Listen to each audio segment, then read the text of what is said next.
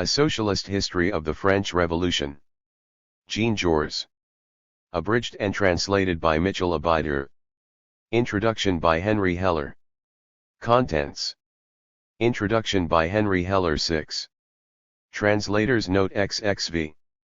1. Introduction 1. 2. The Causes of the Revolution 10. July 3, 14, 1789 22. 4. National Lands 44. 5. The Revolutionary Jaurés 64. 6. The Flight to Varennes 77. 7. The Insurrection of August 10, 1792-93. 8. The September Massacres 111. 9. The Battle of Valmy 125. 10. The Trial of the King 129. 11. The Enrages against the High Cost of Living 140. 12. The Revolution of May 31 and June 2, 1793 169. 13. Marat's Assassination 194. 14. Dechristianization 197. 15. The Dictatorship of Public Safety and the Fight Against the Factions 203. 16. The Terror and Fall of Robespierre 220. 17. How should we judge the revolutionaries? 249. Introduction by Henry Heller. Jean Jaures, the leader of the French Socialists, was assassinated on the eve of World War I by Raoul Villain, a nationalist fanatic. As war approached, Jaures, who was the leader of the Socialist Party, fought valiantly to prevent its outbreak, even calling for general strikes to force peace on the French and German governments. He did so in the face of a rising chorus calling for support of the impending war. Many in his own party and likewise socialist leaders in Germany, including the renegade Karl Koschei, succumbed to these bellicose demands. Jaures resisted because he believed that war would be a disaster for Europe, the French nation, and the prospects for socialism. Jaures took the same anti-war position as had his hero Maximilien Robespierre, the Jacobin leader during the French Revolution. Prior to the outbreak of war between France and the absolutist regimes in Prussia and Austria, Robespierre had insisted that war could only benefit those who opposed the revolution. Jaures is remembered as a martyr to internationalism and peace as well as a politician, who was able to unite the historically fractious elements of the French left, and the centenary of his assassination on July 31, 1914 was recently commemorated throughout France. Also, Jaures pioneered the Marxist historiography of the French Revolution. His Histoire socialiste de la Révolution française was published as a series of journal articles and then in 4 volumes, 1901-04. To this massive account of the Revolution, which was a highly original work of history as well as a literary masterpiece, is almost forgotten today. Its rhetorical and dramatic character is felt by some to be too evocative of a bygone age of epic narrative. Yet Jaures's monumental work of over 3,000 pages was not only a great work of literature, it inaugurated the scientific study of the history of the Revolution. Jaures's work analyzed the Revolution from the perspective of Karl Marx's materialist interpretation of history, which viewed it as a capitalist and bourgeois revolution. The leading academic historian of the Revolution, Alphonse Allard, had established the principle that history had to be founded on a critical investigation of the primary sources. But he was still writing the history of the Revolution from the perspective of its politics. Jaures, too, undertook to write history based on a critical investigation of the sources, but he combined this approach with a materialist view of history.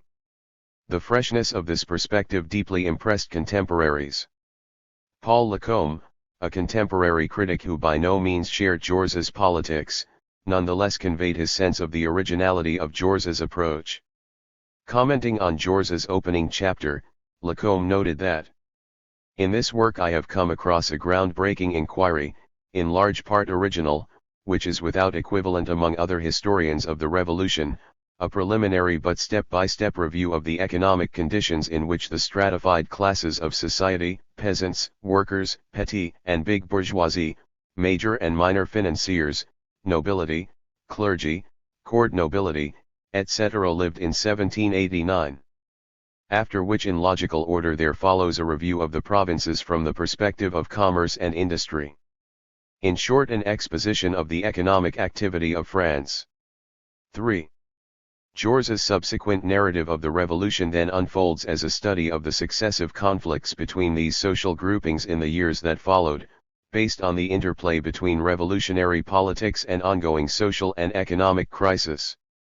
It was the first assertion of what came to be referred to as the classic or Marxist view of the French Revolution, in which the French people en masse figured as the main actor. Since Jaurès, the Marxist view has been developed by a long line of 20th-century French historians including Albert Mathiez, Georges Lefebvre, Albert Sobol, Michel Veuvel, Claude Mazauric, and Guy Lemarchand. All were sympathetic to the communist or socialist parties and saw their work as an intrinsic part of the political and social movement which it was hoped would lead France towards socialism. For in the 1960s and particularly since the failure of the May 1968 revolution, this interpretation came under attack from a counter-movement called French Revolutionary Revisionism. Appearing first in Britain and the United States, this movement sought to deny the fundamental premise of the classical interpretation that the revolution was bourgeois and capitalist. Without itself being able to articulate an alternative explanation, the new school initiated by the English academic Alfred Cobbin sought to debunk the idea that capitalism or a bourgeois class existed prior to the revolution. 5. In the U.S., Cobbin's skepticism was reinforced by George Taylor of the University of North Carolina, who presented a serious if flawed case against the economic foundations of the Marxist view. 6. In France, revisionist views were supported by François Furet, who first took the view that the radical Jacobin Republic aborted the development of constitutional government in France. Subsequently Furet went further, asserting that this derailment of the revolution had happened not by reason of deep and uncontrollable social forces but as a result of the subversive ideas of fanaticized intellectuals. 7. The parallel with the Bolshevik Revolution was deliberate, as Furet, in addition to being a historian, was one of the leading anti-communist intellectuals in France at the height of the Cold War. 8. Indeed, the spread of revisionism can be understood as part of a political and intellectual reaction against long-standing Marxist cultural hegemony in France and the threat of revolution which stirred anxiety in France but also in Britain, the United States and the rest of the English-speaking world in the 1960s. As such, revisionism was remarkably successful to such a degree that the Marxist interpretation was pronounced dead in the universities of the Anglophone countries. Inspired by Furet, many historians in the United States took the so-called cultural turn, arguing that the revolution could be explained by the peculiar political culture of France. 9. Insistence on the peculiarities of French culture had the additional advantage of undercutting the universal significance of the revolution. French revolutionary revisionism must therefore be viewed in the context of the post-structuralist movement which became hegemonic in the humanities, especially from the 1970s in the United States. But this reaction in turn can only be understood as part of the capitalist counter-offensive which gained momentum from the 1970s. It took ideological form through postmodernism and neoliberalism and gained force with the collapse of Soviet communism. Despite this apparent revisionist triumph, a strong current of Marxist-inspired historiography persisted in France, most visible in the works of Michel Veuvel, Guy Lemarchand, and Claude Mazauric. Veuvel, occupying the prestigious chair of the French Revolution at the Sorbonne, published a continuing series of monographs and articles which encapsulated the new quantitative and cultural tendencies in history inspired by the Annales school while continuing to interpret the revolution within a Marxist framework. 10. Lemarchand cut his teeth on a materialist study of the decline of the feudal mode of production in the Pays de Caux, Normandy, which prepared the way for the revolution. He followed this up with a sweeping panorama of French economic history from the 1760s until the 1830s, demonstrating that a decisive transition from feudalism to capitalism occurred during that period, at the center of which lay the crisis of the French Revolution. 11. Finally, there is Mazauric, who spent over 30 years as a historian of the French Revolution at the University of Rouen. Member of the Communist Party and of its Central Committee, 1979–87, and a trade unionist, there has been no more staunch defender of the classic view of the revolution. Maza Uric through thick and thin has, through his many publications including works on Rousseau, Babeuf, Jacobinism and Marxist thought and the Revolution, combined serious research with an excellent command of Marxist theory and the historiography of the French Revolution. 12. In the English-speaking world, after many years in which cultural preoccupations have dominated, there are signs of a revival of interest in the relationship between the revolution and capitalism. 13. Indeed, various Anglophone scholars including myself have taken a Marxist approach to the revolution that has begun to challenge revisionist work. 14. The outbreak of the economic crisis since 2008 will likely only reinforce this trend. But the truth of the matter is that the influence of Jaures on the study of the revolution never went away. As a result of Jaures's influence, in 1903 the National Assembly established a permanent commission to oversee the publication of the economic and social sources of the revolution. The series of works published under its auspices over many decades greatly expanded knowledge of the economic and social history of the revolution. 15. Mathies republished Jaures's Histoire Socialist in the 1920s. 16. And Lefebvre, looking back at the historians of the revolution, concluded that he considered Jaures his only master. 17. And Sobol gave Jaures's text new life by providing a fresh edition undergirded with an up-to-date scholarly apparatus which makes the work even now an indispensable point of reference. 18. Even Ferret expressed his admiration for Jaures insofar as the latter had conceived of the revolution as not simply a change in the mode of production but a civilizational transformation. 19. In the light of the ongoing interest in Jaures and the renewal of interest in the Marxist perspective, it is a stroke of brilliance that Pluto Press has undertaken to publish this selection from Jaures's Histoire Socialist, which is at the same time a great historical work and a literary masterwork. 20. Jaures was born in 1859 in the Midi in the small city of Castres into a bourgeois family in decline. Young Jean experienced real deprivation as the son of a father who failed as a would-be manufacturer and merchant and was forced to earn his living as a peasant working a 15-acre farm. On the other hand, Jean had the good fortune to have an uncle who became an admiral and minister of the Navy, 1889, and helped him advance himself. Jean's precocious intellect quickly made itself evident in the College of Castres, where he received a thorough grounding in the classics. He was rewarded for his brilliance and diligence with admission first to the prestigious Lycée Louis Legrand and then to the École de Hautes Études, where he came first in the entry exams ahead of the later celebrated philosopher Henry Bergson. Having himself majored in philosophy, Jaures returned to the Midi, where he taught first at a lycée in Albi and then became lecturer at the University of Toulouse. There he made himself known as a critic of avant-garde literature for a local radical newspaper, La Dépêche. 21. In 1885, at the age of 25, he was elected to the National Assembly partly with the help of his uncle. He sat with the Republicans, associating himself with Jules Ferry and other opponents of clerical influence. Having lost his seat in the election of 1889, he returned to teaching at the University of Toulouse, where he received his doctorate in philosophy. His secondary thesis was on the origins of German socialism, which he purported to find in Luther, Kant, Fichte, and Hegel. He had already begun to read seriously about socialism, familiarizing himself with the first volume of Marx's Capital. 22. In 1891, he could affirm that as a left Republican he was loyal to both republicanism because it affirmed the rights of man and to socialism because its goal was to submit property to the rights of man. 23. His involvement in the bitter strike of the miners of Carmaux the next year moved him definitively into the socialist camp. The strike was occasioned by the dismissal of an employee, Jean-Baptiste Calivinac, by a local mining company because of his election as the socialist mayor of Carmaux. The miners considered this dismissal an attack on the right of the workers to take part in politics and the principle of universal suffrage.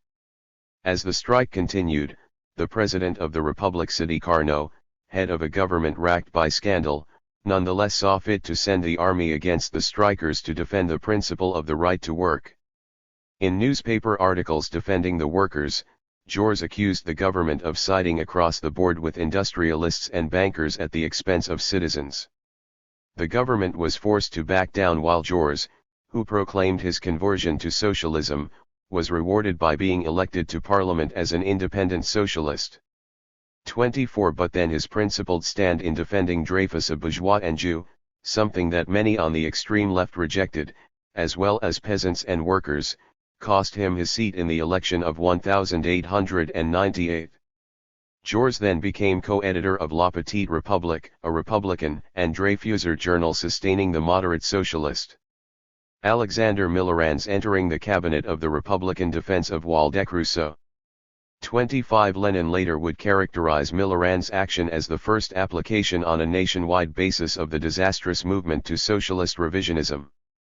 But faced with the threat to democracy from the right led by the army and church during the Dreyfus affair, Jaures advocated collaboration with the Radical Party or the liberal and democratic bourgeoisie.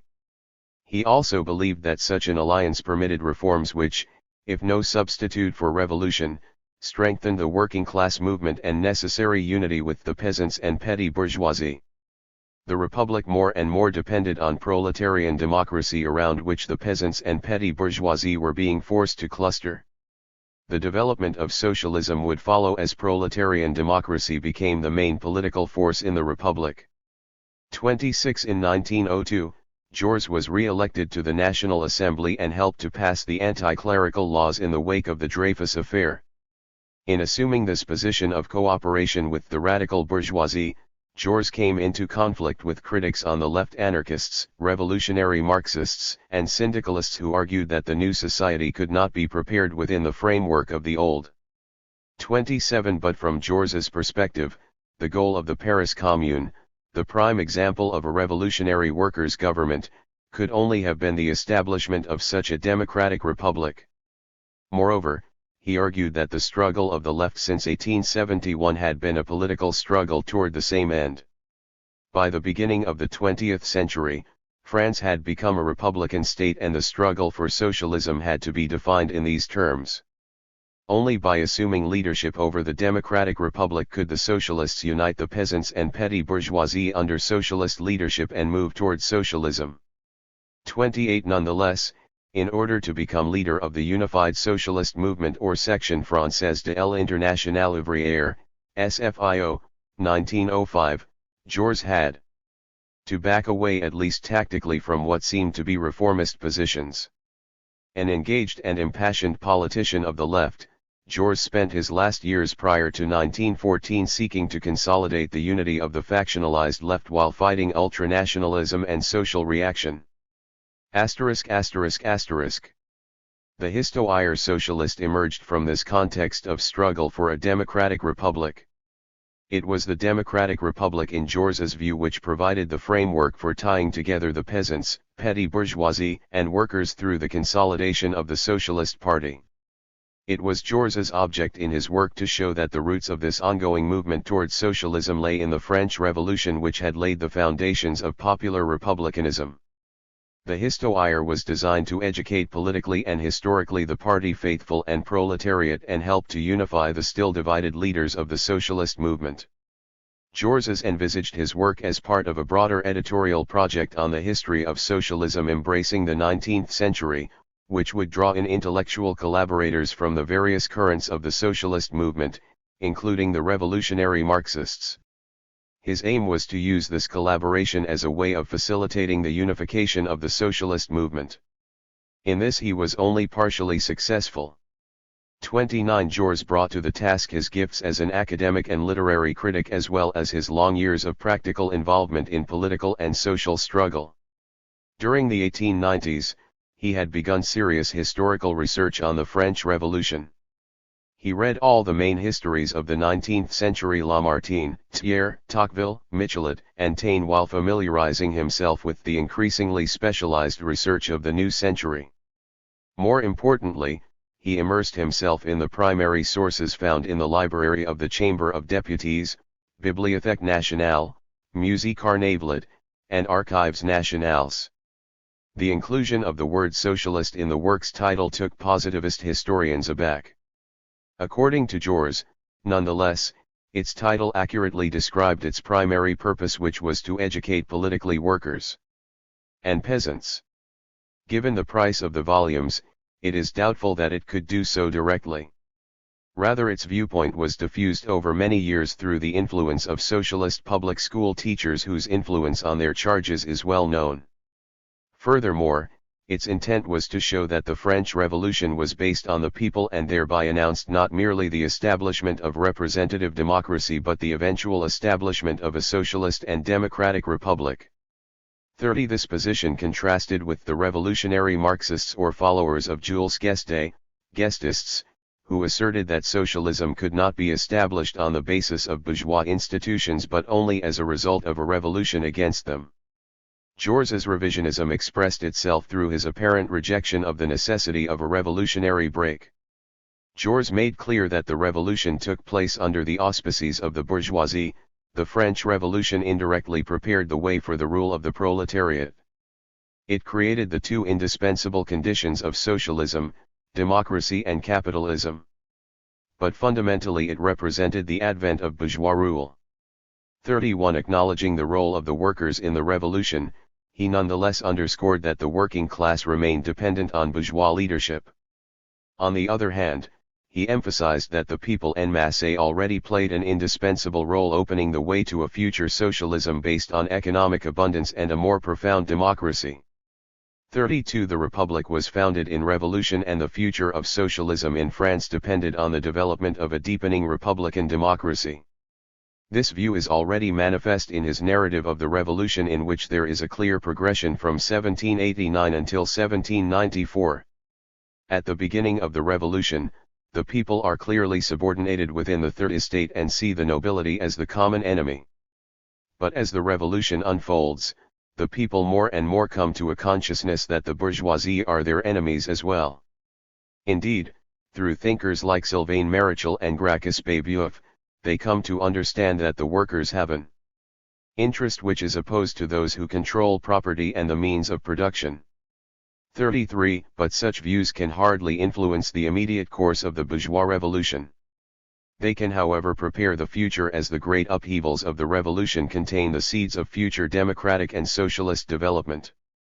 In terms of research, Jaures fully absorbed the philological lessons of the increasingly influential positivist history that was consolidating itself in the French universities at the beginning of the 20th century. The Histoire Socialist is both an epic and dramatic narrative that is unapologetically partisan in the rhetorical style of the 19th century and a materialist history founded on deep erudition, study of the primary sources and critical analysis. The development of a critical and historical methodology itself was by no means apolitical. It was based on the aspirations of a new generation of academics to create a scientific historical methodology which could establish the case for the democratic republic in the struggle against political and clerical reaction at the time of the Dreyfus affair. It created a standard for judging the past that was designed to undercut clerical and chauvinist myths and to intellectually reinforce the struggle for a democratic and secular republic. 34. But in Jaures's hands, this technique became an instrument for comprehending the significance of the events of the revolution in terms of their meaning, not simply for the present struggle for the republic but in terms of their potential in building a socialist future. 35. Histoire begins with an overview of the old regime as it approached its crisis. It continues through the overthrow of the old order, the establishment of the Legislative Assembly and the period of the Convention, coming to a conclusion with the fall of the Radical Republic at Thermidor. Lacombe noted with admiration the sense of coherence and continuity that Jaures was able to give his monumental work. He associated this talent with Jaures's capacity to bring apparently disparate political events and currents together through his oratorical powers. 36. In explaining the revolution, the great 19th century historian Michelet had placed the stress on the misery of the people. According to the latter, the upheaval was the result of fiscal oppression from above which reached a breaking point. Michelet especially emphasized the role of a regressive system of taxation which exempted the privileged and ground down the people. Jaures broke new ground in signaling that the rise of the bourgeoisie was the fundamental cause of the revolution. Of course there was misery, Jaures acknowledged. But what is striking in the 18th century is the growing economic strength and confidence of the bourgeoisie. 37. The revolution, he was able to document in detail, was more one of hope than misery. Moreover, This advance of the bourgeoisie was registered in both town and countryside, including as it did a stratum of well-to-do peasants. On the growing prosperity of the rich peasant farmers, Jaures pioneered in demonstrating the increasing value of the net agricultural product in relation to rent. This analysis of the rural economy reflected his ability to explain complicated economic matters in a simple and clear style, something which was on view throughout his narrative. Moreover, he had a way of making such economic questions as interesting to readers as dramatic political crises. In stressing the ascent of the bourgeoisie, he perhaps exaggerated the decline of the nobility. Modern research reveals that the fortunes of some lesser nobles declined, but overall the nobility more than held their own based on increasing rents. 38 While the transformation in the countryside was of great importance, the catalyst for the revolution came from the towns. The urban world of the petty bourgeoisie and the working class was closed to Jaures at the time he wrote and would have to wait the result of the researches of Sobol and others. Jaures's focus was rather on the increasingly wealthy and confident urban bourgeoisie of Paris and the other main cities. He begins with the elite of the world of finance and commerce and is particularly aware of the expansion of overseas commerce, especially the colonial trade, signaling out the progress of port towns like Bordeaux, Marseilles and Nantes. The bourgeoisie of these urban centers was marked not only by their wealth but by their increasing political and cultural maturity. The development of mining, metallurgy, textile manufacturing, and construction are taken into account. The launching of a series of impressive real estate projects like the Palais Royal is noted. 39 Stressing the growing economic strength of the bourgeoisie, Jaures was unaware of the successive economic crises and grain shortages that marked the century, nor of the deterioration of the wages of workers, factors which are important to modern interpretations of the revolution. 40 In Jaures's account, the revolution comes at the end of the 18th century because the bourgeoisie reached intellectual and social as well as economic maturity. At the same time, the bourgeoisie needed the support of working people and peasantry whose political consciousness was less formed. 41 While France is the focal point of the narrative, Jaures finds space at the end of his account of the decisive year 1792 to provide the reader a panorama of the effects of the revolution on Germany, Switzerland, and England. 42 Based on his internationalism, he escapes the chauvinism with respect to Germany so typical of his times by providing a sympathetic treatment of that country. 43 His analysis of the crucially important colonial and slavery question is particularly incisive. 44 In Jaures's account, collective forces dominate the course of the revolution, but to what degree they determine immediate events is open to question. As Jaures represents it, in matters political nothing is decided in advance.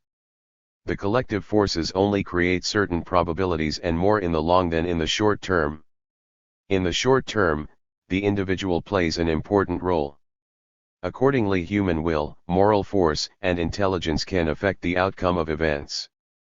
45 This view emerges from Jaures's personal experience of politics, his study of the revolution as well as his reading of the classics. Plutarch's Lives particularly affected his own view of political action.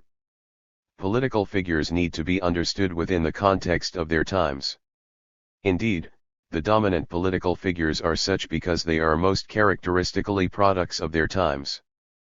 46 Mirabeau, Necker, Barnave, Danton, and Robespierre, who figure largely in the narrative, were all men of the hour and consequently their decisions mattered. More often than not in his characterizations of these leaders, Jaures is able to penetrate to their psychological core. During key events such as the overthrow of the monarchy or during the struggle between the Girondins and Jacobins, the actions of individuals are seen as important to the outcome. 47 Jaures not only highlights these figures in context, he undertakes to judge both the historical significance and the morality of their behavior. His judgments, moreover, achieve a certain impartiality despite his own political commitments. He advances his own view but only in the course of taking seriously and debating the views of others. 48 Once again, his parliamentary experience served him well in this respect. Despite his attention to political leaders, it is class above all which is historically determinative. It is the mediator between the economy and ideology. It shapes the individual, including his manner of living and his feelings. 49. At the same time, Jaures offers his judgment of particular events, collective attitudes, and political responsibilities. The Gironde were revolutionary in terms of their ends but not in their tactics, which became counter-revolutionary. It is the Jacobins who based themselves on Paris and the unity of France that embodied the hope of the revolution. He expresses disgust at the September massacres, pages 113-14, and while he considered the terror a regrettable necessity, he thought the law of prairial which permitted an acceleration of the work of the revolutionary tribunals atrocious and inefficacious. Among the Jacobins, he sides with Robespierre rather than Cambon or Carnot. The latter were administrators while Robespierre was a far-sighted political leader. Historians from Michelet to Allard had condemned Robespierre as a tyrant and bigot. Jaures treated him as a hero, a true reflection of popular attitudes and a product of the times. 50. At the same time he criticized him for his bloodthirsty attitude at the time of the September massacres, pages 120-2. Significantly, Jaures accepts the sans-culottes' overthrow of the Girondins, but he condemns revolutions by conspiratorial minorities in the tradition of Blanqui or for that matter Babeuf. 51. Likewise he shows little patience for the demagogy of Marat, pages 116, 123, 149-50. As we have seen, the Marxist interpretation of the revolution put forward by Jaures has been rejected by the French revolutionary revisionists. But Jaures's interpretation and its subsequent influence on Marxist historiography has also been attacked from the left. In the 1960s, Daniel Guérin published La lutte de classes sous la Première République, 1793-1797, which argued that the French Revolution already witnessed the mobilization of a class-conscious proletariat evident in the radical movement that ran from the enrages and Hébertists to Babeuf. 52. Guérin asserted that while Jaures acknowledged this in a grudging way, he opposed the left in the revolution if it did not ultimately subordinate itself to the bourgeois revolution. According to Jaures, left extremism endangered the bourgeois revolution necessary to the development of the forces of production under capitalism and the institutionalization of democracy without which a socialist future was unthinkable. But according to Guérin, the principal weakness of Jaures's work lay in its perpetual oscillation between the Marxist conception of the permanent revolution and the social democratic conception of the bourgeois revolution. From time to time, he does perceive the embryo of the proletarian revolution stirring in the flanks of the bourgeois revolution. But too often he falls in with those who divide history into rigid periods and immobilize it in rigid categories. Having once pinned the label bourgeois on the Grand Revolution, he refuses to admit that the proletariat entered into fateful struggle with the bourgeoisie insofar as the two essential conditions for socialism and democracy had not been realized. 53. In particular, Guérin criticized Jaures's unconditional endorsement of the inflationary assignat as a war measure even though it came at the expense of the mass of the population, and Guérin blamed Jaures for endorsing the Jacobin demagogic manipulation of the masses while endorsing their suppression when they were mobilized by the left. 54. Protective of his hero Robespierre, Jaures fails to acknowledge the common bourgeois outlook of Robespierre and the opportunist Danton. 55. Guérin's critique of Jaures excited much criticism from the professional historians who considered themselves his heirs. Guérin was denounced for being schematic and not sufficiently historical. Yet it has to be said that recent scholarship makes clear that Guérin did not invent his criticisms out of thin air. They were rooted in fundamental differences in the Marxist movement of the late 19th century, which influenced the perspective of the Histoire Socialist and the subsequent Marxist interpretation of the revolution. As we have seen, Jaures moved towards socialism without breaking from the radical republican and parliamentary tradition in which he was educated and to which he was deeply attached. A socialism which entailed breaking from the fundamental institutions of the republic was beyond his ken.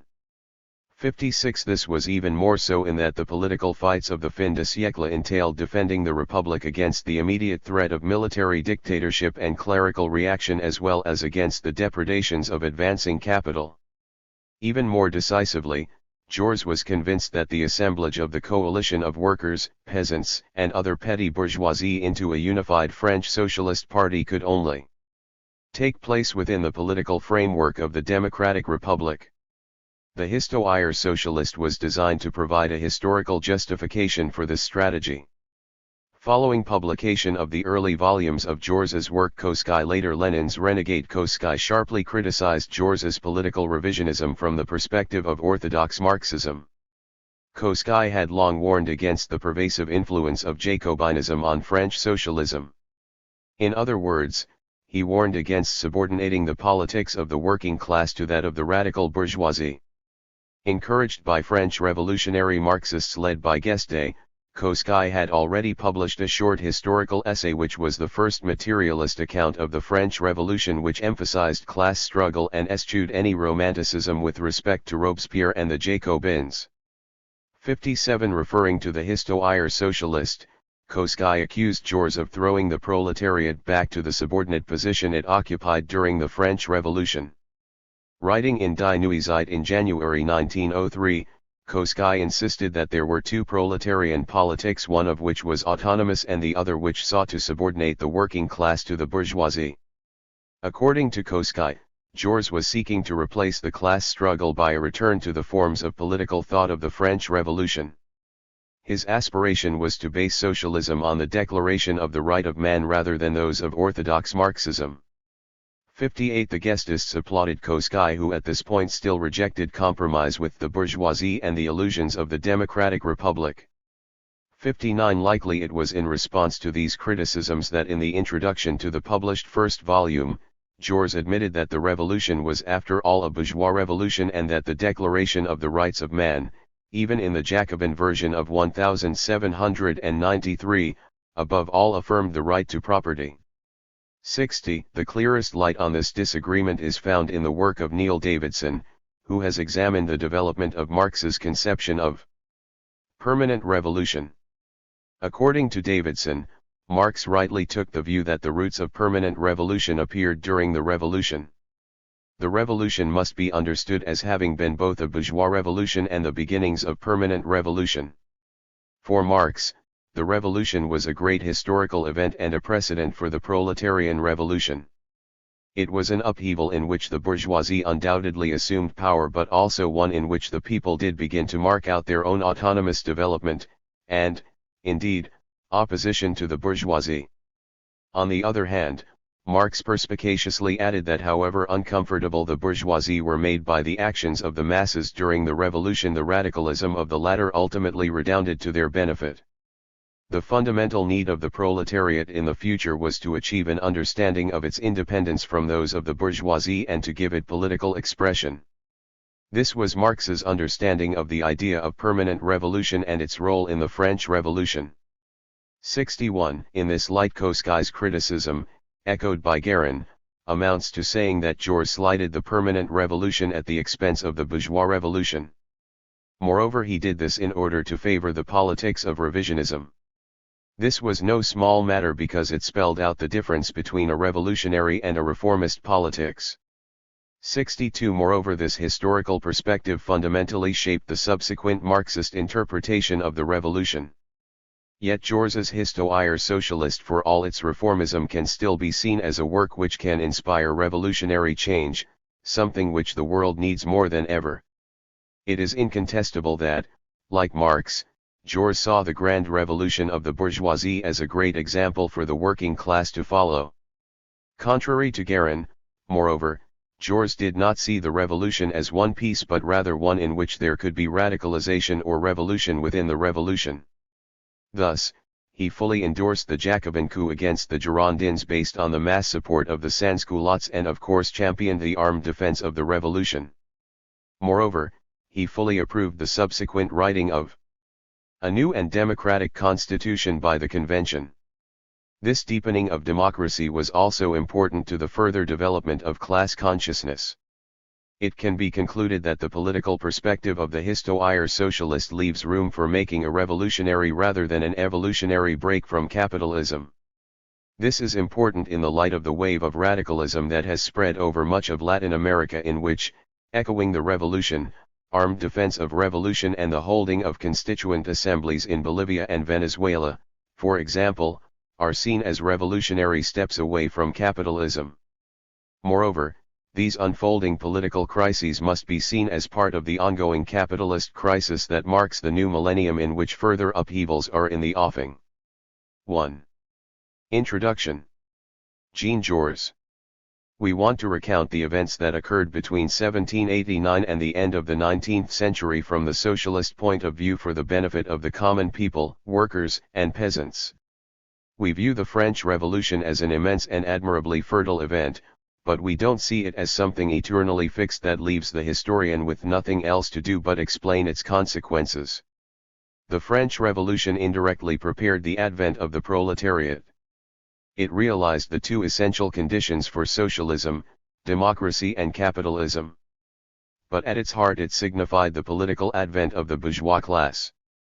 The economic and political movement, large-scale industry, the growth of the working class in both number and ambition, the uneasiness of the peasants crushed by competition and besieged by industrial and merchant feudalism, and the moral fears of the intellectual bourgeoisie whose delicate sensibilities were offended by a brutal mercantile society, all of this gradually set the scene for a new social crisis, a new and more profound revolution by which the proletariat would seize power in order to transform property and morality. And so it is the march and the interplay of social classes since 1789 that we want to recount.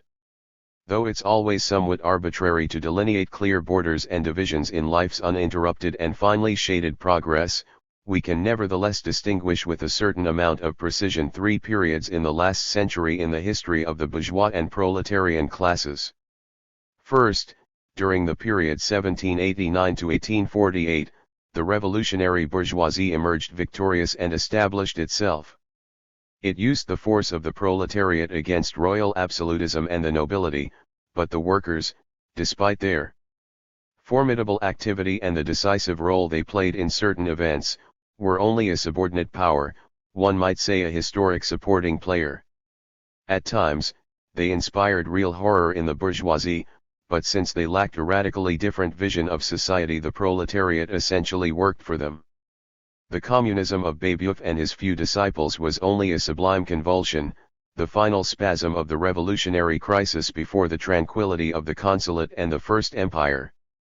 Even in 1793 and 1794, the proletariat was intermingled with the Third Estate. They lacked a clear class consciousness and the desire for, or notion of, any other form of property. They hardly went beyond Robespierre's impoverished ideas, a democracy politically sovereign but economically stationary, made up of small peasant owners and an artisanal petite bourgeoisie.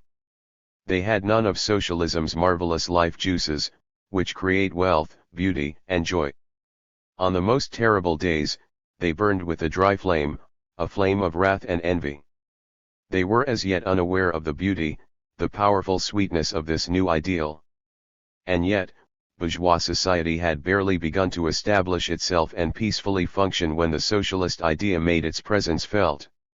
In the years between 1800 and 1848, Babeuf was followed by Fourier, Saint-Simon, Proudhon, and Louis Blanc, and then, under Louis Philippe, the workers' uprisings of Lyon and Paris.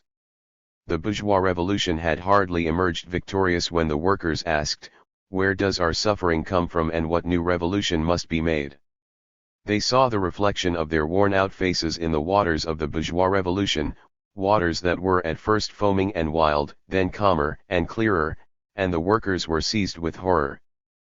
But despite all the socialist systems and working-class revolts, bourgeois domination remained intact before 1848. The bourgeoisie didn't believe it possible that power was escaping it and that property was being transformed. Under Louis Philippe, it had the strength to fight against the nobility and the priesthood as well as against the workers. It crushed the legitimist uprisings in the West as well as the proletarian revolts of the starving cities. It naively believed, with the pride of Guizot, one that it was the culmination of history, that it had historical and philosophical title to irrevocable power, that it synthesized the centuries-long efforts of France, and that it was the social expression of reason. For their part, the proletariat, despite the spasms of poverty and hunger, were not conscious revolutionaries. They barely glimpsed the possibility of a new order. It was primarily among the intellectual class that the socialist utopias recruited their followers. In any event, the socialist systems were strongly impregnated either with capitalist ideas, like those of Saint-Simon, or petty bourgeois ideas, like those of Proudhon. The working class needed the revolutionary crisis of 1848 to achieve consciousness of itself, for it to accomplish, as Proudhon said, the final break with other social elements. The second period, which ran from February 1848 to May 1871, from the provisional government to the bloody repression of the Commune, was troubled and uncertain. It is true that socialism was already asserting itself as a force and an idea, and that the proletariat was asserting itself as a class.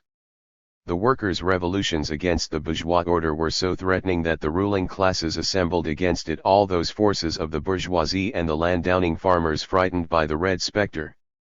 But socialist doctrines remained indecisive and confused. In 1848, the communism of Cabet, the mutualism of Proudhon, and the statism of Louis Blanc hopelessly clashed, and the mold of the ideas that should have given the working class form was inconsistent and incomplete.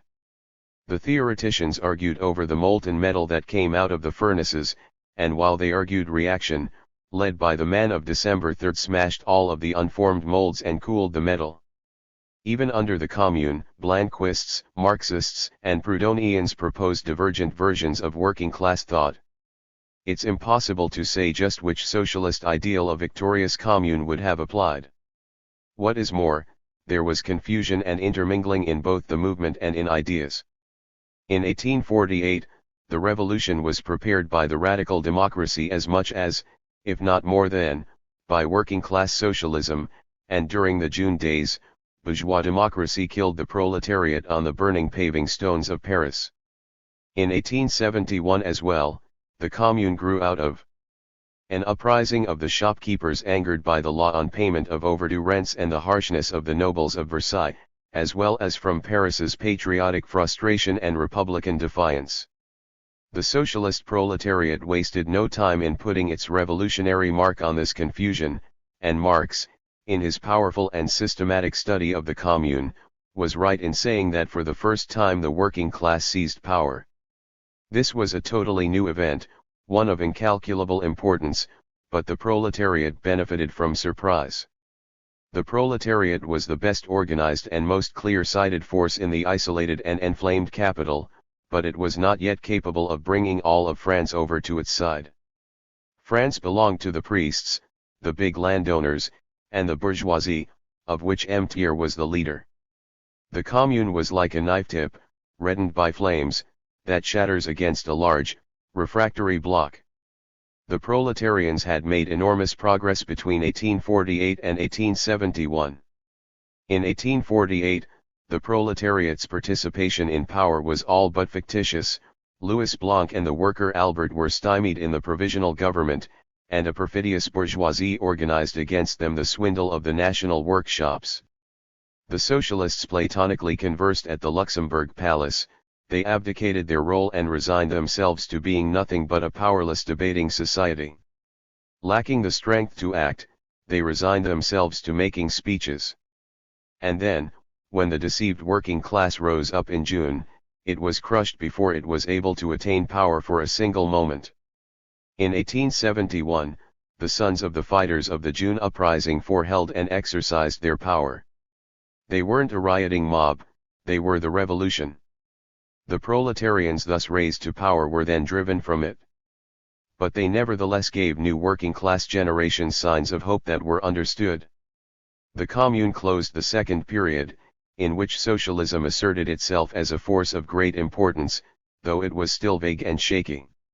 And yet it was the Commune that made the new period possible, the one we are now living through, where socialism is methodically proceeding to the total organization of the working class, to the moral conquest of a reassured peasantry, to the rallying of bourgeois intellectuals disenchanted with bourgeois power, and to the total seizure of power in order to establish new ideals and new forms of property. Confusion is no longer to be feared. There is unity of thought in the working class and the Socialist Party. Despite conflicts between groups and superficial rivalries, all proletarian forces are united by one direction and working toward the same goals.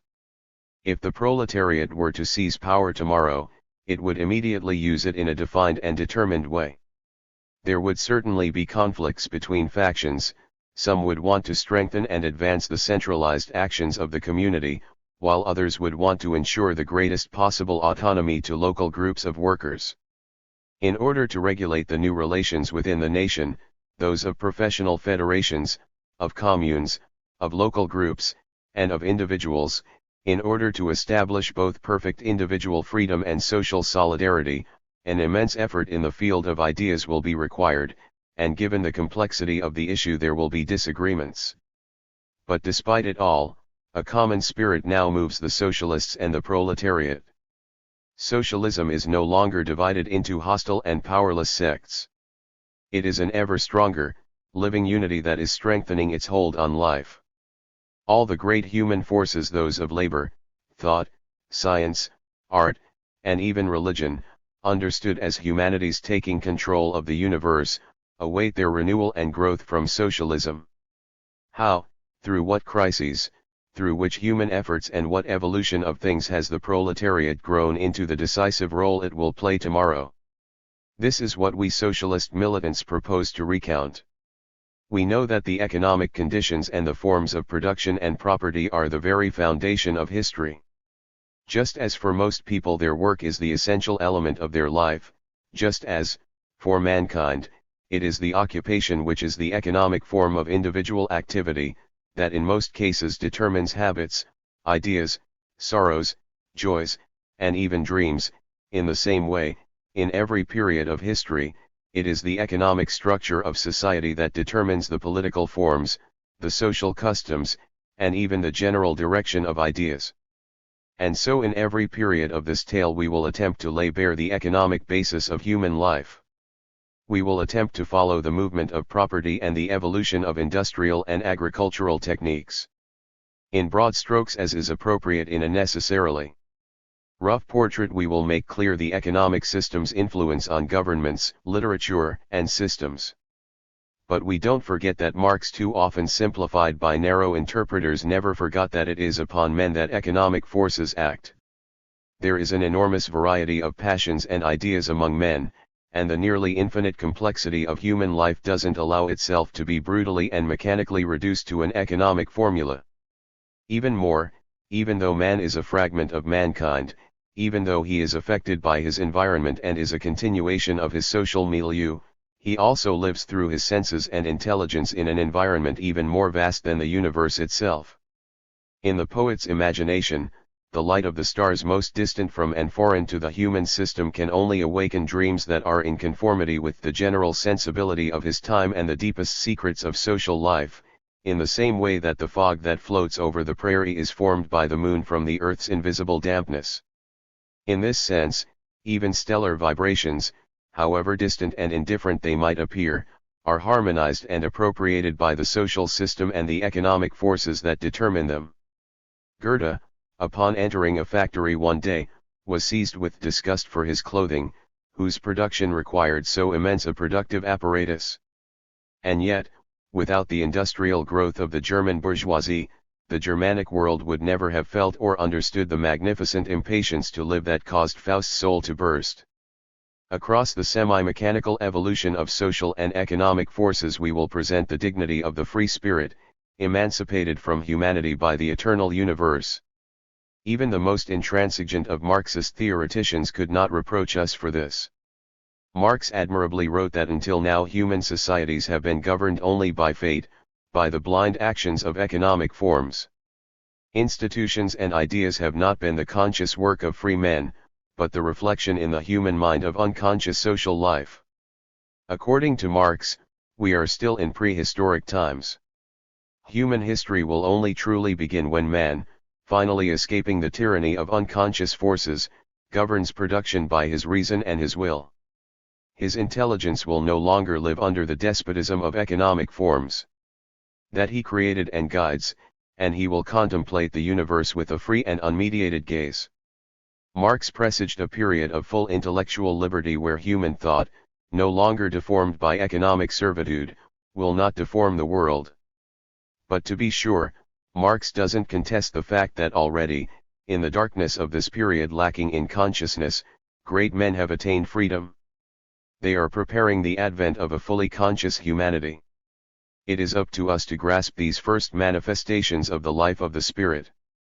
They allow us a foretaste of the great, ardent, and free life of communist humanity which, freed from servitude, will take control of the universe through science, action, and dreams. This is like a trembling in the forest, which at first moves only a few leaves, but which foretells the upcoming tempest. And so our interpretation of history will be both materialist with Marx and mystical with Michelet. 5. It was economic life that was the basis for and the mechanism of human history, but across the successive forms of social life man, a thinking force, aspired to the full life of the mind, the ardent community of the unquiet intelligence, hungry for unity and the wondrous universe. The great mystic of Alexandria 6 said, "The great waves of the sea raised my boat, and I was able to see the sun at the very moment it rose from the waters." In the same way, the vast rising waters of the economic revolution will raise the human boat so that man, that poor fisherman worn out by a long night's work, can salute from the highest point the first glimmer of the growing spirit that will rise above us. Nor will we disdain, despite our economic interpretation of great human phenomena, the moral value of history.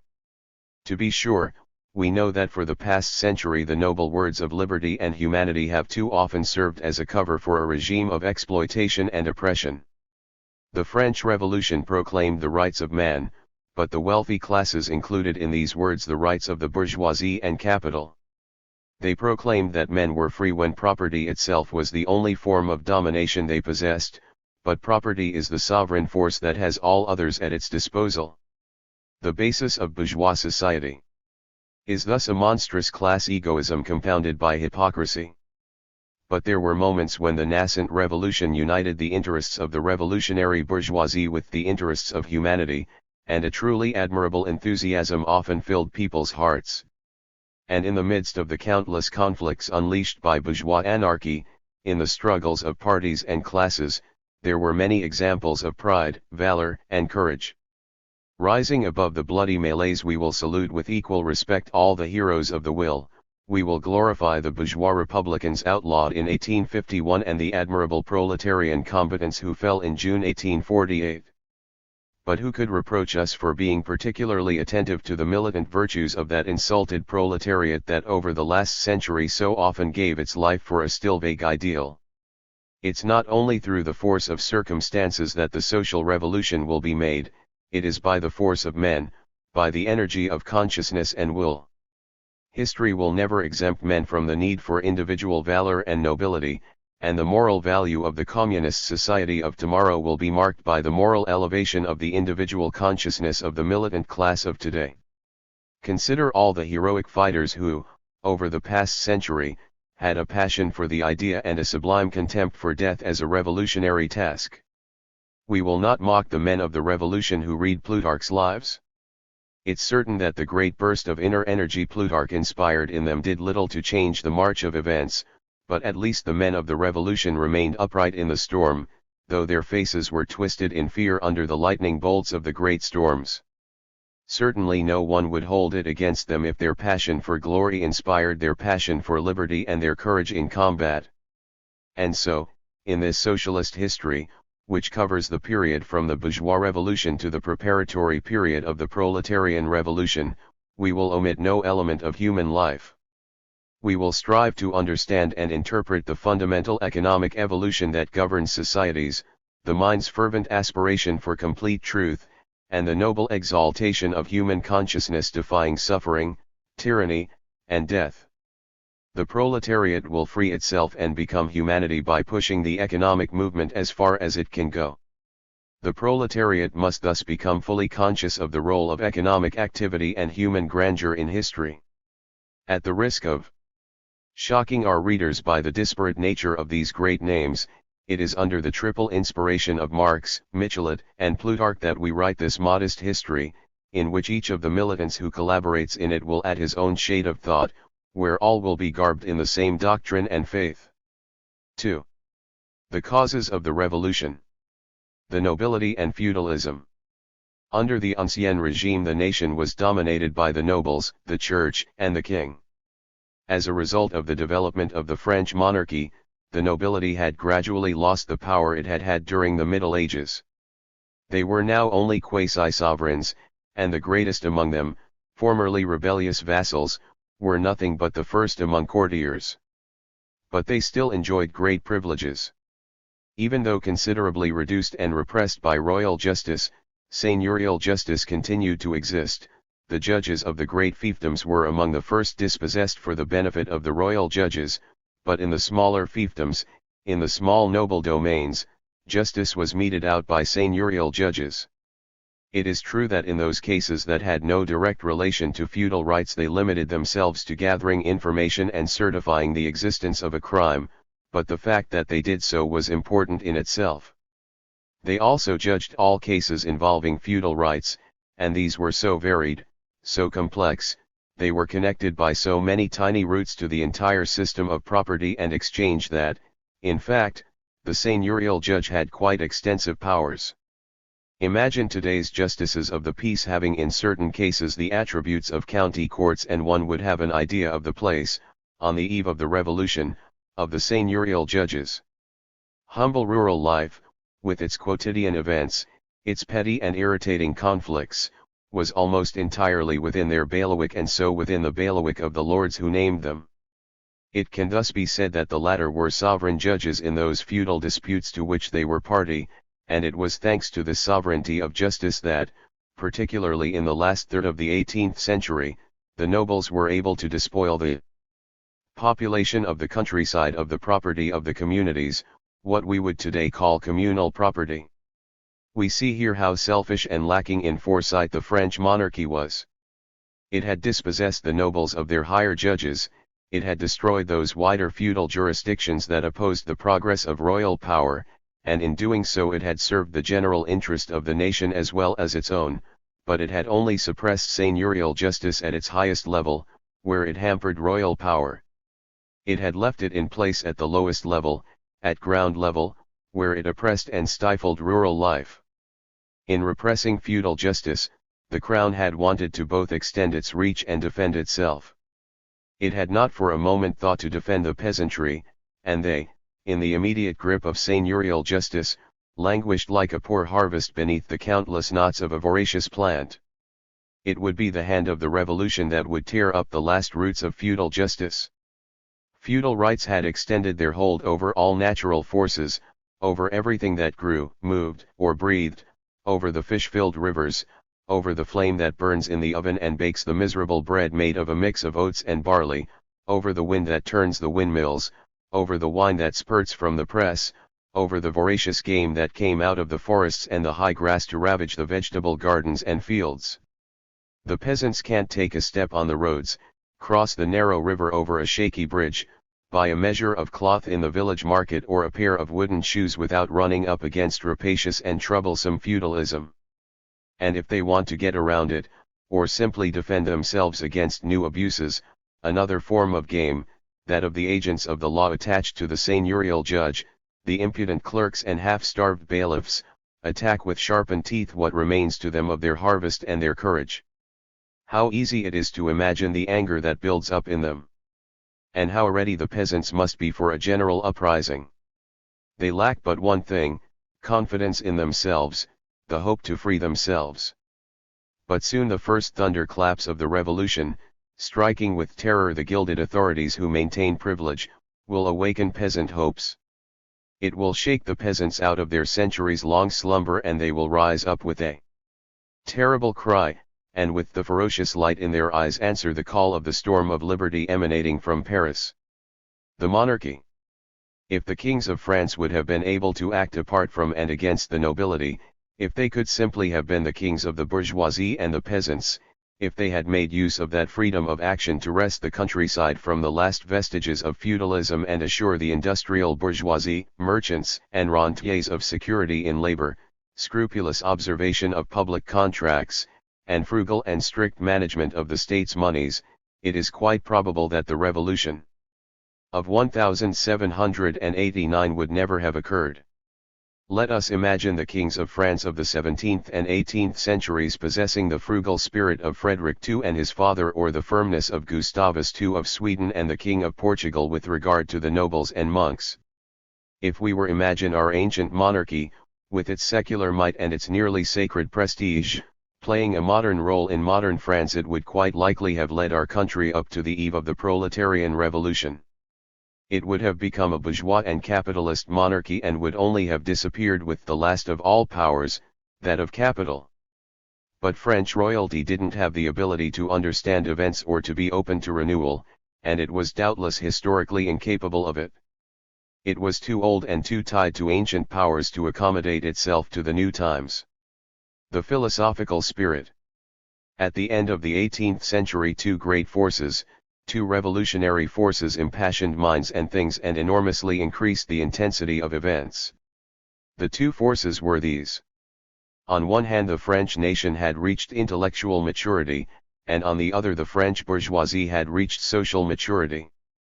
French thought had become conscious of its grandeur and desired to apply its methods of analysis and deduction to all of reality, to society as well as nature.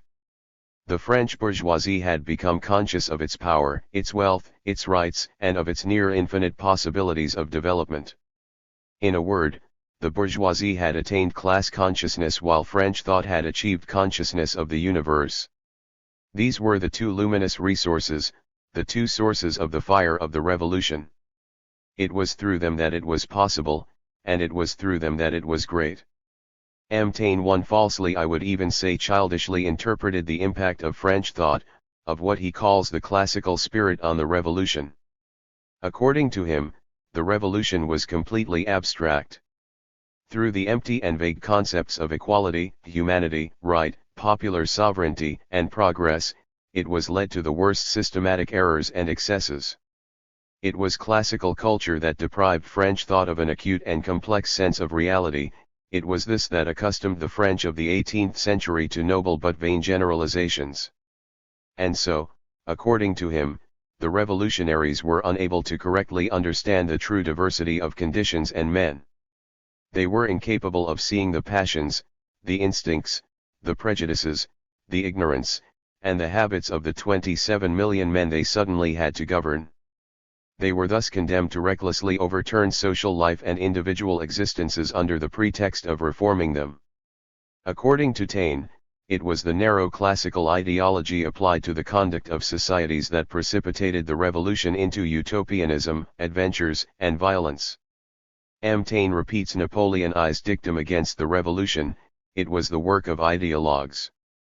But even more than Napoleon, he underestimated its grandeur and power. And his condemnation goes even further. He not only denounces the revolutionary ideology, he denounces the national ideology and the very foundations of the French spirit. But Taine is completely wrong. He understood neither what the classical spirit was nor what the revolution was. It was he who substituted feudal scholasticism and reactionary ideology for precise knowledge and a clear vision. Far from having been abstract and vain, the French Revolution was the most substantive, the most practical, the most balanced of revolutions history has ever seen. This will soon be clear to us. The men of the Revolution had a profound knowledge of reality, a marvelous understanding of the complex difficulties into which they'd been cast. There has never been a program of action that was more extensive, more precise, and wiser than that contained in the cahiers of the Estates General. Never has a program been more fully realized through methods more appropriate and decisive. And as we will see, the French Revolution met all its goals. It accomplished or outlined everything social conditions allowed, all that the new needs demanded, and in the past century nothing has succeeded in Europe and the world except that which has followed the road laid out by the revolution. It is on the counter-revolutionary side that we find utopianism and mad and sterile violence. Even the turmoil of the revolution had a meaning. Hidden beneath the revolutionary phraseology were the most substantial conflicts, the most explicit interests. There wasn't a single group, there wasn't a single sect that didn't correspond to a fragment of social life. There was not a phrase, even the most apparently vain, that wasn't dictated by reality and that didn't bear witness to historical necessity.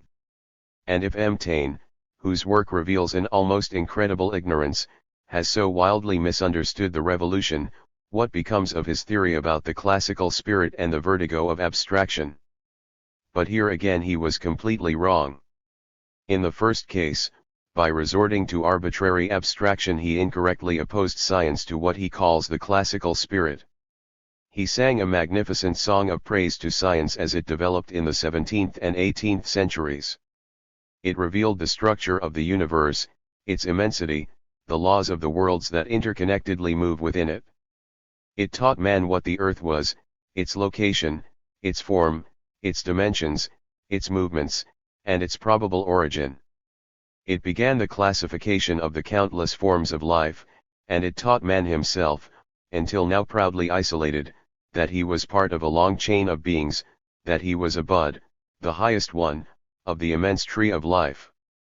It set out to analyze human society, to discover the secrets of social life, and to break down economic phenomena, the ideas of wealth, rent, value, and production. In short, from the distant movements of the stars, barely perceptible in the heavens, to the beginnings of new trades in factories, science attempted to understand and develop everything in the same continuous order as that of nature itself. This is what the scientists of the 17th and 18th centuries did, and science's education of the public would have been ideal if, according to Taine, the classical spirit hadn't accustomed the French to retaining only a few general and summary ideas about immense reality, ready-made for the frivolous schemes of conversation or the fearsome schemes of utopia. Solid and stable science vanished into thin air in the salons, and then was deformed in the assemblies and clubs. The result of all this were the vanities and follies of the revolution. But by what illusory amputation was M. Taine able to separate modern science from the classical spirit? These two forces are not only connected, they are also intermingled. It would have been agreeable to religious, monarchical, and feudal absolutism if the 18th century had limited itself to dull monographs buried in Benedictine archives, and patient, erudite research into the past. It would have been agreeable to all tyrannies and privileges if French thought, as had been the case in the 16th century, had continued to play at verbal debauchery and drowned its revolt in the uncertain and troubled waters of Rabelaisian prose. It would have been agreeable to priests, monks, and nobles if the 18th century, getting a head start on Romanticism, wasted its time in meticulously describing with the purplest prose the old portal of an old church or the old tower of an old chateau. But classical thought had other things to do. It precisely and angrily noted all the superstitions, all the tyrannies, all the privileges that opposed thought's free growth, the expansion of labor, the dignity of the individual. For this combat it needed a direct, sober, and strong language. It rejected the excess baggage of sensations, verbal curiosities, and the systematically picturesque that M. Taine wants to impose on it. Alert, passionate, it cast rays of light in all directions and denounced all existing institutions as contrary to nature and reason. How could it have smashed the old, out-of-date, and variegated world if it had not appealed to great, simple ideas? Is it by disputing every feudal right, every ecclesiastical pretension, every royal act, like a village lawyer, that classical thought would have been able to wrest France from servitude and routine? An all-encompassing effort was needed. It required a strong light and an ardent appeal to humanity, to nature, to reason. But classical thought's necessary cult of general ideas in no way excluded precise and profound knowledge of facts or curiosity about details. And this is M. Taine's second error. He failed to see how rich in facts and sensations the noble classical form was. I don't have the time to discuss his superficial judgment of the literature of the 17th century, but how is it possible to contest the 18th century's immense effort to document itself? In the historical and social realms, it was the century of memoirs. And how many studies, how much work in the fields of economy and technology. The Academy of Sciences published a magnificent collection of industrial processes and new inventions. Precise, detailed studies and books supported by statistics and figures abound concerning wheat and staple goods. And the economists didn't limit themselves to formulating general theories. In their collection of ephemerides, they noted the daily variations in prices, supplies, and the state of the market. Books and pamphlets proliferated concerning the feudal regime and the peaceful and practical methods of abolishing the feudal rights through a system of redemptions. In the last third of the century, the Royal Agricultural Societies published extremely substantive studies. Factory inspectors sent reports to the government that our modern labor office wouldn't disavow, and we will soon borrow from those of Roland de la Platière, written 5 years before the Revolution, which are the most precious and detailed documents on the state of industry, the forms of production, and the condition of wage workers. No century was ever as attentive to life's details and the interactions of all social mechanisms as was the 18th to life's details, and no revolution was ever as well prepared as this one was by more serious studies, by richer documentation. One day Mirabeau exclaimed in the Constituent Assembly, "We no longer have the time to work, to study. Fortunately, we have a head start in ideas." Yes, a head start in ideas and acts.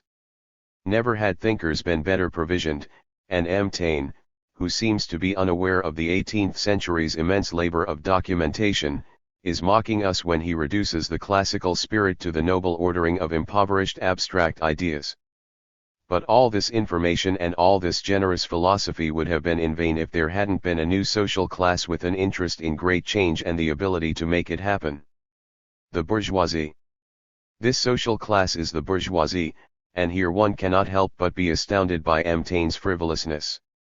In his chapters dedicated to the structure of society under the Ancien Regime, he quite simply neglects to study and even to mention the bourgeois class.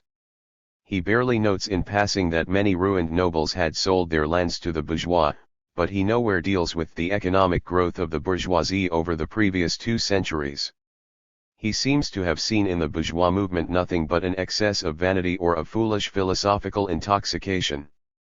The bourgeois of the small cities suffered in their pride the disdain of the nobles. He read Jean-Jacques and became a Jacobin. This, in short, is the revolution. M. Taine doesn't even seem to suspect the immense development of interests that imposed on the bourgeoisie its revolutionary role and which gave it the strength to fulfill it. He reasons as if pure philosophical theories could panic and lead an entire people to rise up. And if he views the theses of the philosophers as abstract and considers classical thought to be empty, it's because he doesn't see the solid interests of the growing bourgeoisie, which are the foundation and substance of the theories of the thinkers. This so-called realist has limited himself to reading books on philosophy. He didn't see life itself. He ignored the immense effort of production, of labor, of savings, of industrial and commercial progress that led the bourgeoisie to be a power of the first order and which forced it to take over the leadership of a society where its interests already occupied so much place and where it could run so many risks. M. Taine truly missed something by not having read Marx, or having pondered over Augustin Thierry. 2. Economic life. But the French bourgeoisie was also powerful in 1789 through its commercial and industrial activity. Under the Regency, Louis XV, and Louis XVI, internal commerce had expanded greatly. It's impossible for us to evaluate the figures, but its rapid growth is certain. The condition and wealth of boutiques in all small and mid-sized cities struck the admiration of all visitors. It wasn't without necessity that for more than half a century the Crown had developed a 10,000-league network of roads of a width of 42 feet. This network responded to the needs of circulation and cartage. Agriculturalists protested in vain against the disproportionate width of the roads, which decreased the cultivable surface. In the nascent conflict between the agrarian and mercantile interests, it was commerce, by the very force of its development, that had the final word. In a well-written memorandum by the future member of the Constituent, Dr. Guillotin, in the period preceding the Estates General, the merchants of Paris requested that the king grant large representation to commerce. Guillotin vigorously compared the insignificance, or at least the mediocrity, of commerce in 1614, the year of the last Estates General, with its marvelous activity in 1789. It was this shift in affairs that, in 1776, made the creation of the discount bank necessary. It was the property of a limited partnership and opened with funds of 15 million francs divided into 5,000 shares. It was to discount letters of exchange and commerce bills with a term of 2 to 3 months at 4% and engage in gold sales. It issued circulating currency analogous to that now issued by the Bank of France. In order for such an organization, with all the risks it entailed, to be superimposed on the pre-existing commerce of money changers and bankers, and for it to have resisted the perpetual forced loans of the royal treasury, it had to have responded to a great need on the part of commerce. A central organ of discount and credit had become necessary to the vast operations of the commercial bourgeoisie. It would be impossible to properly understand the commercial and industrial development of the 18th century if we attribute to corporations the essential role they are normally attributed. It is certain that they constituted a hindrance to freedom of industry and commerce. In order to become a master, i.e., a boss, it was necessary to pass a test given by the corporation of established masters. It was sometimes necessary to pay quite high a sum for this, which prevented poor companions from rising to the level of masters. What is more, each corporation's industry and commerce was carefully determined. Such and such a corporation could only sell such and such a product, such and such a category of artisans could only produce such and such a category of objects. In this way economic activity was constantly hindered, and in addition, a narrow professional aristocracy, jealous and all but hereditary, was formed. And in fact, it was more or less only the sons or sons-in-law of established masters who could aspire to master status. It is obvious that the spirit of strict regulation and exclusion was hardly favorable to a great expansion of affairs, and the entrepreneurial genius of capitalism could not accommodate itself to this narrow and out-of-date system. Nevertheless, it should not be thought that initiative was completely suppressed within the corporations. Despite the rules and regulations, the spirit of invention and collaboration was ever awake. But above all, it should never be thought that the corporative regime ever functioned completely or rigorously. Nowhere or almost nowhere did the artisans of the countryside and the villages allow themselves to be included in corporate regulations that, in the hands of the crown, had become a means of fiscal extortion. Finally, and above all, the large-scale enterprises, where capitalism's expansion was beginning to make itself felt, escaped these constraints. Large-scale commerce trade, properly speaking, was too vast and fluid to allow itself to be imprisoned in this way. Since the 16th century, large-scale commerce was ordinarily accompanied by banking operations. The trader was at the same time a banker.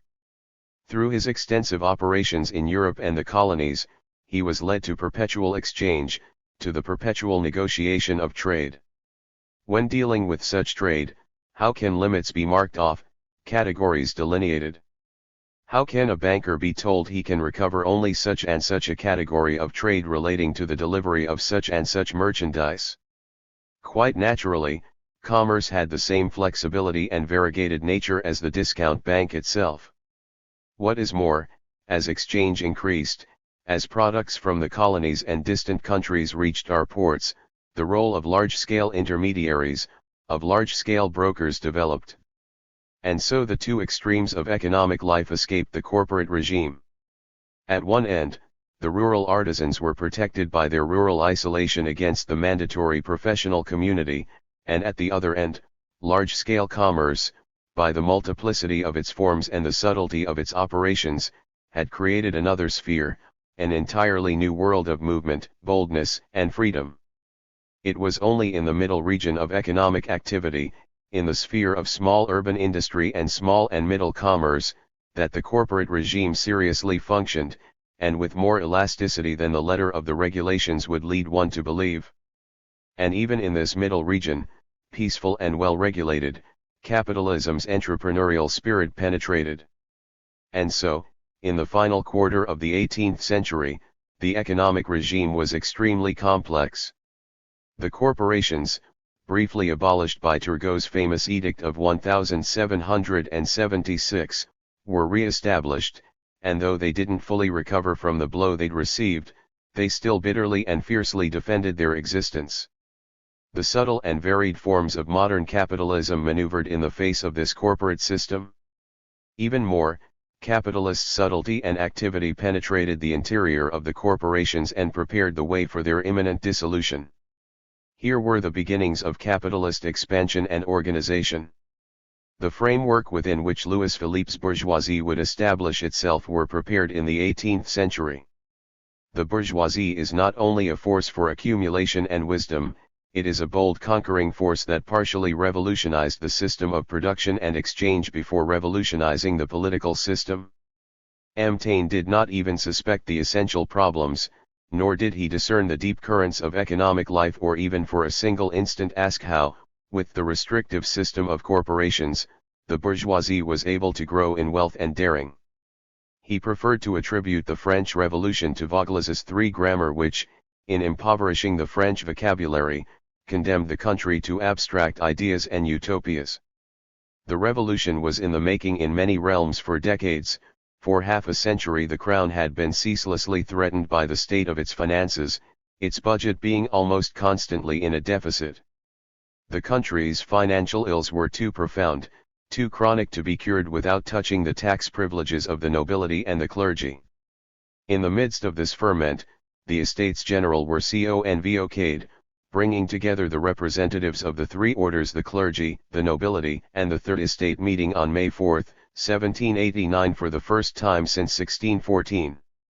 In preparation for this great event, throughout France, cahiers de doléances were written, by individuals, by towns, and by professional and craft bodies, laying out their grievances and the needs that had to be met.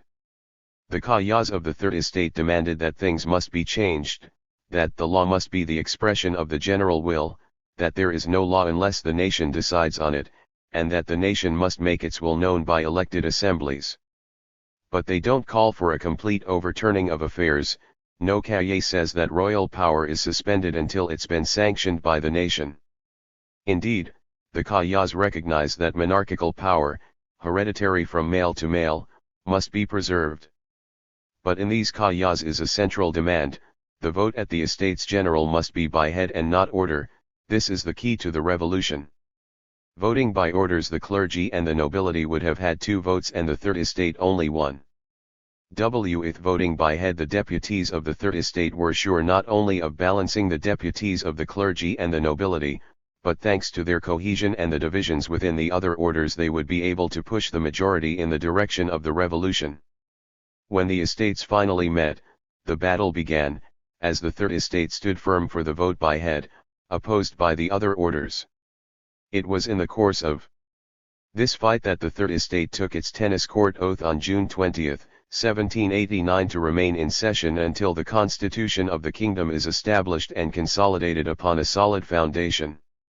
The king, though, was enraged by all this and sought to establish control by force. The crisis was about to reach its height. The great city prepared for resistance, most particularly the bourgeoisie.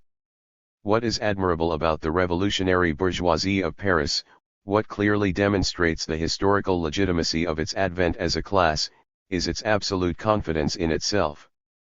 It's not afraid to be caught between the revolts of the poor and the king's coup d'état. On the morning of July 14 the entire people of Paris, bourgeois, artisans, and proletarians, prepared for combat. For several days, the great city had been preparing itself for resistance. Mirabeau, in demanding the establishment of the bourgeois guard on July 8 at the Assembly, was the voice of the revolutionary bourgeoisie of Paris.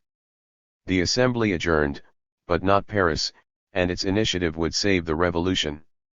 We know that the elections took place by district. The 60 districts had designated 407 second-degree electors who named the deputies. But after the elections the primary district assemblies hadn't been dissolved. They continued to meet, and the events of the revolution resonated and had repercussions in these many vibrant centers. The revolutionary echo provided by the districts enabled communication between the assembly in Versailles and Paris. The assembly of second-degree electors had continued to meet, even after May 10, even after the closure of electoral activities. The 407 electors of the Third Estate had decided to meet in order to maintain relations with their elected representatives and to keep an eye on events. After June 25, after the royal session, they assembled on Rue Dauphine at the Museum of Paris, and on June 28 they moved to the Great Hall of the Hôtel de Ville. And so, before there was even a municipal law, a Parisian city government was established through the spontaneous revolutionary force of Paris, functioning alongside the former government of the city. Bourgeois and popular action, spread across Paris by the many district assemblies, was at the same time concentrated in the Hôtel de Ville by the General Assembly of Electors. A few priests and nobles had joined the 407 electors of the Third Estate.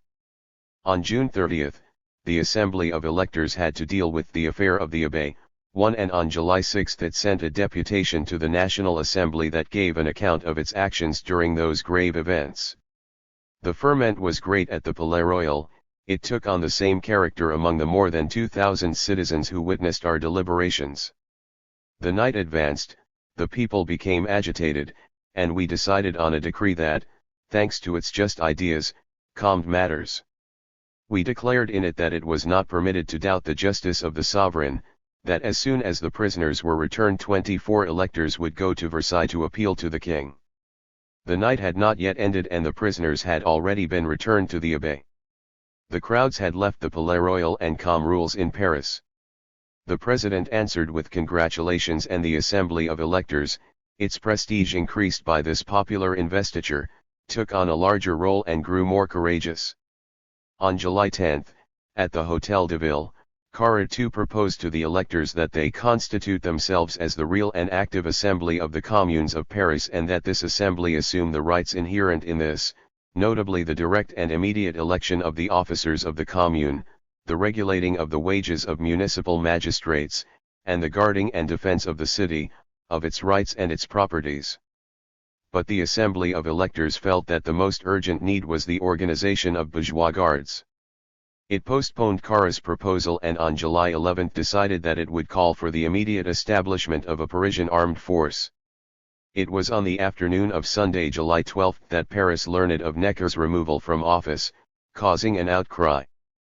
Paris felt that a coup d'état was being carried out against it, and Necker's bust, draped in crape, was carried around the streets. The German regiments of Renac and Esterhazy were massed on the place Louis XV. The crowd threw stones at them, and the Germans fired in response. Colonel Lambesque entered the Tuileries Gardens with his dragoons, and in the ensuing panic, an old man was knocked down and trampled by the horses.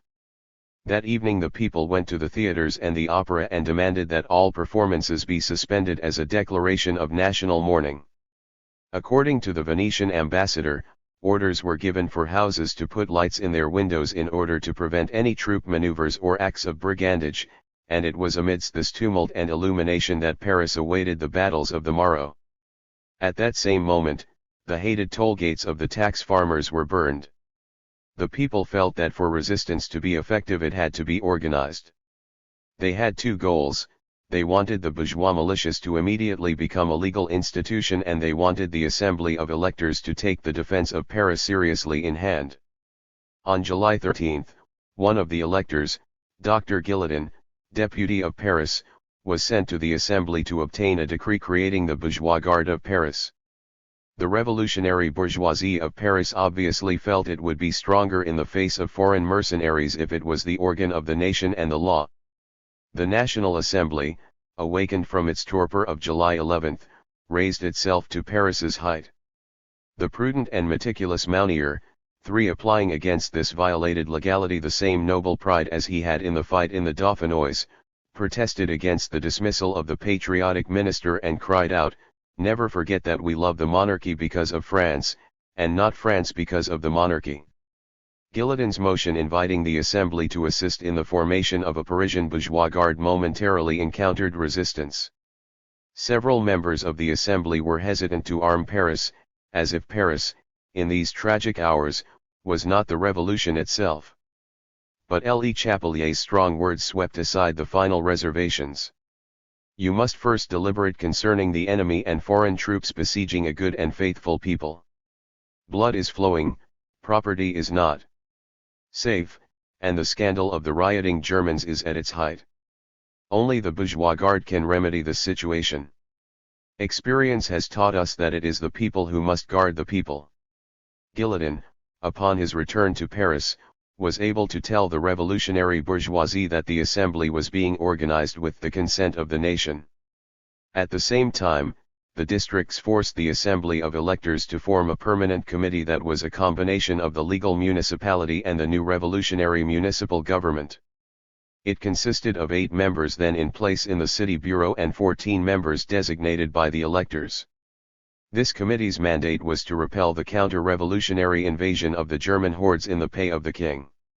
What is admirable about the revolutionary bourgeoisie of Paris at that moment, what demonstrates the historical legitimacy of its advent as a class, is its absolute confidence in itself. It didn't fear being caught between the revolts of the poor and the king's coup d'état. A few timid souls vainly pointed out to it the sordid crowd of 9,000 workers in the charity workshops. It was not in the least afraid that this abscess of poverty would burst over it during the revolutionary turmoil. It wasn't afraid to distribute weapons, it knew it was strong enough to supervise their use. It cast aside and disarmed all those who, having no property, provided no guarantee for property, and, on July 14, Bancal de Isserts IV announced to the National Assembly that the bourgeois militia had disarmed many individuals. In the heart of the revolutionary storm, it gave its militia a bourgeois character and knew that the proletarians who were dragged along in its wake would not complain. They would throw stones at the counter-revolution if they were unable to fire on it. The ambassador of Venice noted how quickly and decisively the Parisian bourgeoisie was able to organize both revolutionary action and bourgeois order. On the morning of July 14, all of Paris bourgeois, artisans, and proletarians prepared for combat. A detachment of dragoons had crossed the Faubourg Saint-Antoine and approached the walls of the Bastille. The people had concluded that the Bastille was going to become the center of a great military gathering, the base of operations of a portion of the troops sent against Paris, and that Paris was to be crushed between these troops and those massed on the Champs-Élysées. It was this tactical necessity that turned the efforts of the people against the Bastille. The sad, somber castle where so many state prisoners, both commoners and nobles, had suffered, and which, in cutting across the lively Faubourg Saint-Antoine, seemed to cut off life and joy, was odious to Paris, to all of Paris. Mercier wanted the new roads that were being planned to finally sweep away the hated prison. And in their cahiers de doléances the noble citizens of Paris decided that His Majesty will be requested to order the demolition of the Bastille. There was no order, no social class that didn't have members deep in its dark dungeons. If the Third Estate and the nobility didn't view the word liberty in the same way, at least bourgeois and nobles shared a common hatred for this monument of ministerial despotism. And the people's attack on the Bastille was a revolutionary stroke of genius, for even the nobility of the great city couldn't resist the movement without odiously putting the lie to what it had said and what it had claimed to oppose just yesterday. And so the court was isolated in its coup d'état, and it wasn't only the revolution that rose up against the foreign regiments that surrounded the revolution, it was all of Paris. More than anything, they needed arms.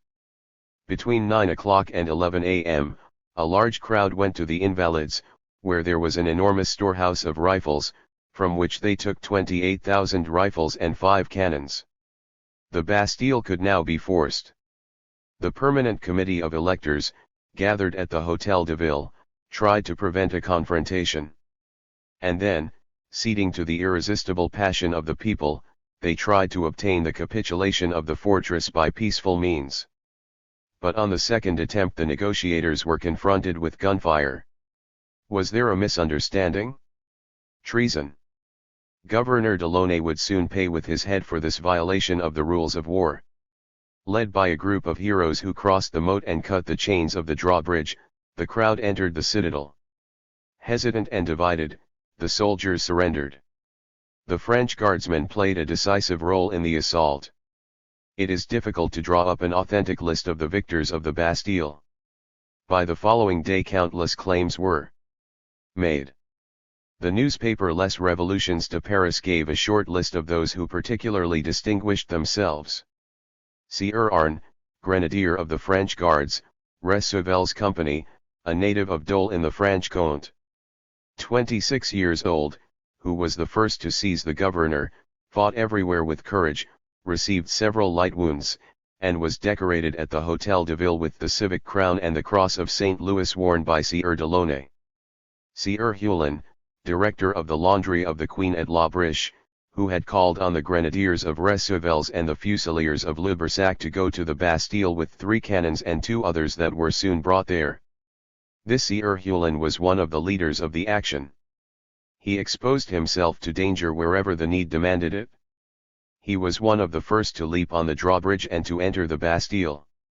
He was also one of those who took the governor to the Hôtel de Ville.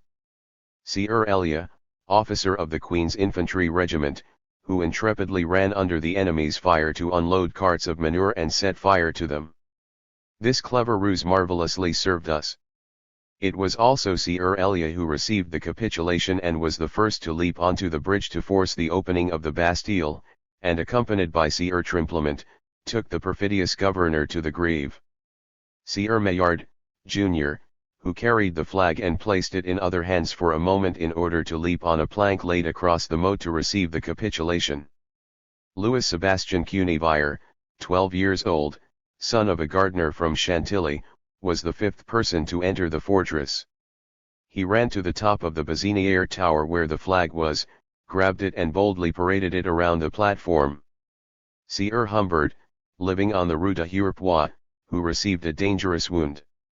Sieur Turpin, fusilier of the company of La Black, Popincourt barracks, commanded the citizens who were the first ones killed between the 2 bridges. He also received a bullet in his right hand and another in the shoulder. Sieur Guinaut received 2 slight wounds and brought the governor's silverware to the Hôtel de Ville. Sieur de la Reynie, a young litterateur, conducted himself with courage. The Assembly of Representatives of the Commune, having opened an investigation, stated at its August 13 session, that Messrs.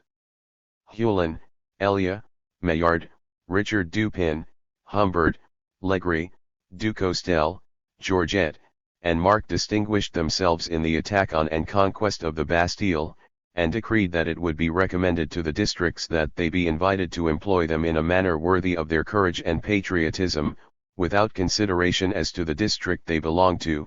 Citizens who have so effectively contributed to the salvation of the capital should be considered as belonging to all districts. Naturally, the Assembly recommended them for employment as officers in the new National Guard. As we can see, it was professional soldiers, officers such as Elia, modest industrialists such as Hulin, and petty bourgeois such as Maillard, who led the movement, but the poorest of proletarians did their duty.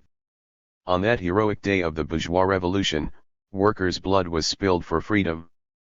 Among the 100 fighters killed before the Bastille there were men so poor, so obscure, so humble that for several weeks afterwards their names weren't known. And Loustalot, in Les Revolutions de Paris, sobbed over this obscurity that concealed so much sublime devotion. More than 30 left their wives and children in such a state of distress that immediate assistance was necessary.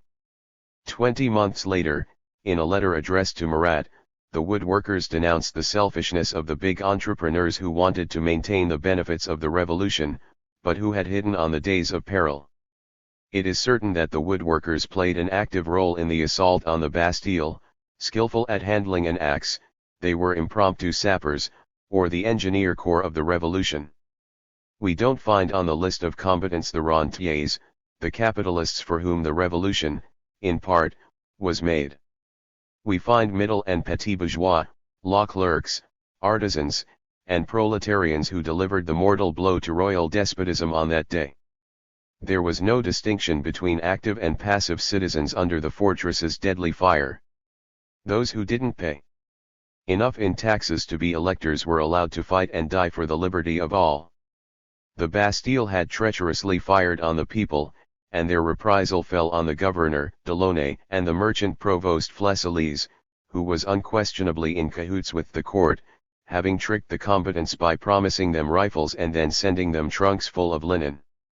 Delaunay, despite Hulin's heroic efforts, was killed on the steps of the Hôtel de Ville, and the provost Flesselis had his head smashed by a pistol blow as he was being taken to the Palais Royal to be judged. In truth, these executions were in a way a continuation of the battle, and there is no reason to be surprised by the explosion of anger of a crowd that had just escaped danger and which had been threatened by hordes of barbarous soldiers.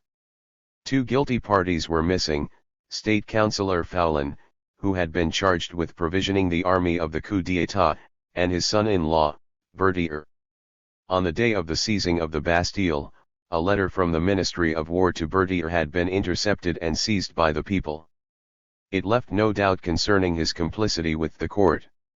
A few days later, Foulon, who had spread rumors of his death and had even prepared his own burial, was arrested and decapitated.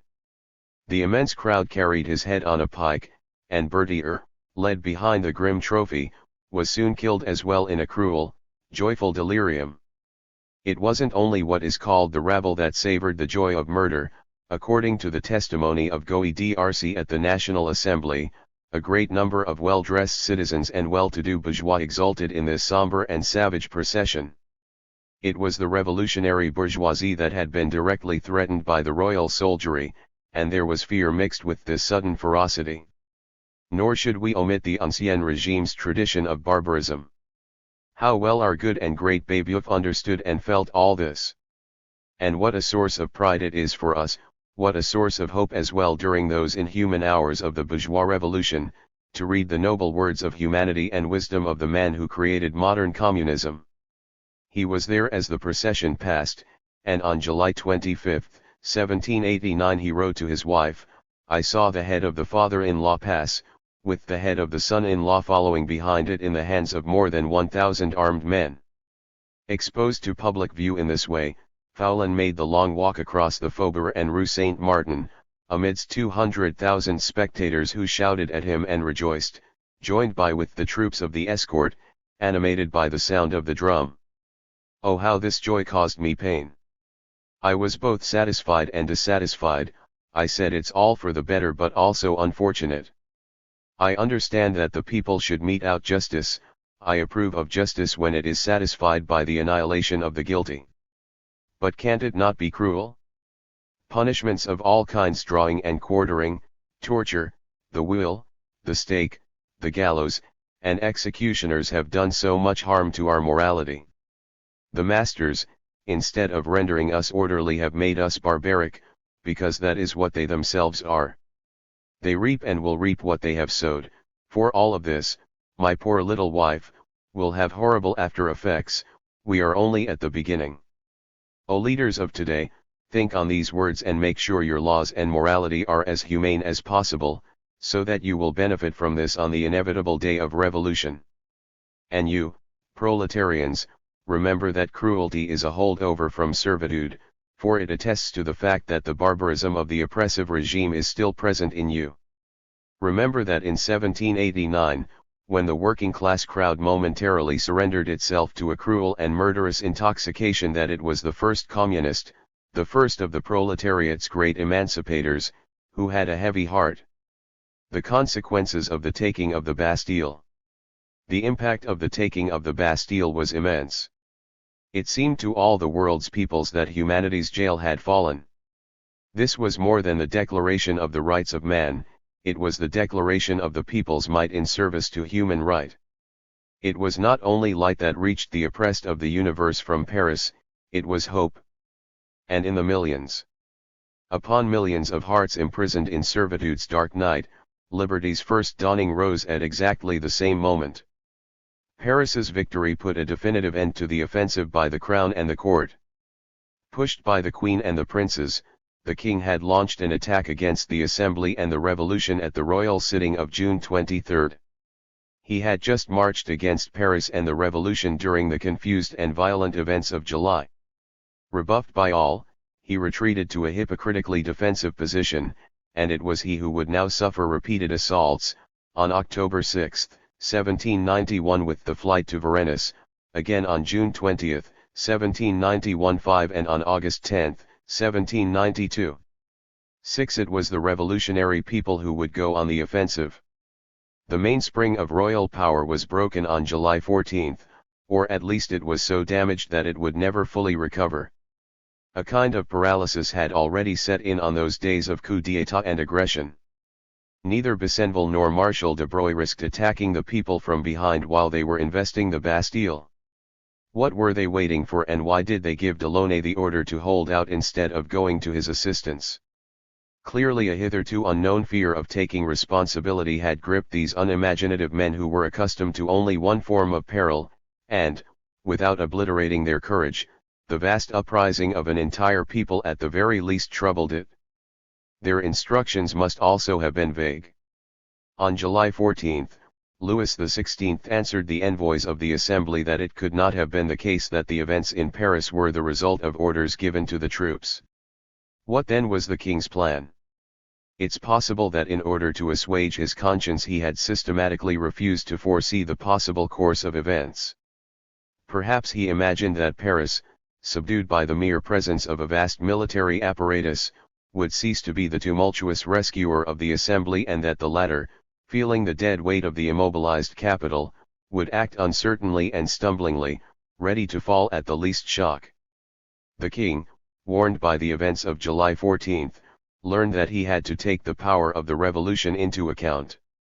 He would exercise cunning against it, or would call foreign armies against it, but from that day forward he renounced any form of direct aggression, any open offensive. The Assembly, still having to foil intrigues but no longer having to fear or repel royal force, was able to undertake a fight against another great power of the past, the Church. At the same time that they liberated the National Assembly, the events of July 14 made the people aware for the first time of their strength and their role in Paris. To be sure, the Assembly was still important. During those stormy days, the Permanent Committee of Electors deputized it, and the Parisian Revolution felt itself truly strong and legitimate thanks to its contact with the National Revolution. What is more, the Assembly itself had set a noble example of firmness and even of heroism. Its tennis court oath, its serene and invincible resistance after the sitting of June 23, had electrified the people's hearts, and the most intrepid of Paris's combatants' sole ambition was to show themselves to be worthy of the bourgeois revolutionaries who, without weapons and solely through the force of right and courage, had emerged victorious. It is nonetheless true that on its own and without the assistance of the people of Paris, the National Assembly would have ended up succumbing.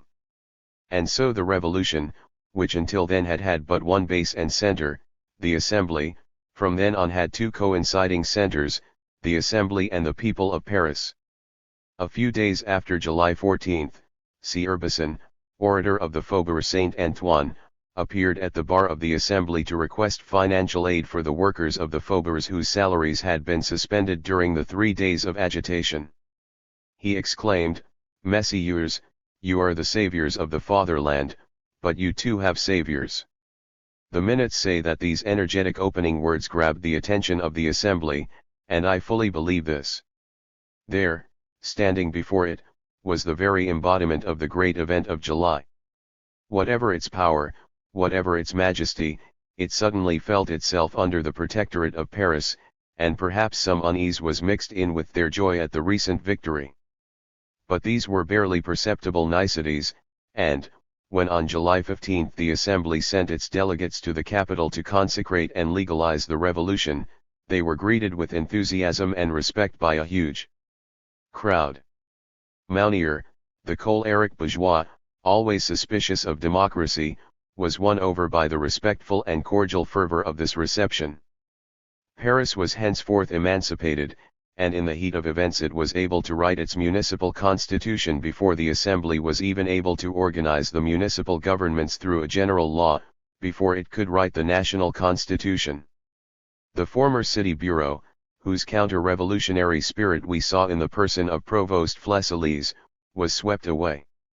Bailly was named mayor by acclamation and Lafayette was named commanding general of the Parisian bourgeois guard. With these two names, Paris attached itself to the National Assembly, and two greatest memories of liberty, Bailly represented the tennis court oath and Lafayette was the American Revolution.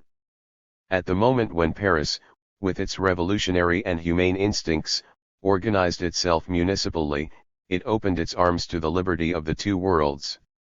Like ramparts that can be seen against the light of deep space, the city's walls were silhouetted against the great light of universal freedom. It was concentric with the human horizon, and one felt that the circle of municipal life would expand until it took in all of humanity. Following Paris's example, countless communes would be established throughout France, to govern, fight, and crush any attempt at counter-revolution, and to make up for the failings of the suddenly annihilated or reduced royal executive power. And all these communes, born in the same ferment of liberty and need for order, were to join in a federation with Paris. From the first weeks, numerous bourgeois guards affiliated with the Parisian bourgeois guard, and fraternal messages were sent from all corners of France to the Parisian city government. It comes as no surprise that 1 year later the festival of the Federation should have been celebrated on July 14. For it was on July 14, 1789, that the Federation of the Communes of France was truly born.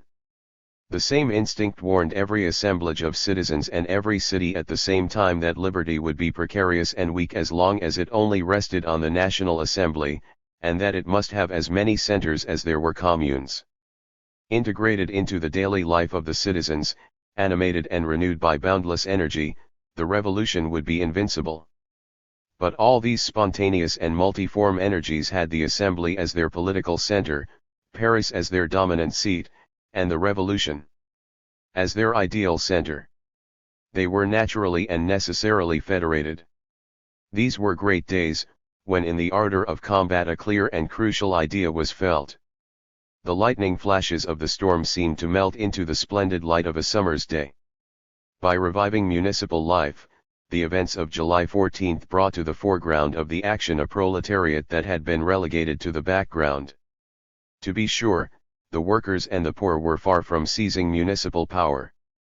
As we will soon see, they would be excluded from the bourgeois guard and they would not sit in the district assemblies.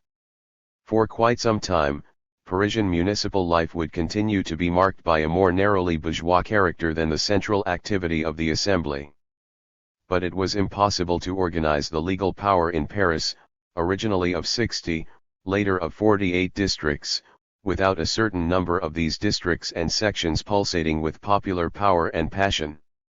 While Robespierre's voice was half stifled and repressed at the National Assembly, Danton's voice resounded in the Cordeliers district. Increasing the number of points of power meant increasing the contact points between power and the people.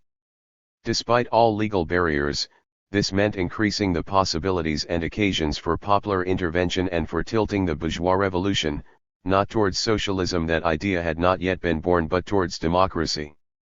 Had there been a complete dispersal, if each commune had been a tiny self-contained world, the bourgeois oligarchy would have succeeded in laying hands on all these separate, weak mechanisms. But when this profusion of local activities was combined with a great general movement that inspired passion in all those involved, then the cohesion and enthusiasm of the actions gradually gave power to the most ardent, the most active, and the most robust. This is why July 14, at the same time that it was a great bourgeois victory, was also a great popular victory. Of course, the fighting people's direct participation on that great day did not have immediate consequences for the proletariat. The revolution's origins were so profoundly bourgeois that a few weeks after July 14, when the National Assembly, freed by the people from the court's attacks, set up the electoral regime and excluded millions of the working poor from the vote, not a single deputy, not even the most democratic of them, remembered that at the Bastille the workers of Paris had conquered the title of active citizens for the poor of France. This immediate participation of the people in the great events of the Revolution seemed a glorious and fearsome accident that could not be allowed to become the rule in the regular workings of a free and ordered society. And yet it wasn't in vain that from its first steps the bourgeois revolution had to resort to the fierceness of the workers' hearts and the strength of the workers' muscles. When the war against the Vendines, against the émigrés, and against the foreigners would raise revolutionary tension to its highest point, when alongside the heroic bourgeois the people would guard the gates of the revolution, they would finally have to be given the rights of the city. Like the slaves of antiquity who conquered their liberty on the battlefield, the proletarians would conquer the right to vote and a few brief hours of political sovereignty on the battlefields of the bourgeois revolution. Difficult would be the effort and short-lived the victory. But that the proletariat was briefly able to boldly climb the ladder of events to the leadership of the bourgeois revolution or at least participate in it alongside the most daring bourgeois was for it a security and a promise for the future. And so it is that we have glimpsed countless fearless workers among the enormous mass that on July 14 invested the Invalides and then the Bastille. They weren't duped when they mounted their assault. Though disarmed the next day by the distrustful bourgeoisie, and then executed on the Champ de Mars 2 years later, they nonetheless marked the great revolutionary day with their courage and their strength. And thanks to these valiant men there is nothing under the sun today that belongs wholly to the bourgeoisie, not even its revolution. The Great Fear. The taking of the Bastille had its greatest impact in the countryside, among the peasants. Since the opening of the Estates General the peasants had been waiting, when would the Assembly consider their sufferings? They followed from afar the fight of the Third Estate against the privileged and the court. If only the Third Estate were to emerge victorious, how quickly we'd bring down the tyranny of the nobles. And so July 14 was decisive. Paris had taken its Bastille, it was left to the peasants to take theirs, all the feudal Bastilles, all those chateaux with their watchtowers, and dovecots that loomed over the villages and the plains. Suddenly, like a spring that uncoils, the countryside rose up. And in this great uprising there could be found two distinct and even seemingly contradictory movements. First, there was a movement generated by fear. The obsolete royal authority, which for centuries had sheltered the peasant while squeezing him, seemed to have been shaken. And since it was the only visible form of authority for the people of the countryside, it initially seemed to the peasants that society itself was collapsing and that they were going to be surrendered to brigandage if they didn't defend themselves. It was in this power vacuum that a legend of terror grew. Here come the brigands. They're coming to burn down the woods, to cut down the wheat. Let's get ready and arm ourselves. From one end of France to the other, the peasants armed themselves and beat the countryside to uncover these much discussed brigands, who nonetheless could not be found. This period of panic left a profound and enduring impression on the spirit of the peasants. In the countryside of the south they still speak of l'année de la boue, the year of fear. One could say that memory has erased all others. But what was the occasion, the immediate and concrete cause of this universal fright? It isn't enough to say that the vast social upheaval, of which the taking of the Bastille was the prologue, disposed spirits to mysterious terrors, and that when a society ends, as when a day ends, vague and terrifying phantoms arise. This mystical interpretation has prevented people from seeking the true reasons of the phenomenon. Was there a watchword issued by the aristocracy, by counter-revolution seeking to spread fear everywhere? The Assembly seemed to believe this, or at least it attempted to explain the panic in this way. It said in the preamble to its decree of August 10.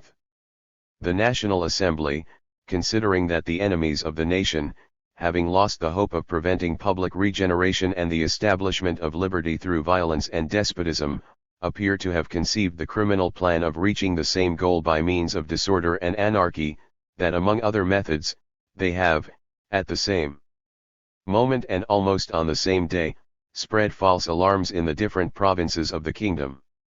In fact, the movement did not have the suddenness of a conspiracy, and it was the Assembly itself which used the words almost on the same day. If this terror had broken out everywhere at the same time as the result of a watchword, they would have ended everywhere on the same date, once their futility had become clear. But I note that at the end of August, the fair at Beaucaire was delayed a few days from fear of brigands, who may in fact have carried out a significant operation there. So this was not simply a counter-revolutionary maneuver. Had the peasants frightened themselves? Were the assemblies they formed in villages to march on chateaux and burn feudal property titles perceived from afar as gatherings of brigands? And was the panic a result of reciprocal misunderstandings? This is possible, indeed certain. But it is also certain that alongside this movement of peasant proprietors marching against the nobles to free their land of all feudal impositions, at that moment of universal turbulence there was also a movement of the propertyless, of the poor, of vagabonds, of the hungry.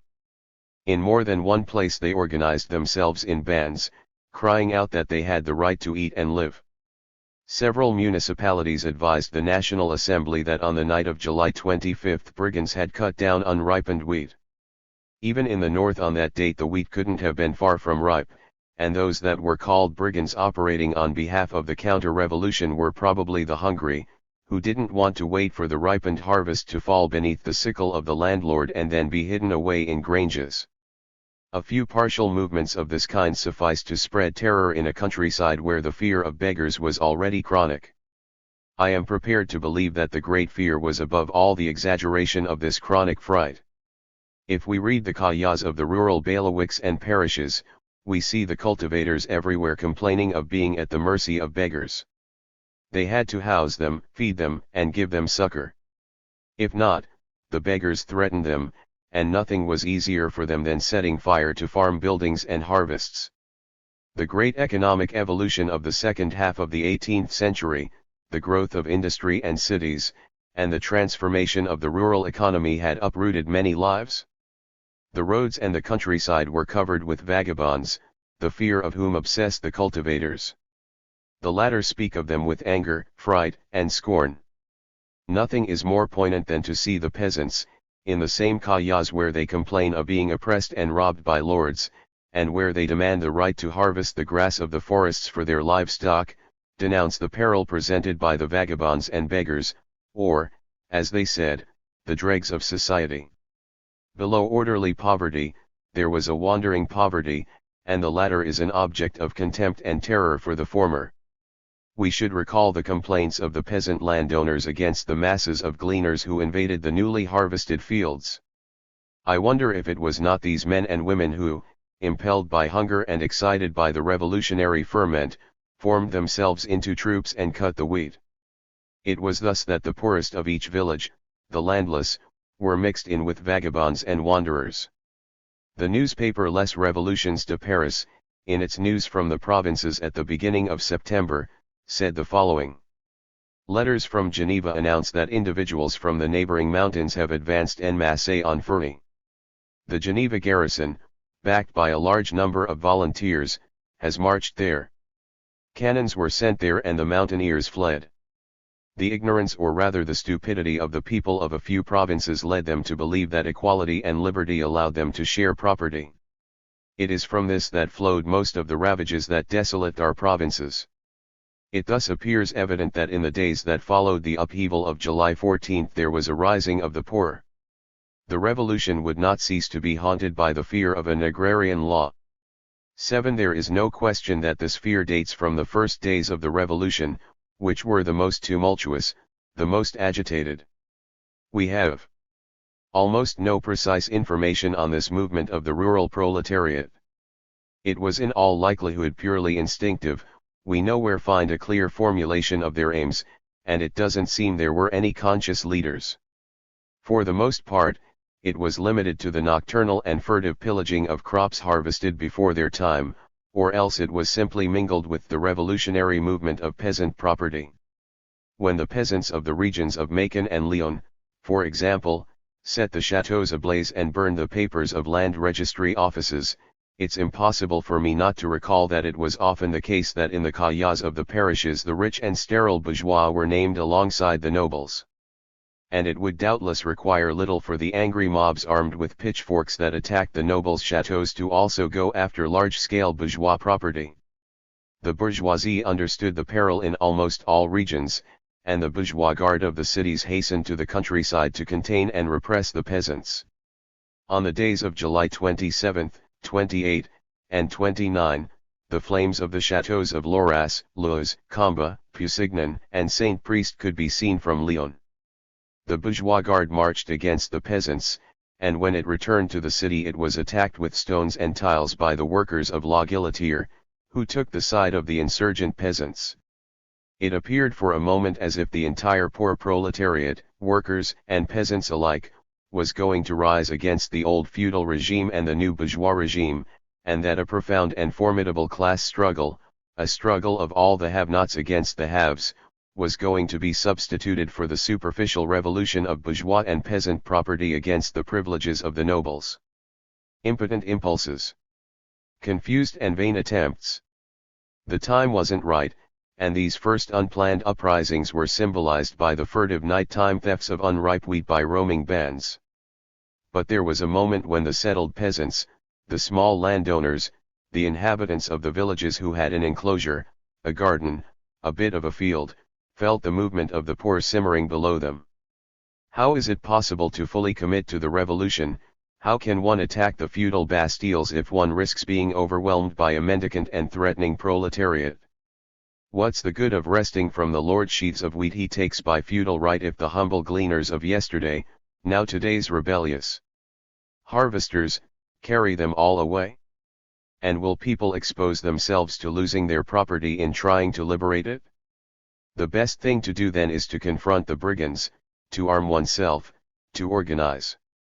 It was thus that, from one end of France to the other, village councils were formed. And when they realized that there were few if any brigands, that the proletarians were neither bold enough, conscious enough, nor organized enough to substitute their revolution for the revolution, they marched light-heartedly against the chateaux and turned against the ancien regime the weapons they'd seized in their instinctive fright. We can see that there was a kind of conservative movement of contraction, of tightening, which was followed by a revolutionary expansion. Under the fear of the unknown and before the uprising of the have-nots, the communities of the villages withdrew into themselves, elected men of whom they were sure, established a militia, and, having thus guaranteed the order of property within the revolution, attacked the feudal system.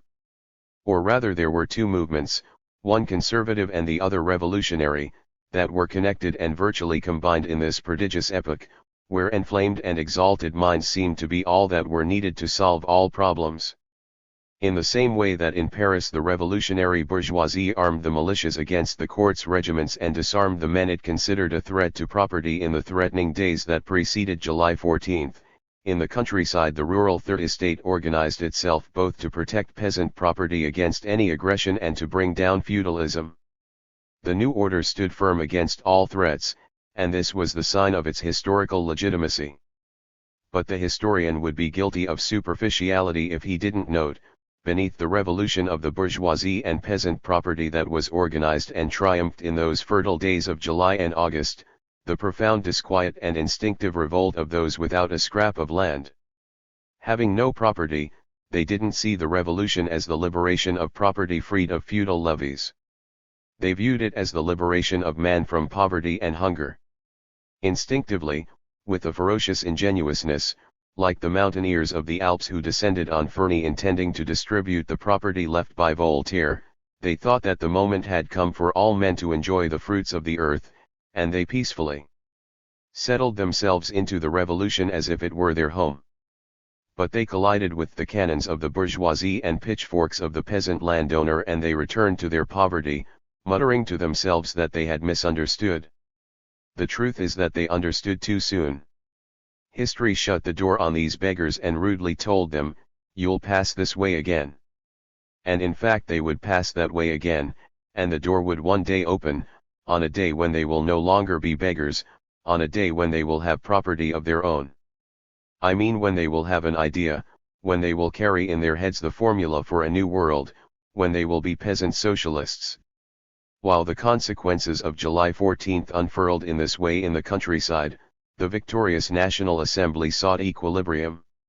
It was at one and the same time saved, enthusiastic, and worried. Necker was recalled. The king, accompanied by a deputation from the Assembly, had been obliged to go to Paris on July 17, and though people might have tried to distinguish between the king and his evil advisers and grant him a triumphal reception, it was nonetheless a visit paid to the victor by the vanquished. Paris was rapidly coming of age and the Assembly sensed the arrival of a friendly and rival power. It huddled a bit nervously around the king, seeking to forget Louis XVI's criminal errors in order to make France forget them. We have here a strange and inappropriate solidarity of the Revolutionary Assembly and the king of the Ancien Regime, unwillingly converted to the new regime by the might of the people. Disorders broke out in Saint-Germain, the tax barriers were broken through, and the tax farmer Thomason, accused of hoarding, was threatened with death. The moderates of the Assembly, on Lally Tollendal's motion, quickly proposed an address to the nation against the disturbers of public order, an address which, through its very exaggeration, would have spread panic and worsened the threat. In addition, the movement in Saint-Germain was a continuation of the great movement in Paris. Wouldn't these crooked proceedings disavow the magnificent revolutionary loyalty of the capital? The Breton deputies protested, as did Robespierre. He immediately exposed the peril that conservative moderation caused the revolution, still ensnared in intrigues and hatreds. We must love peace, but we must also love liberty. But is there anything more legitimate than rising up against a horrible conspiracy aimed at destroying the nation? A riot was caused in Poissy under the pretext of hoarding. Brittany is peaceful as are the provinces. The proclamation would spread alarm there and would cause the loss of confidence. We must do nothing hastily.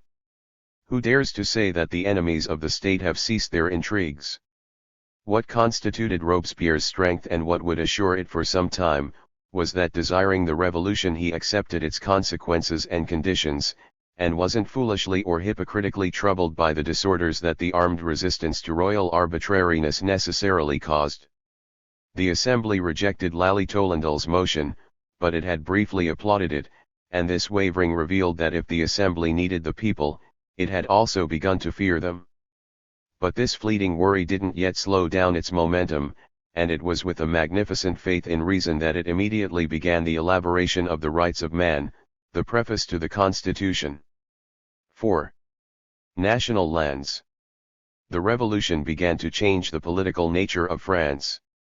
Adopting an intermediary system between bourgeois oligarchy and pure democracy.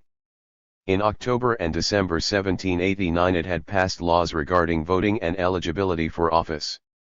This is the famous distinction between passive citizens, who have the right to the protection of the common law but who aren't admitted to creating the law, and active citizens, the only ones admitted to choose legislators. In fact, even within the body of active citizens there were degrees, with those who paid taxes worth 3 days' wages able to vote in primary assemblies, 10 days' worth of labor required for the second degree, which allowed election to the primary assembly, which chose deputies, and finally those in the highest category, eligible for the National Assembly, who paid the equivalent of the marque d'argent, the silver mark, around 50 livres, and owned property. Departmental and municipal governments were also established. It appeared dangerous to the legislature to have the ancient provinces as the basis of organization, and so France was divided into 83 departments. More radical was the setting on foot of municipalities in December 1789, for this system set in motion all the cells, all the fibers of the social organism. It was the incessant and ever-alert actions of these countless municipalities that made up for the inevitable failings of the executive power, maintained order, punished or prevented conspiracies, ensured through its workshops the livelihood of the poor, and strengthened the hold of the revolution on the country. Nevertheless, France's financial woes had not gone away, and the revolution had to take radical measures to repair the situation. The sale of church lands will, in fact, serve financiers, who will be able to profit from bold speculations, rentiers, whose incomes they will ensure, businessmen and architects, who will profit from countless exchanges and large-scale building works, traders and industrialists, who will gain greater access to landed property, workmen, small business owners, and village artisans who will be granted much desired fields around their villages and hamlets, country notaries, who will make fruitful use of their money by clever purchases, and finally landowners, who will round out their little domains with a lot wrested from a priory or abbey. I cannot enter into the details of the failed financial schemes that left the revolution no other resource than that of nationalizing church lands. A first bond, issued in the early months, failed because the assembly lowered the interest rate below the figure set by Necker and desired by the capitalists. The latter feared that if they subscribed at a moderate rate that it would set a precedent that would soon bring about a general conversion of the loan, as well as a reduction of the overall public debt. It was those bondholders who made the revolution in order to avoid bankruptcy who hesitated to increase the weight of the debt by a new bond issue. By refusing a new undertaking, they wanted to force the nation to take decisive measures for the consolidation of their debts. The path of loans, which Necker had ambitiously taken, was thus closed. Could the gifts of voluntary subscribers be counted on? It would have been childish to hope that feelings of generosity would suffice to sustain the budget of a great monarchy. In any case, giving meant throwing the money away. Necker was left with two expedients: imposing a horrific tax on revenue, and negotiating with the discount bank. The Constituent Assembly, with a courage that demonstrates the immense value the bourgeoisie placed on saving the revolution and avoiding bankruptcy, voted the patriotic contribution of a quarter of all revenues. This was an enormous tax, and it was paid in many cities with a noble dispatch. Marat was virtually the only one to oppose it.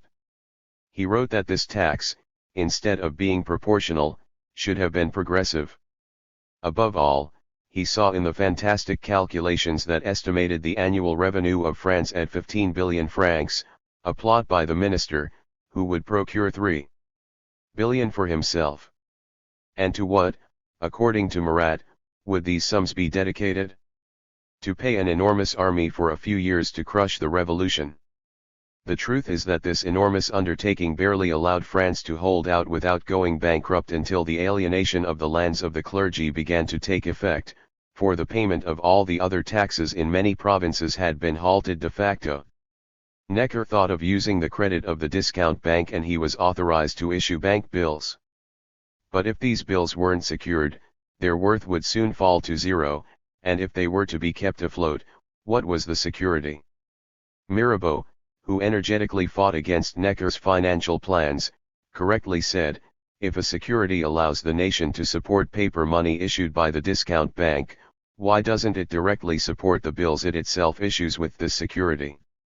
And so Necker's scheme, which in reality consisted in creating indirect assignats, was contradictory. It could only lead to directly creating state bills of national assignats secured by national wealth. And this wealth could be nothing but the church's domains. The confiscation of church lands. As we have already seen, the Constituent Assembly, by abolishing tithes without indemnity, struck a blow against the church's property. But it was a much bolder act to lay hands on its lands. And while the church only half-heartedly resisted the abolition of its tithes, it would resist the nationalizing of its landed property with fanatical vigor. How did the Constituent Assembly justify the seizure of the clergy's land?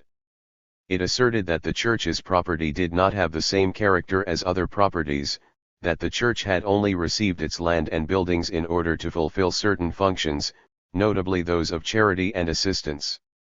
As a result, once the nation decided to itself fulfill these functions, it had the right to seize these resources upon assuming this charge.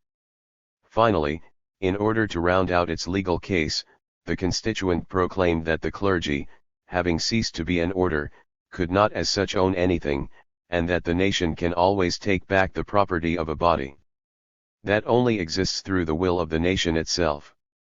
After the Marquis de Lacoste, after Buzot, after Dupont de Nemours, it was the Bishop of Autun, Talleyrand Perigord, who posed the question with admirable precision and with the authority granted by his post as bishop. On October 10, 1789 he made his great and celebrated motion from the tribune. Messieurs, as all of you are aware, for some time the state has been confronting the greatest needs. Extreme methods are needed to meet them. Normal means are exhausted, the people are squeezed on all sides, the slightest tax increase would be unbearable to them. We mustn't even think of this. Extraordinary measures were just attempted, the tax of 1/4 of the revenue, but they are mainly aimed at this year's extraordinary needs, and measures are needed for the future and for the complete re-establishment of order. There is one such immense and decisive measure which in my opinion can be allied to a strict respect for property, otherwise I would reject it. This wealth seems to me to be entirely found in ecclesiastical lands. It's not a matter here of a contribution to state expenditures proportional to that of other landowners, this has never seemed to be a sacrifice. It's a question of a measure of far greater importance for the nation. What seems certain to me is that the clergy is not a landowner like other landowners, since the property it enjoys and which it can't dispose of, was donated, not in the interest of persons, but for the serving of functions. What appears to me to be certain is that if the nation, enjoying a wide influence over all the bodies that exist within it, does not have the right to destroy the entire body of the clergy, since this body is necessary to religion, it can certainly destroy specific elements of this body if it judges them harmful or simply useless, and that this right over their existence necessarily brings with it an extensive right over the disposition of their property. What is no less certain is that the nation, from the very fact that it is the protector of the will of the founder, can and even must suppress those benefits that no longer serve a function, that as a result of these principles, it has a right to hand over to useful ministers and to put to the profit of the public interest the revenue of the goods of this nature currently vacant, and to set aside for the same use all those that will later be vacant. Up to this point there is no difficulty, and nothing that seems too extraordinary, for throughout time we have seen religious communities shut down, rights to benefices suppressed, and ecclesiastical properties returned to their true goal and used as public establishments. And there is no doubt that the National Assembly has the authority needed to decree such operations if the good of the state demands it. But can it reduce in this way the revenue of the living title holders and dispose of a portion of this revenue? In the first case, we must take the following fact as the starting point: this question has already been decided through the decree on tithes. However inviolable the possession of property that is guaranteed you by law might be, it is clear that this law cannot change the nature of the property in guaranteeing it, that when it is a question of ecclesiastical property it can only ensure each current title holder the enjoyment only of that which was truly granted him by its act of foundation. But everyone is aware that the founding titles of ecclesiastical properties, as well as the various church laws that have explained the meaning and spirit of these titles, teach us that only the portion of this property which is necessary for the honest subsistence of the beneficiary belongs to him, that he is nothing but the administrator of the remainder, and that this remainder is actually granted to the unfortunate and for the maintenance of ecclesiastical buildings. Thus, if the nation carefully ensures each title holder, whatever the nature of his benefit, this honest subsistence, it will not in any way infringe on his individual property. And if, at the same time, it takes upon itself the administration of the rest, as it unquestionably has the right to do, if it takes upon itself the other obligations attached to this property, such as the upkeep of hospitals, or charity workshops, church repairs, etc., if, above all, it only draws from this property at a moment of general calamity, it seems to me that all the intentions of the founders are fulfilled, and that justice will have been done. The great dialectical effort and subtlety by which Talleyrand attempted to demonstrate that this great revolutionary expropriation respected property is clear to see. At heart, this decisive measure could be legitimized with a simple phrase, that above all else, a nation has the right to live, and that when immense wealth has a traditional allocation contrary to new interests and the very life of the nation, it can and must modify this allocation. but it is rare that revolutions so clearly avow their principles and seek to use the judicial system in place to justify the very act that overturns the former law. There is no question but that there was much specious and feeble reasoning in Talleyrand's argument. Yes, the nation, the sole perpetual entity, has the right and the duty to see to the execution of the will of the founders, but it is perfectly clear that when, in the centuries of darkness and faith, thousands of men gave their property to the church for the relief of the poor, they didn't want simply to give to the poor, they wanted to give to them through the hands of the church, and in doing so ensure themselves of reward in a supernatural order that, according to them, the church administered. Consequently, when the nation, seizing the church's property, dedicated it to the relief of the poor, to works of assistance and education, it was fulfilling only a part of the donor's will. And in truth, how could a great people, after the Enlightenment of the 18th century, be strictly faithful to the ideas of the Middle Ages? Nationalizing and secularizing church properties meant not only wresting them from the church, it meant wresting them from the donors themselves, that is, from the past. Consequently, it was an act of revolutionary expropriation, to a far greater extent than Talleyrand admitted either to himself or others. But this first speech left a far greater difficulty unresolved. Talleyrand's reasoning supposed that the totality of secularized church property would be applied to works of charity, analogous, if not in their inspiration, at least in their material reality, to the works foreseen by the founders. But in fact, it was above all to ensure the payment of state debts, to avoid bankruptcy, that the revolution was forced to secularize church property. It was thus the legion of rentiers, of bourgeois lenders, and of capitalists who, in the collecting of church revenues, substituted themselves for its original recipients. Church property, both landed and ecclesiastical, served to guarantee credit.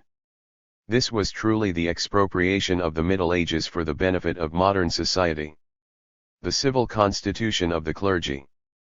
But the National Assembly couldn't limit itself to seizing and distributing the church's property. It had to organize all of the relations between the new society created by the Revolution and the Church, and we are about to witness the tragic encounter between Christianity and the Revolution. The Constituent Assembly could not wash its hands of ecclesiastical organization. In the first place, the temporal power of the Ancien Regime, the king, intervened in the functioning of the spiritual power. The Pope installed bishops, but it was the king who appointed them. To a large extent, the revolution substituted the power of the nation for that of the king. It thus had to decide what it would do with that portion of royal power.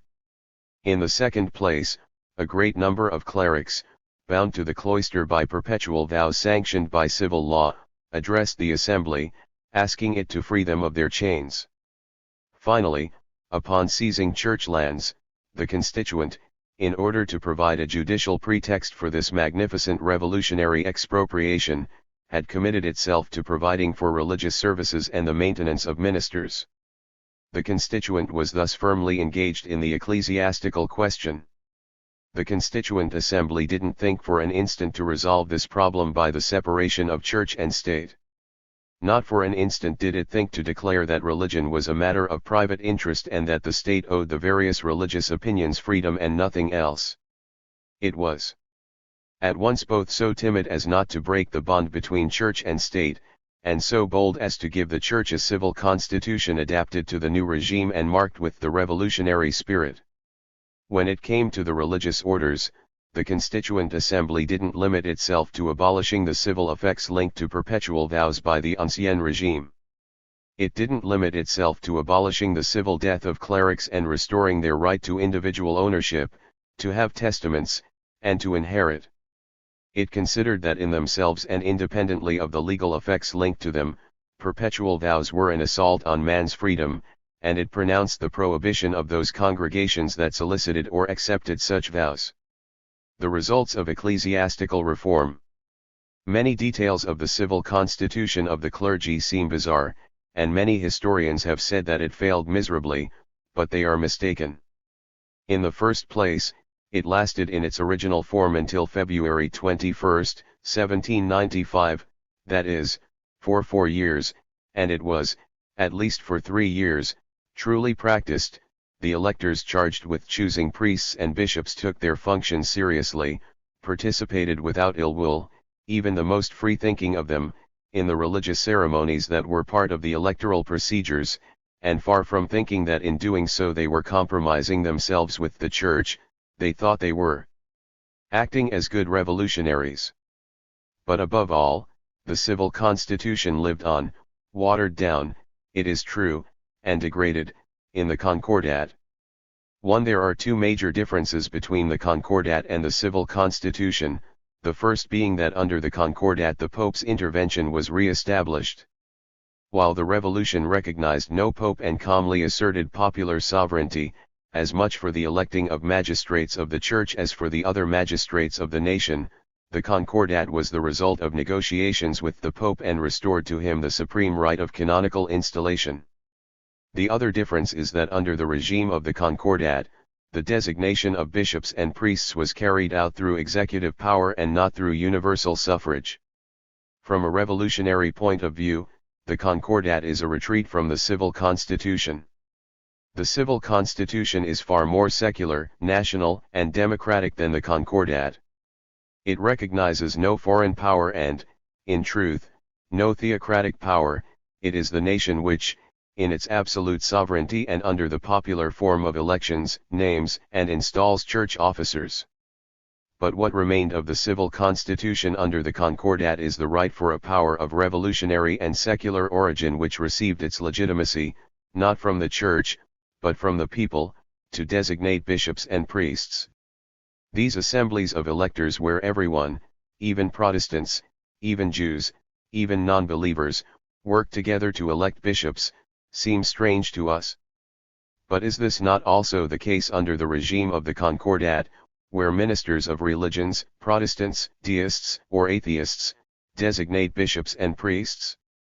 What is essential is that a power that didn't emanate from the Church and which represented the rights of man, that is, a concept absolutely opposed to that of the Church, intervened in the functioning and recruitment of the Church.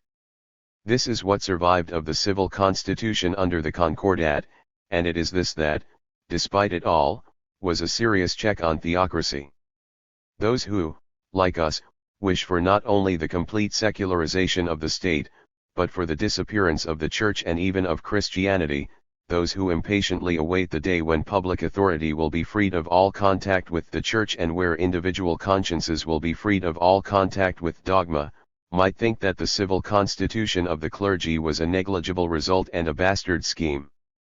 But the reality is that for its period it was a feat of revolutionary daring, and it was not, as has been said, a precarious enterprise.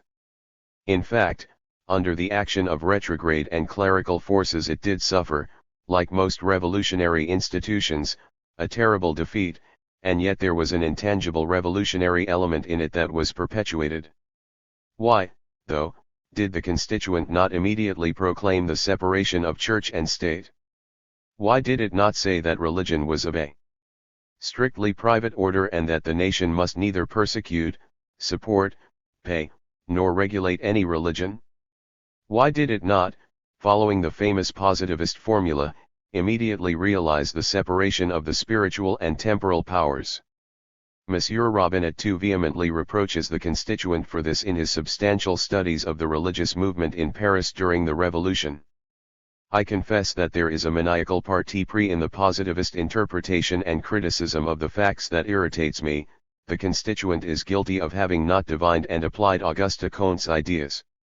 But his thesis of the two powers is historically false and socially absurd. It is false that the first steps of a separation of the spiritual and temporal powers were taken in the Middle Ages by Christian and feudal society. There is little doubt that on one side there was the Church, bearing only the holy books in its hands, and on the other kings and emperors, bearing the scepter and the sword in their hands. Judging things superficially and strictly by their appearance, the Church inspired those who governed but didn't itself govern. This, for Auguste Comte, is the first separation of the spiritual and temporal powers. But in fact, the Church had deeply penetrated the mechanisms of feudal society and property. In fact, churchmen participated in government as ministers and guided sovereigns. In fact, the Church constantly intervened in the governing of temporal affairs, and is there anyone who is capable of delineating the border between the spiritual and the temporal? Who doesn't see that a temporal power without its own ideas, without its own consciousness, without an autonomous philosophy, would be completely surrendered to the spiritual power, and that this so-called separation of the two powers would result in the horrific absorption of humanity into a theocracy? If, even during the Middle Ages, humanity was not completely absorbed by the Church, it was not because the Church did not have direct rule over temporal interests, it is because the great temporal interests of emperors, kings, and peoples created for themselves a right opposed to that of the Church. In truth, despite their apparent submission to dogma, the German emperor, King Philippe le Bel, and the nascent nations had a philosophy of life and the universe different from the popes, and this philosophy was the basis for their resistance. There is no temporal power that can last if it is not at the same time a spiritual power, that is, if it doesn't have sufficient power and desire to live, to express itself in law, and to elevate itself to an idea. Marx's thesis, which demonstrates that there is a distant reflection of the real order of the world in all great legal and religious concepts, is the opposite of Kant's, and is more profound and true. In any case, far from it being the case that humanity should aim towards the ideal of the separation of the spiritual and the temporal, it is rather their fusion that it should desire. It is necessary that the lives of all men, up to and including the least detail of their profession, be penetrated with an ideal of justice, science, and beauty, and this ideal, instead of being monopolized and interpreted by a spiritual caste, must be constantly renewed and invigorated by the experience of those who live and act, by the effects of temporal activity. But in truth, how can M. Robinet, how can the positivists, apropos of the Church of the late 18th century, speak of spiritual power when it no longer represented anything in the realm of ideas? It was the negation of science, the scandal of reason, the monstrous holdover of outdated dogma. Science and philosophy constituted the spiritual power of the 18th century. It was Newton, Buffon, and Hume. It was the constituent itself, when it summarized all of the goals of free thought in the Declaration of the Rights of Man. Who cares if the positivists, following Auguste Comte, reproach the constituent and revolution for having engaged in metaphysics in proclaiming the rights of man, that they reproach the revolution, with its haughty assertions that flowed from its will, for its lack of respect for Comtism? We know all too well the advantages reaction can draw from such a denigration of the revolution by so-called free spirits. But at least let them not lament the civil constitution of the clergy, the indiscreet intervention of the constituent in the functioning of the spiritual power. The Church was an enormous power, hostile in all of its traditions, all of its principles, all of its interests, to the new order of freedom and reason that the revolution sought to found. The constituent tried, to the best of its ability, and without colliding too violently with that fearsome power and the prejudices that protected it, to have the Church become subject to revolutionary discipline. Say that it poorly calculated its efforts, that it was too fearful or daring, that it would have done better to separate immediately and completely, all of this can be argued. But when speaking of that Church lacking in any ideas, please, spare us the theory of spiritual power. When one day the state breaks with the Church, when the Republic finally implements the separation of Church and state that M. Robinet doesn't forgive the constituent for not having carried out, they will not do so in order to realize the separation of the temporal and the spiritual in accordance with the positivist right. It will be to expunge from the new spiritual power, I mean from a free society organized in accordance with reason, the remnants of the intellectual servitude of the past. Was the separation of Church and State possible? But if we take the balance of power in 1790 into account, would it have been possible for the Constituent Assembly to have immediately pronounced the separation of Church and State?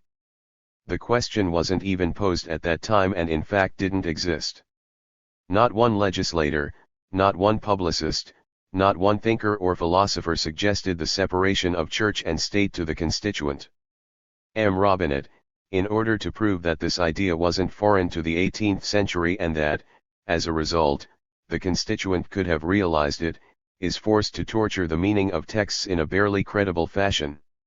He takes all the appeals for tolerance that resounded throughout the 18th century for an invitation to separate the spiritual and the temporal, and more precisely church and state.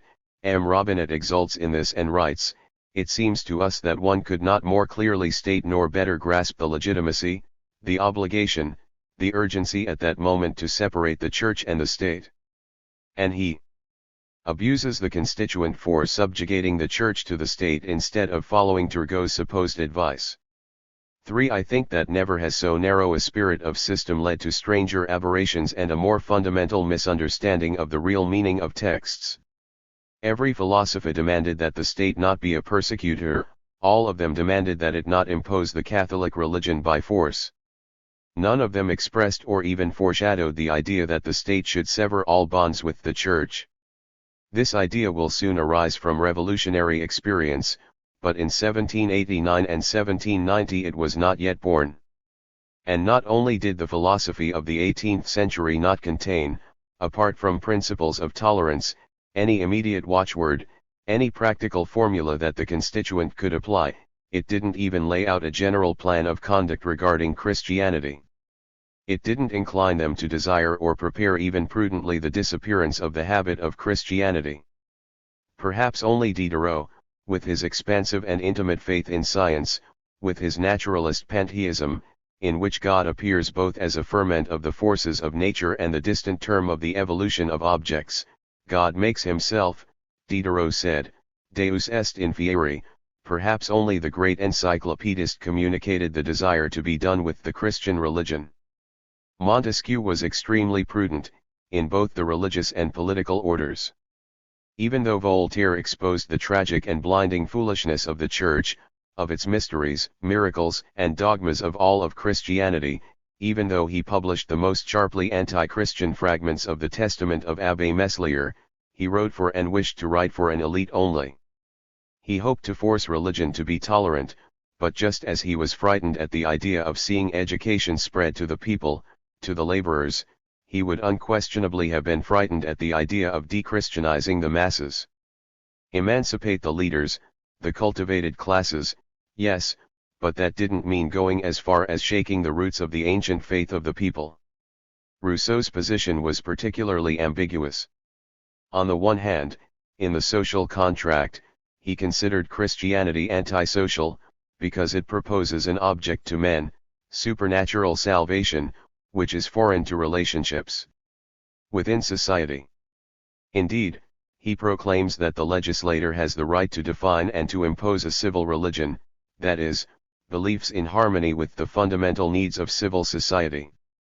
According to him, this religion must be composed of simple dogmas, like the existence of God and the immortality of the soul, and all those who will not profess this can and must be banished, not as heretics or unbelievers, but as enemies of the social pact of which these simple dogmas are the guarantee. The practical conclusion the constituent could have drawn from this part of Rousseau's work would have been a double persecution, against both Christians and atheists. It would have meant the systematic de-Christianization of France for the benefit of an official and mandatory deism. But we must be wary. The politicians hoped that working within the framework of the revolution the Christian religion would gradually allow the particularity of its dogmas to vanish or be weakened, and that nothing would be left but a kind of deism tinged with evangelical tenderness.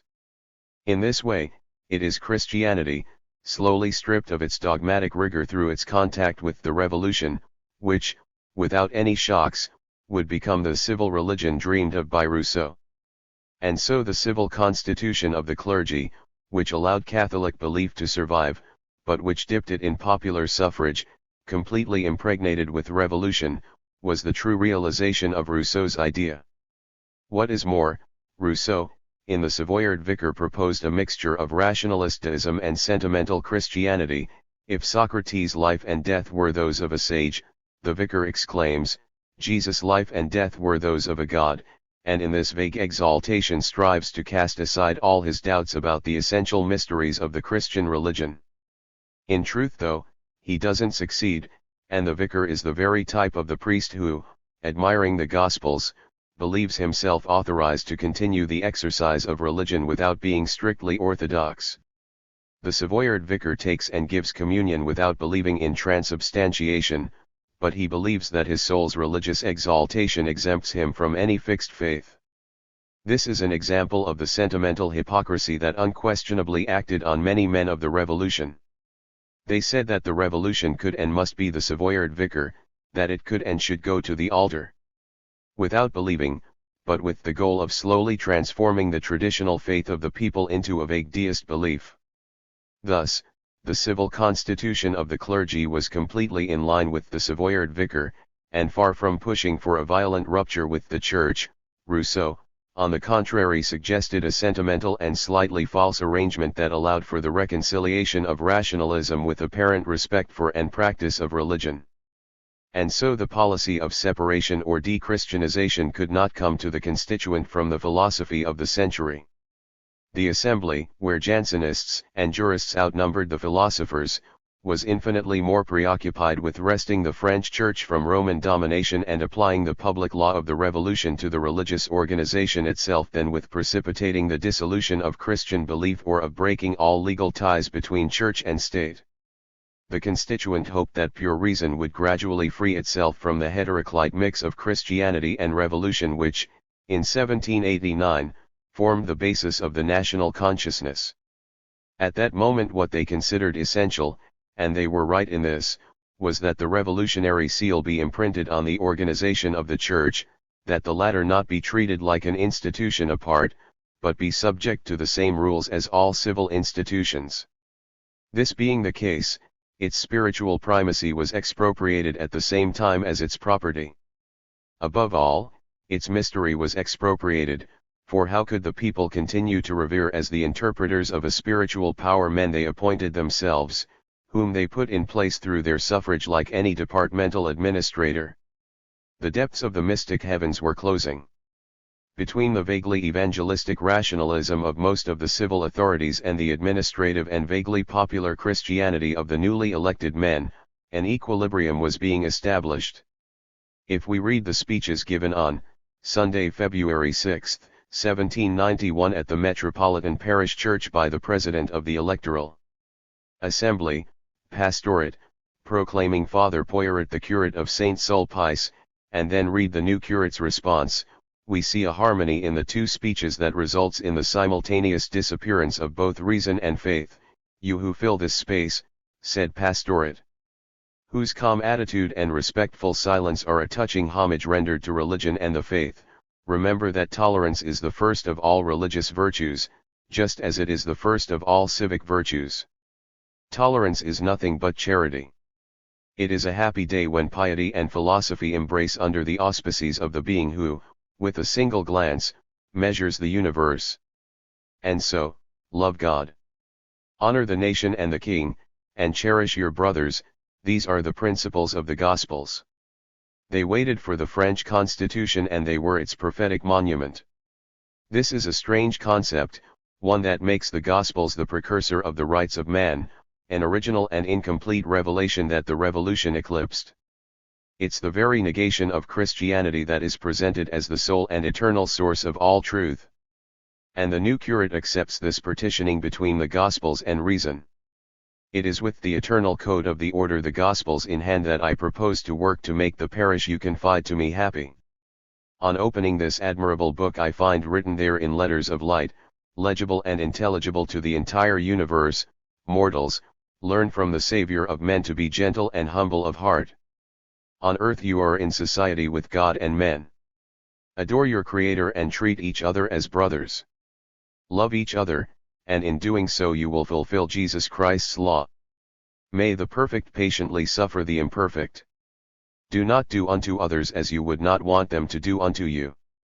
This is also the first principle of natural justice, the general law, and so obvious that there's no need to vote to have it accepted by all. Nature's unanimous cry proclaims it everywhere. This, gentlemen, is our gospel. We will make higher reason the guide of our behavior.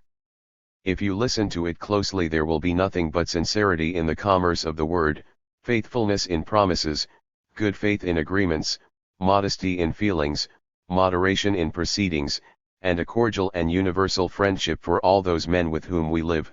We will consider ourselves the citizens of the same city, the children of the same Father, and the members of the same body, whose fundamental end is to work together for their reciprocal preservation. Has there ever been a more sublime morality? And so for the preacher, the civic bonds that unite the citizens of a city have the same moral force as the religious bonds that unite the children of the same Father.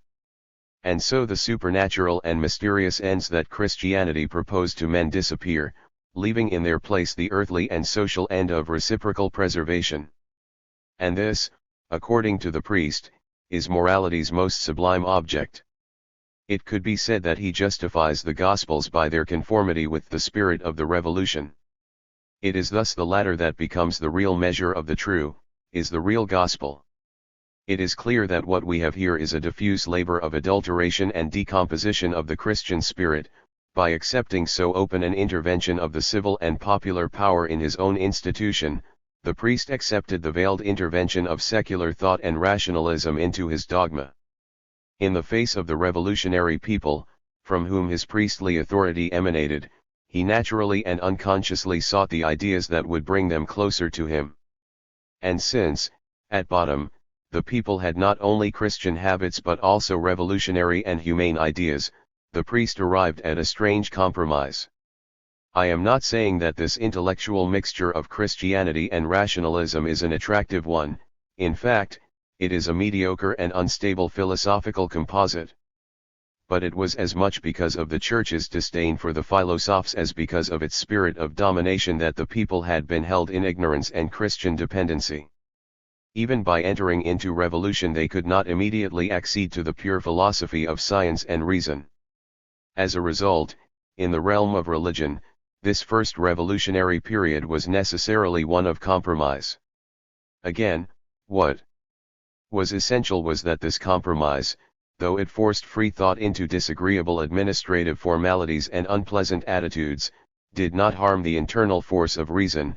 On the contrary, by diminishing the passivity and dependency of the masses, it interfered with the Church's power over the individual. The 4 million active citizens who yesterday greeted the bishop as the dual incarnation of God and the King now elected that very bishop.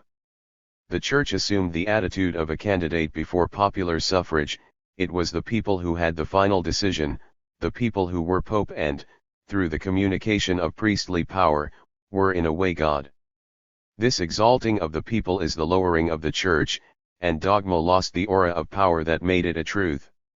In any case, having established the civil constitution of the clergy, it would be easier for the people to look the priest in the eye who climbed the pulpit thanks to them. I am convinced that the civil constitution, so disdained by certain haughty spirits, played a great role in the intellectual freedom in religious matters of the people of today. It was the first secular accommodation of religion, and it got the people accustomed to the boldness of free thought. The Church felt the seriousness of the blow, for under the leadership of the Pope it immediately opposed the civil constitution. It claimed that the new distribution of dioceses was completely against canon law. It claimed that the constituent didn't have the right to block appeals to the head of the universal Church. There's no need for us to argue over these claims. Monsieur Robinet, as a positivist, takes the side of the leader of the Church. But over the course of its long life the Church accepted too many different constitutions, it adapted itself to too many and too varied political and social conditions for it to be able to oppose to revolutionary novelties the authority of a consistent tradition. The problem can be summed up in one phrase: the Church aspires to domination. It thus declares everything that opposes its domination contrary to its principles, but since it doesn't persist in the face of the inevitable and prefers to evolve rather than disappear, it ends up resigning itself to what it can't destroy and readjusting its principles to what is. If the revolution had fully triumphed, if political freedom and universal suffrage hadn't descended into imperial despotism, if the elective principle had continued to function, and if the triumph of the revolution and democracy had given France a vigorous national spirit, the civil constitution would have been successfully imposed on the clergy and on the Pope. To be sure, it wouldn't have detached the universal church from the France of the revolution, and it would have limited itself to maintaining the unity of the faith between the Holy See and the elected bishops. It is thus not a canonic question that is posed here, but rather a political one. It's a matter of knowing if the revolution would have the strength to impose itself in all areas and on the civil constitution itself. I sometimes hear moderate thinkers regret that the French Revolution created many serious difficulties for itself by giving the clergy a civil constitution. But they reason as if it was possible for the revolution to ignore the existence of a church that had dominated and molded France for centuries. They reason as if it was possible for the revolution, by feigning this ignorance, to abolish the profound conflict between Catholic and revolutionary principles. This was not a question where the revolution could avoid taking sides, one where it didn't encounter the church along its path. To speak only of the question of dioceses, at the moment when the Constitution abolished the former provinces and made France uniform, should it have allowed the former dioceses to remain as a memory of the old France superimposed over the lines of the new France, and by doing so keep reaction's hopes alive? From the moment the nation took power from the king, it had to decide what use it would make of the church's portion of power. Or should it have left the latter to indefinitely be master of all, of its preaching, of schools, and of civil registries? Again, the dramatic encounter of Christianity and the revolution couldn't be put off. The constituents' sole obligation was to handle this encounter so that it offended as little as possible the prejudices of the masses, who would have turned against the revolution, and also so that in religious matters the people were allowed to exercise the new practices of freedom. This is what, insofar as it was possible, the civil constitution provided for. In fact, the revolution found priests and bishops willing to swear the oath of allegiance for every parish and for every diocese. It was thus able to divide the church against itself and prevented an uprising by religious fanaticism that would have led to its fall. Finally, as regards its essential work, it gave itself the time to be unattackable and irrevocable. But it is clear that we have just touched on a dangerous force for resistance, the great spring of counter-revolution, and we can sense that as the revolution advances, there will be a series of tragic and impassioned struggles that will drive the revolution from the moderate and middle-of-the-road policies of its first days. But what would be the use of this bold expropriation if the revolution couldn't immediately realize the value of church property? The debt grew with each passing day. The needs were immediate, and so it was necessary that then resources be immediate. The rapid sale of church property would have absorbed a large proportion of the already rare specie. And so a new form of specie, or to be more precise, an equivalent of specie had to be created. And so the assignat, a kind of promissory note issued by the government, was established. The revolution now found within itself, in the value of the property it seized, in the confidence and the affection it inspired, the credit of the nation to the nation, of the revolution to the revolution. Speculation in the assignat, which was initially backed by confiscated church lands, and not by funds in the treasury, was to plague the revolution from the moment it was emitted and would give rise to the social movements of 1792-93. 5. The Revolutionary Jaurés. Since the disaster of July 14, 1789, the king and the court had renounced an open offensive, but they hadn't admitted defeat for all that, refusing to accept the series of laws adopted on August 4, 1789, which attacked the clergy and the nobility. The king had written to the Archbishop of Arles that I will never agree to despoil my clergy and my nobility, I will not sanction decrees that despoil them. Even more, the Assembly had written the Declaration of the Rights of Man and the Citizen, which they wanted included in the new constitution but which the king also refused to sanction. The Constituent Assembly, in these first months of the revolution from August to October, was to be caught between the Machiavellian resistance of the crown and the new revolutionary agitation of Paris. At the Palais Royal, forces loyal to the Duc d'Orléans wavered between a legalistic and constitutional spirit and revolutionary effervescence, but in any case were hostile to the king. The writings of Jean-Paul Marat kept the people on the alert against the maneuvers of the royals, sharpened their hostility to the royal veto of measures in favor of the bourgeoisie and the workers.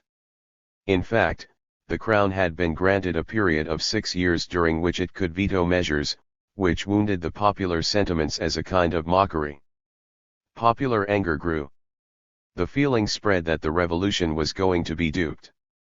Beneath all this agitation, at unheard of depths of anger and revolt, Marat's ideas began to have an effect. They were like a dark underground fire of despair and hatred. It was on September 12, 1789 that the Publiciste de Paris began to appear, which a few weeks later became L'Ami du Peuple, the people's friend. Immediately, the writer astounded his readers with his extraordinary mélange of fanaticism and acute realism. Despite what is often said, it isn't true that he constantly sought to inflame suspicion. He reprimanded the people for their thoughtless mistrust almost as much as he did for their blind confidence. In his first issues, he defended M. de Lafayette, who had been frivolously accused of conspiracy. At that moment, when spirits were so open to suspicion, he might well have become the victim of popular enthusiasm had it not been for the wise precautions of M. de Lafayette. The news of the freeing of M. de La Salle was received with pleasure by all classes of citizens, except for the little people, whose extreme distrust is only equalled by the blind confidence they sometimes grant their favorites. He praises Lafayette to excess, who refused the indemnity the municipal government offered him for his functions as commanding general of the National Guard. This generous citizen, whose soul is open only to those sentiments that elevate humanity, rejected the base medal they wanted to pay him with for his devotion to the fatherland. Marat didn't want the people's suspicions to vanish or be misdirected. Nor did he want them to exhaust their strength or to compromise the revolution through uncontrolled violence. The emissaries of the aristocrats scattered among the people are trying to drive them to excesses. They want them to become disgusted with freedom by allowing them to experience only the misfortunes of license. Marat, having thus analyzed the reckless outbursts of passion, invited the people to reflect on the maneuvers of the counter-revolution. According to him, it had two goals. First, it wanted to lull the people through apparent concessions. The coup de theatre of August 4 was skillfully plotted. The aristocrats gave themselves an appearance of generosity and were thus able to evade affirming the decisive principles that would have saved the revolution. How could the nobles take credit for sacrifices they agreed to only under the threat of the peasants? And so, Marat exclaimed, it was only by the light of the flames of their burning chateaux that they had the grandeur of soul to renounce the privilege of holding men in irons who had recovered their freedom arms in hand. At the same time that it attempted to dupe the people, the counter-revolution wanted to harass them. It wanted to fluster them with perpetual alarms, exhaust them by imposing endless patrol and guard duty, and it counted on the resulting inevitable lassitude to return the nation to the servitude that would become the necessary form of repose. The workers, exalted by the intoxication of liberty, thought this would give them the strength to suffer for the revolution for a long period of time, but they were wrong. That exaltation fell quickly. You are clinging to a ghost. Your workshops are deserted, your factories are abandoned, the earnings of workers and masters are gradually decreasing along with the length of the day due to winter hours. All of this will add to the shared misery. Legions of domestics put out on the streets will increase the mass of indigents. Fictions had to be abandoned and reality looked in the face. Let loudmouths mindlessly vaunt the charms of freedom. It is only of any worth to the thinker who doesn't want to crawl, and to men called to play a role by their fortune and rank, but it means nothing to the people. What difference to it are Bastilles? It never knew anything about them but their names. And Marat, expressing class spirit in its narrowest form, added these strange words: the ardor with which the unfortunate workers exposed their lives to destroy this monument to tyranny, which was only for their oppressors, is an interesting topic for philosophers to reflect upon. Is he saying that the workers of Paris were supposed to be indifferent to any movement whose immediate object wasn't the conquest of bread? And didn't Marat see that in participating in all forms of revolutionary agitation the proletarians were increasing their future possibilities? But Marat wanted the revolution to be on the alert against such fleeting enthusiasm. The only happiness which 9/10 of citizens can enjoy is abundance, pleasure, and peace. The conclusion to be drawn from this? The revolution can't be allowed to drag on, for the people will soon collapse with fatigue. And how can things be speeded up? By concentrating revolutionary power. This idea of a strong power, which the revolution would realize at the supreme moment of crisis and danger with the Committee of Public Safety, was formulated by Marat in the first hour, in September 1789. Dispersed among too many hands, revolutionary action languishes. France must not be delivered up to either the anarchy of inflamed and blind crowds, or to the anarchy of too numerous assemblies. Marat proposed 1. To constitute a revolutionary jury drawn by lots from among the citizens of the 60 districts, who would carry out in the name of the people but more accurately than they the necessary reprisals, and 2. To substitute for the incoherent and often powerless assembly at the Hôtel de Ville a smaller and more determined committee. Marat bitterly attacked the assembly of the Hôtel de Ville, and probably deep in his sickened heart he, who had been rejected by all the academies, held a grudge against it for counting recognized scholars among its members. He denounced it furiously. He wrote an article burning with rage against Beaumarchais, calling him an intriguer and speculator. He declared that several representatives were suspect because they didn't have a legal domicile, lived in rented rooms, and didn't pay the capitation tax. He showed as much defiance towards the déclassé poor as towards the rich. National Guard patrols seized his newspaper from the hands of its sellers. He redoubled his attacks. Cited before the assembly of the Hôtel de Ville, he proudly said, "I am the eye of the people and you are nothing but their little finger." And he always demanded that just a few upright, vigorous, and quick-witted men should be charged with leading the revolution to its goal in the space of just a few days. Are we to see the mark of great political sense in the insistent way that, from the beginning of the drama, Marat demanded this violent concentration of powers, this dictatorship of public safety to which the revolution later resorted? His admirers often called him a prophet, but is it demonstrating great political clairvoyance to demand extreme measures before the state of affairs made them possible, or even conceivable, to a great number of people? In September and October 1789, Marat's policies would probably have led to a moderate committee, named by the National Assembly. In any case, as long as the king remained in place, and with him the court, how would an absolute concentration of powers have been possible? Either it would have been handed over to the king, and this meant tyranny, or the king would have been cast from supreme power and been dethroned in fact. Yet Marat, so proud of his intrepid logic, stopped in midstream. He didn't dare propose, he didn't even dare predict the abolition of the monarchy, and even spoke of our good king.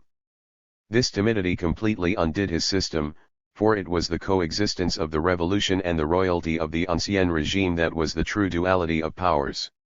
I believe that Marat's theories caused bewilderment and even scandal among the people. In his papers, he had attacked Mirabeau more than once, and yet on October 7, 1789 the women of the marketplace in Versailles demanded our little father Mirabeau. L'ami du peuple did not yet have a firm grip on popular consciousness. And yet it is inconceivable that at least some chords didn't vibrate at the sound of its cries of revolt and despairing anger. Apropos of the proposed distinction between active and passive citizens, the latter excluded from voting because of their poverty, Marat wrote: "The fate of the poor, always repressed, always subjugated, and always oppressed, can never be improved through peaceful means. This is unquestionably a striking proof of wealth's influence on the laws. But laws only have any influence as long as they submit to them. They smashed the yoke of nobility and they will smash that of opulence. The important thing is to enlighten them, to make them aware of their rights, and then the revolution will unfailingly operate without any human power being able to oppose it." Marat doesn't provide a bold and detailed social conclusion, and he ends with these moderate and evasive lines: the sole means that remain to the wealthy to save themselves from the blow that is threatening them is to act in good faith by giving the poor a portion of their excess. But these words would gradually shake the people to their depths and, outside of any system, they would awaken a revolutionary consciousness in the newly formed proletariat. In order to destroy the privileges of the nobles, the plebeians put forth the great, the irresistible argument that all men being equal, they all have the same rights. In order to destroy the prerogatives of the rich, the unfortunate will put forth the same argument. By virtue of what sacred title, they will say, do you claim a right to preserve a wealth that is always obtained through odious means, almost all of it taken from the poor through trickery or violence, almost all of it the fruits of favor, swindles, rascality, plunder, and misappropriation? Sometimes his words burn with suffering.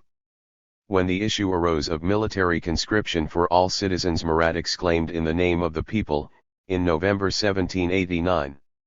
Where is the fatherland of those who have no property, who have no claim to any employment, who gain nothing from the social pact? Condemned to serve everywhere, if they aren't under the yoke of a master they are under that of their fellow citizens. And whatever revolution might come, their eternal lot is servitude, poverty, and oppression. What could they possibly owe to a state that did nothing but solidify their poverty and tighten their irons? They owe it only hatred and curses. So save the state, you to whom it assures a peaceful and happy fate. Demand nothing of us, for it is enough that cruel fate reduced us to the cruel necessity of living among you. This is truly the cry of despair of eternal damnation, it's the cry of hatred of those damned to servitude and poverty who don't even have the fierce consolation of being isolated. In their hell they were struck with the sight of the privileged and the happy. The October Jaurés. While a silent ferment was developing in a Paris agitated by the proposals of the Palais Royal, by the poverty of the people, by the women's repeated petitions, by Marat's desperate rage, and by the conflicts between the democratic and the moderate bourgeoisie, the news spread that a new coup d'état was being prepared by the court. The king was delaying sanctioning the Declaration of the Rights of Man. Mounier had been raised to the presidency of the assembly by a coalition of moderates and the right, and the troops were again in motion. The Flanders and Montmorency regiments were concentrated in Versailles on flimsy pretexts. A partial turnover of the corps de grade was to take place in late September, and the new soldiers would be enrolled while the veterans would be retained in order to swell the ranks with soldiers devoted to the king, soldiers who hadn't yet taken the civic oath. A large number of officers in several army regiments had received week-long leaves and had gone to Versailles, where they met up with gentlemen decorated with the Order of St. Louis. It appeared they were gathering in preparation for a coup d'état. The rumor spread that the troops were going to kidnap the king and take him to Metz, where the Marquis de Bull commanded troops that were, in part, made up of foreigners. A great fear gripped Paris, and the Democrats joined with Lustelatou in exclaiming that in order for France to be saved, a new revolutionary push was needed. What exactly was the court's plan? Here again it is possible that it didn't have a firm design and that it wavered, waiting for events to dictate the path to be taken. But the suspicious preparations, the shady intrigues, were not only a crime against the nascent liberty of the nation, they were also a great blunder, for counter-revolution's threats necessarily united the two bourgeois factions that were beginning to war with each other.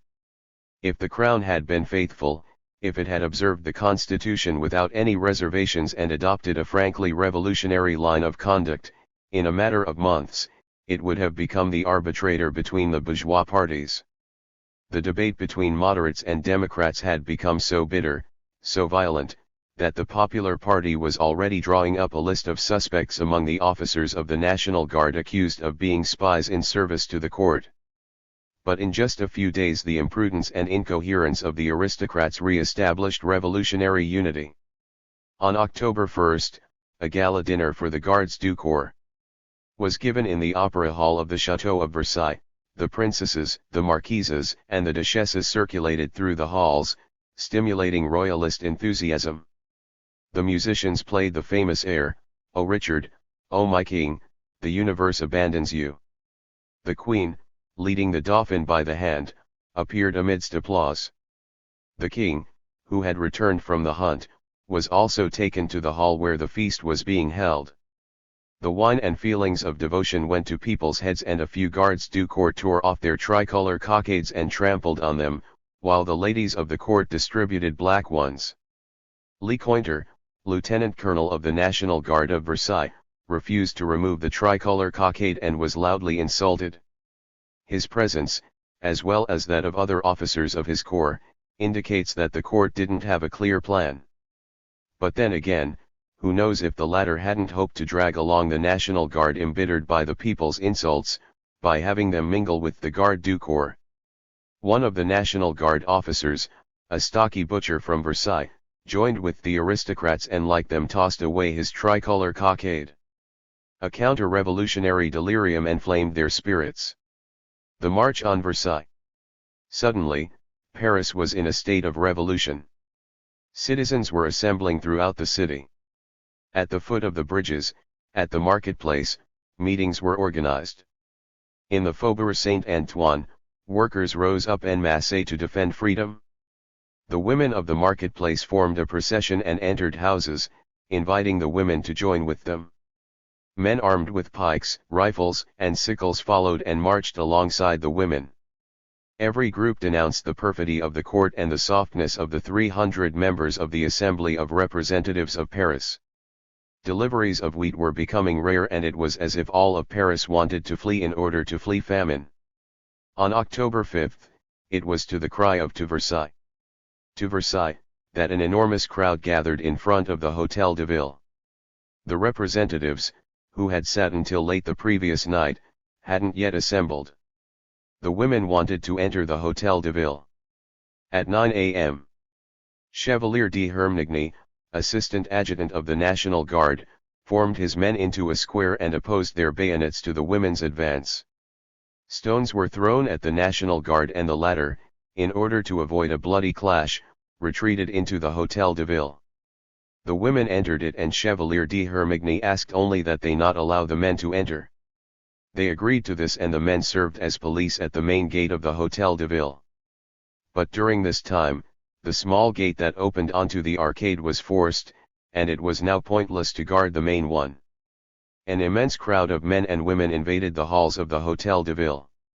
The representatives, warned by the tocsin that was rung in all districts, arrived one by one.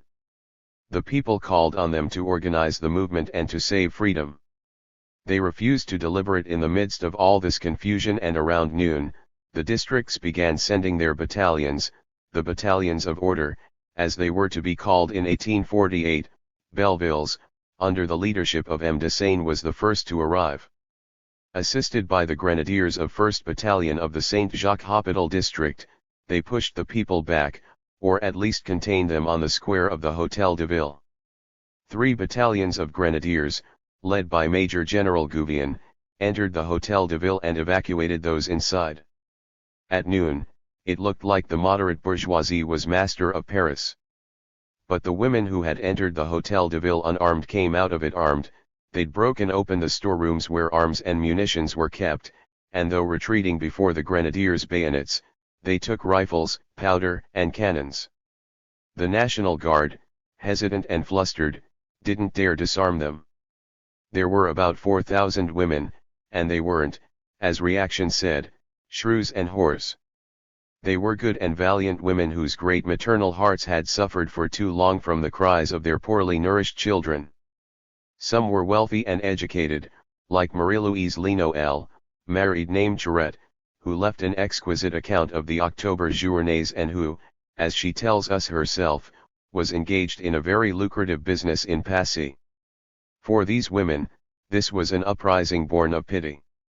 With their sure instincts they had foreseen the maneuvers against the revolution of the aristocrats and prelates, and they imputed the famine that Paris suffered from and the poverty that gripped the people to these maneuvers. And were they wrong, after all? Was it not, in fact, the silent malaise spread abroad by counter-revolution's perpetual intrigues that paralyzed labor and the transport of wheat during these troubled months? In any case, it is interesting to see how quickly the women of Paris, provoked by injustice and angered by suffering, separated themselves from the clergy. Just a few weeks before the October Jaurés, the market women expanded the number of services and ceremonies in the churches. They seemed to be placing the nascent revolution under the protection of the crucified one. From the time of the October Jaurés, the treason of the court and a portion of the clergy abruptly broke these ancient religious bonds, and the women who went to Versailles hitched their cannons to the cry of "Down with the priests." Madame Jaurès spoke with satisfaction of the terror the arrival of these good friends caused among the believers. The courageous little feminine troop, having just been driven from the Hôtel de Ville, decided to march on Versailles. To command them, they appealed to the volunteers and victors of the Bastille. Hulin, Richard Dupin, and Maillard took the leadership of the movement, and the cannons were hoisted onto carriages. Onto Versailles. During this time, and despite the presence of the grenadier battalions, the crowd had grown on the square in front of the Hôtel de Ville, and it impatiently demanded that the entire National Guard follow the women's example and, like them, go to Versailles to crush the conspiracy, save those deputies who were friends of freedom, and wrest the king from the traitors. The people implored the National Guard to remain faithful to the revolution and to be wary of their officers, who included many aristocrats and enemies of the fatherland. Several guardsmen asked or even ordered Lafayette to lead them to Versailles. Lafayette, doubtless frightened by the consequences of such an act, refused. "It is astounding," exclaimed a soldier, "that M. de Lafayette wants to command the Commune when it's the Commune that should be commanding him. We all want him to leave." The general answered them that he could only obey a legal order, and that only the representatives of the Commune could give it. At 4:30 p.m., the latter were still deliberating, and, no more than Lafayette, did they dare assume any responsibility. Finally, in the face of the growing anger of the people and the soldiers, Lafayette sent a letter to the representatives telling them it was no longer possible to resist. He sent them an order, while still trying to cover himself. The General Assembly of Representatives of the Paris Commune, given the circumstances and the people's wishes, as well as the commanding general's statement that he could not refuse them, authorizes or rather orders the commanding general to go to Versailles, recommends that he take the necessary precautions to ensure the safety of the city, and relies on his prudence for any other measures that must be taken. To be sure, such timorous men were not capable of great acts. Paris had been stirred by the force of popular sentiment, by the energy of its workers and women, and also by the insurrectionary placard of the lawyer Danton calling to arms the turbulent Cordeliers district, in which resided many lawyers and actors of the Comédie Française who dreamed of playing Brutus, and who gave the revolution a vigorous and theatrical flavor, which would also be Danton's distinguishing characteristics. On October 6, it was clear that the revolution would slip from the hands of the moderate bourgeoisie, which was too weak to lead it. Lafayette blanched upon receiving the letter authorizing the march on Versailles. He immediately detailed 3 companies of grenadiers and 1 of fusiliers with 3 cannons to form the vanguard. 700 or 800 civilians armed with rifles, pikes, and sticks marched 200 steps ahead of the vanguard. At 5:07 p.m., the National Guard paraded in 3 ranks on the Quai Pelletier. Lafayette responded to the acclamation with the air of a man who was saying, "Now you got what you want." The parade lasted 40 minutes. During this time the people, convinced that many officers and even many soldiers did not have the right spirit, hunted down all the men in uniform they could find and forced them to join the army on its march. The drums beat and the standards rippled in the breeze. "Go, march, brave citizens. You bear with you the destiny of France. Our hearts follow you. Rescue our king, save our deputies, support the majesty of the nation.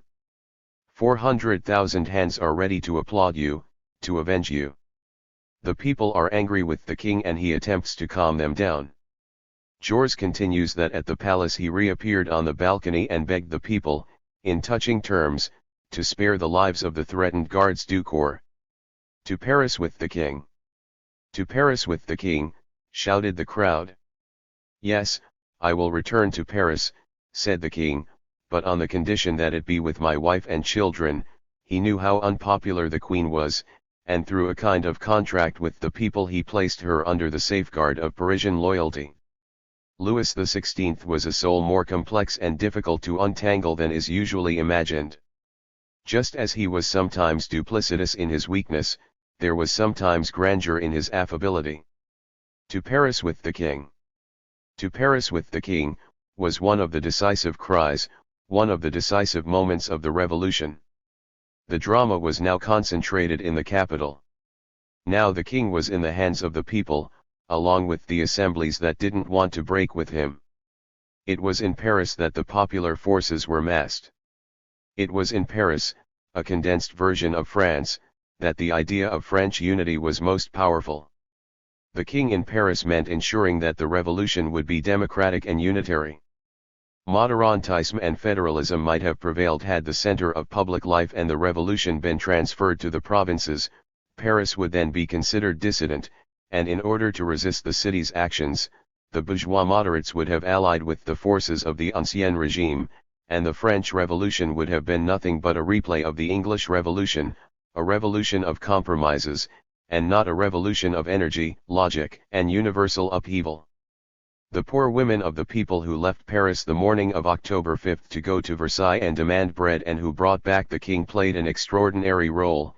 In fact, one of the grandest in recorded history. They tied the formidable knot between the revolution and Paris.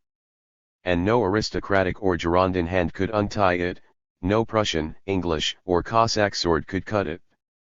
It was on the very same day, October 6, that the king arrived in Paris. He was preceded by a long procession of women bearing tree branches, probably already tinged with fall colors. Cannons were draped with foliage. The king arrived at dusk, around 6 p.m. The houses were illuminated, and in that strange crepuscular mix of splendor and melancholy, the revolution marched forward, full of enthusiasm and uncertainty. The people acclaimed the king, carried along by the flow of a vast dream-like sea towards the veiled horizon. An ambiguous and bizarre moment, where the crown's defeat resembled a triumph, where Paris, half victor, half dupe, grew intoxicated on its tumultuous joy and forgot the plots of yesterday. And strangely, this great crisis of the October Jaurés seemed to deflate Paris's revolutionary enthusiasm. We are about to enter 2 years of calm. The revolution will develop in its depths, with only limited agitation on the surface. The woes that followed the bad harvest of 1788 and which had been worsened by the uncertainty of the first days of the revolution, soon eased. Staple goods again arrived and people returned to work. The price of bread fell from 4 to 3 sous a pound. The winter of 1789–90 was extremely mild, and in February the weather was so pleasant that masonry work was able to start up again. The factories were active and the newly organized city governments set up public works projects to employ those still out of work. And at the end of 1790, they were able to close most of these workshops and building sites, so great was the economic activity in the country. The fevers of poverty and hunger were thus calmed, and the revolution could proceed to its organic tasks. The shock of the October Jaurés and the sudden violence that had put the king's life at risk had perturbed the revolutionary bourgeoisie. The assembly remembered with displeasure that it had been invaded, and if it followed the king to Paris it was in the firm intention of curtailing the activity on the streets through harsh measures. Its still immense revolutionary authority would have allowed it to promulgate martial law without causing popular outcry against it, and in fact it would have no need to apply it for 2 years. The Jacobin Club would greatly assist the assembly in controlling the movement by disciplining the revolutionary forces. 6. The flight to Varennes. The king, though on the surface accepting the new reality, persisted in attempting to defend his privileges, as did the church, and it was the attitude of the church that would command that of the king. The assembly had succeeded in obtaining the royal sanction of the civil constitution of the clergy, which required priests to swear loyalty to the constitution, but the church remained recalcitrant, and this recalcitrance was a major contributor to the revolt that broke out in the west of France, in Brittany in the Vendée, where nobles, farmers, and the priests who refused to take the vow began to resort to force. The emissaries of the nobles spread the watchword from farm to farm and began to organize bands. The king denounced the war being waged against the church, throwing fear into the timid fraction of the bourgeoisie, causing it to fear for its property, expanding its army with foreign contingents, covering them with the banner of the monarchy. The situation was becoming untenable, and Louis XVI and Marie Antoinette had to make a choice. 4 roads were open to them. Either they had to fully and irrevocably accept the revolution and remain in Paris, giving, by their presence and conduct, the proof of their good faith. This was the wisest choice, but the prejudices and beliefs of the king and queen rendered them unacceptable.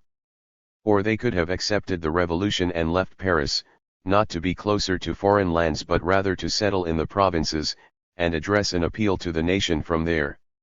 Or the king could remain silent, passively approving events, allowing things to go along, if need be encouraging the extreme parties in the mad hope that the revolution would exhaust itself through its own excesses and that the worn-out country would fully re-establish the old royal and religious authority.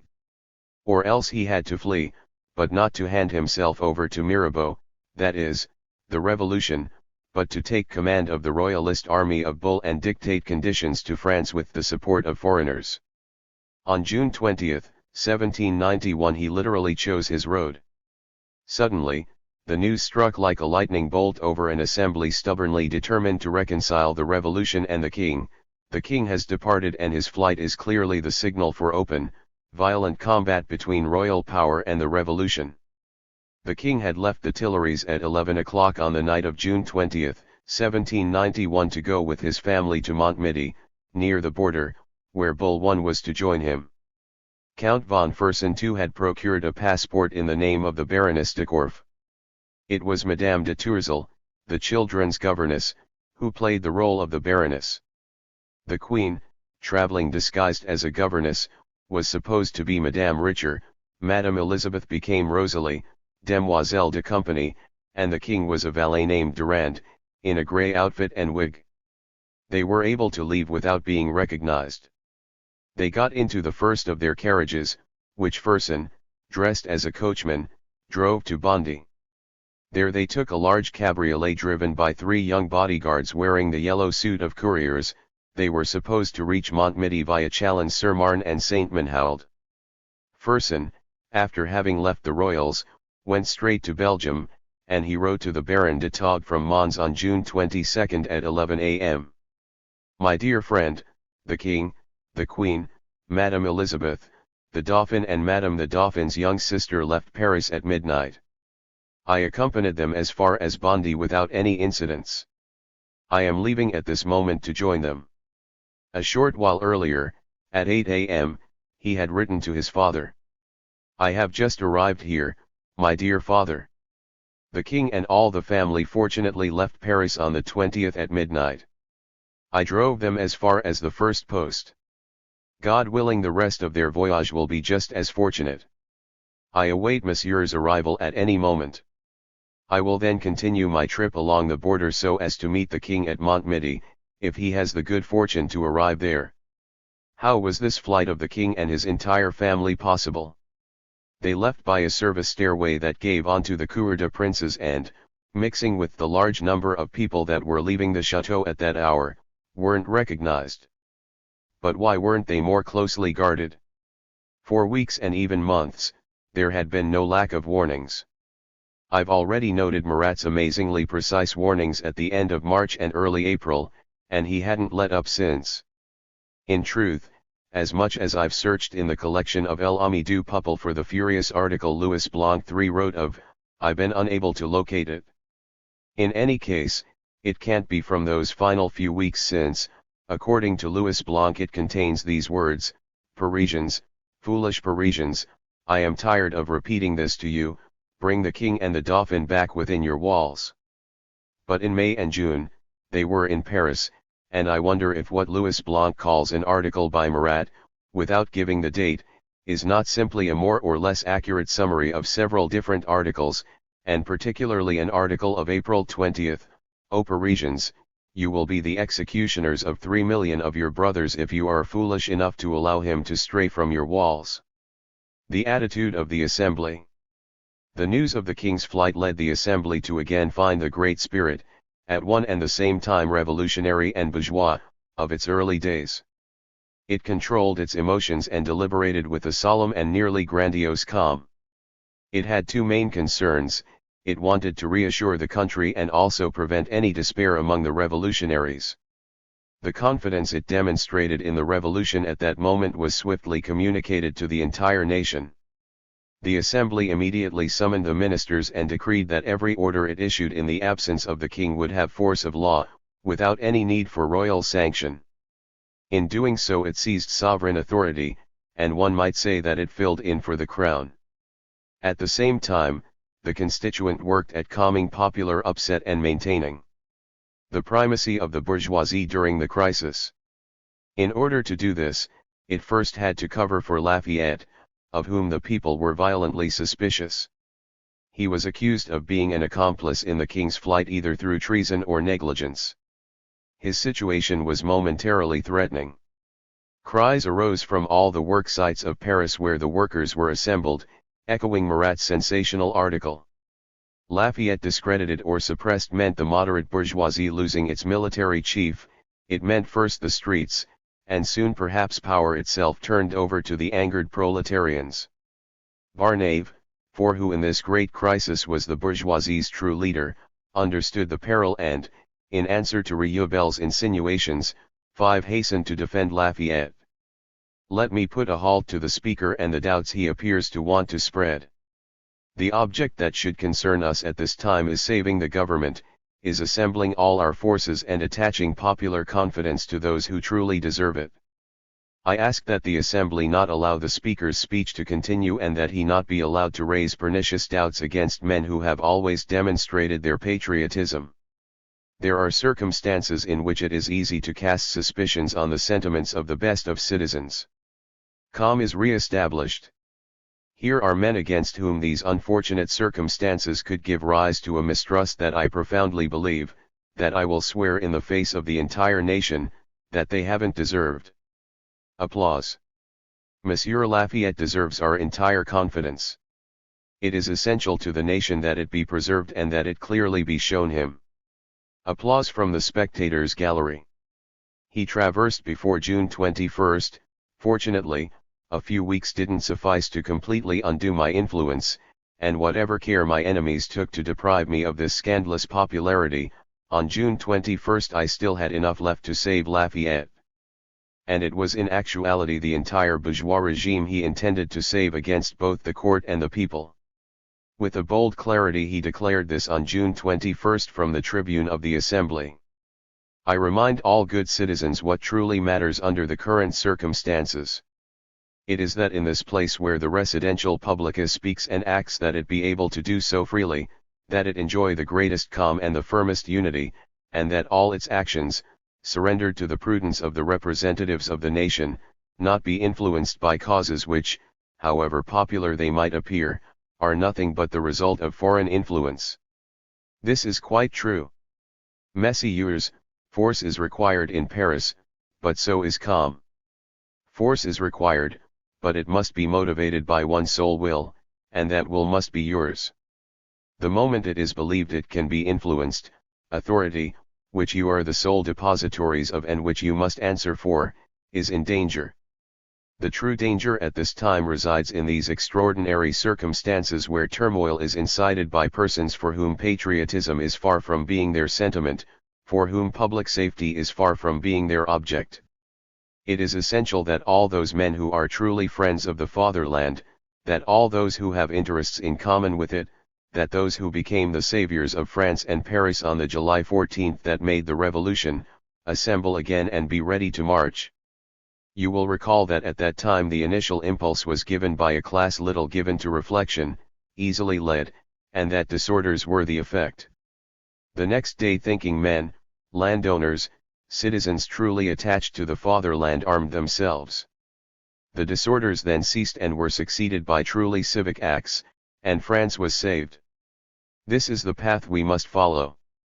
I thus request that the National Assembly vote a resolution by which it orders all citizens of Paris to be armed and ready, but to remain in the deepest silence, to remain immobile and in a state of expectation until such time as the representatives of the nation need to set them in motion for the maintenance of public order or for the defense of the fatherland.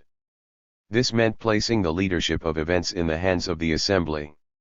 It meant casting suspicion on those who might attempt to encourage the people to go as far as overthrowing the monarchy. It meant proclaiming that the leadership of the New World belonged to the property-owning elite, considered the only thinking part. Rieubel attempted in vain to respond.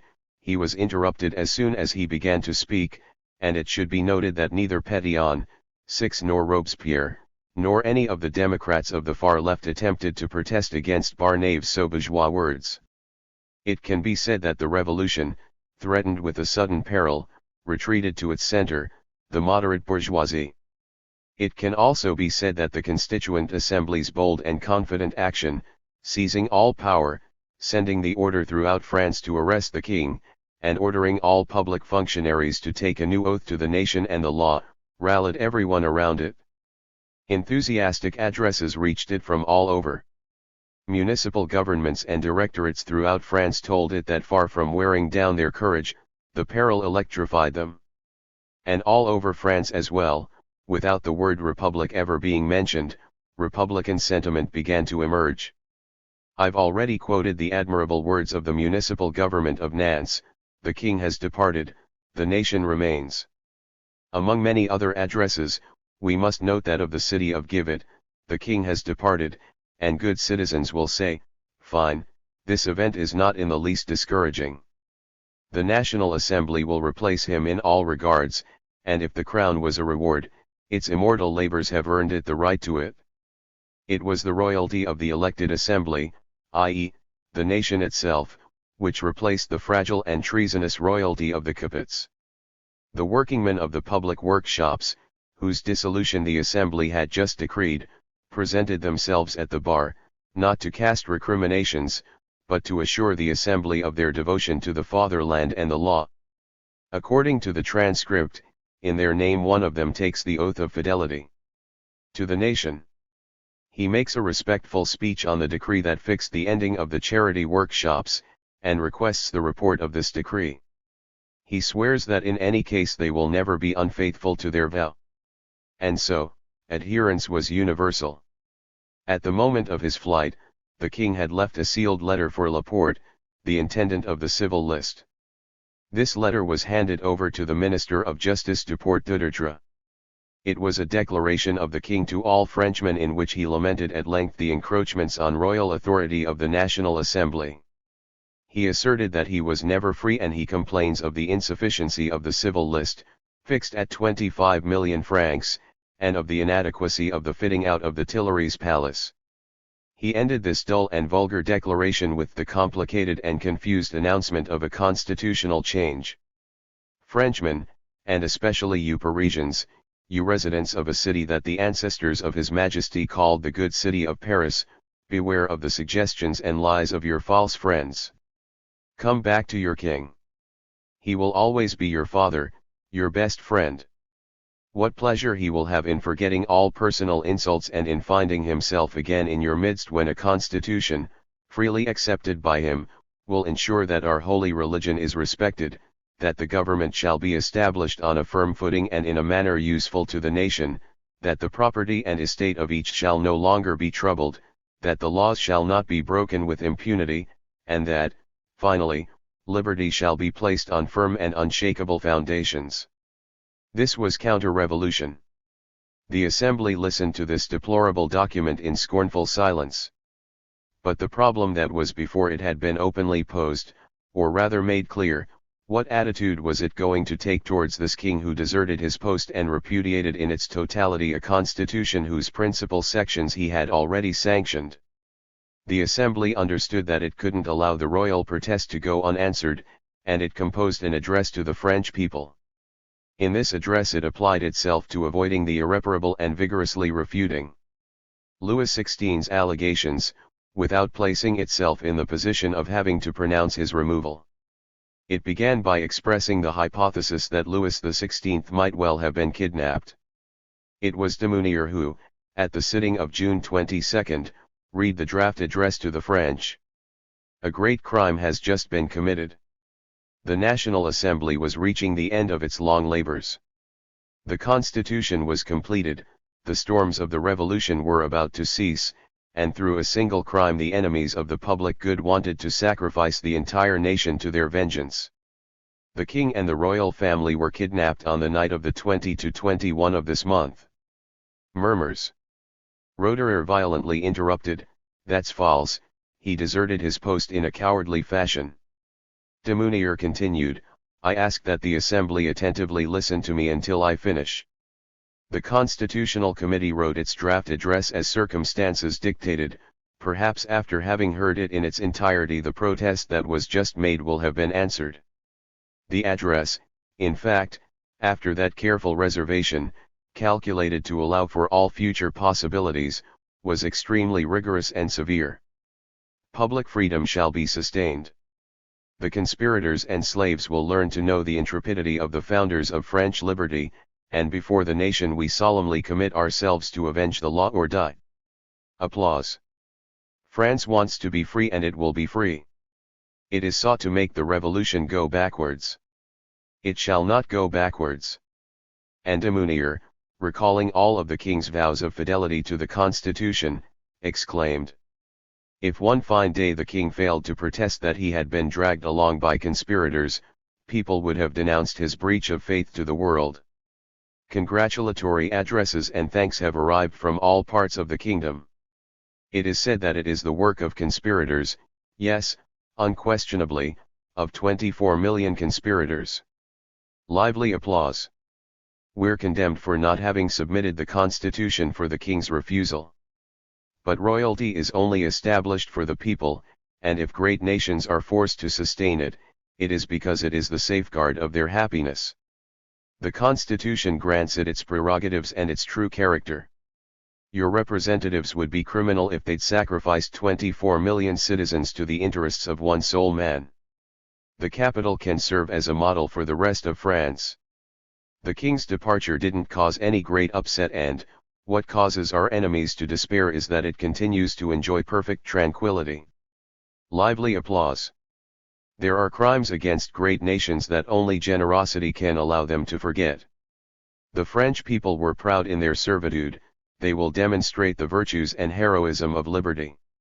Let the enemies of the Constitution know this: if the territory of this empire is to be enslaved anew, then the nation must be destroyed. Let despotism undertake such an enterprise if it wishes, it will be vanquished, or, after its horrific victory, it will find only ruins. Lively applause. The sounds of the Marseillaise can already be heard in these words.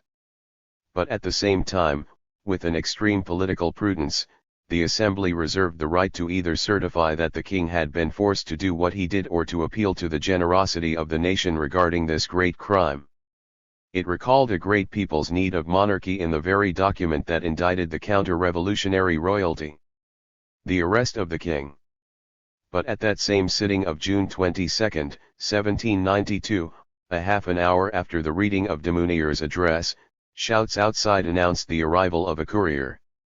The transcript notes that the words "the king has been captured. The king has been captured," could be made out in the din. The deputies hurriedly returned to the hall, a great agitation reigned in the assembly, and two couriers entered amidst applause, handing a packet to the president. The king had, in fact, been captured. These were letters from the municipal officers of Saint-Menehould announcing that the king had been recognized and that Jaurés was in pursuit of the carriages. It is 3 a.m. and they haven't yet returned. But letters from Chalons and Clermont announced that the king had been arrested in Varennes. In vain the king attempted to touch the municipal council of Varennes. In vain the detachment of hussars, posted in Varennes by Bull, had been invited to kidnap the king. A large gathering of people had forced the hussars to retreat, and the king was brought back to Paris. The assembly immediately ordered that Bull be arrested. It ordered that the king be brought back under the protection of the National Guard, and that all possible precautions be taken to ensure his life. It dispatched 3 commissioners Pétion, Latour-Maubourg, and Barnave to meet the royal family. Upon learning of the king's arrest, the moderates of the assembly congratulated themselves for not having spoken a single irrevocable word. They no longer had to fear a counter-revolutionary movement organized and led by the king with the support of foreigners.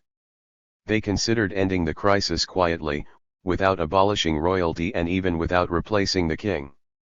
From Barnave's prudent language at the sitting of June 21, that is, in the heat of the news of the flight, it is clear that this was the solution he leaned towards. It is possible, as his adversaries said, that he was fascinated by the Queen's beauty and moved by her sufferings during the voyage, when he escorted her. But it was with a political goal. It was, as he had the habit of saying, to finish off the revolution that he advised all his friends to clear the king of all blame and restore him to power. In his memoirs he explained his conduct and analyzed the general mood, as he viewed it. The assembly didn't surrender itself to that precipitation, to that flood of desperate measures that demonstrate nothing but weakness. Rather it provided for everything, and no important measure was omitted. So when, 2 days after his disappearance, it was learned that the king had been arrested in Varennes, at that moment the long labor of calumny was promptly effaced, and confidence rapidly returned to those who, deep in their hearts, knew his sincerity, his devotion, and his inflexible courage. I was one of the 3 commissioners appointed to accompany him on his return to Paris, an epoch forever engraved in my memory and which provided so many pretexts for slander but which, in engraving this memorable example of misfortune upon my imagination, unquestionably served to help me bear up under my own. In order to judge if this famous voyage changed anything in my personal dispositions, it suffices to examine my conduct and see if what preceded it and what followed it are in accord. Both before and after the voyage to Varennes I didn't believe that unexpected event struck a blow at the Constitution. What Barnave doesn't add is that, upon the return of the king, he became his advisor and he suggested, or even wrote for him, the clever responses the king gave the Assembly's commissioners charged with interrogating him. The agitation among the people and at the clubs was great. But the moderates of the Assembly were determined not to open up the door to the unknown by bringing the king up on charges. It was on July 13 that the order of the day of the Assembly called for the report of the committees relating to the escape of the king and the royal family. The Constitutional Committee declared that the king was inviolable, that the Constitution hadn't foreseen the crime of flight in sufficient detail, that in any case, if the king could be incriminated, the stability that the legislators had intended to give the crown by maintaining the monarchy would be constantly at the mercy of accusers, that ministers must always be responsible for the acts of the king, or, if the king acted without the ministers' knowledge, it was the advisers, the inspirers of the illegal act, who, through a necessary fiction, would be the primary culprits. It was in this way that the committees decided to try bull and to clear the king of blame. Barnave did better than summarize all these juridical arguments. In a long and skillful speech, he appealed to the conservative instincts of the revolutionaries of the Assembly. At bottom, he asked 2 questions: do you want to substitute the Republic for the monarchy? Do you want to incite a new revolution? The facts have been thoroughly established. But I take them as a whole and I say, today, any change would be fatal, any prolongation of the revolution would be disastrous. I place the question here and it is here that it bears the mark of the national interest. Are we going to end the revolution? Are we going to begin it anew? Repeated applause. If you once defy the Constitution, what is the point? Where will you stop, and more importantly, where will our successors stop? A great evil is done us when this revolutionary movement, which destroyed all that had to be destroyed, and which led us to the point where we had to stop, is perpetuated. Consider, messieurs, consider what will happen after you. You have done what was good for liberty, for equality. No arbitrary power was spared, no usurpation of egoism or property has escaped. You made all men equal before civil and political law, you took back, you return to the state everything that was taken from it. The result of this is this great truth, that if the revolution takes one more step it can't do so without danger. It's that in the line of liberty the first act that would follow would be the destruction of royalty, it's that in the line of equality the first act that might follow would be the destruction of property. Applause. The question was well posed, and from the point of view of the bourgeois revolution, Barnave would have been right if it would have been possible to believe that the king was now resigned to the revolution and that he wouldn't attempt to fight it again in his fashion. This was the decisive point, and it appears that the Democrats of the far left should have focused their efforts on this point. They really only had one thing to say. Experience had demonstrated that after so many solemn and broken vows Louis XVI and the revolution could not live together. The massacre on the Champ de Mars. Even at this time when the king had shown his true colors, there was hesitation concerning what was the proper action to take. It was republican and democratic theses that had to be opposed to the monarchical, but the extreme left didn't dare to. Should the king be put on trial? Should a republic be declared? The philosophical debates over these issues went on. The assembly refused to move towards these solutions, but at the Cordeliers and the Jacobins angry voices called for the judging of the king. At the Cordeliers and the Jacobins the idea gained strength that a petition should be drawn up calling for the assembly to reverse its own decision, which placed the blame for the king's flight on his allies and not on the king himself, and quietly prepared to return power to him on the condition that he accept a revised version of the constitution. The assembly wanted to impose silence and treat those who protested as conspirators. At its sitting of July 16 it called the municipal officers, the public prosecutors and the ministers to the bar, giving them the order to vigorously repress any agitation.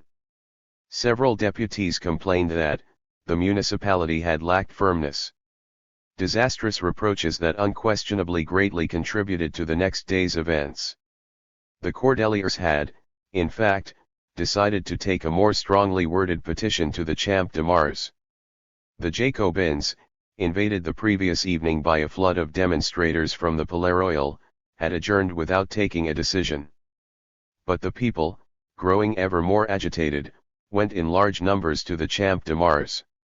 All afternoon, the petition was filled with signatures. It said, "On the altar of the fatherland, July 17, the year 3 of the revolution, representatives of the nation, you are reaching the term of your labors. Successors, all of them elected by the people, are soon going to walk in your footsteps without encountering the obstacles presented to us by the deputies of the two privileged orders, the enemies of all the principles of sacred equality. A great crime is being committed. Louis XVI fled, shamelessly abandoning his post. The empire is a hair's breadth from anarchy. Citizens arrested him in Varennes and he was brought back to Paris. The people of this capital strongly request that you not decide the fate of the culprit without having heard the wishes of the 83 other departments. You temper us." A great number of addresses arrive at the assembly. Every part of the empire simultaneously demands that the king be judged. You, messieurs, already determined that he was innocent and inviolable by declaring in yesterday's decree that when it is completed the constitutional charter will be presented to him once it is completed. Legislators, this was not the will of the people, and we had thought that your greatest glory, that your duty consisted in being the organs of the public will. There is no doubt, messieurs, that you were led to this decision by the drove of refractory deputies who previously protested against any kind of constitution. But messieurs, representatives of a generous and confident people, remember that the 230 protesters, the deputies of the right who had declared, after the arrest of the king, that they would no longer participate in the deliberations no longer played a role in the National Assembly, that the decree is thus null and void in both form and substance. Null and void, in fact, because it is contrary to the wishes of the sovereign, null and void in form because it was brought by 290 individuals not qualified to do so. These considerations, all of them aiming at the general good and the desire to avoid the anarchy to which the lack of harmony between the representatives and the represented would expose us, demands that we ask you, in the name of all of France, to reconsider this decree, to take into consideration that Louis XVI's crime is proven, to see that the king abdicated and that you receive his abdication and convoke a new constituent power to proceed in a truly national fashion to judge the culprit. And especially to organizing a new executive power. For the first time since the events of October 1789, the most ardent portion of the people rose up against a decision of the Assembly. In October, when it was feared that the Assembly gave the king absolute veto power, the Democrats had also said that its decision was null and void because the representatives of the nobility and the clergy, who formed half the Assembly, didn't have the right to decide in the name of the nation. This time it was because the deputies of the right, after having announced that they would part in the vote on the inviolability of the king, and the jurists of democracy contested the validity of the vote. While the petition was being filled with signatures without any disorder or outcry, the municipal government, gathered at the Hôtel de Ville, was in a state of turmoil. That morning, 2 men had been found under the altar of the fatherland. They had probably hidden themselves there for dirty-minded purposes, in the hope that women would climb the steps of the altar. When they were discovered, they were killed by the people, who suspected them of having wanted to plant a mine under the altar. The news of this murder reached town hall inflated and deformed. Blood is flowing. The municipal government declared martial law. The red flag, the flag of bourgeois repression, was hung from the windows of the Hôtel de Ville. The mayor and Lafayette, at the head of a battalion of the National Guard, marched to the Champ de Mars. They arrived there at nightfall, at around 7:30 or 7:45 p.m. The crowd was large but peaceful. At the arrival of the National Guard, the crowd grew stirred up and angry. Hostile shouts rang out. Down with the red flag! Down with the bayonets! Stones were thrown. According to Bailey's 7 testimony, a pistol was fired and the ball grazed the mayor and pierced the thigh of a dragoon. Either frightened or angered, the National Guard fired without taking the time to issue the 3 legally mandated warnings. Bailey assures us that the first shots were fired in the air and no one was wounded. It's strange that men who had enough self-control to fire in the air didn't have enough to wait for the legal warnings. The people, angered by these shots, threw more projectiles, and the National Guard fired.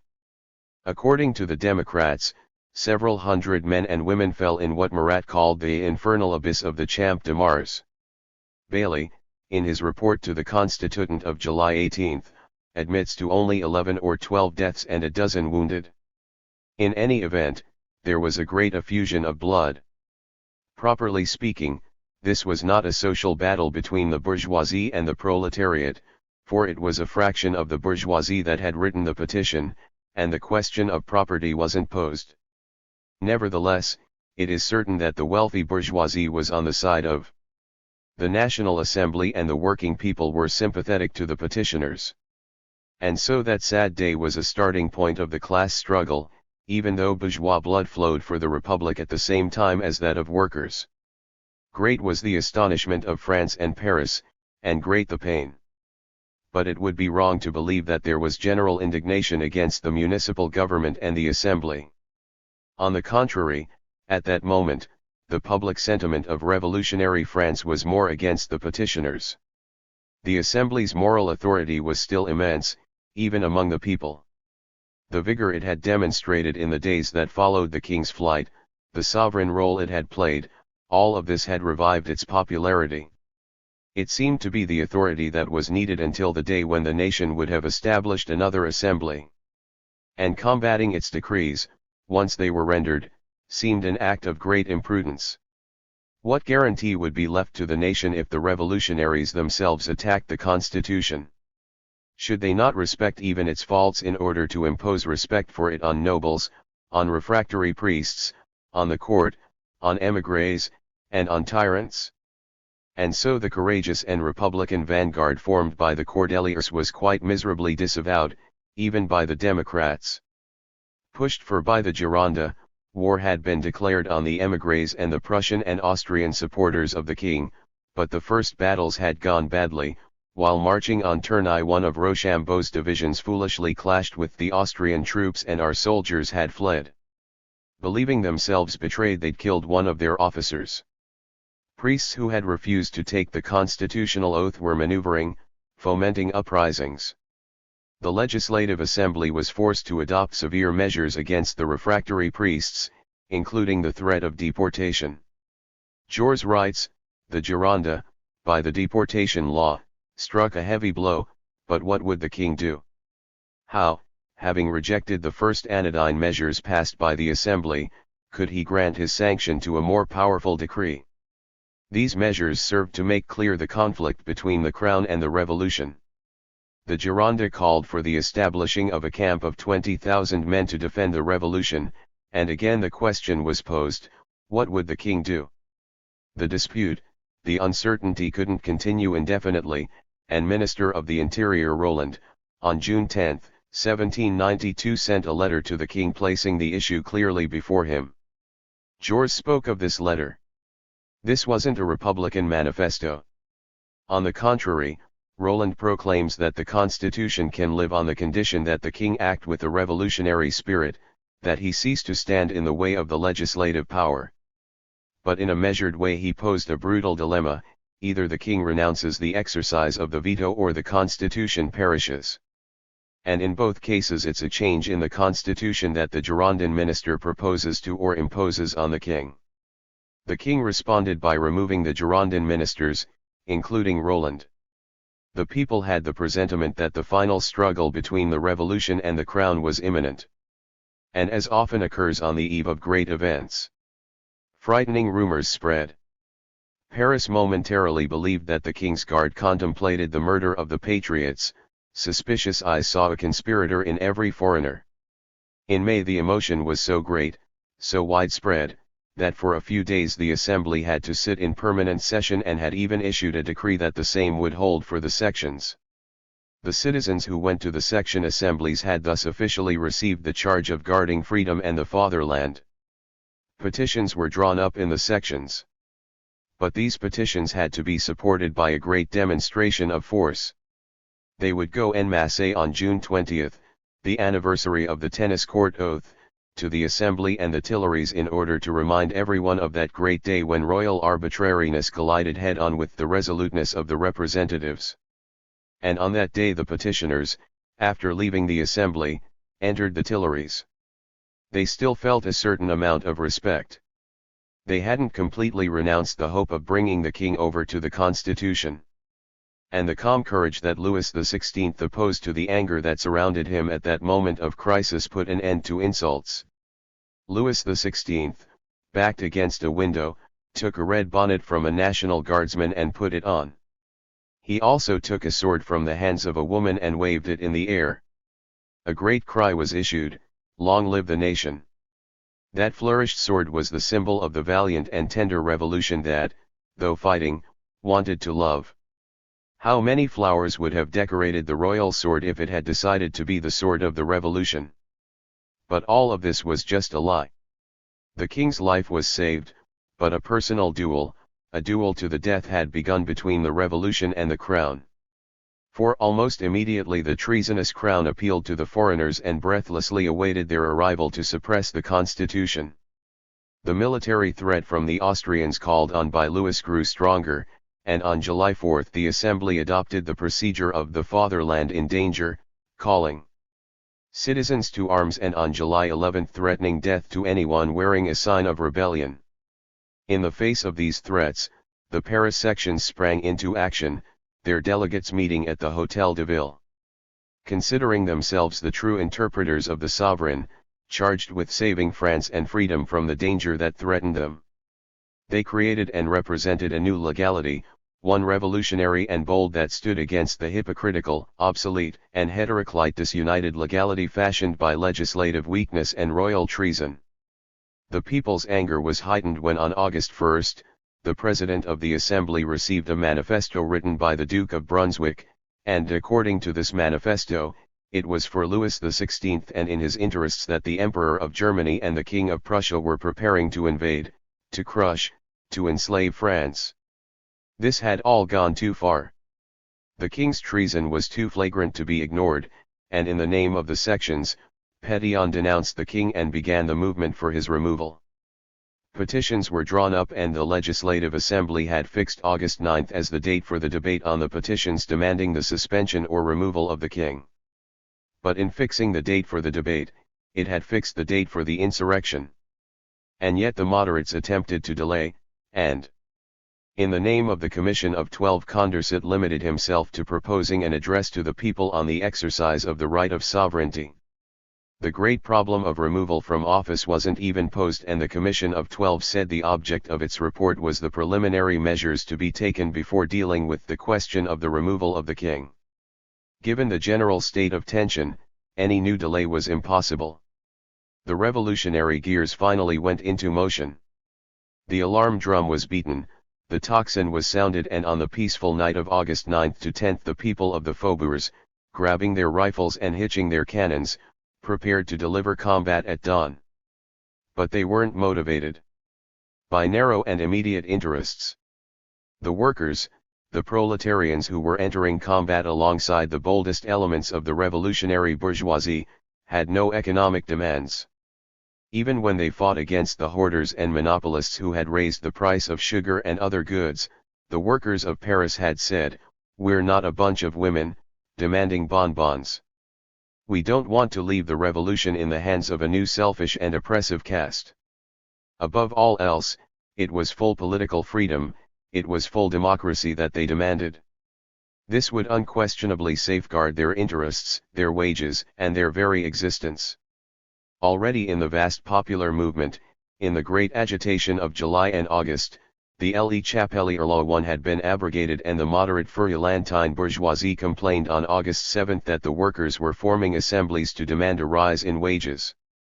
The proletarians knew that any praise of national life and of liberty was praise of their strength, and they had a vague premonition of the social changes that were imminent. But their direct and conscious thoughts were for their fatherland threatened by foreigners, for their freedom betrayed by the king's deceit. They had to bring down the traitorous king in order to more surely repel the foreign kings. The proletarians weren't animated by an explicit and immediate class sentiment. And yet, while on July 14 and October 5 and 6, it was royal despotism that the united workers and bourgeoisie fought against, on August 10 they fought against both the crown and the segment of the bourgeoisie that had rallied to it. In bringing down the king, they would also be taking their revenge on the bourgeois moderantists who, on the Champ de Mars in July 1791, in order to defend the king, had fired on the people. The red flag. And the red flag, the flag of martial law, the bloody symbol of bourgeois repression, was taken over by the revolutionaries of August 10. They made it the signal for revolt, or rather the emblem of a new power. What was the precise moment when the idea occurred to the revolutionary people to appropriate the flag of martial law and turn it against their enemies? It appears that it was sometime around June 20. When Chometou recounts the preparations for June 20 in his memoirs, he shows that the citizens of the Faubourg Saint-Antoine and Saint-Marceau took pride in being called sans-culottes by the aristocrats in lace, and prepared to go to the king to impose the sanctioning of decrees. On the other hand, the most ardent and enlightened patriots went to the Cordelier Club and spent nights together planning. Among others there was a committee where they made a red flag bearing this inscription, "The martial law of the people against the revolt of the court," under which all free men were to rally, all the republicans who had a friend, a son, a relative murdered on the Champ de Mars on July 17, 1791 to avenge. Cara, recounting the preparations not of June 20 but of August 10, wrote, "It was in the Soleil d'Or cabaret where the insurrectionary directorate met that Fournier the American brought us the red flag whose invention I'd proposed and upon which I'd had these words written, 'The martial law of the sovereign people against the rebellion of the executive power.' It was also to this same cabaret that I brought 500 copies of a poster upon which was written these words, 'Those who fire on the people shall be immediately put to death.' And so the idea of appropriating the red flag seems to have occurred to the people before June 20, at the beginning of the period of popular movements against the king. But it seems that on June 20, the red flag was not used, either because there wasn't enough time to prepare a large enough number with the revolutionary inscription, or because Pétion, who sought to legalize the movement of June 20, had had his friends renounce its use. But the idea persisted, and on August 10, the red flag billowed above the revolutionary columns. It signified that it is we the people who are now the law. It is we the people who are now the law. Power now resides in us. And the king, the court, the moderate bourgeoisie, all the traitors who, under the name of constitutionals, in fact betray the constitution and the fatherland, are the ones who are traitors. In resisting the people they resist the true law, and they are the ones against whom we proclaim martial law. We are not rebels. The rebels are in the Tuileries, and in the name of the fatherland and freedom we turn the banner of legal repression against the seditionists of the court and moderantism. And so it was more than a symbol of vengeance. It wasn't the banner of reprisals, it was the splendid flag of a new power conscious of its rights, and this is why since then, whenever the proletariat has wanted to affirm its strength and its hopes, it would be the red flag that it would unfurl. In Lyon, under Louis Philippe, the workers, ground down by hunger, unfurled the black flag, the flag of poverty and despair. But after February 1848, when the proletarians wanted to illustrate the new revolution with a symbol of their own, they asked the provisional government to adopt the red flag. It could only burst forth anew like a flame long hidden under the ashes, because the revolutionary tradition of August 10 had remained alive for a half-century in the impoverished houses of the faubourgs, passed down from the father's mouth to the son's heart. And Lamartine demonstrated a curious memory lapse when he said to the people assembled before the Hôtel de Ville, all the red flag ever did was circulate around the Champ de Mars dragged in the rivers of the blood of the people. The people could have answered him with these words, yes, but this flag, dyed with the blood of the people on July 17, 1791 led the people against the Tuileries on August 10, 1792. And the splendor of working-class hope is mixed in with the Republican victory. The tocsin. At around midnight on the night of August 9, the sound of the tocsin and the beating of the drums alerted the legislators scattered around Paris that a great event was in the offing. They hastened to the assembly, and at midnight the sitting was opened. We might call it a waiting session. The assembly was resolved to keep an eye on events but not to intervene directly in the fight between the people and the king. It was in vain that the ministers, in order to make the assembly understand its responsibilities, informed the deputies that it was urgent that it take measures to protect the Tuileries chateau and defend the constitution. They responded that that was a matter for the administrative authorities. It was also in vain that several deputies proposed to their colleagues that they go to see the king, as they'd done on June 20. Jaurés loudly proclaimed that in this hour of danger the true duty of the people's representatives was to remain at their posts. The assembly applauded. In the meanwhile, the Tuileries laid a trap for Pétion. He was summoned there and the mayor, fearing he'd be seriously compromised if he refused, went to the Tuileries. It is clear that their principal aim was to hold him hostage. Frightened by his long absence, the administrators of the police of the Paris Commune wrote to the assembly and the latter, in order to save him, called him to its bar. Mandat, who commanded the National Guard and was devoted to the court, didn't dare seize Pétion. The mayor went to the bar of the assembly and alluded in measured tones to the offensive words that had been addressed to him. He announced that strong defensive measures had been taken by the chateau, sufficient to block any movement. Was it that Pétion wanted to offer the people of Paris a final counsel of prudence? Or provide the assembly the pretext it needed not to intervene? Or perhaps he wanted the assembly to authorize him not to reinforce the defenses of the chateau? The General Assembly of the sections gathered, at that moment at the Hôtel de Ville. And the boldest sections, those of the Théâtre Français and Gravilliers, at around 3 o'clock or 4 a.m. issued the opinion that the authorities in place had to be replaced by new and revolutionary authorities. Around dawn, when from all the faubourgs, from Saint-Antoine and Saint-Marcel, the militia of fetters and workers formed themselves in columns and marched on the Tuileries, the assembly of Parisian sections substituted itself for the legal commune and organized itself as a revolutionary commune. This was a daring and perhaps decisive move, for in executing it the fighting people had behind it the support of an organized public force, and this act troubled the general staff of the National Guard and its commander, Mandat, who had been stripped of his office. The revolutionary commune spread doubt and confusion in the ranks of the enemy. The new commune immediately issued the following decree, establishing it. The Assembly of Commissioners of the majority of the sections, assembled with plenary powers to save the government, has decided that the first measure demanded for the public good is to seize all the powers that the commune delegated and to deprive the general staff of the dangerous influence it has had over the fate of liberty until today. It believes that this method could only be employed if the municipality, which in every case can only act in accordance with the established forms, is suspended, and if the mayor and the procurator general continue in their administrative functions. This was signed by Huguenin as president and Martin as secretary, whom in doing so risked their heads. It was because the authorities in place could not free themselves of legal forms that the sections smashed them. Pétion and Manuel were kept in office, but fearing that Pétion, still tied down by legal forms, would paralyze the people's movement, the revolutionary commune placed him under house arrest.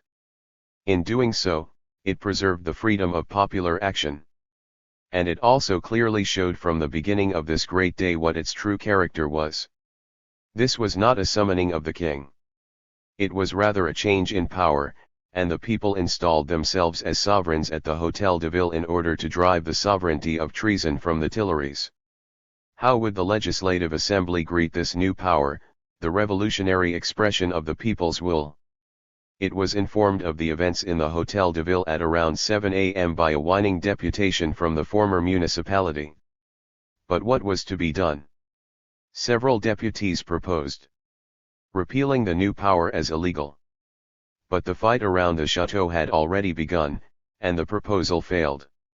The new power acted, decisively, backing the people's efforts. Even before constituting itself as a commune, the delegates from the sections had obtained from the legal municipality the recall of Mandat, the commander of the National Guard devoted to the king. In the morning, Mandat, when his presence at the Tuileries would have been most necessary, surrendered to the municipality's order, and upon arriving at the Hôtel de Ville he found before him a new power. The revolutionary commune treated him as a defendant and demanded that he account for the irregular orders he had given to arm the National Guard against the people without the explicit authorization of the mayor. And when the interrogation ended, and he was preparing to hastily return to the Tuileries, the commune had him arrested. The king takes refuge in the assembly. The resistance in the Tuileries immediately fell into a state of disorganization. The court lost every legal point of support. The National Guard no longer gave the Swiss Guards or the gentilshommes the least assistance. The king became fully aware of this at about 6 o'clock when he briefly left the palace to review the positions at the Place du Carrousel and the Tuileries Gardens. The artillerymen of the National Guard received him either with a gloomy silence or with shouts of "Long live the nation!" Louis XVI had the stinging, fatal sensation that he stood alone against the people and returned to the chateau in a state of despair. In the meanwhile, the attackers were gradually arriving and began, though at first half-heartedly, to invest the chateau via the Carrousel and the Tuileries. Were the king and queen, half abandoned, going to run the risk of a siege? The assembly was gripped with fear. What would happen if, in the fury of the assault, the king and queen were massacred? Wouldn't France, which had been moved to support the threatened king on June 20, rise up against those who killed him, as well as against those who, through their inaction, were the accomplices in the murder? Several deputies requested that the assembly call for the king to be brought before them. But doing this meant not only protecting the king's life, it also in a way covered his power with national protection. It perhaps also meant turning the revolutionary forces against the assembly itself, since it would look as if it was in solidarity with the king. The assembly understood this and didn't capitulate. A new proposal was written, one less clear and which exposed the assembly less seriously. It wouldn't summon the king, but it would let him know that it was assembled and that if he wished he could go to it. But this too meant tying the assembly's responsibility to that of the king. It hesitated again, despite the visible emotion of Cambon, for who exclaimed that the assembly's inaction would be at least as dangerous as action, and that it was necessary to save the glory of the people, that is, preserve the king's life. Since the assembly continued to hesitate and didn't make a move, remaining stagnant in the storm, the king, pressured by Roederer, the syndic of the department, decided to leave the Tuileries and go to the assembly. The royal family slowly made its way to the assembly via the central alley of the garden, and then through the alley of the Tuileries, already scattered with dead leaves after a dry, hot summer. They passed through a half uncertain, half hostile crowd in order to reach the door of the assembly. Louis XVI was never again to return to the home of kings. On this Friday, which the pious souls of the royalists would view as another Good Friday, he began his passion. A justice of the peace appeared at the bar of the assembly. "Gentlemen, I come to inform you that the king, the queen, and the royal family are about to present themselves before the National Assembly." Was it a king who was coming to the assembly, one of the powers of the Constitution come to unite with the other? Or was it an outlaw seeking asylum at the altar of the law, which he had vainly attempted to overthrow through treason? For the assembly, he was a king, or at least the shadow of the king, and 24 deputies, those closest to the door, walked ahead of him in the growing tumult and confusion. The pomp of the Constitution was thus still maintained. Vergniaud V was then presiding over the sitting. The assembly had raised him before itself like a shining shield, a shield of glory, of eloquence, and wisdom. It knew that at the commission of 12/6 he had been temporizing and prudent. It thus thought that in this mounting crisis he wouldn't go further than the circumstances demanded. But the people still remembered his powerful and prophetic speech of July 3, and the assembly hoped that the afterglow of the popularity remaining to the great orator would calm the crowd. The prestige of glory momentarily supplemented the authority of the king. When the king entered and, in accordance with protocol, took his place alongside the president, he said to the assembly, "I have come here today to prevent a great crime, and my family and I will always feel ourselves safe among the representatives of the nation." As reported in the Moniteur, the Logographie, and the Journal de Débats et Décrets, Vergniaud responded, "The National Assembly knows its duty. It swore to maintain the rights of the people and the constituted authorities. Royalty's ghost thus continued to live, but the Constitution permitted removal or suspension from office, and Vergniaud had not committed himself." A few minutes later, the Assembly officially recognized the constituted authorities, but it was those constituted that night by the Revolution. After the royal family had left the palace, the crowd investing the Tuileries grew.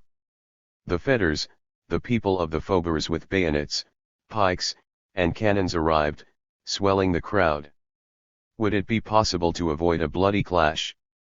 The assembly hastily addressed a proclamation to the people, but who would see to its being carried out? The former municipal government had been dissolved and was powerless. THIRD-WORLDISM openly proposed to the assembly that it recognize the new municipal government, the Revolutionary Commune. "I request that all the commissioners who will be going to the city be authorized to confer with those in whose hands resides, either legally or illegally, any form of authority, and who have, at least in appearance, the confidence of the people." The assembly adopted THIRD-WORLDISM's motion, and it was the Commune that was the entering wedge of the Republican Revolution into the still monarchical Constitution of 1791. The assault on the Tuileries. A few minutes later, the Assembly decided to allow the Revolutionary Commune the provisional choice of a new commander for the National Guard. In the meanwhile, in a Tuileries devoid of the king, it appears that instructions were given to disarm. From the windows, the Swiss shouted words of friendship to the people. The door that gave onto the grand staircase opened and the people of the faubourgs and the fetters joyously rushed through them. But suddenly, from every step of the staircase the trusting revolution was greeted with a terrible fusillade. Was this an abominable trap, a trick? Or was it that in the anarchy of a small army that had suddenly been abandoned by its king and issued contradictory orders, there was an awful misunderstanding? A horrific cry of pain, death, and anger rose from the people as they were repelled. They aimed their cannons at the walls, their rifles at the windows from which the Swiss muskets crackled. The buildings built against the palace walls were set on fire. And the sound of the cannon, deep, wrathful, and somber, could be heard, the piercing and furious sound of the fusillade, the crackling of the flames illuminated by the breaking day, a clamor, a tumult of destruction and combat filled the courtyard of the Carousel and echoed in the assembly. At around 9 a.m., a cry of panic was heard at the door of the meeting hall: "The Swiss have arrived. The chamber has been entered." The frightened assembly believed that the crown's mercenary soldiers were going to lay hands on them, that the treasonous king, after having vanquished the people, was going to strike the people's representatives, and that there was nothing left for it but to die and in dying leave to new generations the heroic memory of an immortal cry for liberty. At the first cannon shots, all the citizens in the spectators' gallery rose. Long live the National Assembly! Long live the nation! Long live liberty and equality! The assembly immediately decided that all the deputies would remain in their places and await their fate, to save the fatherland or die for it. "Here come the Swiss," the citizens in the spectators' gallery shouted again, who were both sublime in their courage and confused by the uncertain rumors. "We won't abandon you, we'll die with you." And they joined the assembly in its decree. Like the assembly, they bound themselves to liberty and death. This was a heroic moment, a great moment, when, in the common passion for liberty, in the common scorn for death, all disagreements and distrust were erased, where the hearts of the men of the gallery beat with the hearts of the Girondins, of the statesmen. The Gironde, in this maelstrom it had presided over a short while ago in the person of Vergniaud and now in the person of Guadet, again shared the people's great revolutionary passion. The patriots' fears didn't last long. The Swiss who'd been pointed out had already been defeated. They retreated from the chateau, which had been taken by the people via the Tuileries gardens. They fell under the balls, pikes, and bayonets of the victors. What was the king's state of mind during this drama? This is an impenetrable mystery. Did he momentarily hope that the chateau would be defended and that the revolution would be defeated? He watched the assembly's session from the stenographer's box. The cries that announced the arrival of the Swiss doubtless echoed joyously in his heart. It's also possible that when he heard the cannons, heard the crackling of the fusillade, he regretted not having remained among his soldiers to inspire them with his presence. Jodieu, who observed him closely, affirmed that his face remained passive as long as the combat continued and that he only showed emotion when the defeat of his last defenders became known to him. Too late he ordered the Swiss to cease fire.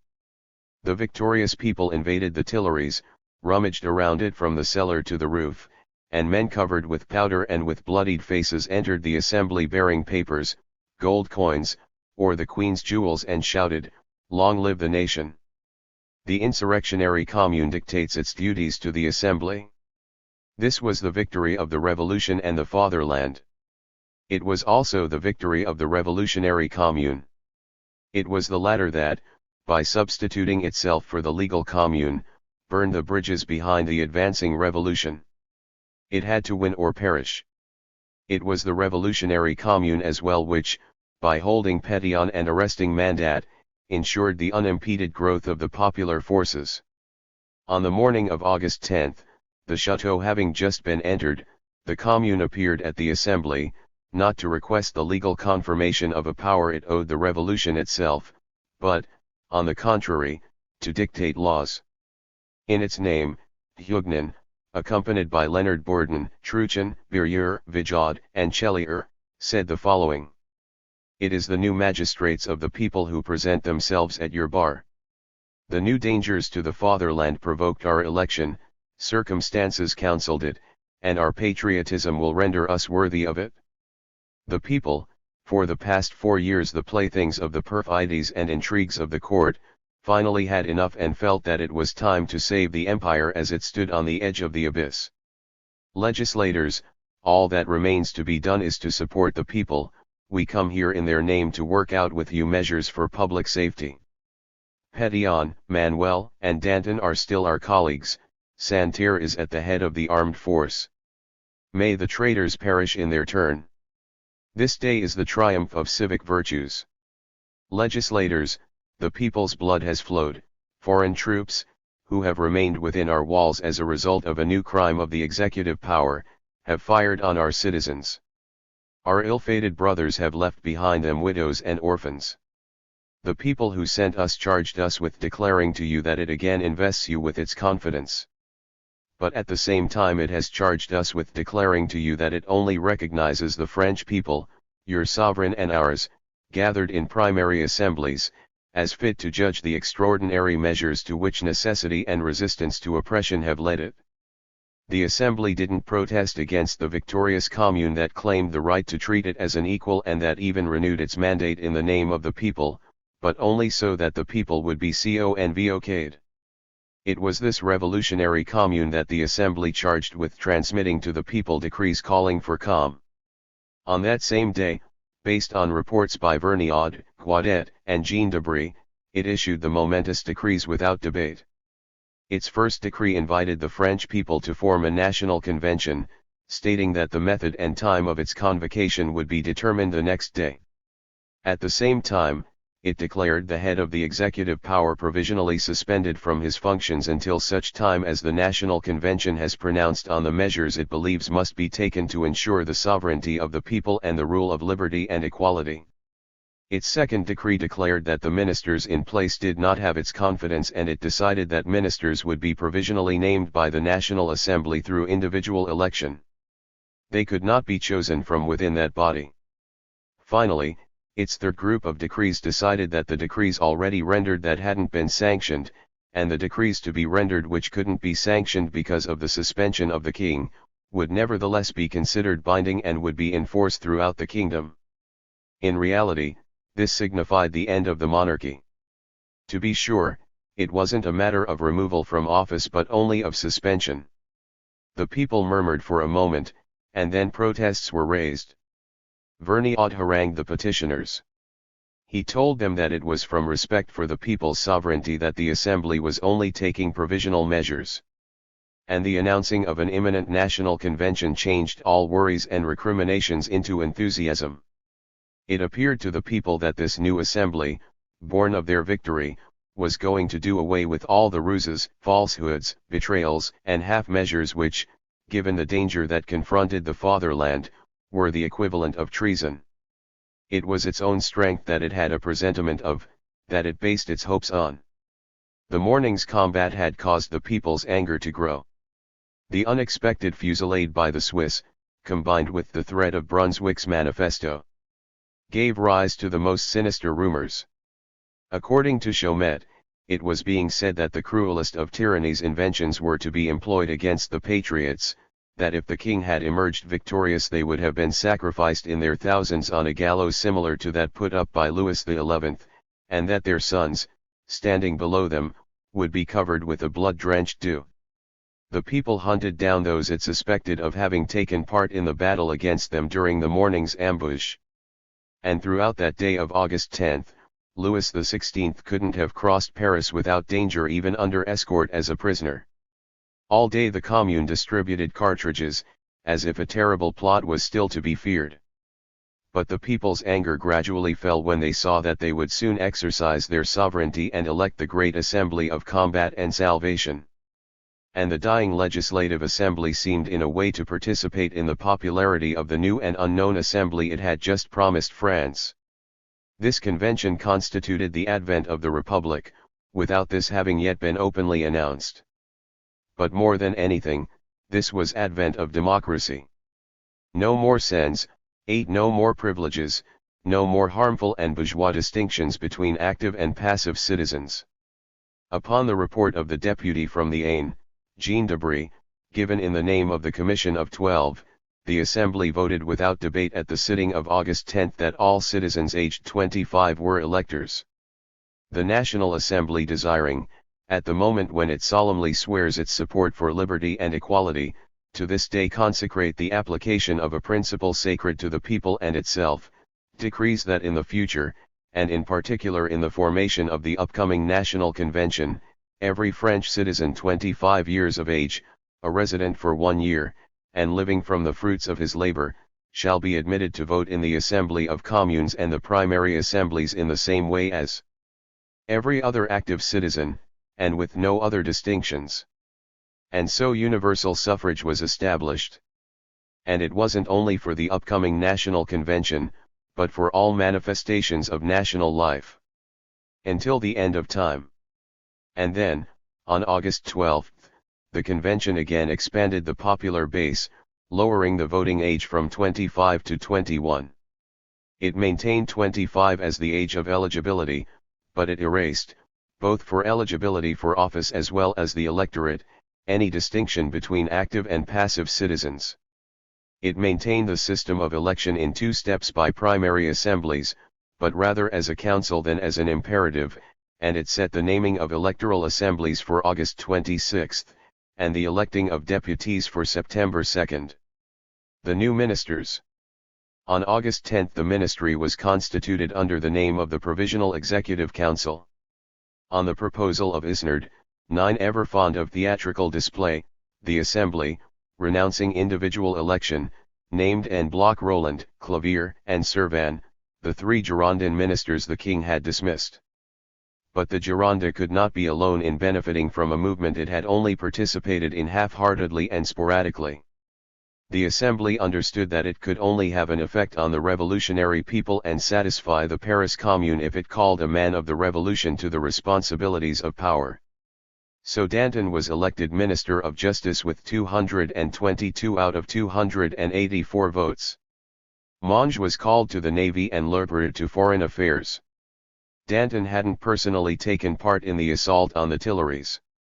But during the night, he was actively involved in the preparations, ready to bear the terrible responsibilities that risky day held for the leaders of the revolution.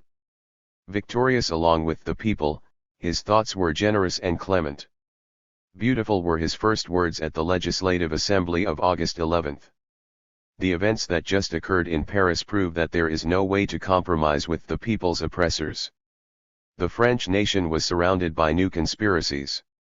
The people deployed all their energy. The National Assembly backed them, and the tyrants disappeared.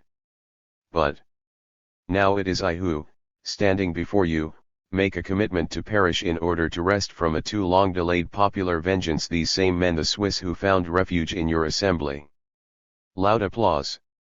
A few minutes ago I said this at the Paris Commune, where the acts of the agents of the nation begin, popular vengeance must end.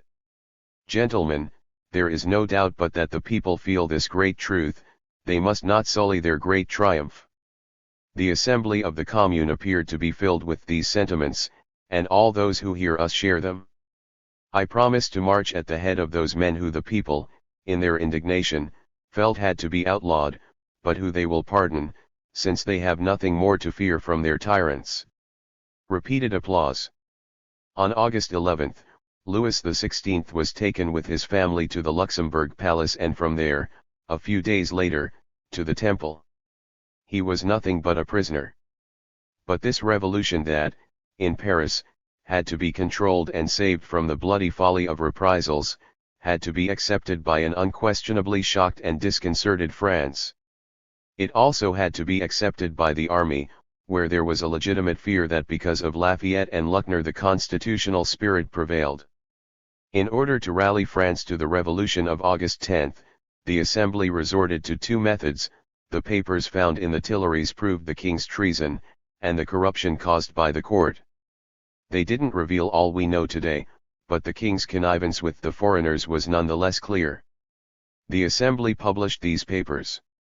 It ordered its army commissioners to distribute them in the camps. The Jacobin societies throughout France commented on them, and there rose from all a patriotic France, which unhesitatingly sent off its young people, the flower of its life, an immense cry against the treasonous royalty. 8. The September massacres. The allied forces of monarchy were now in open war with the revolution. and on August 23, 1792, Merlin de Thionville proposed taking hostage the wives and children of émigrés as a result of the invasion that had resulted in cities on France's borders being attacked and on the brink of falling, with Longwy having already been taken. A levy en masse of 30,000 men from Paris and the surrounding areas was issued. Visits to homes were authorized to procure arms. Patriotic and revolutionary enthusiasm were at their height, and at the Commune its procurator demanded that all citizens gather and camp this evening on the Champ de Mars and leave as early as possible tomorrow for the walls of Verdun and die there defending liberty or purging French soil of its enemies. The scene was set. In the summer of 1792 the forces of reaction were on the march against revolutionary France, and Verdun was invested. Nicolas Joseph Beaurepaire, commanding the troops there, gave assurances that he would die rather than surrender the city and he would later commit suicide rather than surrender. But the assembly was worried and asked if the inadequately fortified town, poorly defended by a population where aristocratic and royalist elements were powerful, wouldn't, like Longwy, capitulate. With Verdun taken before Dumouriez could send reinforcements from Sedan, the road to Paris was open. For the first time the revolution felt the breath of the Prussian horses in their faces. The Commune issued a declaration calling for all citizens to immediately assemble and bivouac that very evening on the Champ de Mars, to leave tomorrow for Verdun, and to perish there defending liberty and cleansing French soil of its enemies' presence. And it was Danton, not the Legislative Assembly, which issued the famous cry, "The tocsin that will be sounded is not an alarm, it is a call against the enemies of the fatherland. In order to defeat them, messieurs, we need boldness, and ever more boldness, and then France will be saved." Around 3 p.m., the cannon on the Pont Neuf gave the alarm signal, which was echoed by all the bells of Paris. The sound of the tocsin gave rise to a patriotic frenzy in the capital. The citizens grabbed their weapons, hastily left their homes, read the Commune's posters, and in ever-growing groups headed to the Champ de Mars to enlist and receive, if it was deemed necessary, the order to immediately set out. What a magnificent movement of an entire people! But now, while this irresistible torrent flowed towards the great plain, fearful comments began to circulate among the groups. How can this be? We're leaving, and tomorrow, after we have left Paris to go to the border, when not a single patriot is left here, the enemies of freedom will rule in the capital. Didn't you hear that a scoundrel who was executed yesterday announced that a great conspiracy was being cooked up in the prisons? Yes, in the prisons. They've become a den of aristocrats and priests. The scoundrels are announcing the imminent downfall of the fatherland. They were seen making mysterious signs, and they've been beaming since the taking of Longwy. And to think that they were spared through favoritism, that we were promised revenge, and the traitors are still alive. Even the Swiss officers who assassinated our brothers on August 10 are still breathing, and tomorrow they'll once again be able to place themselves at the head of the conspirators. When all of them, the General Staff of the National Guard, the Swiss murderers, the insolent nobles, and the refractory priests, force the gates of the prisons and proclaim the counter-revolution in a city emptied of patriots, we'll be caught between the enemy without and the enemy within. What will the patriotic armies think when they learn that treason has triumphed at the very heart of the revolution? No. No. The traitors must be executed. Since the justice of the tribunals was so dreadfully slow and timid, it's up to the people's justice to save liberty. Just a few days ago we held a memorial ceremony in honor of the victims of August 10. But what good to them are these vain demonstrations of mourning and this impious feigning of pain? They should have been avenged, but instead our cowardly indulgence towards the killers who are preparing to act again has rendered their deaths pointless. To the prisons, and may the traitors perish. And so on the afternoon and evening of September 2, the fanaticized groups went to the Abbaye and the Conciergerie, the prisons where the counter-revolutionaries were being held. They had the prison registers brought to them, and all the prisoners who had taken part in the events of August 10 or who had been involved in the court's plots were summarily judged, at which point a sinister phrase was spoken, Set them free. Waiting for the prisoners at the gates of the prisons were avenging pikes, and the prisoners fell under the blows of the maddened people. All evening, all night the slaughter continued. And sometimes, since the rage to kill at times mixes with the rage of lust, the bodies of victims suffered obscene profanations. Ignoble passions were quenched on the corpse of Madame de la Malette. One, the murderers carried her head on the end of a pike and attempted to approach the temple to show the cruel trophy to the royal family. The massacres continued through the morning of September 3rd, until 2 p.m. But what is the point of tracing in meticulous detail this somber tableau? And what is the point of philosophizing over these sorry events? The right to revolution is not in the least diminished, for the immense social transformation that was being carried out cannot be judged based on one brief access of fury. On the other hand, I do not favor vague and cowardly apologies. There is no denying that this massacre of disarmed prisoners, even if it can be explained by sinister rumors, was the sign of an obscuring of reason and humanity. It was absurd to suppose that after the departure of the volunteers Paris would be so stripped of patriots that a few hundred counter-revolutionaries could rule there. This was a foolish idea suggested by fear, and fear, even when it tragically blossoms into bloody brutality, is not a revolutionary force. If the men who carried out the killings at the Abbaye, La Force, and the Conciergerie had retained a modicum of lucidity and balanced reason, their consciences would have led them to ask, do these murders make the revolution stronger? And they would have foreseen humanity's long shiver of disgust. They would also have foreseen that the parties would return to and circle around the spilled blood, each side accusing the other in an unhealthy obsession. It is not a question of deciding whether individually the men who appointed themselves judges and butchers were worthy of esteem. I do not appreciate the hypocritical defense pleas of contemporaries who go into ecstasies over the people's spirit of justice simply because they spared and freed those imprisoned for debt. The September murderers would have had to have been drunken brutes incapable of any discernment for them to have confused the poor devils imprisoned for not having paid the wages of their child's wet nurse with the political prisoners, who were the sole cause of their alarm. It's frivolous to think that this act of justice is praiseworthy. But again, it is quite possible that many of the men who killed, uselessly and in a cowardly fashion, were honest patriots, devoted and brave.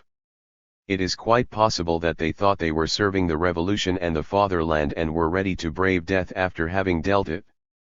But this is not the question. It's not their character that is in question, it's their acts, and their acts grew out of fear and the blind ferocity engendered by fear. This is why they were base, and also why they were foolish, for in the eyes of the world, in the eyes of history, they did the revolution more harm than the prisoners they slaughtered could have done, even had they been unleashed on Paris. The responsibility. What was the responsibility of the parties and the authorities in this abject drama? I admit that I am unable to get to the bottom of this with any certainty, and the motives of most of the politicians remain obscure and difficult for me to decipher. It's certain that the revolution allowed these things to happen. The authorities, all of them, intervened either late or half-heartedly. The revolution could have stood up against the massacres at the first rumor of their occurrence. If it had really wanted to, it could have prevented them, since this was not an irresistible movement. Rather, a healthily patriotic and revolutionary passion animated the people, and their hatred was directed at the enemies on the country's borders. The murderers were few in number and it would have been easy to disperse and perhaps even convert them.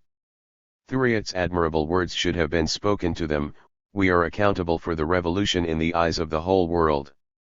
Let us suppose for a moment that instead of periodically sending a few hesitant and weak emissaries who, not being able to prevent the murders became their official witnesses, the entire elective assembly had gone to the prisons. Suppose that the entire Legislative Assembly and the Commune and the entire Executive Council had resisted the savage fury of an insignificant segment of the population. Suppose that Danton, Robespierre, and Vergniaud had taken turns recalling the revolution to its grandeur and humanity. The murderers would have dropped their weapons. But there was no common or firm action on the part of the authorities. It was the Commune that was notified first. It had gone back into session on September 2 at 4 p.m. and this is what the minutes say. An officer of the National Guard announces, at the opening of the sitting, that several people were killed along the way and that the people are beginning to enter the prisons. The council names MM. Dange, Marino, James, Micanese, Lesguillon, and Moneyus as commissioners to go to the prisons to protect those imprisoned for failing to pay wet nurses, debts, and for civil causes. The procurator of the commune asks that each section be invited to reclaim those from their arrondissement who are detained for the above-named causes, as well as soldiers detained for indiscipline. On the proposal to release from Saint Balaga those prisoners who are there purely for debt and recognized as such through verification of the records, the council decrees that the prison of Saint Balaga shall be opened. An amendment is proposed to release from prison all those held there for debt or for failing to pay wet nurses, as well as for civil causes. So decreed. Thus, and from all the evidence, the commune's first impulse was to only protect prisoners held for debt. In doing so, in not concerning itself with the others, it surrendered them to the crowd. It officially established two categories of prisoners, those who weren't to have their throats slit, and the rest. This was the commune's first thought, and though it later adopted more humane sentiments, this original impulse, which lived on despite it all, stood in the way of any decisive measures. What was the source of the commune's complacent abstention? Didn't it have enough grandeur of soul and thought to rise above fleeting fury and think of humanity and the future? It seems improbable to me, whatever its rage, that it thought allowing the accused to be judged by the criminal tribunal of August 17 would be a threat to the revolution. Did the commune fear appearing to disavow Marat, its inspiration, its quasi-official journalist, who on August 19 had showed the people the way to the Abbaye and called for a massacre? Since August 10, the commune had so often denounced the sluggishness of justice, the hesitations of the legal authorities, that it didn't dare intervene to put a halt to the people's justice. And perhaps if it had stopped this popular movement it would have opened its authors to the vengeance of the law. In order for the movement to go unpunished it had to be victorious. Perhaps, too, despite the apparent reconciliation of the Morning and Vergniaud's flattering effusions, the commune, wounded in its pride as well as its authority by the Assembly's decree dissolving it, was not at all put out at showing the Legislative Assembly that, in ridding itself of the revolutionary commune, it hadn't rid itself of the revolutionary people. The Assembly smashed us, but now it'll see just how far the people's passion can go when they act spontaneously and no one is controlling them. Finally, from evidence that I will review later, I imagine that it saw in this popular movement, in this terrible agitation that confounded all notions of legality, an occasion to prolong its revolutionary power, to impose itself on a legislative assembly that was on its way out and a convention that was on its way in. And in fact, France was in full electoral mode. The events seemed to mark even those legal powers being formed during the crisis with the seal of revolution. But the commune showed signs of hesitation. After having sent commissioners to protect only the prisoners for debt, according to the transcript it appears that it had had uncertain and timid second thoughts and had contemplated extending its protection to all the prisoners. We appoint commissioners to go to the Abbaye and protect the prisoners. And a short while later, a member recounts what is occurring at the Abbaye. The citizens who are enrolled, fearing to leave their city in the power of the wicked, refuse to leave until all the scoundrels of August 10 are exterminated. It is evident that the commune stood by and allowed events to unfurl. But in order to free itself of any responsibility, the council decrees that 4 commissioners shall immediately go to the National Assembly to give it an account of what is currently occurring in the prisons and the measures that can be taken to save the prisoners. And so the commune wanted to hand over the burden for these terrible events to the Legislative Assembly. The Assembly had gathered for a second sitting at 6 p.m.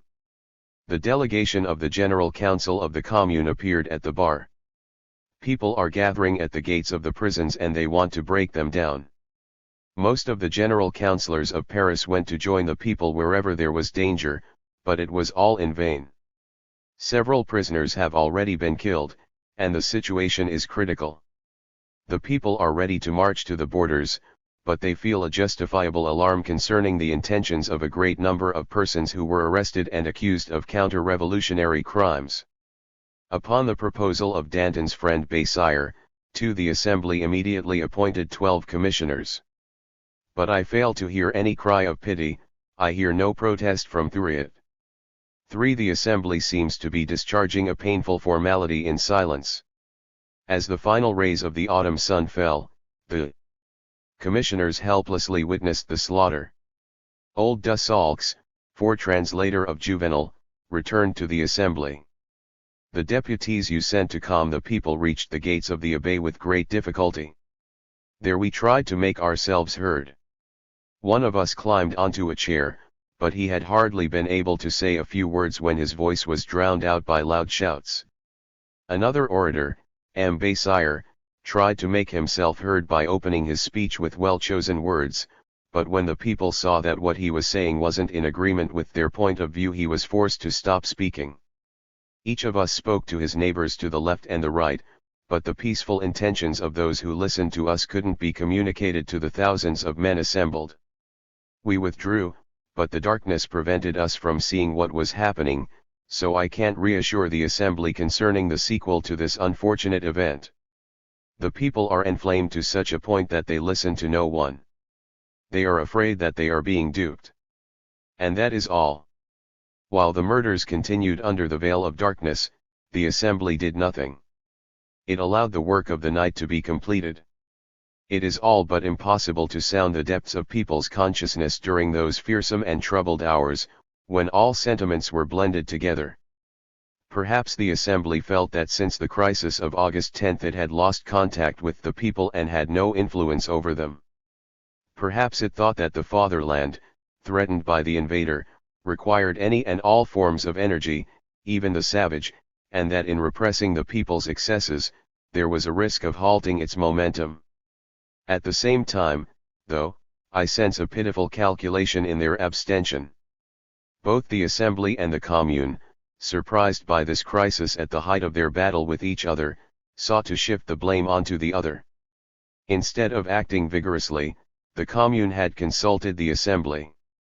And there is no doubt but that some of the politicians of the Gironde thought and whispered that responsibility must be left to the Commune.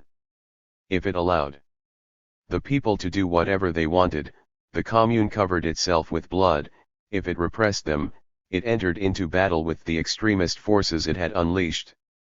I see in Brissot's newspaper of September 3 a first attempt, still prudent and discreet, to hold the Commune responsible. Sunday, September 2.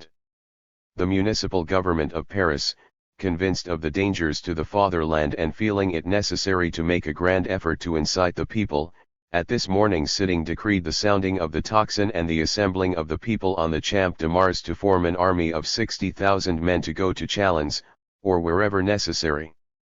The intention of this proposal was praiseworthy, though events have proved that it should have been more measured. Large groups were formed, and men spread it about that before leaving to fight the external enemies it was necessary to be freed of the enemies of the interior. They said it was necessary to attack the prisons, and principally the Abbaye, where the conspirators were held. The idea spread, and hardly had the tocsin been sounded than a certain number of men went to the Abbaye and the Carmes, where the refractory priests were held. There a large number of victims were slaughtered. We cannot go into the details of this, they must be accurately given, and until now the versions differ. What appears to be certain is that much blood flowed. This is not only a discreet reprimand. Brissot's newspaper slyly insinuates that the men scattered among the groups were carrying out instructions. And above all, it is clearly preparing to impute the massacre, and this is the word used, to the Commune's lack of prudence, to its need for theatrical excitement and display. The next day, September 3, the Patriot Français returned to the subject of the sitting of September 2. And here we can clearly see the antagonism that paralyzed any attempt to act humanely. A short time later the commissioners of the Assembly announced that a large number of armed and unarmed men were headed to the prisons. The Commune requested that the National Assembly come to its aid. If the Commune had exhausted all of its measures, what could the National Assembly do? And if it hadn't, what was it asking of the National Assembly? The representatives of the people didn't ask these questions, they listened only to the dying voice of the law and the cry of humanity. They immediately sent 12 commissioners to the prisoners. It wasn't difficult to predict how successful this measure would be, dictated more by zeal than by prudence. The commissioners returned, despairing at having made a pointless effort, and suffering from the pain of having seen those they wanted to save murdered before their eyes. To be sure, the Assembly's démarche was not as vigorous as Brissac said it was, and if it listened to the dying voice of the law and the cry of humanity, it did so with a heart obsessed with other thoughts. At bottom, Brissac condemns the commissioners' attempt. He sees the Commune's démarche as nothing but a trap, and he would have wanted the Assembly, by abstaining totally, to leave the Commune bearing all the responsibility for the events. And so, while death continued its labors that would terribly and for so long a time be exploited to condemn the revolution, the rivalry between parties and men paralyzed its heart. Robespierre maneuvered like the Gironde, and against them. Robespierre denounces the Gironde. At that same sitting of the Commune on the evening of September 2, where, like gloomy knocks at the door, word of the massacres arrived throughout the evening, Robespierre and Billaud Varennes spoke. 5. Was it to advise clemency, to speak a humane word? No. It appears that on that bloody night the only strings that quivered in Robespierre were the strings of hatred. But he didn't condemn the people's rage that had been unleashed against the traitors and the accomplices of the crown. He denounced the Girondins. In the disorder of the dug-up soil he, the patient miner, never lost the vein of his hatred.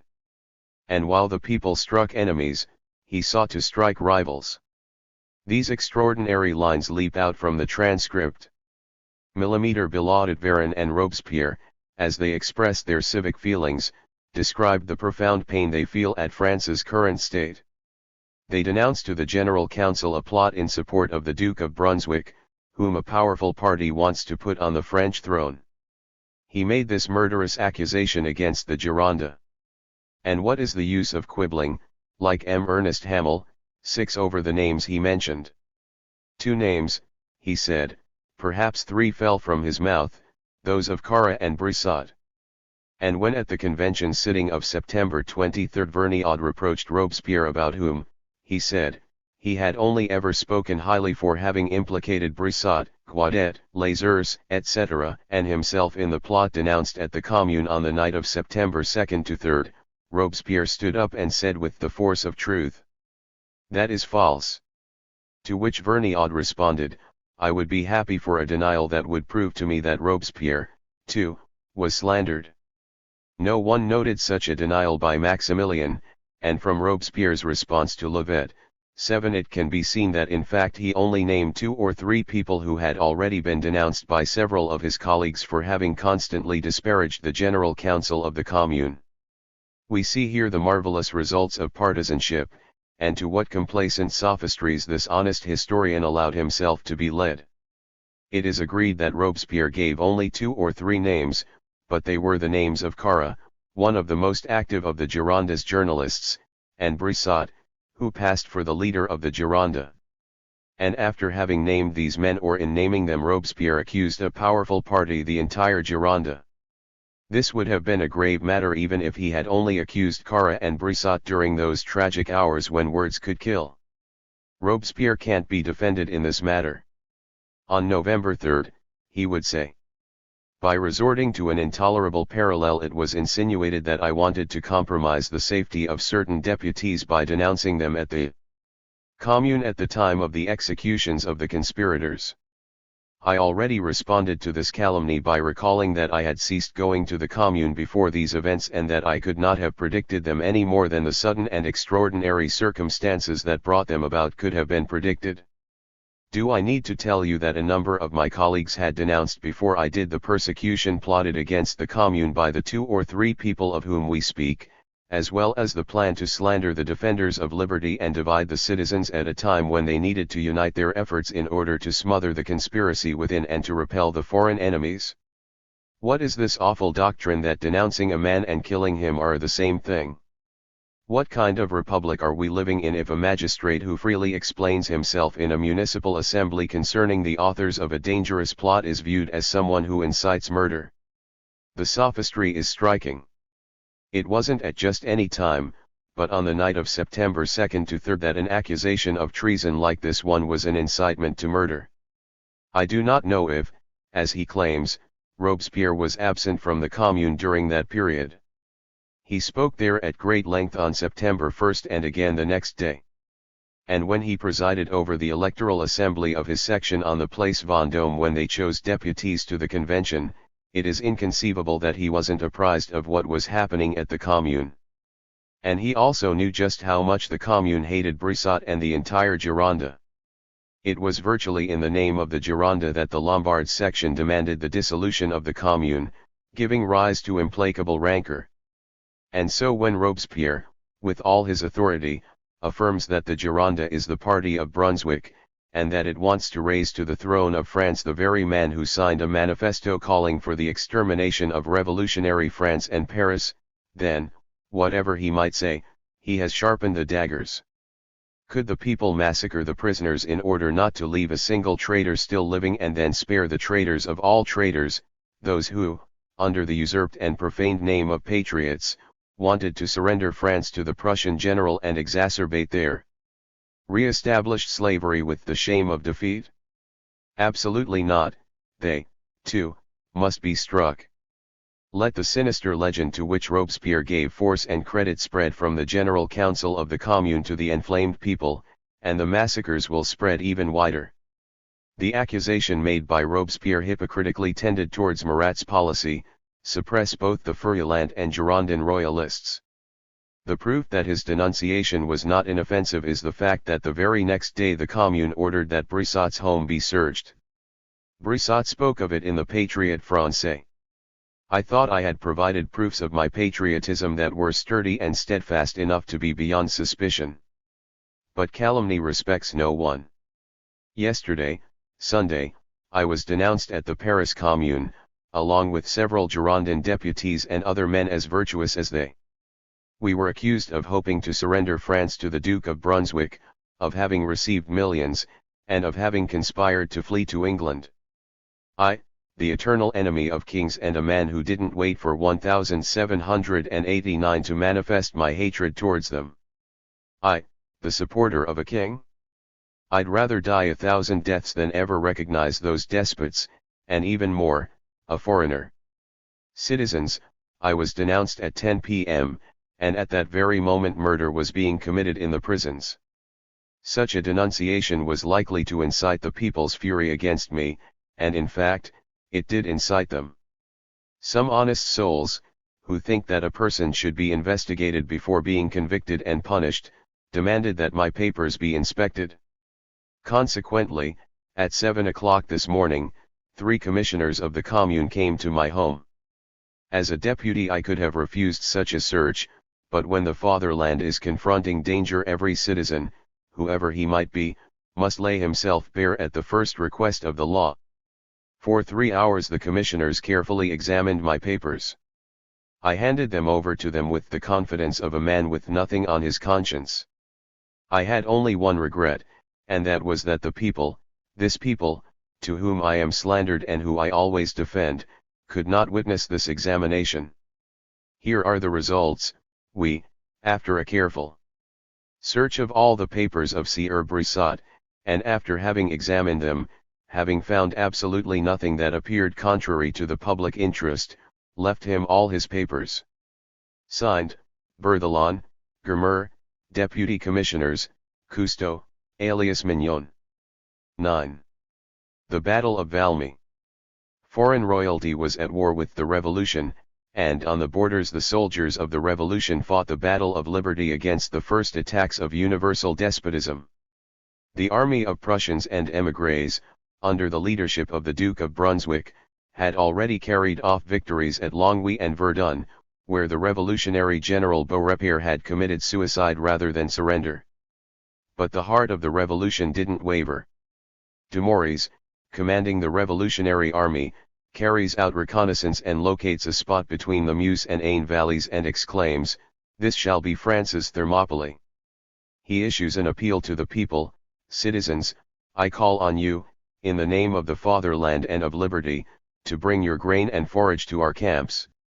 He announced to the people that he will sound the tocsin to call them out to fight, asking that all those who have firearms should meet the army at the edge of the woods. As Jaures wrote, it was a strange and new tolling of the bells that would echo down the Argonne forests. The bells of the old steeples until then had rung for festivals of resignation or mystical hope. Now they rang in the hearts of men, in the hearts of the peasants, in the hearts of the woodsmen, the great hope of liberty, the great hope of right. But the enemy had hopes in Jaurés. The émigrés, who had encountered Jaurés in the salons of the Ancien Regime, thought they might be able to seduce him. But it was too soon.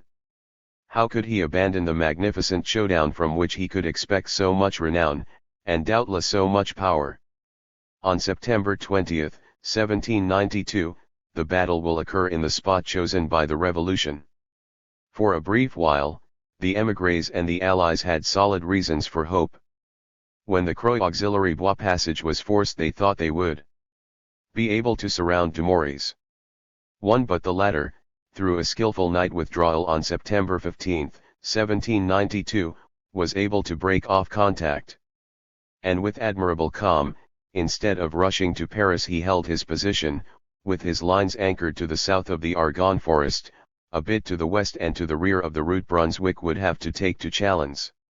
His troops were posted in such a way that they could watch over the enemy and, if the latter advanced the vanguard of his troops, they could fall on his rear. And so when Brunswick and his harassed army came out onto the drenched and gloomy plains of Champagne, he was forced to finally confront Dumouriez's army, firmly positioned on the heights and reinforced by Kellerman. This was the Battle of Valmy. On the morning of September 20, the Prussian army encountered Kellerman's troops to the right of the road that goes from Saint-Menehould to Chalons-sur-Marne. Dumouriez hastened there during the course of the day to give aid and counsel. The Duke of Brunswick and the King of Prussia worriedly observed the solid army on the heights and slopes. But was it possible, now that the moment for a decisive encounter had arrived, that Frederick the Great's veteran soldiers were going to hesitate? The decision was made to attack, and when the Prussian army saw that its leaders were resolved to advance, the glorious memories of the 7 Years' War stirred within them. Who could defeat these veterans? Mocking the uniforms of the frail French volunteers, they said that they would smash the blue porcelain figures with the sweep of a hand. The Prussian artillery, commanded by Tempelhof, opened fire with its 54 pieces. They were placed at the front of the troops, on a plateau facing the mill of Valmy, surrounding it in the form of an arc. The French artillery responded with a power and a precision that surprised the enemy, but didn't yet cause them any worry. The Prussian infantry slowly advanced, in perfect order but with no élan. With an ordered and firm step, it approached the slopes where our army was positioned. A slight hesitation could be seen in the latter, as if past defeats, those of Respach and others, weighed on them. But the shadow of the past played no role here. New forces were coming to life, a new world was rising. Let the Prussian army dig among its memories of glory like a miner extracting whatever bit of gold is left from a long exploited mine. The revolutionary souls bore a virgin treasure of enthusiasm and strength. Kellerman knew this, and at the decisive moment he evoked the grand sentiments that had been stirred to life.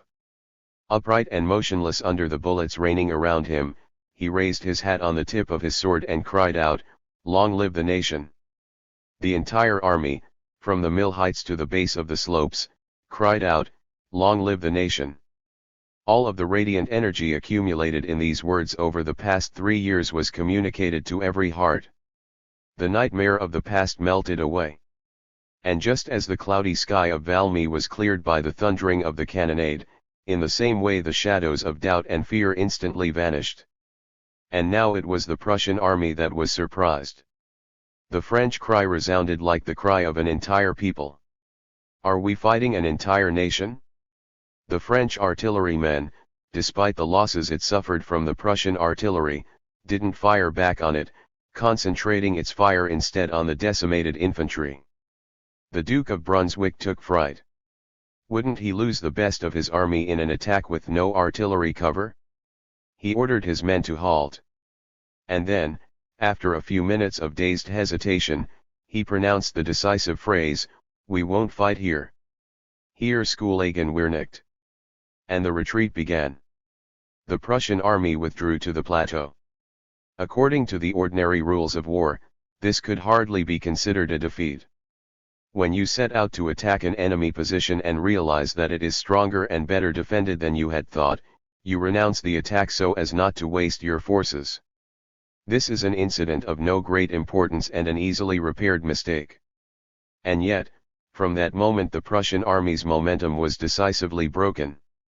Like a man who still looks vigorous but whose physical and moral force is worn out by a long train of sorrows, fatigues, and trials, and who succumbs to a new disappointment, the Prussian army and its leader, bent under the weight of the melancholy impressions of the preceding month, became aware of its total exhaustion at Valmy.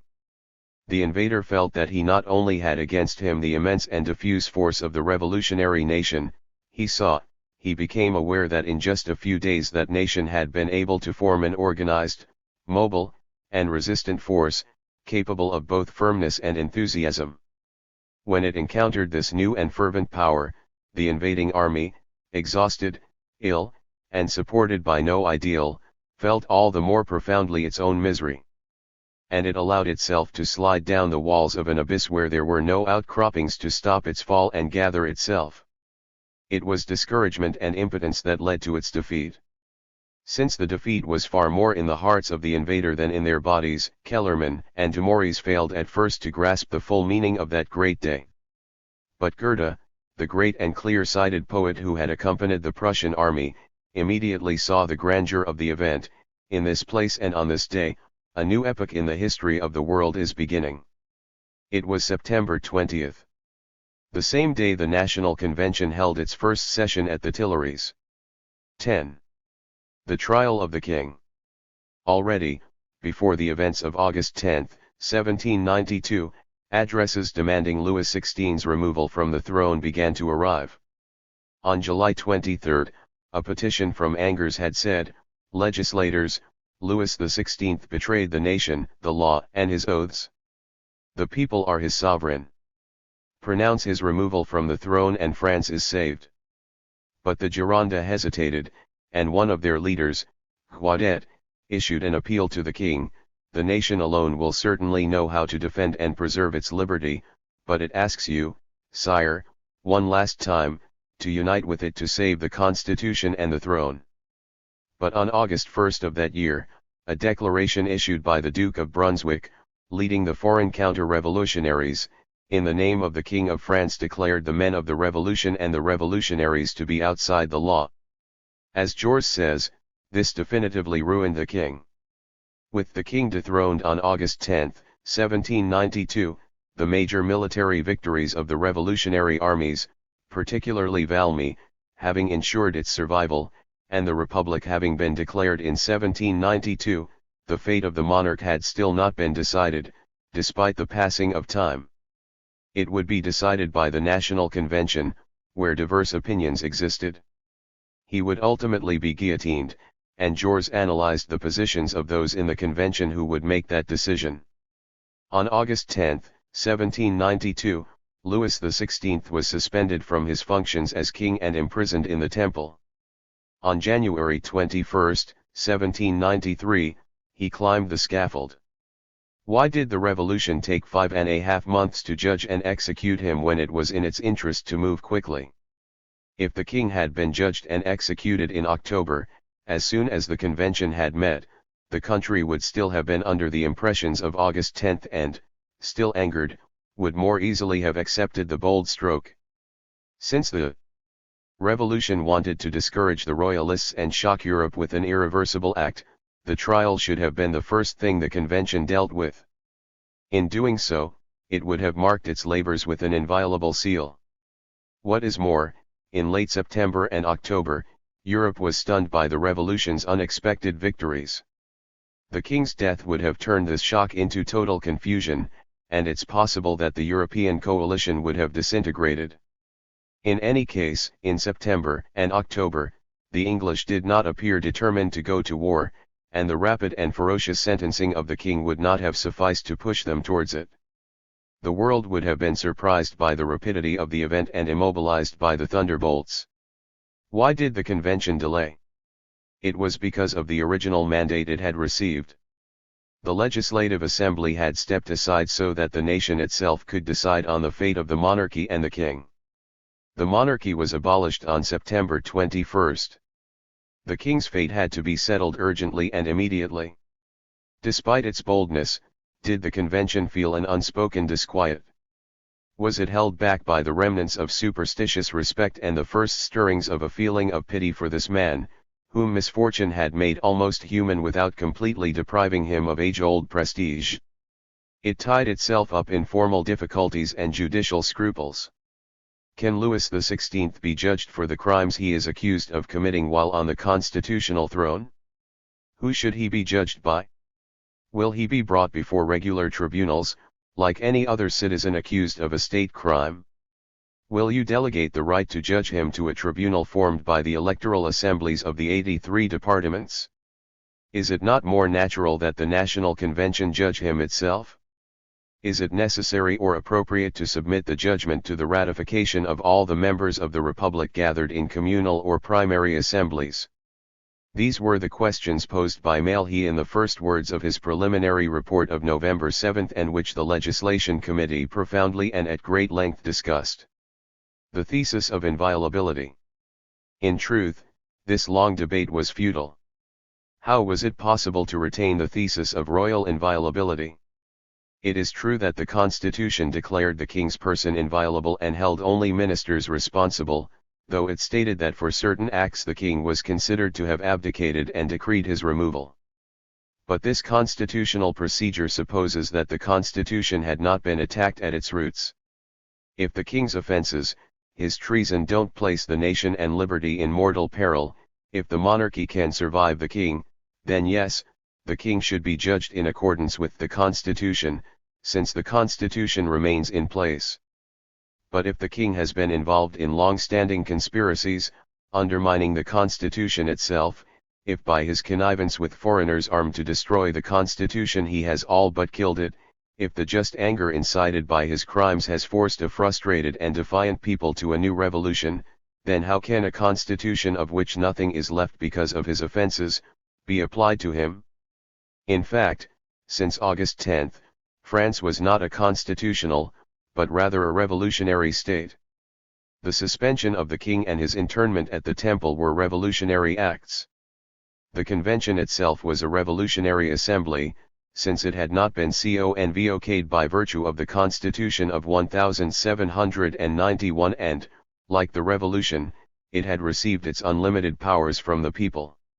It was thus manifestly as a revolutionary assembly that it had to judge, and it was quite strange that there was any discussion of this matter.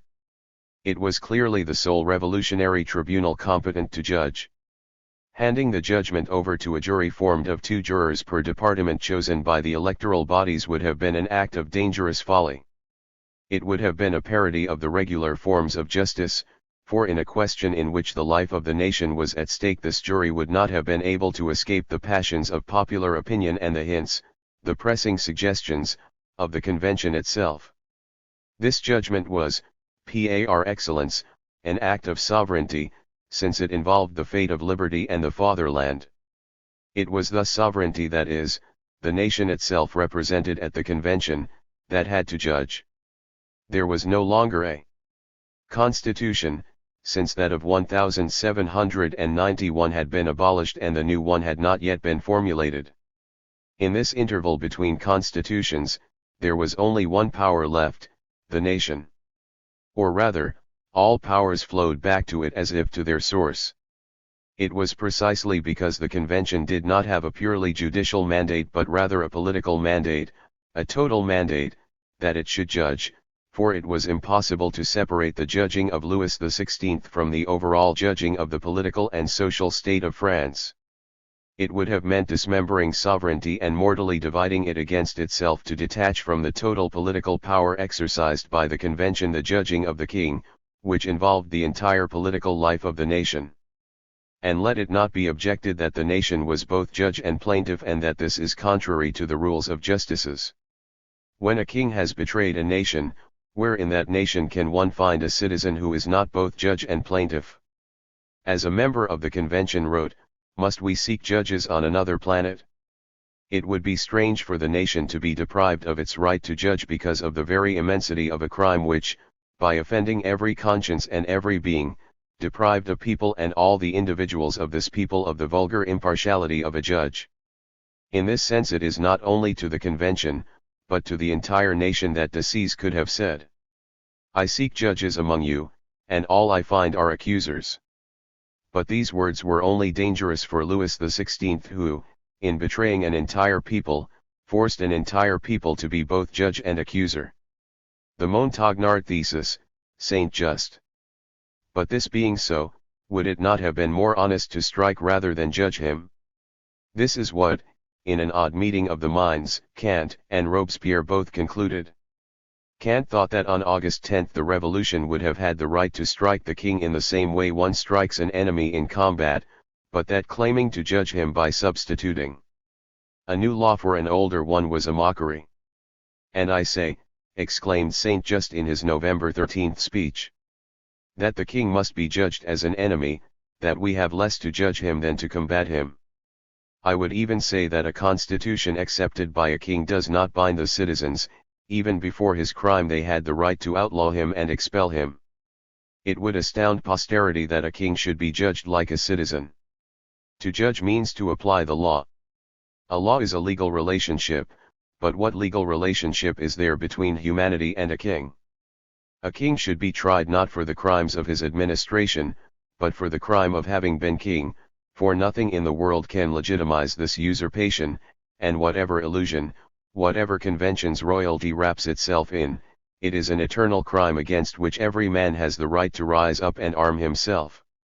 It is one of those criminal acts which even the blindness of an entire people cannot justify.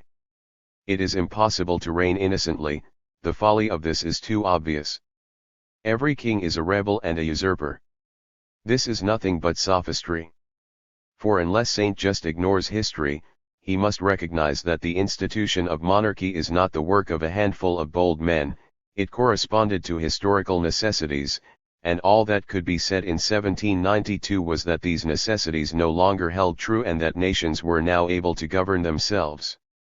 The question is then posed, by what right can we make the individual who was king pay for a fate he is no more responsible for than any other man? Or if Saint Just ignores history, if he extends the present hour into the past, if he believes and says that at any moment in the past centuries men could have shaken off the royal yoke the way it was now being shaken off, then it is all of humanity that is criminal, and the people should punish themselves for their lengthy and cowardly slavery, as they should punish kings for their lengthy and arrogant domination. Saint Just alleges in vain that the blindness of the people doesn't excuse the usurpations of kings, nor does it excuse the abject servility of the people. And here again, why concentrate on Louis XVI's head alone a punishment that should strike the humiliated faces of peoples as it does the haughty ones of kings? And to say that Louis XVI should be struck a blow, not because of the crimes he committed in the exercise of his functions as king, but solely because he was king, means being too severe towards one man and too indulgent towards complicit humanity. Nor is it true that no legal relationship existed that allowed for Louis' judgment by the French people. Since the Revolution of 1789, an agreement had intervened between historic tradition and the new law, between the royal institution and popular sovereignty. This agreement would have lasted if the royals had been honest and faithful to their word. It was the Constitution itself that was the legal relationship between the king and the nation that was denied by Saint Just. And even when the Constitution fell, the nation maintained the right to demand accounts of Louis XVI for the betrayals that had nullified the pact between the crown and the people. The king wasn't freed of his felony by the fall of the Constitution against which he had committed his felony, and it was this felony that the nation had the right to judge. Robespierre's opinion. In his speech of December 3, Robespierre reached the same conclusion as Saint Just, but for different reasons. Like him, Robespierre wanted there to be no judgment, he wanted the king to be executed as an enemy without benefit of trial. But it wasn't his status as king he invoked, it was the crimes he committed against the nation. People don't judge in the same way as judicial courts. They don't issue sentences, they cast lightning bolts. They don't condemn kings, they cast them back into the void. The fight had begun between Louis XVI and the revolution.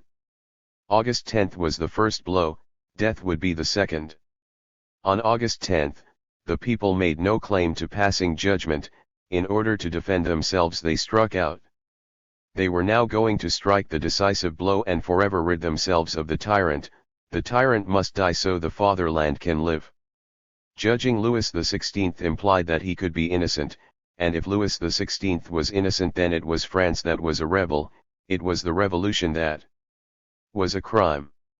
And so, no trial, no indictment, no lawyers, no judgment, no new delays, but rather a measure of public safety. What is worthy of note in Robespierre's thesis is that it is not a trial when the sentence is imposed on the judge in advance, whatever the defense of the accused. After August 10, it was not possible for the convention to proclaim Louis XVI's innocence without unleashing the counter-revolution. It was bold, and in a sense noble, to proclaim this vital need of the revolution and not tie up in legal formalities the act that would save liberty and the fatherland. But this idea was too forceful for France's hesitant and troubled conscience. It lacked the boldness to strike without trial. It didn't want to deprive itself of the benefits of publicizing Louis XVI's crimes and, in keeping with the essential forms of justice, it wanted these crimes made known to the nation and the world through a public debate where the accused could make his voice heard. Perhaps Saint-Just's and Robespierre's haughty and summary proceedings would have been possible in the immediate aftermath of August 10. The death sentence for Louis XVI would then have appeared to be the consequence of a battle. In December, it was too late. Robespierre himself noted the change in mood. Last August, when the partisans of the crown were in hiding, anyone who would have offered apologies for Louis XVI would have been punished as a traitor. Today they raise their heads with impunity. And Robespierre concluded, "Don't delay. Waste no more time with hypocritical and timid formalities." Marat's opinion. But there is no doubt that it was no longer possible to pronounce oneself so summarily without going against public sentiment. Ernest Hamel in his Histoire de Robespierre wrote in this regard.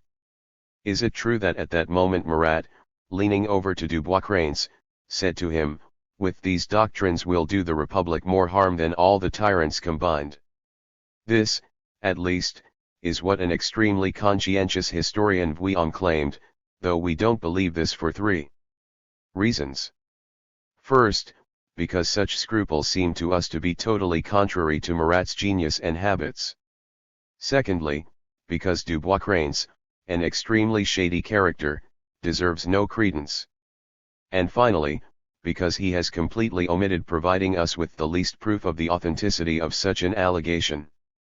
It is clear that Hamel is scandalized at the thought that Marat could find Robespierre extreme and impolitic. But he has a false idea of Marat. The latter was at times quite thoughtful and prudent, careful not to inflame the forces of counter-revolution. It was precisely in that month of December that he accused Cambon, because of his motion on the religious budget, of having upset the constitutional priests, and made known a letter from several of them. There is no doubt that he condemned Saint-Just's and Robespierre's line of reasoning.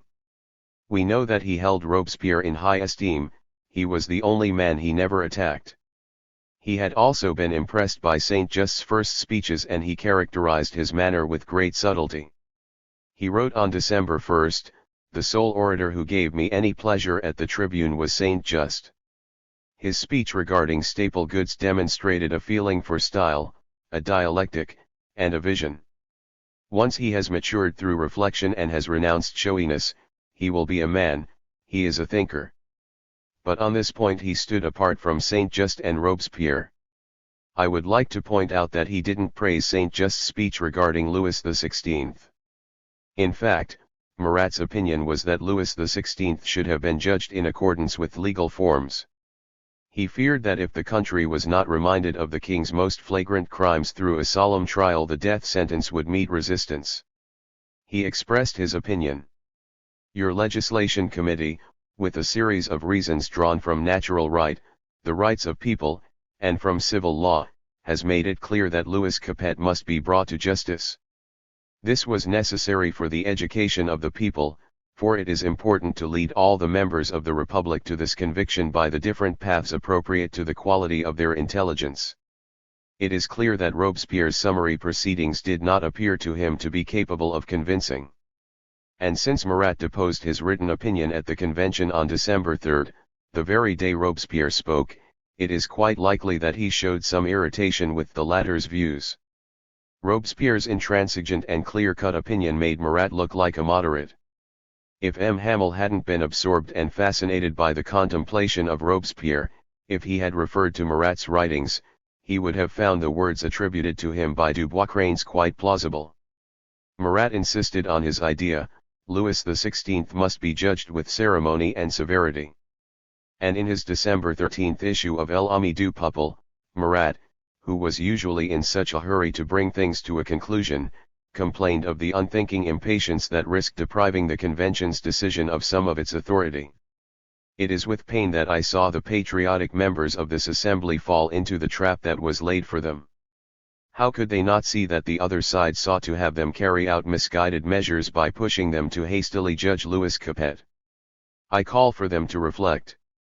They should pronounce on the fate of the former monarch with the greatest calm and wisdom, less for their own honor than to deprive his henchmen of a pretext to slander them by accusing them of having killed him with the sword of the law. Marat is obviously thinking here of the sitting of December 12, where several members of the extreme left proposed that only 4 days be granted Louis XVI to examine the evidence and present his defense or have it presented for him.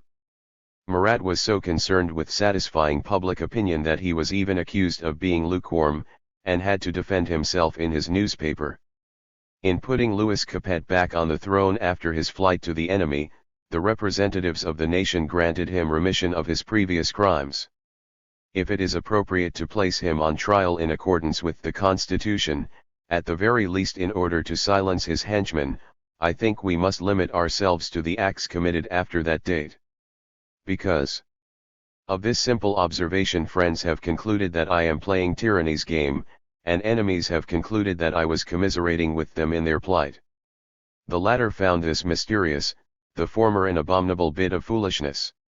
Whatever the case, even if the convention sees that the defenders of Louis Capet abuse legal forms, not to save the tyrant but to make his crimes known and to prove to the universe that in condemning him it isn't condemning an innocent man to death, it still has it in its power to reject this vicious practice and punish a conspiratorial monarch and to treat him as a public enemy taken weapon in hand.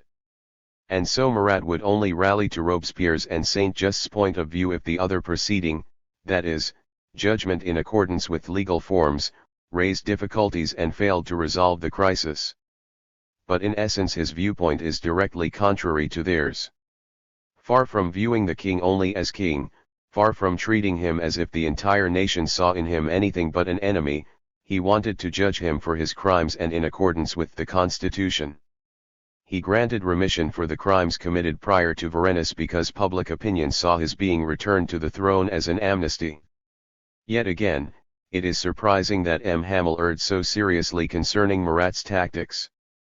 But what I want to point out is that Saint-Just's and Robespierre's position was an isolated one and that it appeared to almost the entire convention to be a paradox, and it presented no difficulties capable of halting or slowing down the trial. If, from the first days, the convention had clearly confronted the problem, then between late September and early October it would certainly have decided that there was cause to judge Louis, that he should be judged by the convention, and that all legal forms would be complied with. The king was executed on January 21, 1793. As Jaures wrote, the sentence was just, not only from the revolutionary point of view, but from the point of view of Louis XVI who, in accepting the constitution, in which popular sovereignty was inscribed, had recognized the new law. The blow that was delivered by the revolution against monarchy, a profound and decisive blow, remained, and the feelings of pity, the fleeting reappearances of counter-revolution, would not prevail against the force of that sovereign act. Kings might briefly return, but they would henceforth be nothing but ghosts. France, their France, is eternally regicide. The king's head fell because the opposition is irreducible between the former monarchical law and the new law of popular sovereignty. It was thus the nation itself which struck with the force of its new principle, and the blow it delivered was prolonged into the infinite, like the principle in the name of which it struck. 11. The enrages against the high cost of living. In 1792–93, peasant revolts broke out throughout France, and the working class of the cities reacted with increasing strength to the high cost of living, particularly of the staple of the working family's diet, bread. The Jacobins were reluctant to take measures to control prices, for in the first months of 1793 such measures frightened them. Wouldn't they risk alienating the commercial bourgeoisie? Into the breach stepped the key figures of the left of the revolution, Jacques Abidor, both as deputy procurator of the Commune and in his avatar as Père Duchesne, the voice of the Sans-Culottes, Jean-François Varlet, and the priest Jacques Roux. Around these men a kind of social party formed that wanted to place economic problems in the forefront. It wanted to denounce and combat hoarding in all its forms. Varlet, aged only 21 and so not eligible for elective position, sought to act outside and on the elected assemblies. Roux attended meetings at the Cordeliers and the sections of the Observatoire and, most importantly, that of his Gravilliers neighborhood. On the streets crowded with people, in the modest shops where the artisans waited for customers, he spoke to everyone, with the women as well as the men, knowing from his experience in the church that the woman could play a decisive role. And he passed from attacking the king to hoarders. What good was it to cut off the head of the tyrant if every day you are slowly devoured by speculators and monopolists? The great social movement of the Sans-Culottes, the Enrages, who took their program from a manifesto written by Roux, took form. In February 1793, the movement took matters into their own hands. On February 22, the Jacobin Club is visited by women asking for a place to discuss the issues confronting them. When the club refused them, the leadership was hissed and booed, and from the stands people shouted that among them were merchants and hoarders who grew wealthy on public misfortune. 2 days later, washerwomen visited the convention to make their case for their need for basic goods. And on February 25, 1793, perhaps the result of an inflammatory article by Marat that appeared that same day, but probably not, since the article appeared at virtually the same hour the riots occurred, shops were pillaged by a working-class crowd, their immediate needs resolved by direct action. The revolutionary forces in Paris. The death of Louis XVI had inflamed revolutionary passion and enabled the revolution to taste the bitter savor of death. The pressure of the joint threats of external war and internal dissension led some to say that the guillotine was a solution and that the death of the king hadn't exhausted its pacifying virtues. Without uttering a protest, in February 1793, the Jacobins heard these sinister words: "The national razor must be taken around France." And yet, the guillotine was not yet on the agenda, though the still inchoate idea of liquidating the Girondins was beginning to make itself felt. The king's trial had provided a terrible argument against the Girondins. They had wanted to save the king. The revolutionary groups that had been so active from late July to late September 1792 and throughout the period surrounding the events of August 10 and which had then been restrained by the sovereign authority of the convention, assembled anew and entered into action. They planned to pressure the convention and obtain more energetic measures in the economic, social, and political spheres. Before August 10, the revolutionary force had been made up of the delegates of the sections and the fetters called to Paris. This revolutionary force, mainly directed against the Crown and the Tuileries Palace, had had a complex and sly attitude towards the Commune of Paris. It had both dominated and used it. It had made use of Pétion's remaining popularity without binding itself to his weakness. There was a kind of extra-legal commune that functioned alongside the legal commune, one that made use of it before replacing it. For a moment, the Revolutionary Commune of August 10 had been the master of Paris, and one of the main forces of the revolution. In December 1792 and January 1793, the Provisional Commune, heir of the Revolutionary Commune of August 10, still carried out large-scale actions. Through its procurator Chaumet and his deputy Abidor, it was in communication with the popular elements, but it wasn't vigorous or bold enough to stand up against the convention and impose a more daring policy on it, and to a certain extent it was held back by the mayor, Chambon, who leaned toward the Girondins. Even more, like all lasting forms of authority, it had gradually taken a turn towards legality. It had been caught up in the formidable gears of the convention.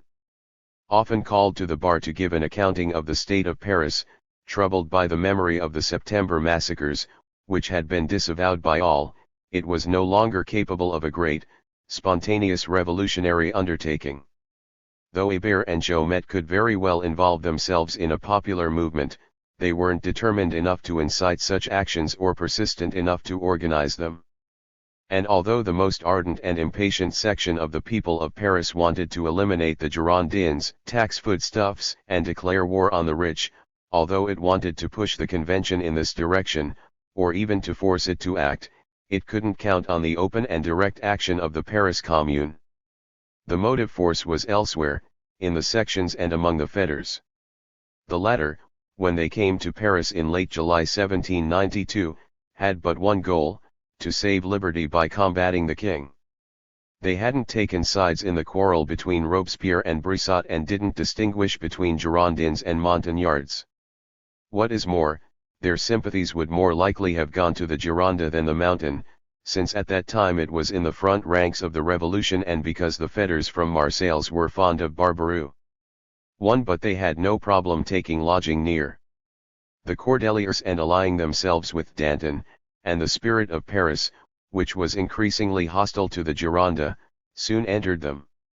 Barbaroux himself, in a letter addressed January 30 to his friends from Marseilles, sorrowfully noted the change in the fetters' disposition. If it looked like there had been a rapprochement between the fetters from Marseilles and the Girondins when the former requested they be allowed to return to Marseilles, this only appeared to be the case. Naturally, the fetters wanted to return to their homes, and Barbaroux, their deputy, supported their request at the convention. In doing so, he hoped to regain his popularity among them. In any case, the Gironde no longer had any interest in keeping in Paris men who, under the influence of the city, were distancing themselves from them. It's true, though, that the Montagnards didn't appear to show any especial concern for the Marseille battalion that they'd worked so hard to win over, since they prohibited its return to Marseilles and placed it at the disposal of the Minister of War who, if he so desired, could send them to the border. The Mountain was afraid that new appeals would be made by the Gironde, and by binding them to military service it discouraged in advance any fetters who might consider coming to Paris to support the Girondins. But in fact, many fetters had allowed themselves to be won over by the extremist parties, and they could become precious allies for the revolutionary groups of the Paris sections. Through these men, Paris grew and became all of France. Thus, when the delegates of the sections spoke at the convention, it was no longer in the name of Paris, it was in the name of the entire revolutionary people of France, represented by the most devoted of patriots. United with the fetters, they constituted the entire revolutionary nation, and it would be extraordinary to crush the Gironde with the fetters that they had called to their defense. The tactic of the most active sections was thus to unite with the delegates, to gradually bring along and compromise the Commune, and in so doing break the resistance of the convention. Revolutionary anger had been rising in the sections since December. What? On August 10, the people were murdered by the king, and yet 5 months later the convention has not yet tried the assassin? It hesitated, it argued. What? Incited by tyrants, the entire world is arming itself to avenge the death of the tyrant? We have to abandon shops and workplaces and march to the borders again, while the very men who encouraged these despots by their reluctance to strike the king continue to govern, to dominate the convention. What? The people give their blood, and while they exhaust themselves saving the fatherland, they are ruined and starved by the constant rise in the price of food. And the law doesn't strike the speculators who cause the value of paper money to depreciate, the hoarders who drive up the cost of living. The people must organize, act, and assist the Democrats of the convention who are too fearful, too chained to scrupulous legality to strike the speculators. The people must either assist them or compel them. From December 30th, the first outlines of an organization, the first attempts at revolutionary pressure, become visible when the delegates of the 18 sections, along with the wounded of August 10, went to the convention to demand they hasten the death of the king. This organization defined and asserted itself on January 17 at a demonstration with the Paris Commune. I read in the account given in Le Moniteur. January 17 yesterday a deputation of fetters presented itself at the council to invite it to participate today at a fraternal ceremony that was to be celebrated on the Place du Carrousel, where their brothers perished on August 10. It was decreed that the members of the council would participate as a body in this ceremony and would take the solemn oath along with the fetters of the 84 departments, the Marseillaise, and the 48 sections of Paris. This morning the General Council adopted the terms of the oath in this form: we all swear to be faithful to the French nation, to maintain the unity and the indivisibility of the Republic, to defend unto death humanity's sacred rights, liberty, and equality. Finally, we mutually swear to indissoluble unity and fraternity. In the same way, we swear eternal war on all tyrants under whatever name they might present themselves. The council left at 12:30 p.m. to go to the Carrousel, where the fetters of Marseilles and the other departments could be found, as well as the citizens of the sections. They gave each other the civic accolade and took the oath together. On the way back, the members of the commune mingled with the fetters and entered the council hall, which had never been so packed. The commune's procurator Chaumet ordered that the account of this day be engraved on stones from the Bastille, one of which will be sent to each of the 84 departments, and finally that a tree with the name Tree of Fraternity be planted on the Place du Carrousel.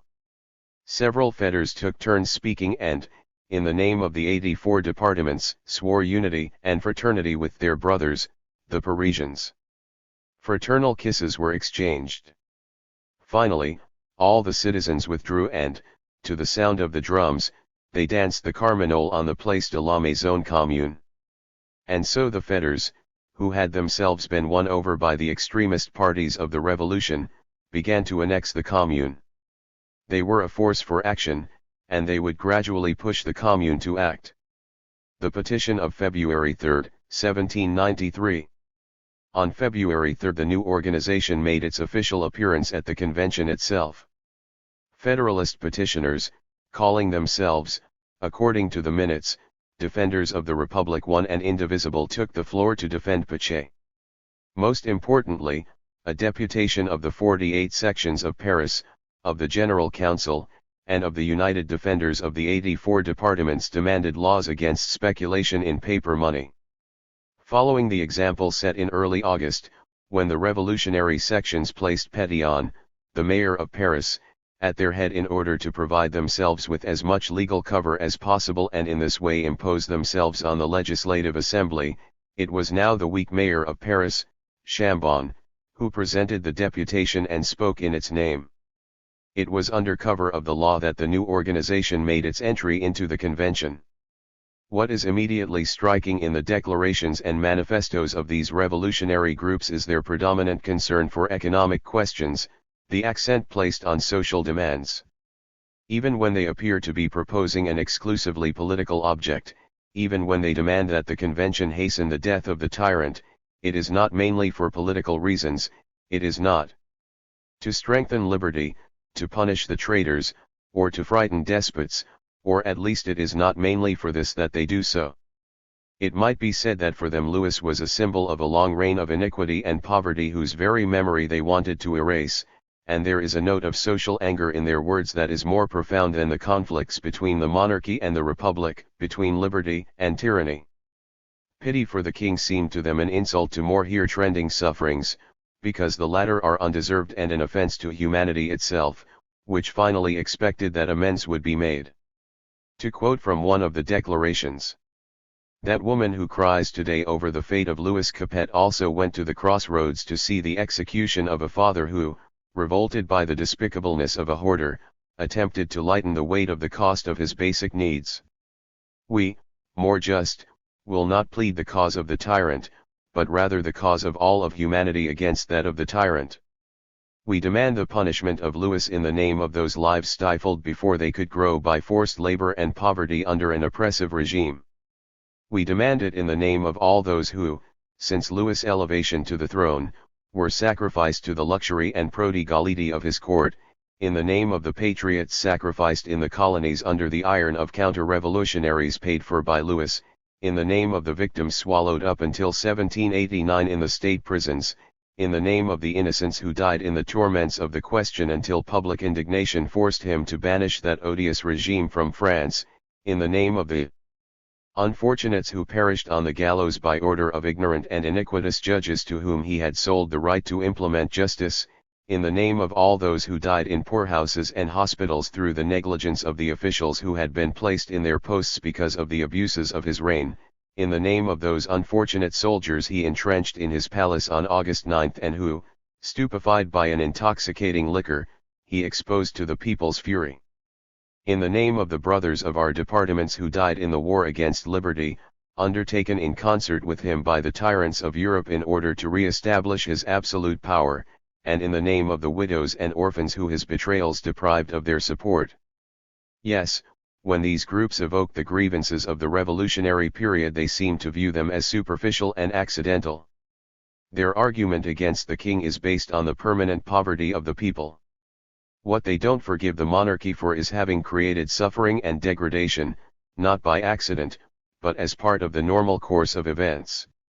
Even when they allude to the unmistakable crimes of the king, to those that resound down history, to bloody events like those of August 10, they present them in a new and unexpected way.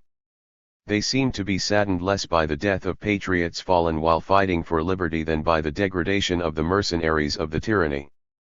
The Swiss soldiers of August 10, whom the people hunted down for several days are, par excellence, the victims of oppressive royalty. It was royalty that debased them, that dehumanized them, and through them the delegates sympathized with the entire people, whose ignorance and poverty made them receptive to the stigmatizing temptations of despots.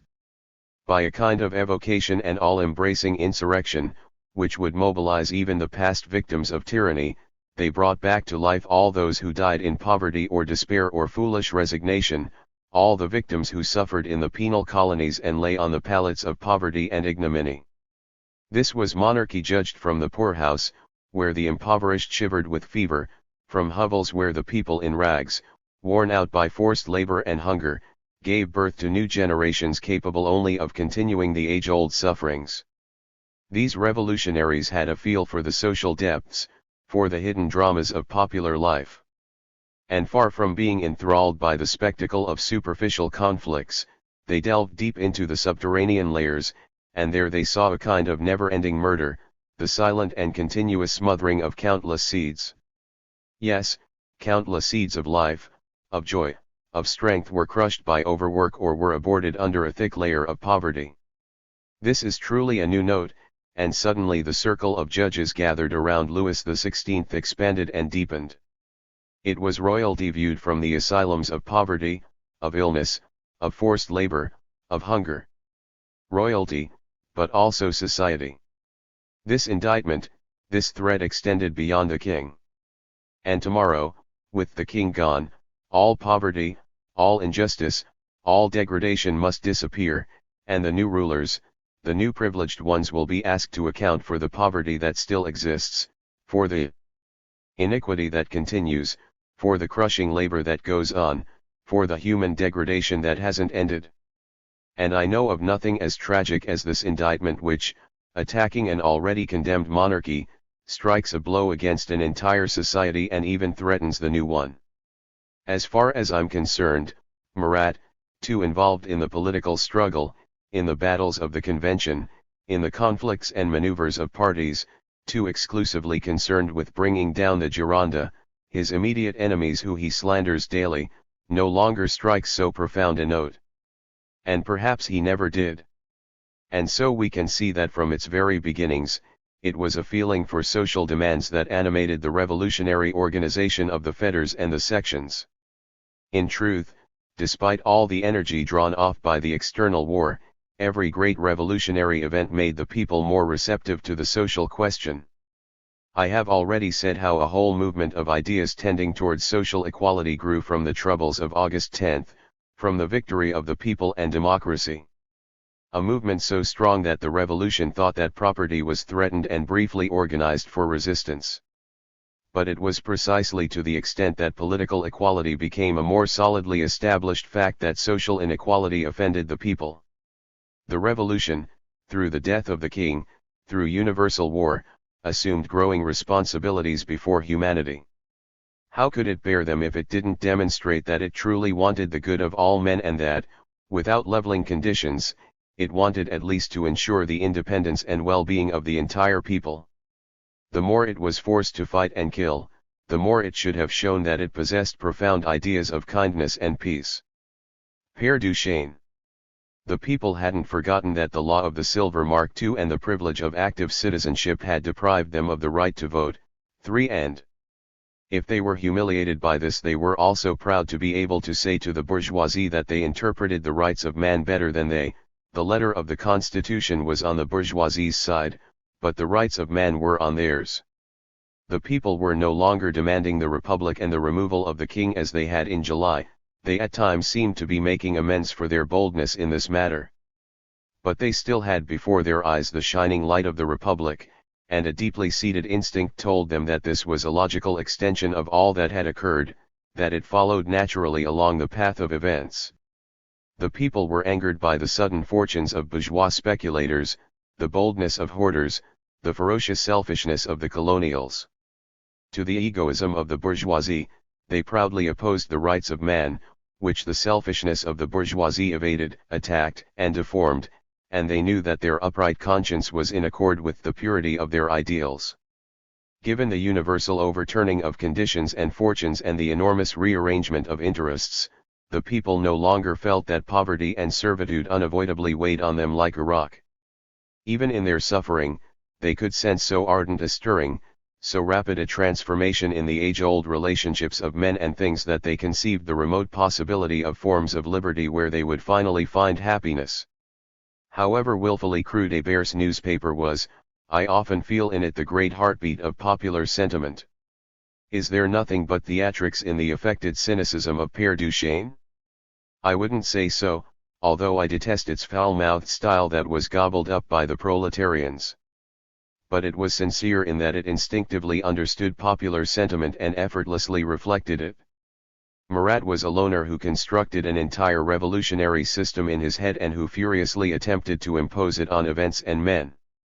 In every crisis of the revolution, and whatever the people's sentiments, Marat proposed a dictator or a military tribune to execute the traitors. To be sure, even in the depths of his underground dwelling he heard the sounds of the crowd, the cries of suffering, even the whisperings of treason, and he responded to them with piercing appeals and fearsome words. Sometimes, with his angry and sublime cry of pity, he touched the soul of the people and left an enduring emotion there. At other times, he astounded with the strange lucidity of his vision, by the amazing encounter of his improbable prophecies with improbable events. But this unremitting anger and endless suspicion wore out the people. They occasionally needed to catch their breath and weren't always in a feverish state. They abandoned themselves to the simple joys of life, breathed in the air, the sun, and confidence, giving men credit when it was due. Marat, who didn't leave them a single person to admire, except Robespierre, and nothing to hope for, exasperated them and kept their nerves in such a state of tension that they snapped. Unlike the underground man, Père Duchesne is the man of the streets and the crowd, of the arbors where good wine is drunk while cursing the hoarders who drive up its price. He kept an eye on, denounced, and scolded the tribunes of the people. But he at times demonstrated a rugged tenderness for them that responded to the people's need to love. Closer to popular ideas, in periods of crisis, Père Duchesne didn't dream of a cheerless dictatorship. He demanded a republic after Varennes, a broad, popular government that wouldn't mistreat the king's son but which would have no need of him. Repulsed by the votes of the assembly and the repression on the Champ de Mars, he didn't persist in his furious imprecations. He momentarily seemed to renounce his beautiful dream of a republic, but deep down in his soul he maintained the euphoria of liberty, a joyous hope for the republic that would burst forth on August 10. Père Duchesne doesn't bang his feverish head against walls of his cellar. He knows that in the popular soul the forces of life, sometimes silent and unperceived like deep waters, accumulate and suddenly reveal themselves in astounding geysers. In addition, while Marat, worn out and despairing, thought there was nothing left to do since everyone was preaching the literal respect for the Constitution, Abidor accommodated himself to this passing phase and blissfully continued along his way. Between December 15, 1791 and April 12, 1972 Marat, whose newspaper was selling poorly, put down his pen while Père Duchesne, with increasing success cried his great anger, his great suffering, and his great joys, "I am the real Père Duchesne, and I don't give a fuck." For more than a year, with an extraordinary range of tone, he scolded, grew angry, and took joy, passing from sentimental abandon to sudden distrust. Listen to how he originally admired Mirabeau in his issue number 10, "It doesn't surprise me if the eloquent Mirabeau takes so much pleasure in crushing them Abbé Morifort and his friends. Keep on talking about the fatherland, dear man, our heart plays the violin whenever you open your mouth to perorate in our august assembly. What we hear here is the echo of the women of the markets, calling him our little father Mirabeau at Versailles." But suddenly, Mirabeau's complicated political schemes begin to worry him. Issue number 12 "We see that your damn face gave us a mortal fright. It's not enough to have a nice mug, you've got to have a beautiful soul, do you hear me, my good friend?" This is a true reflection of the people's mixed worries about and affection for Mirabeau. Marat is lacking in such rich tones. And then the speculation in the Assignat made itself felt in the summer of 1791, and Abidor launched a vigorous campaign against the monopolists, number 14, and gives us a piquant portrait of the revolutionary capitalists. "Much as I've cried out against the fucking money merchants, against those triple Jews who seize our acres, much as I've hunted them down, chased after them with my whip, the asses dare to show their faces again and sell all the little assignats that we so impatiently waited for. Who would be cowardly enough not to reject such incompetence, not to descend on them, give them a serious beating, and then send them back all bruised to the thugs in whose name they act? I don't know what damn policy has prevented us from getting to the source of these maneuvers that have so often caused despair among the people and the army. There's a mob of jackasses who lead public opinion, who pretend to serve the interests of the people, who caress them with one hand and smack them with the other. Thunder of the gods! Won't I ever get my hands on one of them and treat him the way he deserves? Do these damn speculators think they'll be the only ones to escape punishment? What? We'll have crushed the nobility, the parliamentarians, the clergy, and these Arabs will be spared? Let them tremble, these monsters. The day will come when the people's fury, having reached its height, will make them feel the effects of a terrible but just punishment." And then he attacked the clergy, but in keeping with the popular sentiment of the period, he was careful to distinguish between priests and religion. He speaks ironically of the gratitude owed the Jews who, because they engaged in usury with our former prelates, introduced into the sanctuary all the vices that have made us open our eyes. Upon seeing how the priestly buggers mixed religion with their passions, I think that God wouldn't recognize himself in it. But fuck, he'll now see our hearts laid bare and will see that we are all brothers, that we love our good king, and even more, the nation. Frightened by the fanatical movements that were beginning to take shape, Abidor wrote, "We have to stop our women from getting mixed up with the affairs of the priests, for if their damn tongues decided to start wagging on questions they know nothing about, we'll never see the end of it." Number 16. His anger is colorful in the face of the persistent emigration of hard currency, Can it be that those asses the émigrés before leaving sent a magnetic stone to all foreign countries in order to attract all our species? Oh, fuck. There's some magic involved here. The end of the Constituent Assembly approaches. The National Assembly is limping along. It's an old hooker, once an honest woman but who, because she spent too much time in the capital, has gone wrong and prostituted herself for money to the executive power and the aristocrats. But fortunately, goddammit, she's reaching her end, and we see the day of her burial coming with as much pleasure as a child does in seeing that of a grumpy old tutor who was the bane of his existence. If the Constituent Assembly displeased the popular party by revising the Constitution so that it favored the executive power by making the conditions for voting and electability harsher and by limiting the freedom of the press and the right to petition, Père Duchesne was also worried about what its offspring, the new Legislative Assembly, raised under the law of the Silver Mark, would do. The famous law of the Silver Mark, he exclaims in issue 58. Will forever prevent us from having deputies as skillful and honest as Robespierre and Pétion. If it had been in place before the Estates General, you can bet that 3/4 of the brave buggers who shut up the nobility and the clergy wouldn't have been elected, and we'd more than ever be in the claws of despotism. If we can, we have to prevent this law from remaining in place much longer. I don't mean by this that we should revolt against the decrees of the National Assembly, for even when there are unjust ones it's better to submit to them than to cause all kinds of disorder and civil war. But fuck, we have to shout so loudly that our cries will resound in the depths of the manège where the assembly met. I fully expect it to cause most of the aristocracy and the false patriots who are veritable horses, or rather mules from the Auvergne, to buck when we speak of the people and of liberty. But fuck, all ears aren't stuffed, and among those scoundrels there are still good men who will take our side. Didn't we recommend to you that you tear down the ancient idols and raise onto your shoulders the poor people who for so many centuries were down in the mud?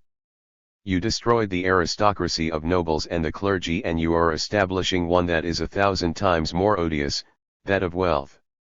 The news of the king's flight spread like wildfire. Abidor, who kept daily track of popular feelings but who lacked Marat's sharp foresight, hadn't seen it coming. The widespread popular sentiment immediately made itself felt in Le Père Duchesne. He felt the stirring of the people, their fearful and joyful excitement in the face of the unknown, and, in several tableaux of a vulgar and idyllic realism, if I can use those terms, he skillfully brought to light the contrasting emotions of the conservative and moderate bourgeoisie, which retreated, and the people, who marched into the future. Almost all of issue 59 is powerfully written, and since Abidor is above all a reflector, it is the people themselves that we see on the stage. What are we going to do with that fat pig? Ask all the curious bystanders, referring to Gilles Capet. But, the president of a section says, he's still our king, he's inviolable and we mustn't stop respecting him, obeying him. Bravo, says a battalion commander. It's only the hotheads who speak differently. What the fuck do you mean, hotheads? Is it being a hothead to prevent someone from setting the house on fire? I sent all the active citizens to go fuck themselves somewhere else and consoled myself wetting my whistle at a little cafe near the docks. Goddamn if I wasn't rewarded for the troubles all those damn buggers caused me. I had no sooner sat on a stool than I heard someone singing as loud as can be, Caira. Caira. 6 Long live the nation. I stuck my nose outside and what do I see? A bunch of brave buggers armed with pikes walking arm in arm with the drinkers of the night before. Where are you coming from? I ask M. Are there still Bastilles that need to be taken? Oh Père Duchesne, where were you? We just took the oath to die for the fatherland, and this vow won't be the vow of a son of a bitch, like that of the fucking pig who falsely swore and who ruined the fatherland. Well, Père Duchesne, Mother Caquette the fish scaler says to me, what do you think of our fucking king of diamonds? What I think, goddammit, is that we need to throw him in the nut house, in the insanity ward, since there are no longer any cloisters to hide him away in like our ancestors did to lazy and imbecilic kings. As the clock tower told, Cato the oyster shucker shouted, "Let them all be fucked. No more Capet, no more court, no more Austrian woman. No need for an aristocrat to govern us, and some good fellow who's like us could fill the position just as well as that fucking piglet who only knows how to drink himself silly. It's said that the people are sovereign. We should try out our rights by giving ourselves someone we think appropriate. We won't put a crown on him, since that snuffs out common sense and virtue. But god damn it, we want him to always be direct, like Père Duchesne. Like Père Duchesne. Like Père Duchesne," they all shouted together. "I support the motion," said Old Man Bondo, the strongest of the strongmen of the port and the marketplace. "And I request that Père Duchesne be named regent of the kingdom during the imbecility of Gilles Capet, former king of France. Long live Père Duchesne! Long live Père Duchesne!" So no sooner am I proclaimed regent than they promise to protect me with 300,000 pikes. You bet that Caira. What will you do, Père Duchesne, when you assume the regency? I'll begin by kicking the ass of all the false patriots who slithered like snakes into the National Assembly, the city government, and the departmental government. I'll assemble a new legislature composed not only of active citizens but of all the good people, poor and rich, who will deserve that honor through their patriotism and their talents. When the legislative body is well organized in this way, I won't be so fucking insolent as to admit that no one is my equal, to pretend to unite within myself half the strength of the nation, to devour all by myself enough wealth to allow half the citizens of a department to live. I'll content myself with doing nothing but watching over the machine and warning the workers when it's not working right. I'll protect the arts, I'll support commerce, I'll slice the necks of all the speculators. In the meanwhile, Gilles Capet will have ended his shameful life in his lunatic asylum, and his abominable wife will have croaked in La Salpêtrière. 7. Their son will have grown up, having been raised in labor and poverty, and will have forgotten his original attire. He will have learned to be a man and a citizen. People can, if they want to at that time, if they need to make him, I won't say king, since you can't have one if you want to be free, but if a first functionary is needed, people can cast their gaze in his direction and he can succeed Père Duchesne. What a strange subjugation of the intelligence which, even in its powerful, foul-mouthed revolt against royalty, isn't yet able to completely free itself of the royal hypothesis. But this was the people's first, confused glimpse of the Republic. Abert's article laid out what was probably the boldest limit of popular thought at that time. It's almost a republic, and it is a democracy without any distinction between active and passive citizens. Socially, it means laws against speculators, but with no new arrangement of property. This quasi-republican exaltation declined after the king's return, and a calmer Père Duchesne would pay a fictional visit to Louis XVI at his Tuileries palace to congratulate him for having accepted the Constitution and to warn him, in a half-confiding, half-scolding tone, to remain faithful this time. Abert even allowed himself to be enthusiastic the day the Constitution was proclaimed in Paris. The sound of the cannons resounded in my heart.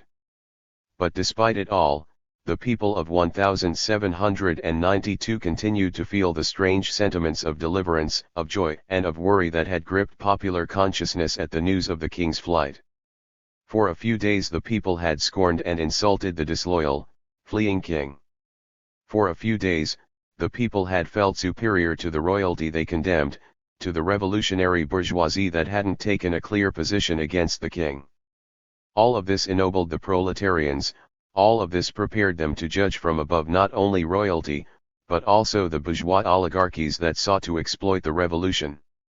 Père Duchesne was rough on the bourgeois hoarders in those first months of 1792, number 68. I saw all our merchants, all our retailers, the grocers, the liquor sellers, the winemakers, in a word, all the buggers who make it their jobs to steal from us and poison us. I saw all of them profit from the money shortage, enriching themselves after having snatched all our acres and sold them to the émigrés. Afterwards they made all the coins disappear, and now all that's left is paper money, and souls are more rare than double Louis once were. After dealing with the hoarders of acus, he went after the hoarders of foodstuffs, number 83. Fuck. I'd hoped that after the abolition of the duties on goods brought into Paris I would be able to get a few extra bottles every day, but fuck no. Instead of being cheaper and better, the wine is as expensive as in the past and poisons us the way it always did. I'd also thought that the prices of other things would go down, but Grocer André and his confrères are as determined as ever to make us pay the same price for pepper as before. Fuck. So we've gained nothing with the doing away of the customs barriers. We're charged new taxes and we still pay the same duties on basic goods. Good God, this can't be. Wherever there's an illness there's a remedy. New legislators, it's up to you to find it. It's your duty to do away with the new abuses. Hang every financier and all the damn merchants who speculate on the citizen's substance and grow fat on the blood of the unfortunate. Call the Lombards section, they'll show you the secret. You'll soon understand, goddammit, that there is an infamous conspiracy to reduce us to the last extremity this winter. And so the tone of popular protest rose. In these words, we already see prefigured the regime that the terror applied to the economy. The revolution didn't consider touching private property, of substituting communism for exchange and competition. It thus had no other resource for containing the bourgeoisie's speculation than striking the merchants with fear. Le Père Duchesne threatens them with hanging, the scaffold will soon follow. It was in this way that the economic reasons for the terror made their appearance. Le Père Duchesne wasn't yet calling the people to insurrection or for a new revolution. He deplored the fact that the Constitution was a failure. That it wasn't inspired by a great democratic and popular spirit. And he provisionally resigned himself, number 84. If the voice of the people of Paris hadn't been stifled, we wouldn't have had a hastily cooked up constitution, a veritable harlequin's costume where there are magnificent pieces stitched to rags. If the constitution had simply been drawn from the rights of man, it would one day have been the law of the universe. But what's done is done, and just because the horse has only one eye, that's no reason to kill it. As we can see, Le Père Duchesne accommodated itself to the sometimes precipitous, sometimes slow and uncertain movement of popular ideas. But soon the people, momentarily worn out by Marat's continuous state of exaltation, would again feel the need to hear that strident and passionate voice. On its own, Le Père Duchesne seemed insufficient and vulgar. On April 4, 1792, the Cordelier Club addressed a petition to Marat asking him to return to the scene. The letter was signed by Hébert as president.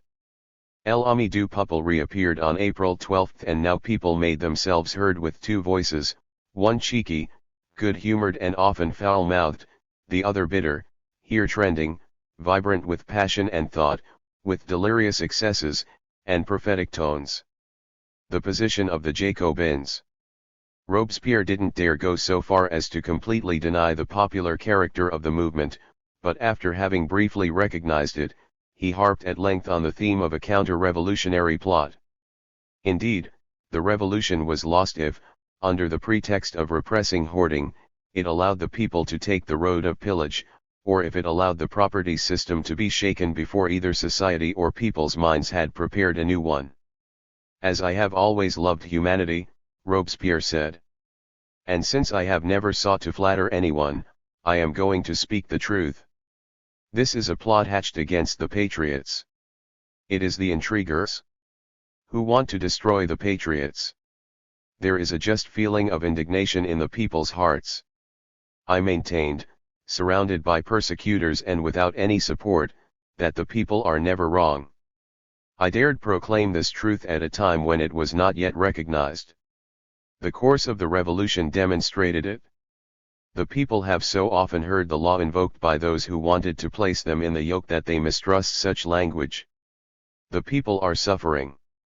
They have not yet harvested the fruits of their labors.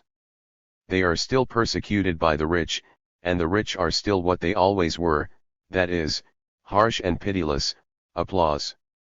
The people see the insolence of those who betrayed them, they see the fortunes accumulated in their hands, they feel their own poverty, but they do not feel the need to take the measures needed to arrive at their goal, and when we speak to them the language of reason they listen only to their indignation towards the rich, and they allow themselves to be led into false measures by those who usurp their confidence in order to mislead them. There are two causes. The first is the people's natural disposition to seek the means of easing their poverty, a disposition natural and legitimate in itself. The people believe that lacking a protective law they have the right to protect their own needs. There is another cause. That cause is the perfidious designs of the enemies of liberty, of the enemies of the people, thoroughly convinced that the only way to hand us over to foreign powers is to alarm the people about their staple goods and to make them the victims of the excesses that result from this. I have personally witnessed these acts. Alongside honest citizens we saw foreigners and the opulent garbed in the respectable attire of the sans-culottes. We have heard said, we were promised abundance after the death of the king and we are unhappier since the poor king is no more. We have heard people declaim, not against the intriguers and counter-revolutionaries in the convention who sit where the aristocrats of the Constituent Assembly sat, but against the Mountain, against the Paris deputation, and against the Jacobins, whom they described as hoarders. I am not saying that the people are guilty. I am not saying that these actions are a crime. But when the people rise up, shouldn't they have a goal worthy of them? Is it puny merchandise that should concern them? They didn't even profit from this, for the sugar loaves were carried off by the valets of the aristocracy. But even if we suppose that they profited from an uprising, in exchange for this small advantage, what are the drawbacks that might result from it? Our enemies want to frighten anyone who has any property. They want to convince them that our system of liberty and equality is subversive of any form of order, of all security. The people must rise up not to grab sugar, but to bring down the brigands. The difficulty Robespierre found himself in was obvious. He didn't want to lose contact with the revolutionary energy of the people, even if it had gone off the rails, but he also didn't want to alarm the wealthy. He shied away from the question of staple goods. The Jacobins so feared the results of the events of February 25, the advantage the Feuillants and the Girondins could draw from them against the Democrats throughout France, that they sent an address to the affiliated societies. There too, more clearly than Robespierre had done, they denounced the riot as a maneuver by the enemies of the revolution. The question of staple goods had only been a pretext. In order to cause an explosion, a more than suspect orator delivered a petition at the bar of the National Convention whose style and inspiration revealed the true instigators of these proceedings. It was émigrés who had secretly returned, disguised royalists, and aristocrats who had incited and led the movement. Our alarm was redoubled when, for the first time, we heard from our public galleries spectators who were either misled or planted respond to our pacific counsels by calling us speculators and hoarders. In the groups people shouted "Long live Louis XVI," and the Jacobins went as far as to say that the warehouses of the hoarders were respected, that the shops of patriots received preferential treatment. This isn't true. The report in the Revolutions de Paris affirms the contrary. What is extraordinary, this newspaper wrote, is that the smallest retail shop was treated like the biggest warehouse. No one, or almost no one, was spared. We can see from this that the warehouses weren't spared. But a note on the bottom of the page adds, a few Jacobin grocers were respected. This is totally contrary to what was affirmed in the address. I don't believe that there was a decision to respect the Jacobin merchants, any more than there was a decision to attack them in particular. Depending on which events chance placed before him in a movement that was widespread and confused, every observer believed he'd gotten to the bottom of things. The truth is that the marching orders were against everyone, be they Jacobins or Feuillants, they're all merchants. This indifference to political differences among the mercantile class is precisely what characterizes the ideas of Jacques Roux. The Jacobins were more accurate when they pointed out that the oldest quarters remained inactive. And this is a decisive confirmation of what I said above concerning the petit bourgeois character of the February movement and the new party. The address says, A remarkable circumstance is that those neighborhoods where the civisme is most ardent and the people less well off and more numerous did not feel any effects. In the Faubourg Saint-Marceau not a single merchant was troubled. Protesters leading women from the distant neighborhoods went to the Faubourg Saint-Antoine in vain. They weren't able to lead along the good and vigorous citizens who live there. These are the people of Paris. But the Jacobins drew the conclusion that elsewhere, in Gravilliers and the quarters of the center of the city, the movement was stirred up against the revolution. Abidor allied himself with the Jacobins in this campaign. His crude verve and impudent imagination served their tactics. He pushed the Jacobin explanation to the point of caricature. If we are to believe him, the events of February 25 were nothing but an aristocratic masquerade, a masked riot where the émigrés were disguised as sans-culottes. And it was, of course, the Brissotins who organized the whole spectacle.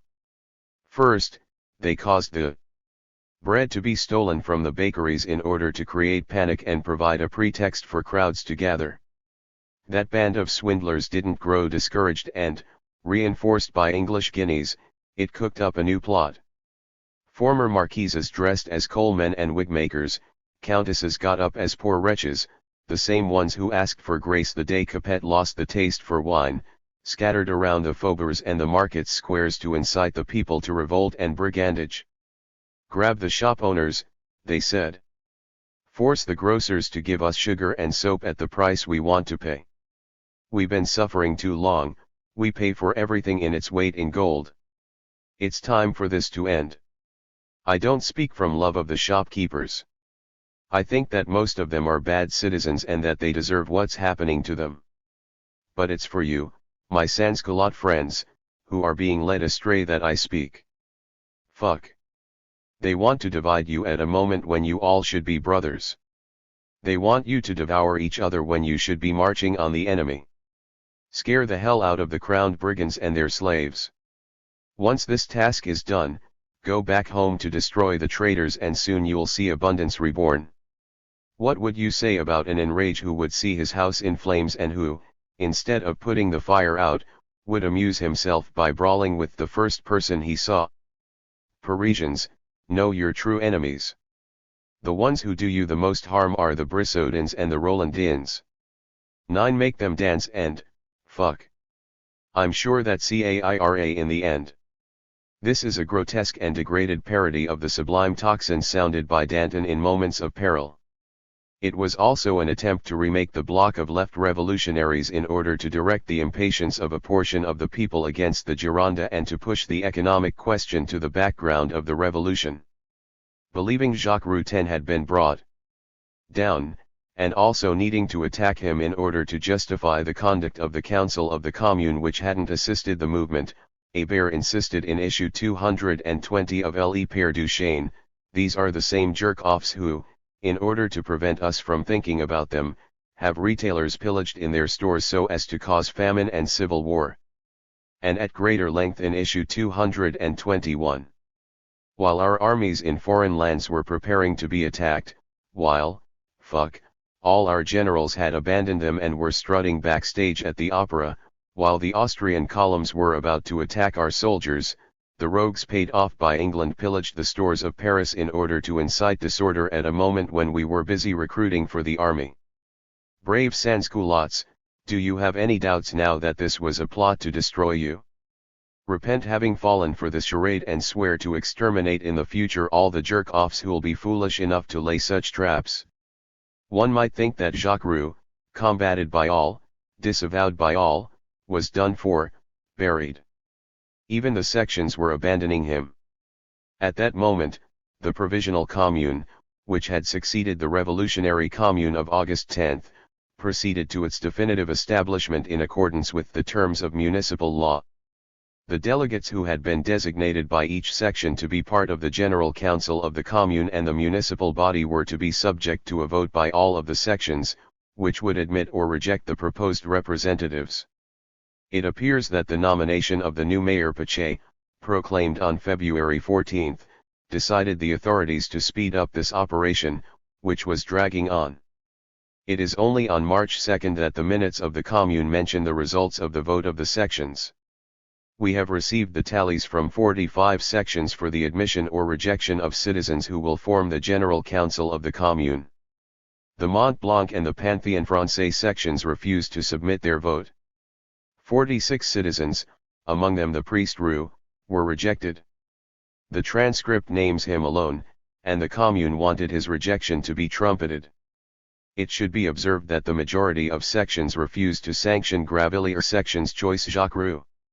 The section didn't abandon him, or rather didn't have to pronounce against him, for municipal law quite naturally dictated that the first 3 candidates chosen by an individual section will not be subject to the test of an eliminatory vote. But this raises a question: was Jacques Roux's elimination pronounced by the majority of sections before February 25 or after? Was it a general rejection of his policies or, more precisely, a rejection of the events of February 25 and the role he had played in them? A strict reading of the Directorate's decree makes it appear that the vote should have been completed the evening of the 23rd in all the sections, since the results were to have been brought to the Hôtel de Ville the next day, Sunday, February 24. But there were often delays in these operations. A vote that had to deal with 140 names, even without debate, even with people voting simply by sitting or standing, is quite a long one. And it is quite possible that the sections weren't able to finish on Saturday, February 23, and that they assembled again on the following days. If Jacques Roux had been eliminated the evening of the 23rd, that would underline the importance of his role. It would, in fact, be demonstrated that even before the outburst of February 25, his propaganda against the merchant class worried the citizens of the sections throughout Paris. But it seems to me infinitely more probable that his exclusion was a result of the sugar and soap riot. I don't think that his semi-secret propaganda could, before the 25th, have spread far enough to compromise him throughout Paris.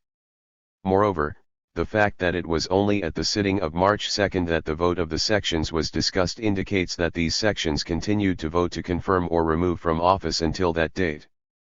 Finally, the Pikes section wouldn't have felt the need to communicate its anti-Jacques Roux views to the Council of the Commune on February 27 if he had been eliminated by the majority of the sections on February 23.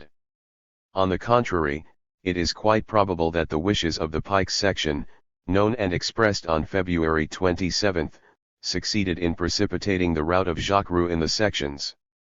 Roux, hunted down everywhere, had to struggle to maintain a base of support at least in the Gravilliers quarter that had originally delegated him.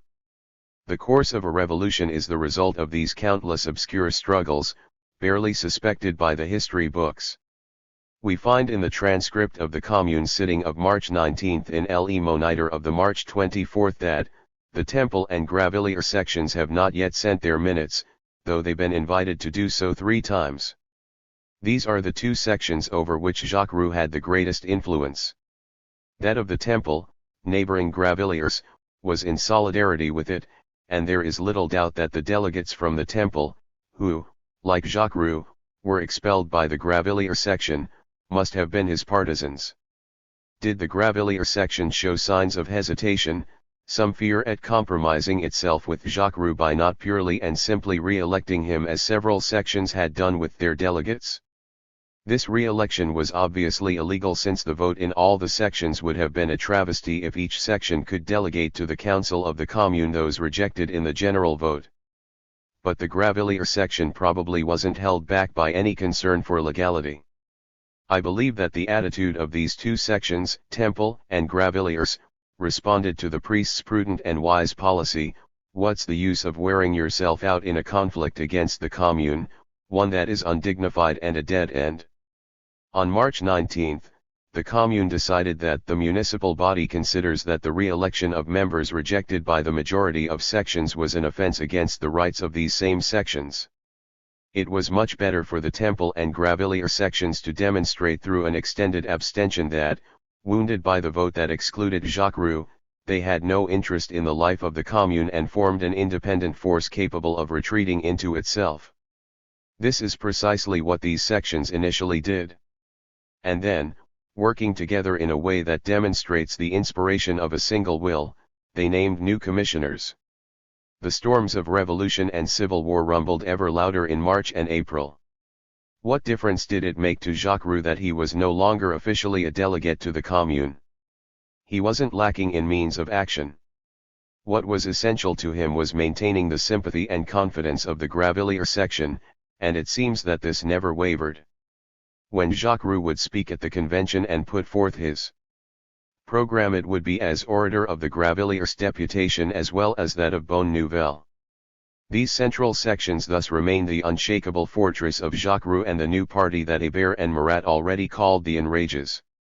Jaurés was far from being defeated on February 25, for, despite the deafening anathema of most of the advanced revolutionary forces, his ideas had suddenly made great progress. They were now on the revolution's agenda. The ideas of legally regulating exchange and countering the economic power of wealth in and by the revolution were now asserted everywhere.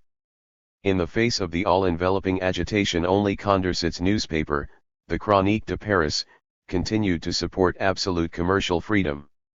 According to him, there is no artificial method for preventing the rise in prices. The remedy is a corresponding and proportionate rise in all prices, the price of labor as well as that of material. This is all fine when all is going well. But the economist forgets one important thing, that this operation supposes both space and time.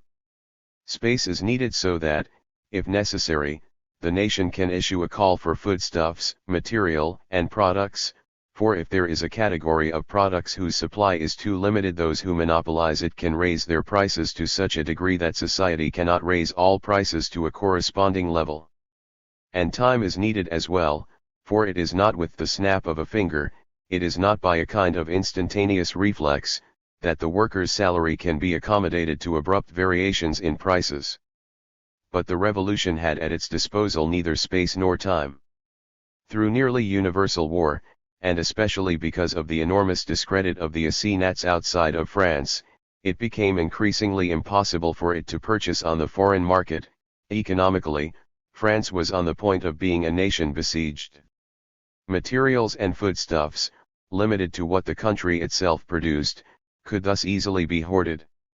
This was made even easier because once the amount of purchasable materials became limited, the means of purchase which the upper classes disposed of increased and even became superabundant. The enormous quantity of assignats, issued for reimbursement of the debt and for offices of all kinds, when added to the cash already on hand, placed an immediate, insatiable, and avaricious purchasing power in the hands of the capitalist bourgeoisie. In this sense, the legal and democratic arrangement that allowed those who acquired national lands to pay them off in 12 annuities left the capitalists with an enormous amount of money, both metallic and paper. Saint Just pushed things a little far when he later wrote, April 1794, in a retrospective review of the Revolution. The many annuities allowed the purchasers the time to speculate on public staple goods using the value of their property. And this policy of annuities, which, at first glance, seemed to facilitate sales, was relatively mortal to the French economy and to prosperity. In fact, the owner of a large amount of paper money settled a first annuity and paid 5% for the others, and these funds, used to monopolize foodstuffs, produced for him a profit of 100%. The state thus earned 5% on the annuities and the people lost 100% through the villainy of the factions. This option of 12 annuities was not for the poor citizens, who didn't purchase property. It was for the rich, in whose hands the funds were left that fed speculation. Yet again Saint Just exaggerates. He distorts the intentions of those who adopted the system, and he underestimates the immense service it rendered to the many small-scale purchasers. But it is true that the means of purchase, accumulated and immobilized in the hands of the rich, were used for purchasing all the available food and material in a fashion that could be called frantic. From this flowed an impressive increase in activity, but one that was disordered and harsh. With this enormous power of acquisition operating in a closed market that could not renew itself by the influx of foreign materials, France was like a basin into which no water is poured but whose contents are sucked out by suction pumps of prodigious power. In the long run, an equilibrium would no doubt have been established between the higher price of food and material, and the price of labor. In the long run, too, the producers would have adapted to the new state of affairs and have taken on only those enterprises for which they could supply themselves with primary material, thus allowing the big merchant monopolists to become big industrial monopolists. But the revolution was a crisis hemmed in both time and space. It was necessary that in 2 or 3 years it either emerge victorious or disappear. And yet, during these 2 or 3 decisive, tragic years, which bore the destiny of the world on their narrow base, equilibrium could not be found. 12. The Revolution of May 31 and June 2, 1793. After a series of military defeats in Belgium and the treason of the defeated general, Jaurés, who had been defended by the Girondins and who called the convention a bunch of imbeciles led by wretches and declared that it is time to be done with anarchy and re-establish the former constitution, that of 1791, that is, a tempered monarchy, as well as the Girondas bringing of Marat up on charges of provoking the violation of the national representation for his attacks on the Girondins. The revolutionary investing of the Gironde had begun. In this struggle it was the Mountain that had to win, for it had on its side not only the active forces of Paris, but because it alone acted vigorously in line with the revolution and the fatherland. The events that will occur between May 31 and June 2, 1793, the open and physical attack on the Gironde, can only be understood if we see that the Mountain had reached the disastrous conclusion that their enemies were traitors, either for the benefit of the Royalists or the Duc d'Orléans. In any case, they were no longer in agreement as to how to defend the threatened revolution, as a result of which there no longer existed between them the necessary bond without which legality is nothing but an empty word. Not only the Mountain and Marat, but the revolutionary sections also attacked the Girondin leaders and had an address read at the convention on April 15, 1793 that accused 21 Girondin leaders of violating the people's faith. In doing this, the General Assembly of the sections took a singularly bold initiative, which obliged it to carry things to the bitter end. The Girondins attempted a riposte in the sections, at the end of April calling moderates to their support, but this would be in vain, for it was Hébert, it was Père Duchesne who, in these days of direct combat, was the interpreter of the people's passion. The revolutionary forces were united and determined, having long since taken control of the mechanism of the sections, they'd occupied all the influential posts. While the forces of Modérantisme lacked unity, and were incapable of acting as a unit. Nevertheless, aware of the dangers confronting them in May 1793, the Gironde counterattacked, condemning the sans-culottes and the sections and arresting Hébert and Varlet, their leaders. As Jaures said, one could say that the Gironde wanted a fight, and that it had to be to the bitter end. It all but provoked the left by forming the Commission of 12 charged with examining the political situation and seeking out all the plots that threatened liberty and the law, a commission made up largely of Girondins, and entirely of enemies of the Mountain. On May 26, the meeting at the Jacobin Club was a stormy one, where the unmasking of the Girondins and the shutting down of the Commission of 12 was called for. On May 28, Hébert, released from prison, spoke at a meeting of the Paris Commune, where he received a crown of laurels, which he then placed on the head of a bust of Rousseau. A female citizen in the audience brought out another crown and placed it on Brutus' bust's head. While the Commune crowned Jean-Jacques Rousseau and Brutus, the most active revolutionaries of the sections understood that the hour of the final conflict had arrived. Already, on May 28, the battalions of the moderate sections had mobilized and promised their assistance to the convention, that is, the Gironde. Could this aggressive return of Modérantisme be smashed with words or even by vigorous Montagnard resistance within the convention? Would the Commission of 12 be given the time to recover from the alert of May 27 and prepare its revenge?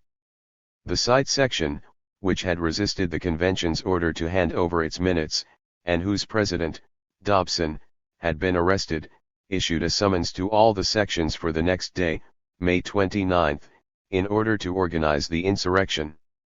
The role of the Committee of Public Safety.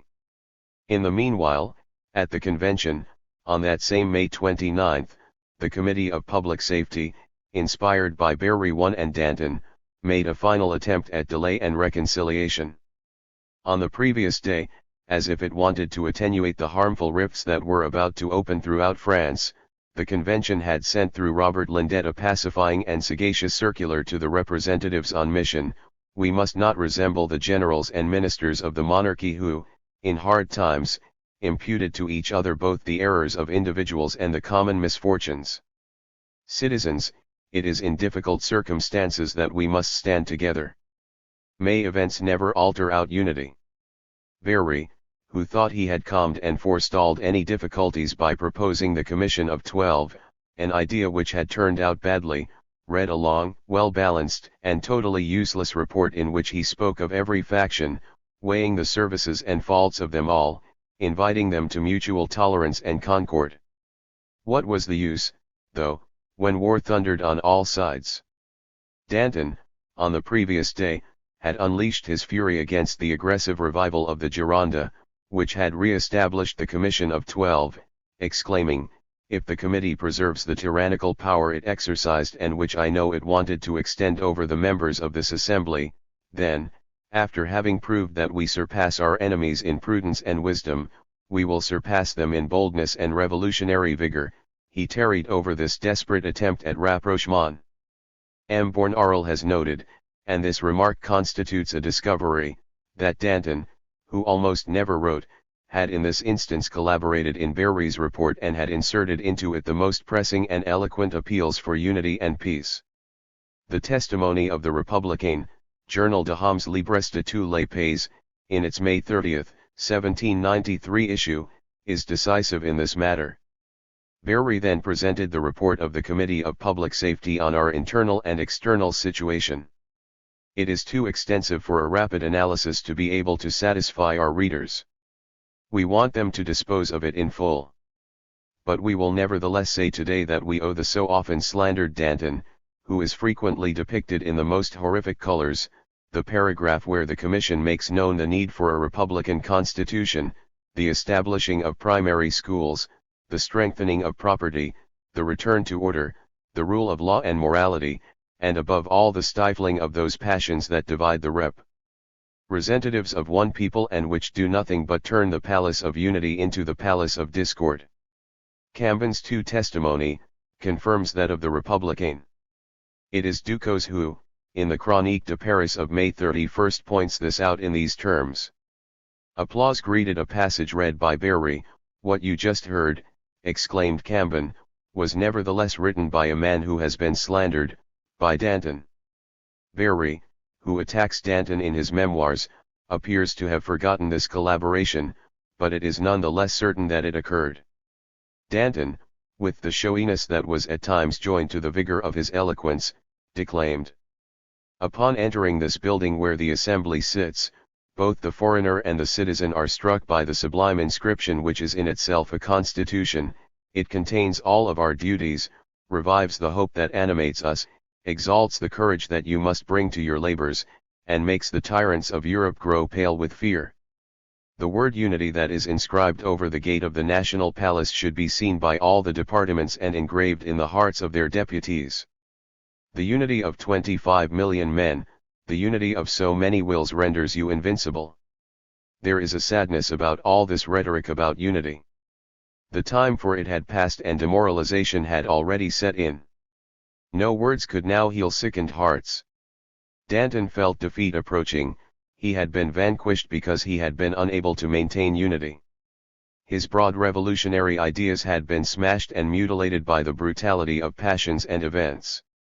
Yet he nevertheless maintained contact with the revolutionary forces while continuing to pursue this chimerical attempt at reconciliation, going so far as to join with the Plain Three and collaborate with its leader. It is difficult to know precisely what transpired in the discussions held at Charenton, where Robespierre, Danton, and Marat exchanged views. The Girondin Jaurès, in his historical sketches of the events of the French Revolution, provides an unlikely account of them. According to Jaurès, it was at these meetings that the entire plan that would unfurl in May was decided upon. notably the gathering of the delegates of the sections at the Bishop's Palace on May 15. But how can the least credit be granted a historian who reports that Pache, Robespierre, Danton, and Marat deliberated over the restoration of the Bourbons? Garat also speaks, though more vaguely, of these meetings in Charenton. On that same day, that is, May 30th, or one of the previous or following days, I'm not certain of the date, the leader of the 1st Division of the Interior, Champagneux, brought me a large number of copies of a placard in which Robespierre, Marat, Danton, Chaumet, and Pache, who was called the political Escobar, were accused of holding nocturnal meetings in Charenton where, protected by an imposing armed force, they deliberated over the means of organizing new September massacres. What is certain is that if Pache, Robespierre, and Danton deliberated, it was, on the contrary, in order to find a way to resolve the crisis without bloodshed or doing harm to the convention. Even on May 29, Danton had not yet totally renounced that hope, and Robespierre only renounced it on May 29, when the convention committed the error of re-establishing the Commission of 12 and when the Cite section began to set the revolutionary forces in motion. Robespierre's call to insurrection. At the Jacobin Club on the evening of May 29, Robespierre publicly admitted the impotence of the legal methods he had stuck to until then. He invited the Paris Commune, which was again fearful about the aggressive revival of the Gironde and the 12, to resistance. If the Paris Commune, to which the defense of the interests of this great city is confided, does not raise a cry to the whole universe against the persecution directed against liberty by the most vile conspirators, if the Paris Commune does not unite with the people, does not form a close alliance with them, then it is violating its primary duty and it no longer deserves the reputation for siding with the people which it has maintained until today. In these latest moments of crisis, the municipality must resist oppression by demanding the rights of justice against the persecution of patriots. When it is obvious that the fatherland is threatened with the most pressing danger, the duty of the people's representatives is to die for liberty and to see that it triumphs. Robespierre was expressing support, in advance, of the revolutionary action of the Commune, and he all but called on it to take over the leadership of the movement. Perhaps he wasn't frightened of the anarchic deluge that might result from the unorganized initiative of the sections and the enrages. And he then added, with a melancholy laced with threats, I am unable to prescribe to the people the means for saving themselves. This is not something given to one man. It wasn't given to me, who am exhausted by 4 years of revolution and by the heart-rending spectacle of the triumph of tyranny and all that is basest and most corrupt. It's not up to me to point out these measures, I who am consumed by a slow fever and above all by the fever of patriotism. I have spoken, and I have no other duties to fulfill at this time. To those who with nearly superstitious confidence expected him to cut the Gordian knot, Robespierre responded, I can no longer solve the problem, this is beyond the strength of one man. Only the collective action of the people can put an end to this crisis. Coming from a Jacobin club that had long been bound by legality, this was finally an open call, or at least the official consent to, insurrection. Robespierre's words were fully understood, for the emotion at the Jacobins was great and a tumult arose, the passionate prelude to action on the streets. Billaudit Varon, as if to clarify Robespierre's ideas and to take them to their logical conclusion, recalled the daily worsening misfortunes that were befalling the fatherland and freedom, in particular Custine's 4 defeats and the progress of the rebellion in the Vendée, and he concluded by denouncing the feudal policy of the Committee of Public Safety. Unity was mentioned in Berry's report, as if it were possible for virtue to join forces with crime. There were 30 ringleaders who had devised the plan of the conspiracy. And he proposed measures of public safety. Even before Robespierre spoke and with his usual formal prudence committed himself completely, the Maratist current showed itself to be stronger than the Dantonist one at the Jacobins. Legendre, Danton's friend, having proposed the dispatching of a quite benign circular to the French people, was called a beguiler. Ventable had replied to him by bitterly attacking Berry's report, which the Jacobins knew full well Danton had collaborated on. It's not very likely, Ventable said, that the Jacobins will go along with Barry's report. He said good things and this deputy has rendered many good services, but at heart he's a moderate. Bentabole had been applauded, and Robespierre, with his acute understanding of the moral crises that were overwhelming the people, understood that the legalistic Jacobin club was going to take the revolutionary path without him. He went along with this new policy in order not to break with the central force of the revolution, in order to both strengthen and organize the movement. But it was the delegates of the revolutionary sections who would take the measures of public safety proposed by Billaud Varon. The side section had originally summoned the delegates for 4 p.m. on May 29 at Notre Dame. But it thought that it would be better to meet in a more private place in order to deliberate in complete confidentiality, so the delegates gathered at the Bishop's Palace, where the secret revolutionary committee called the Commission of Six had been meeting since May 28. There were 2 sittings on May 29, one at 4 o'clock and the other in the evening, and the insurrectionary delegates deliberated at the same moment that at the Jacobin Club Robespierre agreed to the insurrection. In these insurrectionary sittings at the Bishop's Palace on May 29 there were, so to speak, 2 levels of deliberations. On the first level, there was a relatively public meeting, where the delegates of the sections and the electors of August 10 discussed the events of the day and the decisions to be taken, in quite a moderate tone. But on the second level, and in a darkness propitious for the preparation of a coup de main, a small number of commissioners from the sections who were tacitly invested with an executive mandate decided on the means of action. It appears that the Commission of 12, at least if we are to judge by the notes left by one of its members, the Girondin Bourgoin, was notified by its police only of the less critical of the deliberations. It seems not to have known of the constituting of an executive committee. The note given to the Commission of 12 concerning the afternoon sitting hardly makes clear a plan of action. However, there was another sitting in the evening, and at that one the action plan was clearly laid out. The object addressed by most of the orators was a swift general uprising and extensive measures in Paris. One of the methods proposed by a member, who said he was from the Théâtre Français section, was to disarm all the rich, the aristocrats, the feuillants, and the moderates, which he said had been accomplished with great ease in that section and one other. We assembled, he said, a few cannoneers and we told them that the convention had promised to arm them. That body had done nothing about this, and that they had only to pay a fraternal visit to the homes of those mentioned above to take their rifles from them until the time comes when we can take their assignats and dacus from them. This individual remark, which has an air of authenticity, certainly didn't express the general spirit of the delegates. Another general measure proposed by Dufresne, 5 still in the name of the Commission of 6, was to commit all the sections to deliver an address at the convention asking it to punish Isnard's crime against Paris, 6 so that having once set all Parisians in motion they could be led to the same goal. What is more, people have spoken of delivering harsh blows, and we have always counted the right side of the convention and the Commission of 12 among the most dangerous enemies of the fatherland.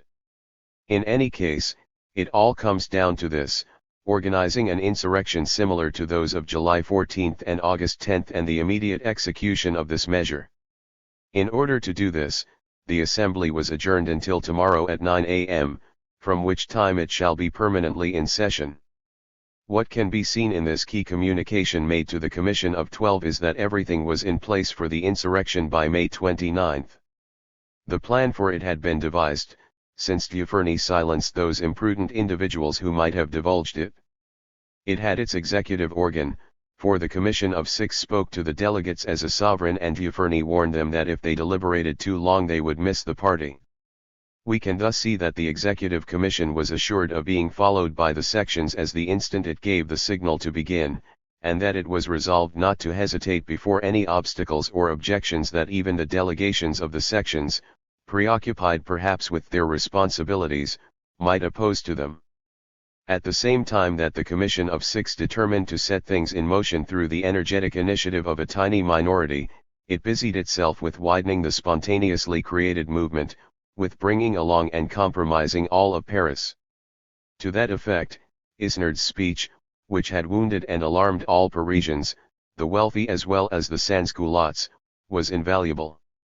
Contra Isnard, it would have been simple to raise up all of Paris, and once risen up Paris could be led to march against the Gironde.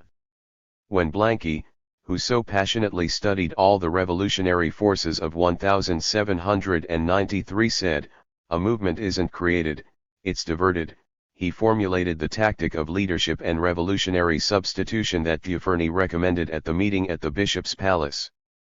But in order to lead along all of Paris, to combine in one movement the proletarians and the bourgeois, the sans-culottes and the merchants, Paris had to be reassured about property, and this is why I noted a short time ago that the sharp remark made at the Bishop's Palace about the rich, from whom first their arms would be taken and then their acres and their assignats, was nothing but a quip. From May 29 on, reassuring property owners was one of the most important and pressing concerns of the revolutionaries of the Bishop's Palace, which is proved by what Hassan Fratz would say the next day at the Jacobins. The side section invited the 47 other sections to send its commissioners to meet with it in order to deliberate concerning the means of ensuring public safety. The meeting took place yesterday. The first deliberation had as its object calming the fears of property owners.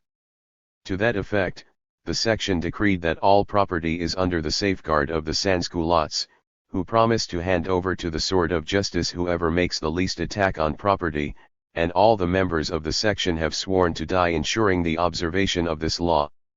Obviously, the idea of the side section, the most ardent of all of them, the one that had taken the initiative of the convocation, was shared by all the sections. At the convention as well, the Mountain, particularly the Robespierrist Mountain, was determined to succeed.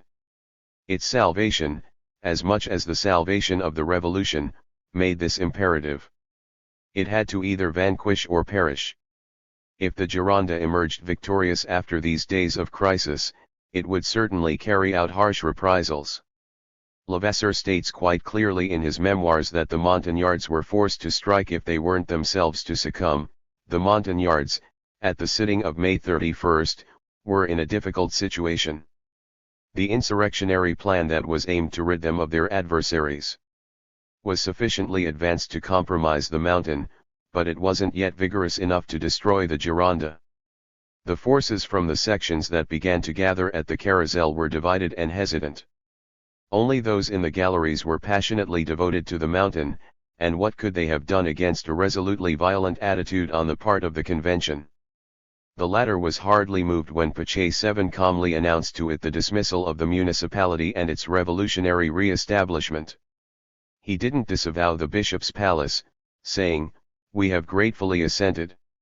In so doing, he legalized the revolution.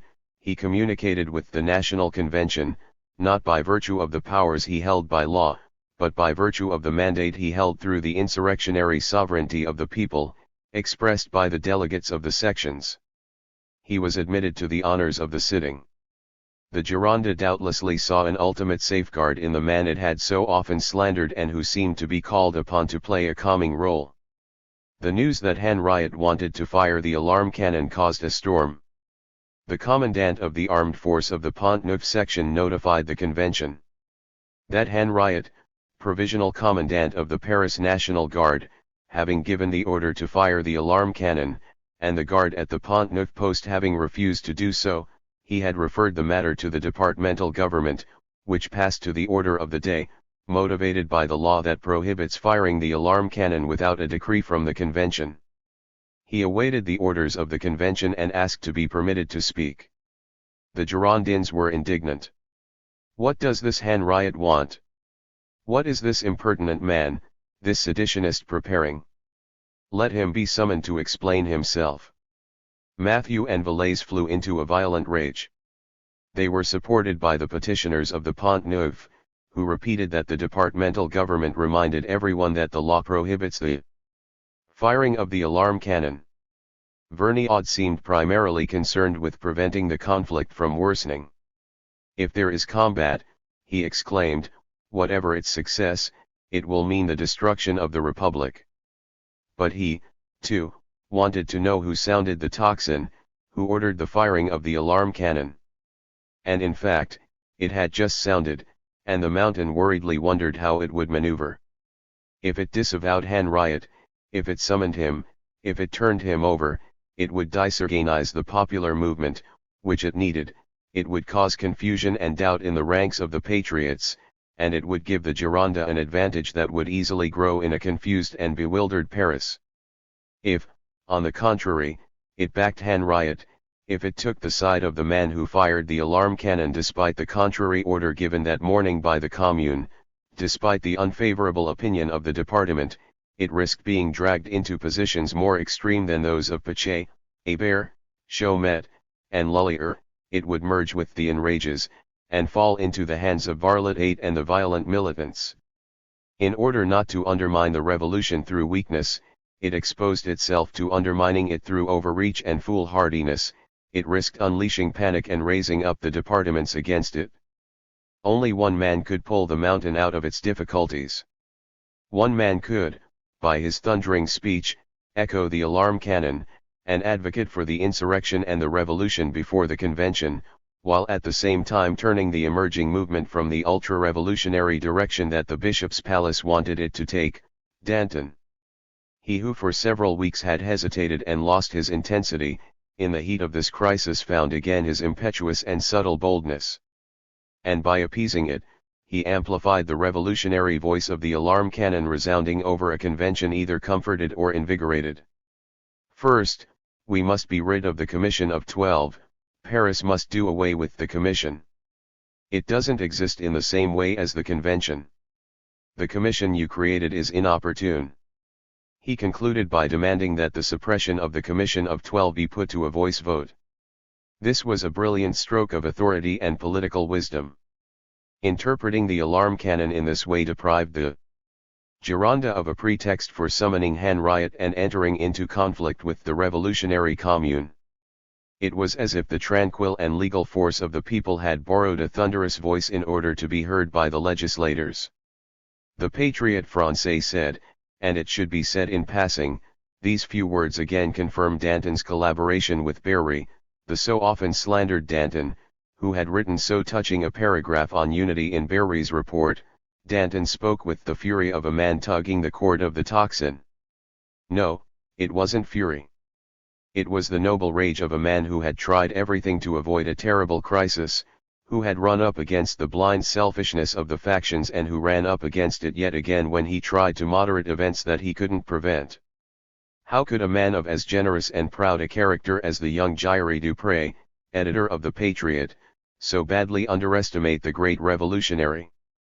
Jaurés Dupré, writing about the sitting, said with calm dignity and a serene courage, "Immortal glory to the representatives of the people who didn't despair of the Republic and who, ready to die, went to their posts to the funereal sound of the tocsin, to the gloomy rumbling of the alarm drum. I want to imitate their courage, I want to share their fate in everything. And may I also share their glory? I owe it to the French people, I owe it to my conscience and my character whose independence the tocsin, the general alert, and the cannon cannot change. I owe it to posterity, whose more august tribunal, more fearsome than all the revolutionary tribunals, will judge both me and my enemies. I owe it to the free men of the entire earth to bluntly and dispassionately speak the truth. In times of great danger the Republican soul rises above petty hatreds and vulgar fears. Alas, by what misunderstanding did this Republican soul, upright and young, enthusiastic and good, which soared above petty hatreds, by what blindness did he not recognize in Danton's great soul the same native generosity and the same detachment from narrow passions? Danton did not sound a murderous tocsin against the threatened Girondins. As far as was in his power, he limited the effects of the people's anger. First, it must be noted that it was not the 22 men denounced by the sections that he wanted to have judged, it was only the members of the Commission of 12. In doing so, and this hasn't been sufficiently noted, he placed the leaders of the Gironde, its most illustrious chiefs, Brissot, Vergniaud, and Guadet, outside the debate. Even more, he could hope that after the political suppression of the 12, the people, disarmed of their hatred, would no longer surrender themselves to individual revenge. Finally, it wasn't the trial of a party, the trial of a tendency that was initiated against the Gironde. It was because of specific acts imputable to the 12 that the members of the latter would be interrogated, judged and, if necessary, sentenced. Yet it was only the eminent men of the Commission of 12, Dows, Boyerfon Fred and Rabat Saint-Étienne who, won over by Jaurés' influence, had taken sides against the violent measures, against Hébert's arrest. Would it then be the turn of unknown associates to be attacked? But this was a chimera. How could it be hoped that the people would exclude the best known and responsible chiefs, those they had learned to detest the most, those who had played the weightiest role in events? What would become of the revolution if the Girondin faction, surviving the Commission of 12, continued its labor of denigration and paralysis? Danton's repugnance at striking the Gironde was almost invincible, and there was a barely perceptible trembling in the hand that tugged the cord of the tocsin. How many precautions he takes against the possible violence of the enrages!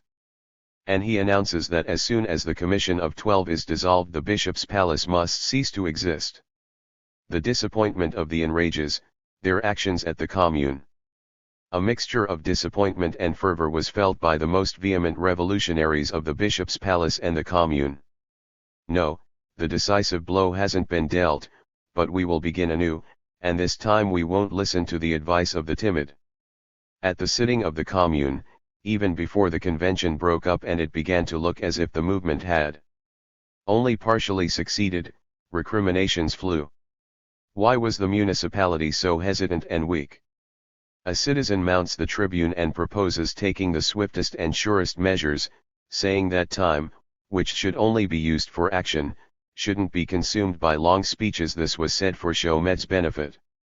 The procurator of the Commune, while applauding the zeal and patriotism of the orator, observed that prudence must be joined to the grandeur of measures, that the aristocrats could ask for nothing better than to see the citizens of Paris led in the opposite direction, acting riotously without knowing where they're going or which way they're inclined. The speaker insists on the measures he proposed and accuses the procurator of the Commune of weakness and offers to preside over the council and lead the revolutionary operation. Whatever the boldness in action or boldness in vanity, of the unknown orator, for such a proposal to have been made the revolutionary credibility of the official leaders of the Commune had to have been badly harmed by the more or less unmistakable failure of the day. The deputy procurator of the Commune, probably Hébert, takes the floor and, speaking in the same sense as Chaumet, he invited the citizens to return to their sections and to frankly lay out the reasons behind the failure of that great journey. He condemned the impetuosity of the people who devised the plan. He thinks it will be time to carry out tomorrow what was proposed to be executed today. The Commune, harshly attacked, denied any responsibility. It accused the Bishop's Palace of having acted too hastily, that is, of having sounded the tocsin and the alarm cannon before being certain that the vast echo of the sections would respond. Hébert committed himself and the Commune for the next day. No, right away, shouted the impatient ones who didn't see that it was every bit as impossible to restore that declining day to the highest revolutionary height as it is to return the setting sun to its zenith. A citizen, to whom these measures appeared pusillanimous, offers to place himself at the head of the Parisian battalions and to go to the convention. The Commune rebelled at the brutality of the plan. The General Council expresses its indignation and horror at such a proposal. The citizen who is its author is invited to go to the office and to declare his name, his position, and his profession. He responds to the various interpellations and requests that he be heard until he has completed his motion. He insists that he had no other intention than that of arresting the suspect members of the convention in order to hand them over to their department so justice can be done.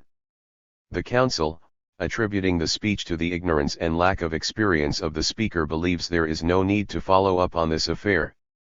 But what could the follow-up have been? And how could it have punished a man who did nothing but make the insurrection's true goal clear? The mayor takes the floor. He makes it known that the people of Paris are capable of distinguishing between its true friends and the fanatics and imbeciles who seek to lead them astray and involve them in wrong-headed actions. He proves that the measures that the previous speaker just proposed would forever split Paris from the departments and would lead to civil war. What game was the Commune playing? And where did this sudden severity towards a plan that the mayor had already submitted to the convention in April in the name of the sections come from? Did it think that the game was lost and that the prudent thing to do was to remain silent? Or was it that, if the people went to the convention and imposed the arrest of the already denounced Girondins, it wanted the movement to be spontaneous and to emanate directly from the people?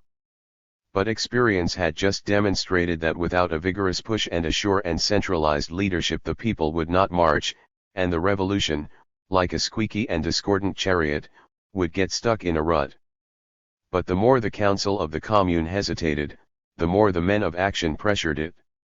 It tried to appease them by publishing vague and dilatory revolutionary measures that didn't respond to the immediate needs of the crisis. What difference did it make that it decreed that tomorrow, during the day, all suspect citizens shall be disarmed and their weapons turned over to those patriots who have none, if these patriots aren't invited to use them, if they can't wrest from the convention even through threats, the bringing to justice of the traitors? What difference did it make that the council decided that the forced loan shall be applied in conformity with the method previously indicated by the Commune, that the products of this loan shall be employed to assist the widows, fathers, mothers, wives, and children of those citizen soldiers who serve the fatherland in our armies, as well as for the manufacture of arms and the wages of the citizens who will form the salaried Revolutionary Guard of Paris? Yes, what difference did all this make? The proposals were the lies of a dilatory philanthropy evading its present duties, evading its revolutionary duties. The Commune, flapping around in the void, fooled no one and discredited itself. It was at precisely that moment that Jaurés chose to make his reappearance with the draft of a new address to the convention, one that was without any shadow of a doubt of a socio-political nature, one where the question of the right to live would again be posed. The stubborn priest unquestionably savored the humiliation and embarrassment of the impotent Commune. He felt a prideful and bitter joy at repeating his formulas in front of his weakened and debased enemy of yesterday, intoning them in much the same way he'd have recited bitter litanies tasting of death at the bedside of a dying man. And the attack on the official Commune was redoubled. A young citizen climbs to the tribune and proposes the most violent measures. The council invites the imprudent young man to withdraw. He continues speaking. But finally, ceding to the remarks of the former President Dobson, and repelled by the indignation manifested against him by the council, he withdraws from the tribune. In the meanwhile, the delegates of the neighboring communes of Bercy, Sèvres, Drancy, and Bourget vowed to ally themselves with the Parisian movement.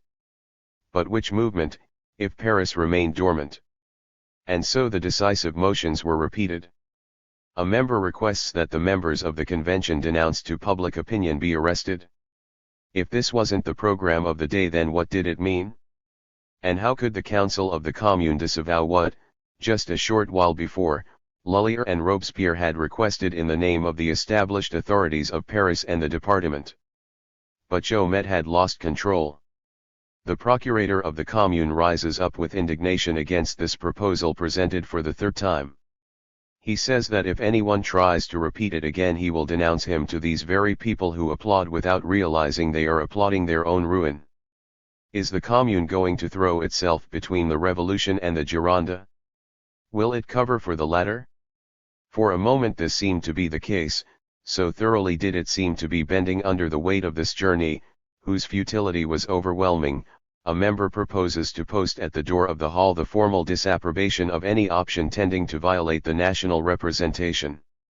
Thus the 22 Girondins were placed under the protection of the Commune, which was frightened by the direction it was heading and evaded the decisive motion. It is observed that this disapprobation is in people's hearts, that the citizens and the established authorities of Paris are too aware of their obligations to need to be told what they were.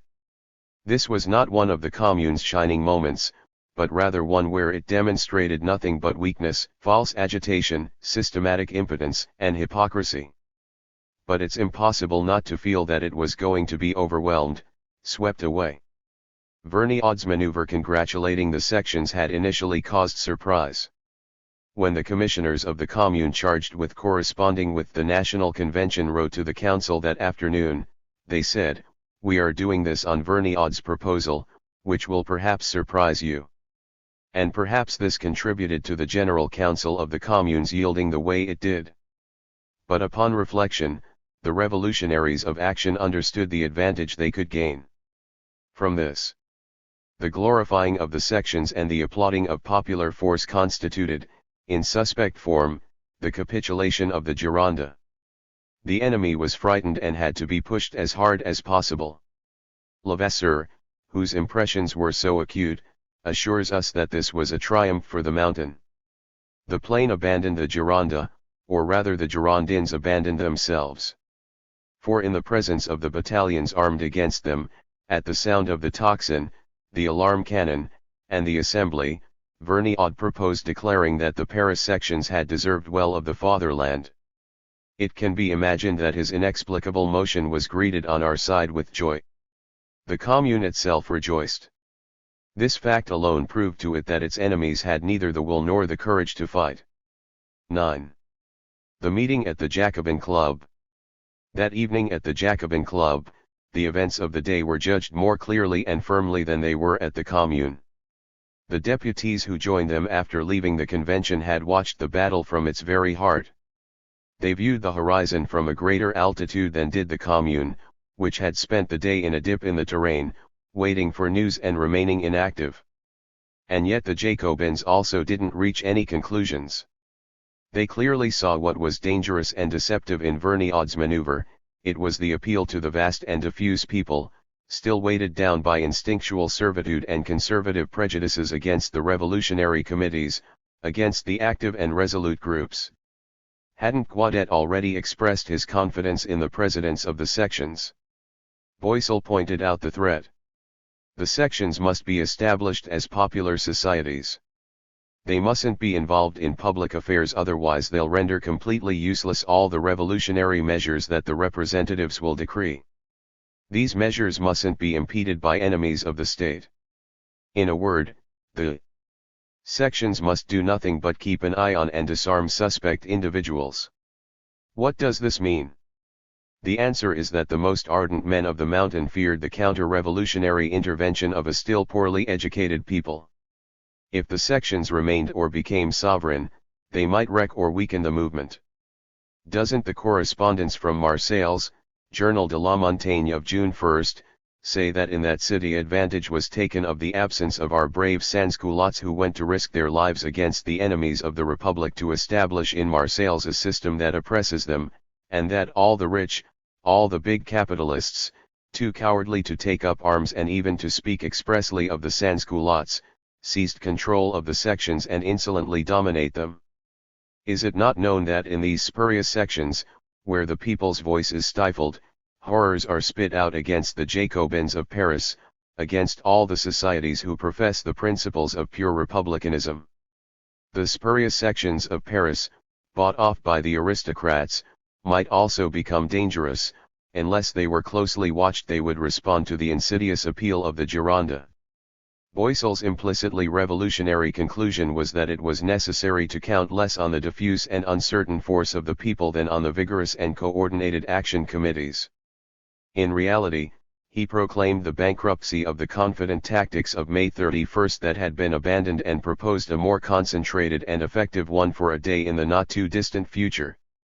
Another citizen continued along the same lines. Citizen Midi told you that fear led Vergniaud to perform a good deed.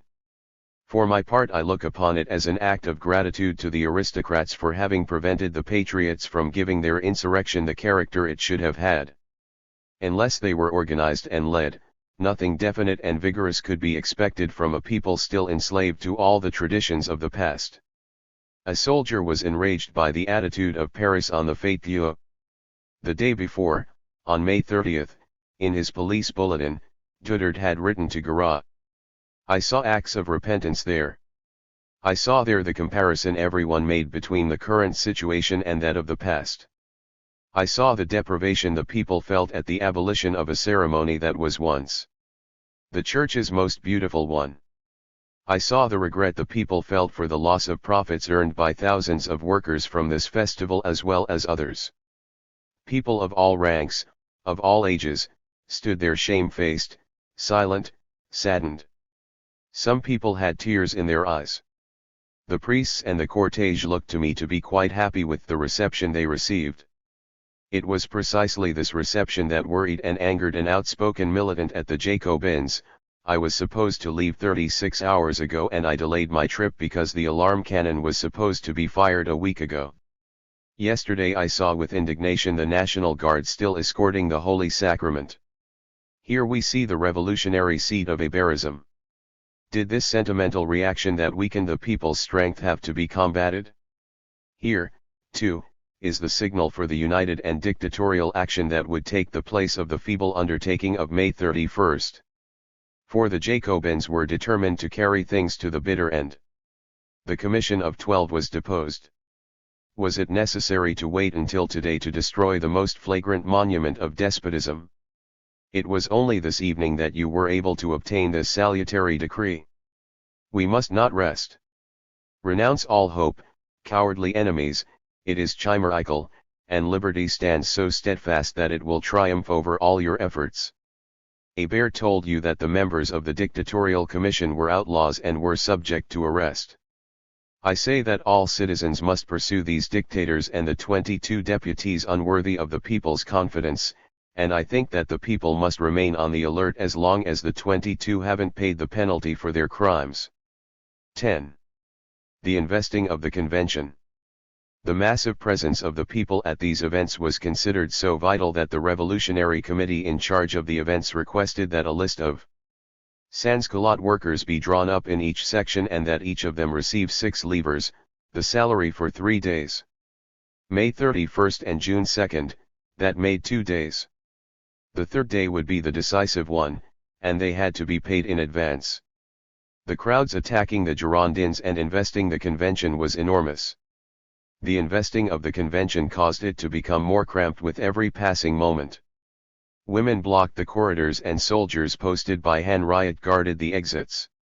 Berry, whose courage grew beyond its normal height when the majesty and integrity of the convention were being brutally threatened, was enraged by these degrading measures.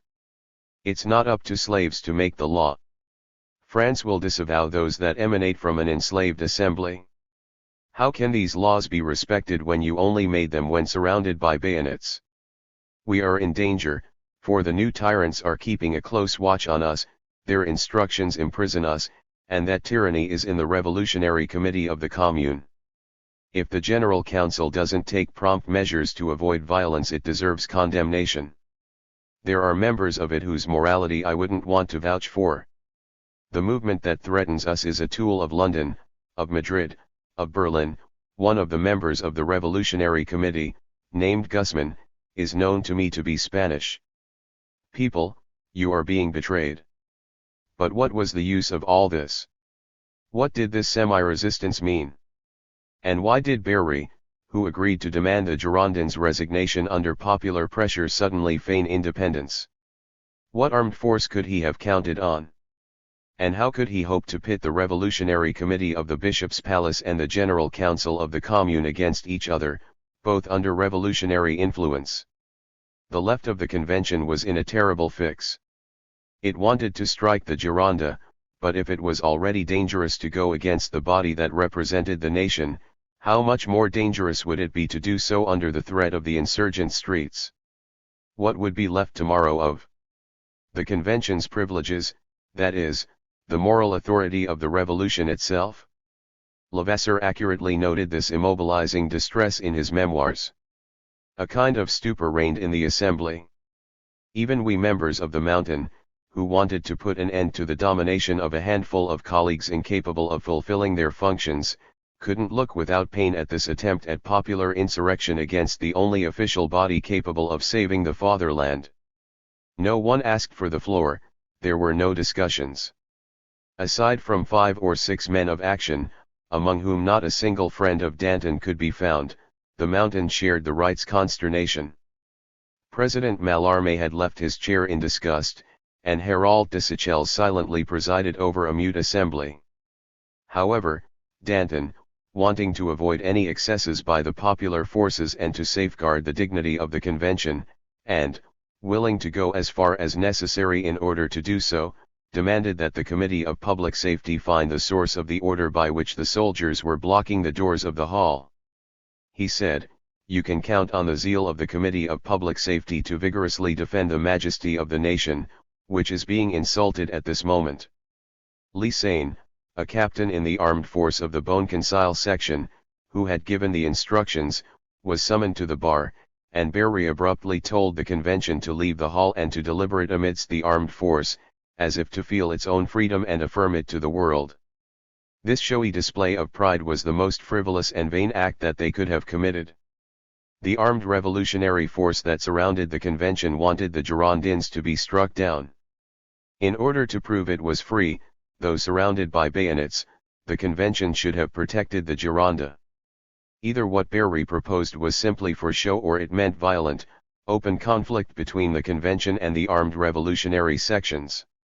What sweet revenge for Vergniaud who, on May 31, had unsuccessfully attempted to organize a mass sortie from the convention. Reading Berry's memoirs, it is difficult to see what plan he'd formulated, or even if he had one at all. It appears from a few lines in one of Marat's writings that Berry would have liked to lead the convention a great distance away, as far as the Champ de Mars, and it would have been dispersed there after having vowed not to allow the insurrectionary force to do violence to its decisions. But in that case, the convention, without intending to, would have become a center of counter-revolutionary moderantisme. Marat showed a good deal of political sense in not wanting to be associated with this sortie that was either useless or disastrous, and by bringing the convention back. He wrote, "The general is requested at the bar, he can't be found. Several officers appear and declare that they weren't the ones who gave the orders. The tumult grows, there's much toing and froing on all sides, and it is said that all is lost, that a foreign guard is holding the convention captive until the time comes to slaughter it. How small the so-called wise men are! They were frightened by a handful of sentinels armed with pikes who guarded the doors, allowing no one to enter or leave, a measure of caution taken by the best citizens in order to prevent a few deputies of the faction from being mistreated by a handful of rogues planted in the crowd. Amidst all this disorder it was proposed that the president leave at the head of the convention. He descends from his seat, almost all of the members follow him, and he presents himself at the bronze door. The guard clears the way. Instead of going back and noting the falseness of the clamor, he leads the convention on a stroll in the courtyards and the garden. I had remained at my post with 30 Montagnards. The people in the galleries, impatient at not seeing the assembly return, grumbled loudly. I calm them down. I fly after the convention and find them at the Bascule Bridge, from which it is said Berry proposed to lead it to the Champ de Mars. I urge them to return to their post. They return and again take up their functions. The plain had been able to see that the sections were determined to be done with all this. At the passing of the convention the people had shouted, "Vive la République! Save us! Down with the 22!" The arrest of the Girondin leaders. It wasn't only Henriot's cannons it would have had to fight, but also the revolution itself that the Gironde would have had to combat if it wanted to continue the fight to save itself.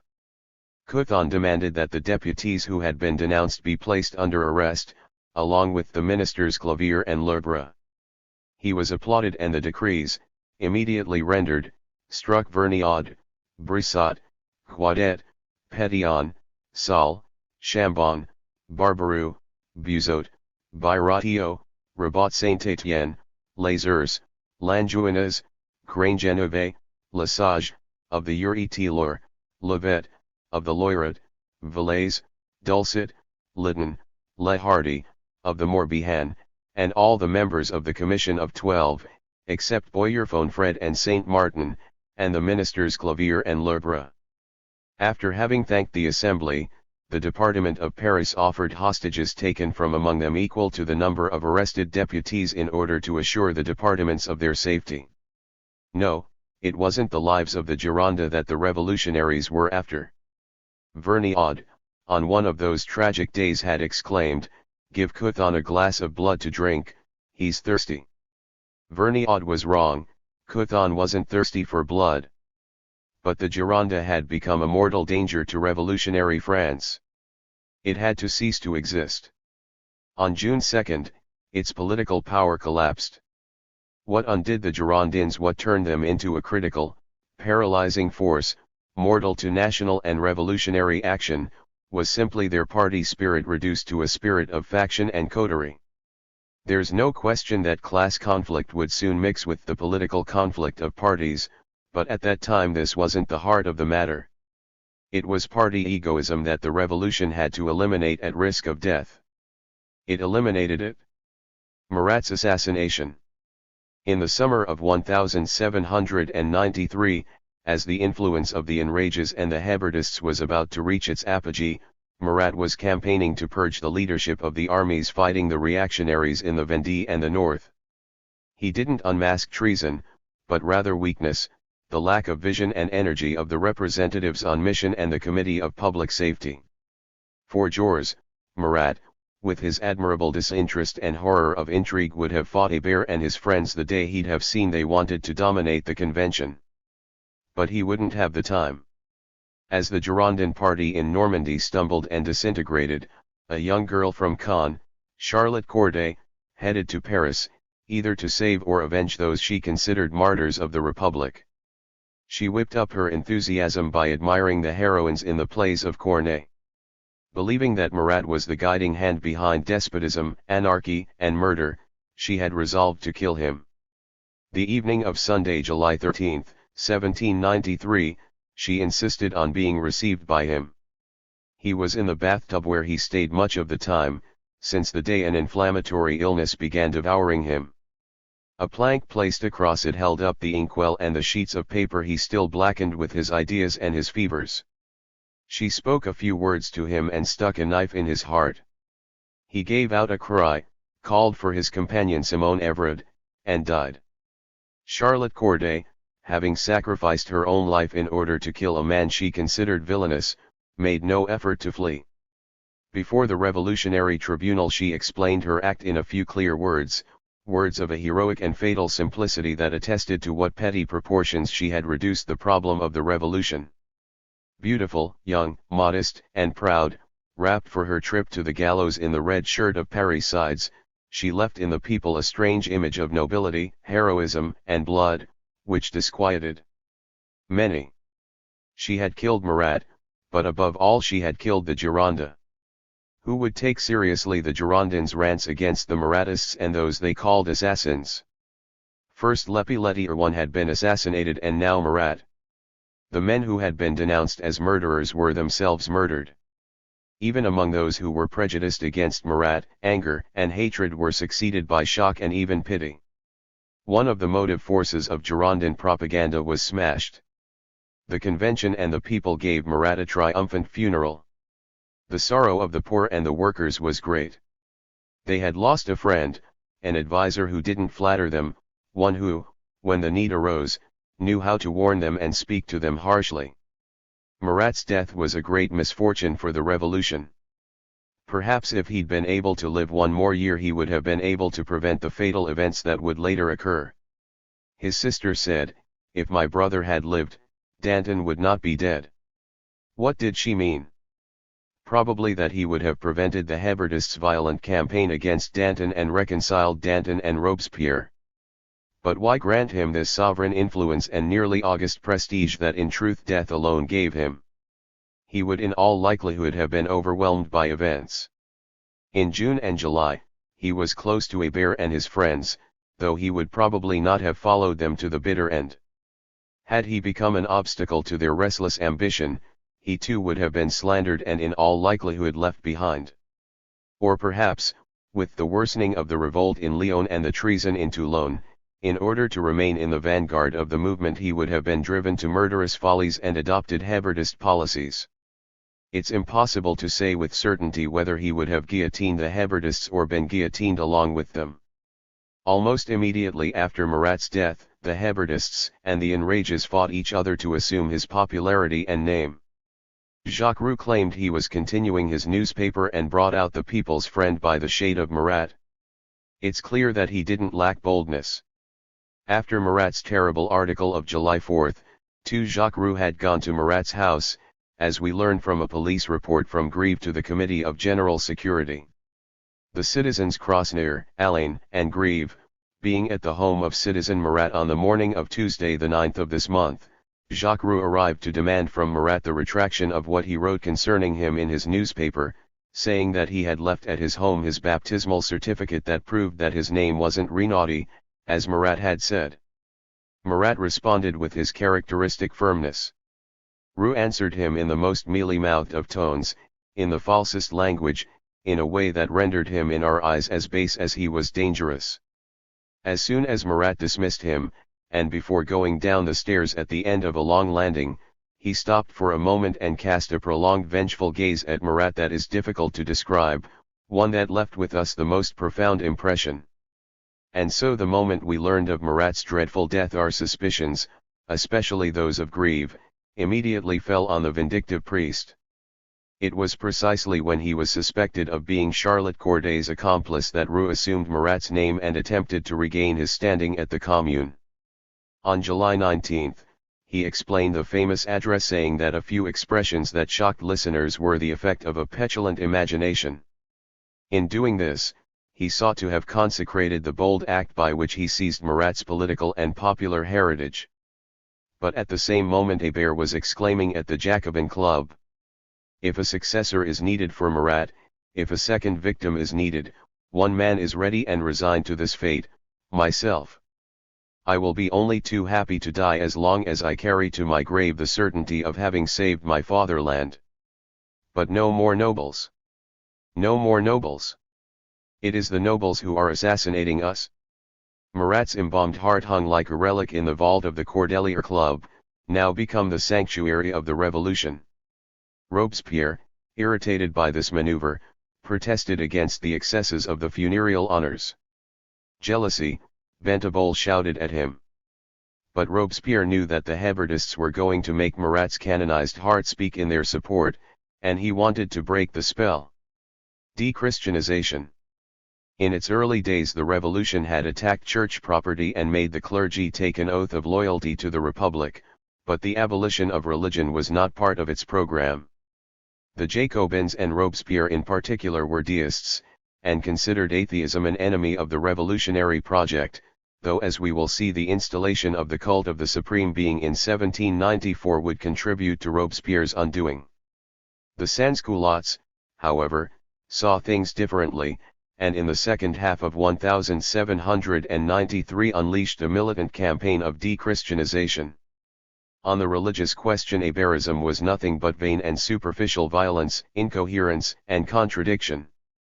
From August to December 1793, an intense dechristianization movement made its appearance. A portion of the revolutionary people rose up not only against non-juring priests and the Church, but against Christianity itself, and they attempted to tear the Christian idea from people's minds by destroying the symbols and emblems that allowed it to enter through their eyes. What we had here was a war on a religion as a means of war on belief. It was priests who had fanaticized the Vendée and who were accomplices of the wealthy egoists of Lyon. The revolution would only be safe, human liberty would only be firmly established, when the power that controlled souls and forced them to submit to all the tyrannies of the earth and heavens disappeared. And there was no need to distinguish between juring and non-juring priests, between constitutional priests and refractory ones. What had the constitutional priests done? What did they do in the Vendée, in Lyon, in Toulon, in Marseille, in Lazare? Either their inertia and timidity made them secret accomplices of the enemy, or they were powerless. Their semi-fanaticism had less of a hold on the ignorant than the wholehearted fanaticism of the non-juring priests. If the constitutional priests didn't serve as a hope for diversion, if they didn't serve as a caution useful to the revolution among the believers and the simple, then what was their role? And why should the revolution continue to lend itself to a compromise that was nothing but a fraud? For in order to protect the constitutional priests, in order not to offend their faith, the revolution was forced to be gentle with the refractory priests as well. Acting in this way, it wasn't possible to get to the heart of things and lay bare the roots of the falsehood that supports the entire church, be it constitutional or refractory. Let us thus have done with it, and since fanaticism forms a thick layer over the intelligence, one impervious to reason. Since it is pointless to talk to men who believe mechanically, that mechanical habit must be destroyed. It must be proved to these fools that the God they adore is nothing but powerlessness and the void, and to do this the instruments of his religion must be taken from him. The sacred vases must be seized and profaned in the sight of the heavens in order to prove to the simplest of fanatics the nullity of a God who isn't even able to defend himself. It took philosophy centuries to liberate minds through ideas. The chains that were forged by the slavery, that is, ignorance, must be smashed by force. And so we see chalices and the monstrances attached to an ass wearing a stole, wearing a mitre on his head, and beating his flanks with a host tied to his tail, demonstrating the ridiculousness of the old religion and forever disgusting the believers in a faith that lends itself to such degrading parodies. The revolutionary people, the people of the sections, had grown familiar with the church, for patriotic meetings took place in churches. The representatives on mission preached war for liberty from the pulpit, so how could they allow the enslavement of minds, that is, war against liberty, to be organized within these same walls? All the vases, all the torches on the altar were the arms of counter-revolution. Let them be smashed and melted and made into weapons for the revolution, or to give a revolution drowning in paper money the gold coin it needed. The bells had already been taken down from the belfries, melted and made into cannons, and the rope of the bell pulls had been made into the cordage of the ships outfitted by Jean Bone Saint André against the English. But it wasn't enough to manhandle religion. Priests must be made to confess that they had lied, that they misled the people. Taking their ornaments from them was a good thing, but having them reject their stoles and then trample on them was even better. And the ultimate triumph of reason would be for the priests to depriest themselves, to reject the God they had so long spoken of and reveal to fanatics the emptiness of the tabernacle where human illusion had resided for centuries. A great triumph.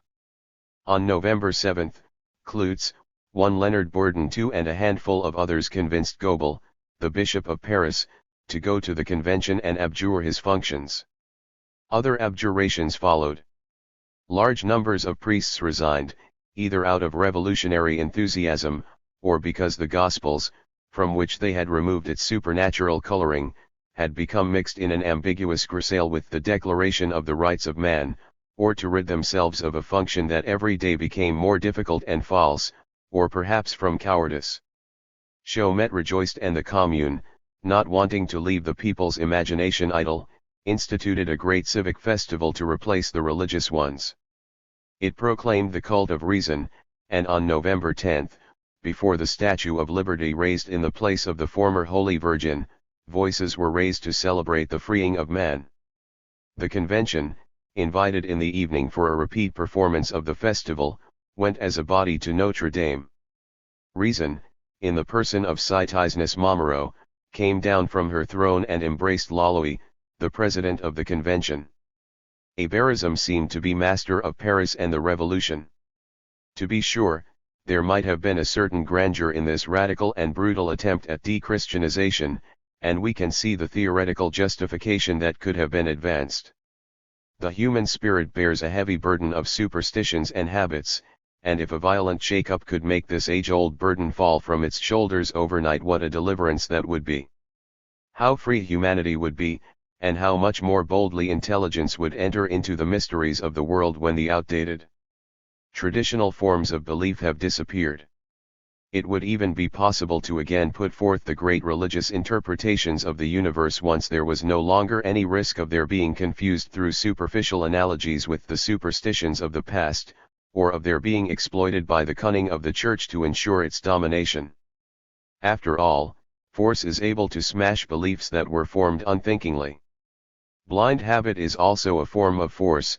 The brief violence of the hour of liberation does nothing but abolish the effects of the slow and hidden violence of the centuries. This is true, but the Hebertist operation could only succeed or even be attempted on one condition. Aberism had to take clear sides on the one decisive question: did it simply want to mock and insult religion, or did it want to uproot it? If all it wanted to do was insult it, then the movement was as sterile as it was base, and if it wanted to uproot it, it had to openly proclaim that the freedom of religion inscribed in the Constitution was an illusion and a danger. It had to think, and it had to say that Christian belief, the principle of servitude, had no right to assert itself. It is only in the name of right that such profound revolutions can be carried out.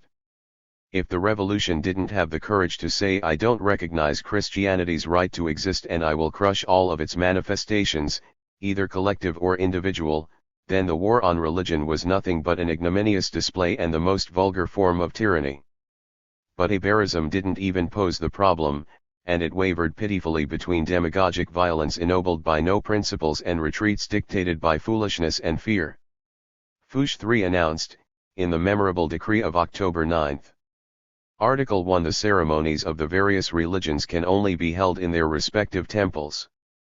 Article 2, the Republic, not recognizing any dominant or privileged religion, every religious emblem found on the roads, on squares, and generally in public places, will be destroyed. Article 3, under penalty of imprisonment, it is forbidden to ministers and priests to appear in their costumes anywhere but in their temples. Article 4, in every municipality all dead citizens, of whatever religion, shall be taken to a place designated as the common grave, covered by a funeral veil on which shall be painted sleep, accompanied by a public officer, surrounded by their friends in mourning attire and a detachment of their brothers in arms. Article 5, the common place where their ashes shall repose shall be isolated from any habitation and planted with trees under whose shade a statue of Sleep shall be raised. All other signs shall be destroyed. Article 6, on the gate to this field, consecrated by a religious respect for the ashes of the dead, shall be written, Death is an eternal sleep. At bottom this was a moderate decree.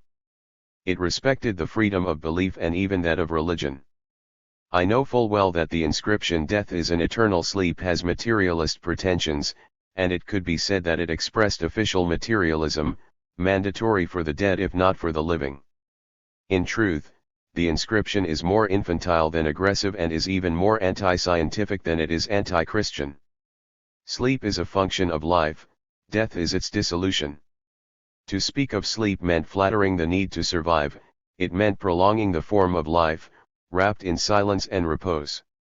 Death is more dramatic and poignant, it is the dissolution of form, the dissolution of consciousness. Man wonders if this dissolution is apparent or real, provisional or definitive. This is the problem of death, and it is too facile to elude it through a myth as childish as the ideas of savages.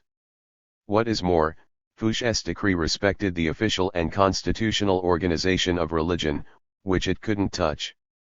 It limited itself to restricting cults to the interior of their temples. It was a law for the regulation of religion and was neither decisive nor profound. Jaurés summed up the de-Christianization campaign: Christianity would not have lasted 18 centuries if all that was needed was Aberism in order to overthrow it. And neither Abert nor Chomet had paid attention to this, that in order to proceed effectively at wresting the people from Christianity, in order to annihilate belief by destroying its emblems and prohibiting its ceremonies, it had to be applied simultaneously all over France. But Aberism knew that if it were to throw itself into this policy it couldn't apply it everywhere with sufficient rapidity and simultaneity. Aberism did nothing but change superstition's decor. No, it isn't possible to do without the spirit in order to liberate the spirit. 15. The dictatorship of public safety and the fight against the factions. In September 1793, the crisis of staple goods reached its paroxysm. Radical measures, measures long called for by the enrages but resisted by the Jacobins, were necessary. Laws against hoarding and a forced loan of 1 billion francs had already been put in place, but had failed to appreciably change things for the working class. On September 4, the Commune was invaded by a large mass. They were the poor, the artisans, proletarians who had come to shout that they had had enough of starvation prices, of increasing shortages, of the daily rise in the cost of living. On September 29, the general maximum was finally passed. Prices were raised a maximum of one-third their 1,790 level, while wages were increased by 50%. These radical measures required a strong body to see to their execution, and it was the Committee of Public Safety that increasingly became the force behind action and regulation. Danton, named to it, preferred not to serve, while Robespierre didn't take long in realizing that his place was now on the committee. But the committee would be known not just for its role in enforcing economic measures. Under its impetus revolutionary terror asserted itself within France. The law of September 17 ordered the drawing up of lists of suspects. The terror was launched. On October 16, Marie Antoinette was condemned. Jacques Roux would be at her side on the way to and at her execution. On October 31, 21 Girondin deputies were executed. New military victories followed, with the English driven from Toulon, which they had briefly conquered, and the committee re-established unity of operations, concentrated armies and responsibilities, and invested its confidence in young, heroic, and wise officers. In early October 1793, the new revolutionary calendar was adopted, with year 1 being the proclamation of the Republic. What can the nation's reawakening be attributed to? To the energetic and vigilant actions of the revolutionary power. How could victory be sustained until total liberation? By the unity and action of the revolutionary forces organized into a government. This is what Robespierre understood, and it is the idea he expressed in a note to himself laying out his plan of action upon entering the Committee of Public Safety. It was found among his papers and probably dates from September 1793. What is the goal? The implementation of the Constitution for the good of the people. Who will our enemies be? The depraved and the wealthy. What methods will they employ? Slander and hypocrisy. What causes might allow the use of these methods? The ignorance of the sans-culottes. The people must be enlightened. But what are the obstacles to the education of the people? The mercenary writers who lead them astray with their daily and impudent impostures. What should we conclude from this? First, that these writers must be proscribed as the most dangerous enemies of the fatherland. Second, that virtuous writings must be widely distributed. What are the obstacles to the establishment of liberty? Foreign and civil war. What are the means of ending the foreign war? Placing Republican generals at the head of our armies and punishing those who betrayed us. What are the means of ending the civil war? Punishing the traitors and conspirators, especially the guilty deputies and administrators, sending patriotic troops under patriotic leaders to reduce the aristocrats of Lyon, Marseilles, Toulon, the Vendée, the Jura, and all the other places where the standard of rebellion and royalism has been raised, and to make a terrifying example of all the scoundrels who insulted liberty and spilled the blood of patriots. 1. The proscription of perfidious and counter-revolutionary writers, distribution of virtuous writings. 2. Punishment of traitors and conspirators, especially guilty deputies and administrators. 3. Appointment of patriotic generals, removal and punishment of the others. 4. Subsistence and popular laws. This is the governmental program that Robespierre laid out and which we have seen partially implemented. This is in no way a program of permanent dictatorship.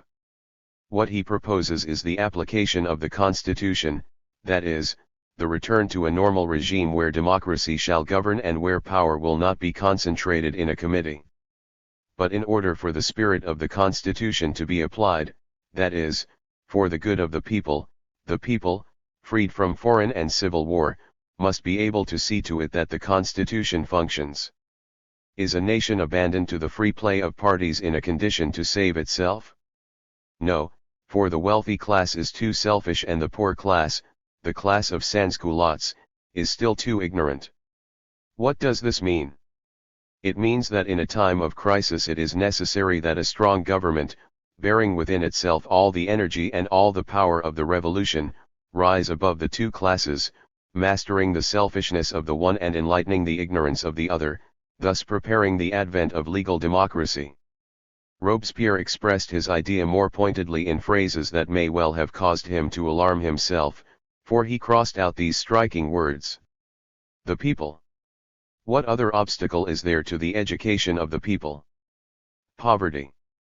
When, then, will the people be enlightened? When they have bread and when the rich and the government cease to bribe perfidious pens and tongues to mislead them. When their interests are merged with those of the people.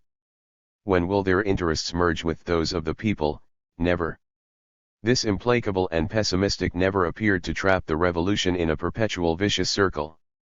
And the logical conclusion would have been a kind of eternal dictatorship fighting against, in the interests of the people, their incurable ignorance. Robespierre's real idea was that the revolution could only be saved through the power of a revolutionary government supported by the Convention, but achieving the concentration of all fighting forces. Dissolving or weakening the Convention, dissolving or weakening the Committee of Public Safety was thus an inexpiable crime against the revolution. It meant surrendering it to anarchy, that is, the enemy. The Committee of Public Safety. While the Committee of Public Safety was being organized, was working, fighting, and smashing federalism and the coalition of armies leagued against it, it was constantly spied on by intriguers and threatened by the factions. And it sometimes wondered if, after having escaped Girondin anarchy, the revolution wasn't going to succumb to demagogic anarchy. This was the stirring drama that overwhelmed revolutionary consciousness between September 1793 and May 1794, and which tortured Robespierre to the point that he was ill and exhausted.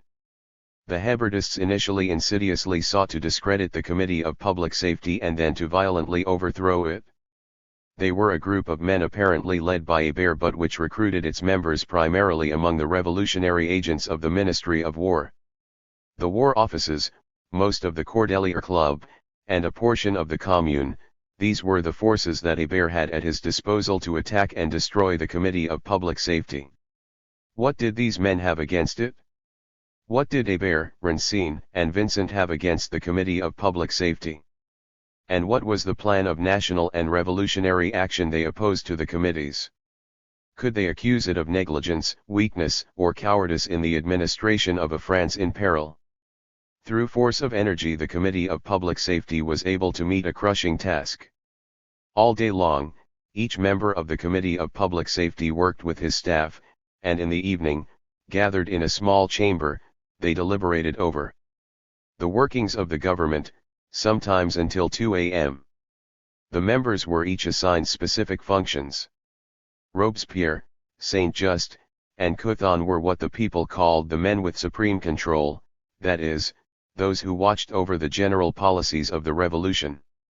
Very, Billaud-Varon, and Collot d'Herbois were primarily charged with the correspondence with the representatives on mission, with the elected authorities of the revolution, and with reports to the National Convention. Finally, there was the group of examiners. These were the specialists, Carnot and Prieur, who had oversight over the army, Jean-Bon Saint-André the navy, and Robert Lindet, who had the immense task of seeing to the provisioning of France, Paris, and the armies. There were countless details to be attended to on a daily basis. These were overwhelming responsibilities which all of the members of the committee shared, for the measures taken by any one of them was signed by all of them. It is a mistake to believe that Robespierre was a speechifier in love with general ideas and adept only at phrase-mongering and theories. The form of his speeches, in which he often proceeds through allusions, where he usually wraps substantive reports and extremely detailed accusations in general formulas, has contributed to this misunderstanding. In fact, he kept himself up to date on the details of all revolutionary activity throughout the country and in the armies. And with an incredibly sustained mental effort, with a meticulous concern for the real, he attempted to evaluate the true value of the men the revolution employed. At the Jacobin Club, he had access to the most detailed information and was ready to rectify the vague allegations and accusations of quarrelsome demagogy. These men didn't limit themselves to governing from their offices, they were in constant contact with the violence of events and passions. Jean-Bon Saint-André toured the ports, quelled the sailors' riots, eliminated the counter-revolutionary general staff, and aroused the enthusiasm of the crews by the power of justice and his obvious concern for the welfare of all and the grandeur of the free fatherland. Carnot traveled to the battlefields to ensure the execution of his plans, and he set an example of combative vigor and courage in the attack. Saint-Just overcame the weakness of his overworked nervous system to confront the dangers and din of war in the front ranks. And what a battlefield the Jacobin Club was for Robespierre! How bitter and harsh a life it was to go there every evening, to a popular assembly that was often raucous and defiant, and give an account of the day's labors, dispel hatreds, and disarm slander. What a fearsome task it was to govern and speak, to rule over the forum, and to get the people to accept governmental discipline. But by doing this the Committee of Public Safety avoided turning itself into a narrow coterie. It was by doing this that it was in contact with revolutionary life. Could the Hebertists reproach the Committee of Public Safety for its poor choice of generals, for too much complacency towards the officers of the Ancien Regime? This was Hébert's refrain in June, July, and August. Drive all the nobles from the army. In saying this, he replaced with the glib intransigence of a general slogan the difficult labor of purification and renewal that presupposes individual judgment. He seemed to forget that it wasn't enough to drive out the nobles, time was needed to test the new men who replaced them. The Committee of Public Safety was extremely vigilant. Robespierre's first words in his June note were that Custine must be closely watched. And it wasn't only Custine, it was also Victorious Houchard one who climbed the gallows. It is difficult to attribute specific responsibility for the August and September disasters in the war in the Vendée. They were owed as much to a general anarchy that the Committee of Public Safety wasn't able to immediately bring under control as to the incompetence and vices of men. And I am reluctant to accept Philippot's too vehement accusations against Rossignol III and even Rancine, for the former's partisanship revolted Robespierre. But if we simply look at the facts and results, neither Rancine, nor Rossignol nor Lechelle V demonstrated remarkable military ability. Rossignol, the best of them, the most honest, the most sincere, and the most upright, modestly recognized his own insufficiencies. The hazards of war only turned for the revolution when the Committee of Public Safety intervened vigorously in October and put an end to the disorder that neither the Ministry of War, where Hebertist influence dominated, nor the Hebertist leaders sent to the scene were able to prevent or suppress. If the Committee of Public Safety erred in October in naming the incompetent Lechelle to command one of the large armies of the West, it was done on the recommendation of the Hebertists and in order to avoid a break with them, to prove that it was not from a spirit of coterie and jealous exclusion, but in the interest of the revolution that the Committee of Public Safety was reorganizing the armies of the West and changing commanders. Lechelle, in any case, quickly stepped aside, making way for Kleber. 6. It was during this period that the Committee of Public Safety picked out, encouraged, and raised to the highest ranks the army's young, intelligent, and heroic leaders, men like Marceau, Kleber, Jourdan, and Hockey, who would cause European counter-revolution to beat a retreat. Shouldn't Hébert, who denounced men wildly, and who was flagrantly guilty of slander in regard to the representative and envoy to the armies Duquesnoy and his brother, General Duquesnoy, have been able to recognize in the new generation of revolutionary fighters men of firm intelligence and noble hearts? Instead, he smothered every heroic bud by damning every officer with the same suspicions and the same loquacity, until he was finally able to distribute all the gold braids and plumes to a few incompetents of the war bureaus and the sections.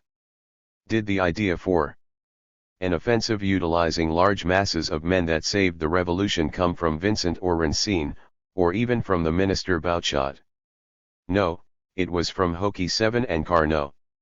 8. And I've already noted that Marat, who, in June and July reflected the opinions of the war bureaus in military matters, opted for a dispersed defensive war, that is to say, certain defeat and the rapid demoralization of the armies of revolutionary France.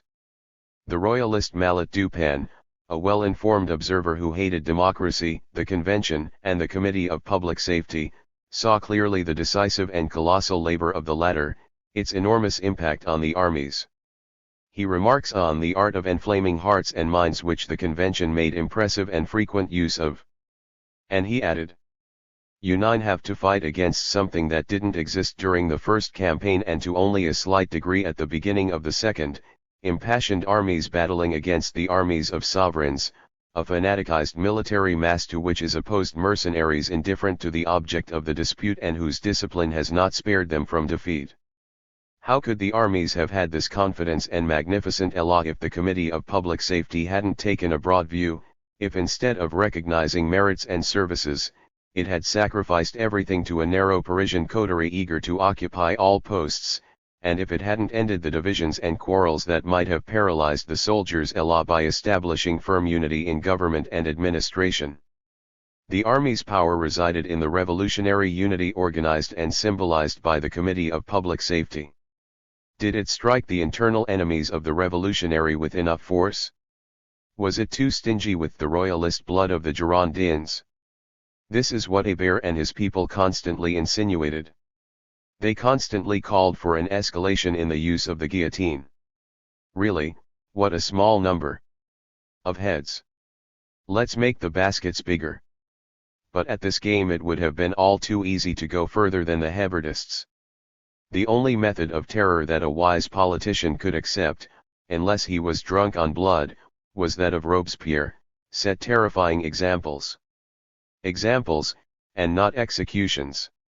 In order to show peoples and kings that not even feelings of pity could weaken the revolution in the face of royal crime, it was enough to strike Marie Antoinette after striking Louis, the former queen after the former king. To demand the head of the king's sister, Madame Elizabeth, as Abidor did day after day, was nothing but a cruel tactical maneuver aimed at embarrassing the government, at setting it at odds with humanity if it surrendered to this call, and with the extremists if it resisted. In order to set an example, guillotining Marie Antoinette was enough. It was certainly pointless to crassly insult her and, by slandering her, allow her a kind of vengeance in the court of history. Chaumet and Abidor showed themselves to be poor revolutionaries when the former before the Council of the Commune and the latter before the tribunal that judged Marie Antoinette, accused her of having depraved her son in order to better rule over him in the event of a regency. Abidor served the revolution poorly when he added that Marie Antoinette and Elizabeth, the mother and the aunt, took the child between them and prematurely brought on his puberty in order to later subject him to their whims when he would be king. Marie Antoinette issued a sublime cry of revolt, "I appeal to all mothers." And this appeal, which the ignoble Père Duchesne caused to burst forth from a tortured heart, has been a recruiting tool for reaction for more than a century. And perhaps Chaumet was ill-inspired when he complained at the Council of the Commune that the condemned were allowed a mouthful of eau-de-vie before they left prison for the gallows. It seems this gave them the courage to defy the revolution through their attitude. Did the revolution need its enemies to be cowards in order for it to be strong? In a few months from this time one will be tempted to say, if need be, give Abidor an entire gourd of alcohol so he'll die in a less cowardly fashion. But no, there will be enough sinister mockers around his tumbril, we can keep our contempt to ourselves. It was also enough of an example to cut off the heads of the 21 Girondins whom it was possible to lay hold of. Yes, you're seeing right, that's Brissot's fertile head and Vergniaud's inspired head in the basket. I imagine that the lesson was as striking as their minds were. What need was there to call for the scaffold, as Abidor did, for the 73 Girondins who signed in June a protest against the events of May 31? Denounced by Amar's report on October 3, 1793, they would have been sent before the Revolutionary Tribunal had Robespierre not intervened. He demanded an adjournment to wait for the report of the Committee of General Security, and the men were imprisoned instead of decapitated. Yet another grievance of Abidor's against Robespierre. But why did Abidor stop there? There weren't only the 73. Those who called for the appeal to the people before executing the king also needed to be struck. And aside from the convention, there were the 20,000 citizens who signed the petitions against June 20, against the National Guard encampment in Paris. There would have been an enormous stampede on the road to the guillotine and the exemplary force of the sentence would have been lost in a haze of throat-slitting. But if Abidorism was lacking in revolutionary clear-sightedness in its use of death, If it was lacking in higher principles of government and military tactics, did it at least have a social plan to oppose to the internal policies of the Committee of Public Safety? Did it have a theory and a method for relieving the people's sufferings, for educating the proletarians and freeing them of the oligarchic yoke of property? I seek and I find nothing but incoherence and the void. The end of Jacques Roux. For his part, Jacques Roux had the first elements of a system, yet Abidor relentlessly continued the fight against him that he had begun in February and March 1793 and taken up again in June. After the hammer blow of late June and early July, driven from the Convention, driven from the Cordeliers, condemned by the Jacobins, Jacques Roux would have been reduced to nothing if he hadn't been supported by the faithful sympathy of the poor in his Gravilliers quarter. He was a strange priest who, when questioned at the Cordeliers as to his profession, answered confessor of the sick, and who, sympathetic to the distress and doleful piety of poor women, bore consolation and exaltation from pallet to pallet, his speech a mixture of Christian resignation and popular revolt. This man, who urged the dying to have faith in an unknown world and who solicited from them a final anathema against the present world where iniquity and wealth triumph, this angry priest, who descended from the garrets of the poor ashen with pity and anger, and who on the streets and in the shops fanned the flames of the revolt of the infirm who had no bread, of the worn-out workers who were left without heat by the high price of coal and froze in anticipation of death, this ferocious mystic, atheist against the church and Christian against the bourgeois, a revolutionary ever ready to curse the revolution if it didn't justify its existence by continuing to advance, this enigmatic man had touched more than one heart. Unremarked, he had got himself back on his feet after the terrible blows that had nearly finished him off when his enemies, doubtless to court the Convention, made a new and withering accusation against him. He had dared lay a hand on the name of Marat, whose ownership Abidor aspired to. He had to be eliminated. Marat's widow Simone Everard, the woman who had been his companion, was used against him, lamenting the fact that Roux was making Marat's shade speak, since Marat's family was Hebardist. But more than anything else, they attempted to dishonor him by denouncing him as a thief. Accused in his section of having, while president of the Cordeliers, embezzled its funds and in particular of having failed to pay into the cash box an assignat of 200 livres he received on behalf of the club, he defended himself mightily. He affirmed that several of the sums written in the register of the club had, in fact, not been paid out and that upon leaving the presidency he had had to make good the deficit from his own funds, which is extremely likely. As witnesses to his beneficence towards and solicitude for the poor, he called several of the women he had assisted, women for whom he had taken up collections, to testify in his behalf. They spoke of him with extreme gratitude. But this attempt to crush him disgusted him, and one evening he attempted to take his revenge at an assembly of the section. He made a serious accusation against one of his main adversaries, Chemin. He regained his authority over the section, had the bureau on which his enemies sat dissolved, and was appointed to the presidency. Roux had made his triumphant return to the Gravilliers section. Around him his friends, the carpenter Nady and others, spoke out angrily against all those who had defamed Jacques Roux. Would Abidor and the Commune allow the party of the Gravilliers, the party of Jacques Roux, to be reconstituted? Roux carried out his coup de force at the section on August 18. On August 21, Abidor denounced him at the Jacobins. This infamous priest, who has great influence at the Gravilliers section, had decreed that an address would be presented at the convention to obtain the removal of the established authorities and to accuse the mayor himself of hoarding. Fortunately, he added, that section recognized its error, repealed its decree, and it will doubtless be the first to denounce the villain who willfully led it astray. This appeal was heard, and on August 22, the civil and watch committees of the Gravilliers, which were trying to counter Jacques Roux's influence over the section, carried out a démarche at the Commune. Truchen said in their name, "Citizen magistrates, you must have been told that last Sunday, around midnight, Jacques Roux entered the assembly of the Gravilliers section. There he removed the president and the secretary, and also had removed, in favor of a party he formed, the civil and watch committees, as well as the police superintendent, placing several individuals under arrest. The section is in a state of complete disorganization. We ask that the council appoint commissioners to go to our assembly and rehabilitate the public functionaries who were illegally removed. Chaumet, hardly surprised by this action, immediately rose to issue a demand. I find in all this two serious crimes, one more serious than the other. The crime committed by Jaurés in arbitrarily removing the public functionaries and casting the lightning bolt of arrest at several citizens is, without any contradiction, very serious. But the one he committed in pronouncing the dissolution of an assembly of the sovereign people, in bringing to it the spirit of discord and division, is much more reprehensible. Jaurés has attacked the sovereignty of the people. Whoever renders himself guilty of this crime is a counter-revolutionary, and every counter-revolutionary must be punished with death.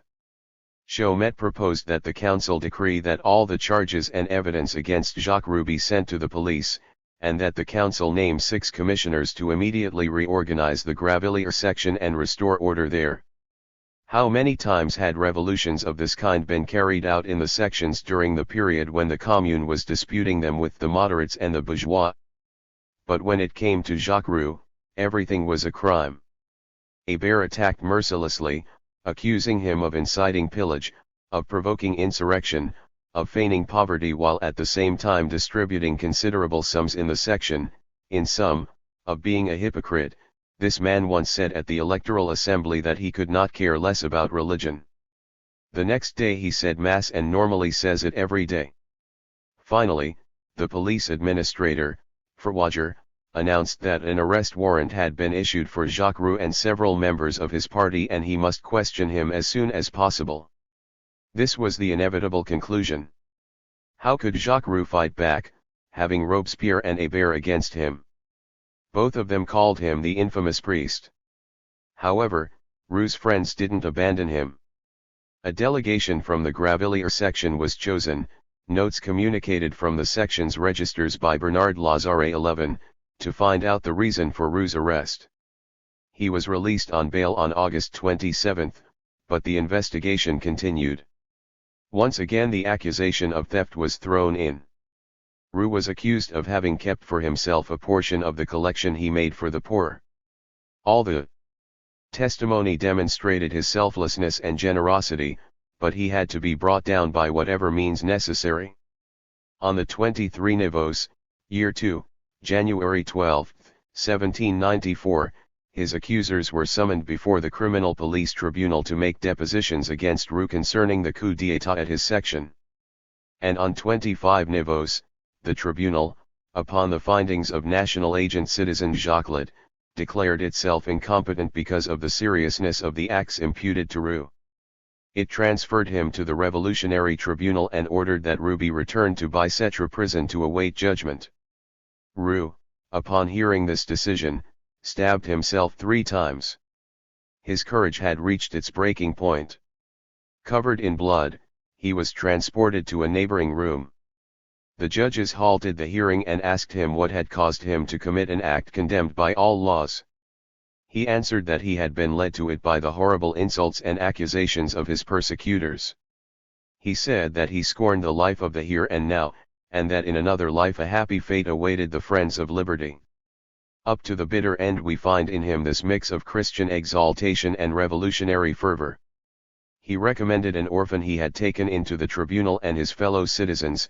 Before ending his career, he asked to have the red bonnet put on his head and to receive from the president the kiss of peace and fraternity, which the president immediately gave him. This was the end of a noble and strangely tormented soul. He did not immediately succumb to his wounds.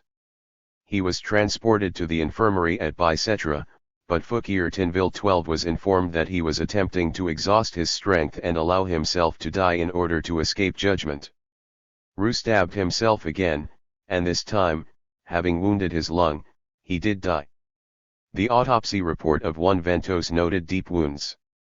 And so, Robespierre and Abidor had won out over Jaurés, but the Commune's persecution was the more direct cause. However narrow Jaurès' social doctrine was, it was an attempt to systematize popular grievances and demands and was not without influence on the revolution's economic and financial policies. Instead of considering adhering to what was serious and bold in his ideas, Abidorism thought only of crushing the man who embodied this doctrine with extraordinary stubbornness and a hope that he carried beyond death. Abidor and the Commune were unforgiving. New social tendencies. It was at this point that socialist tendencies began to become a distinct element in Jauret's thought.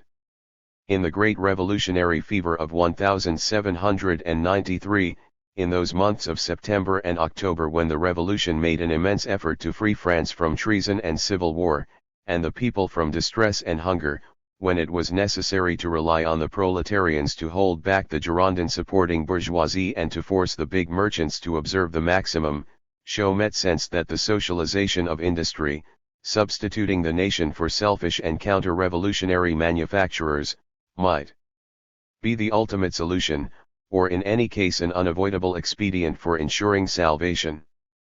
There is great historical interest in noting these collectivist moments of revolutionary thought and action.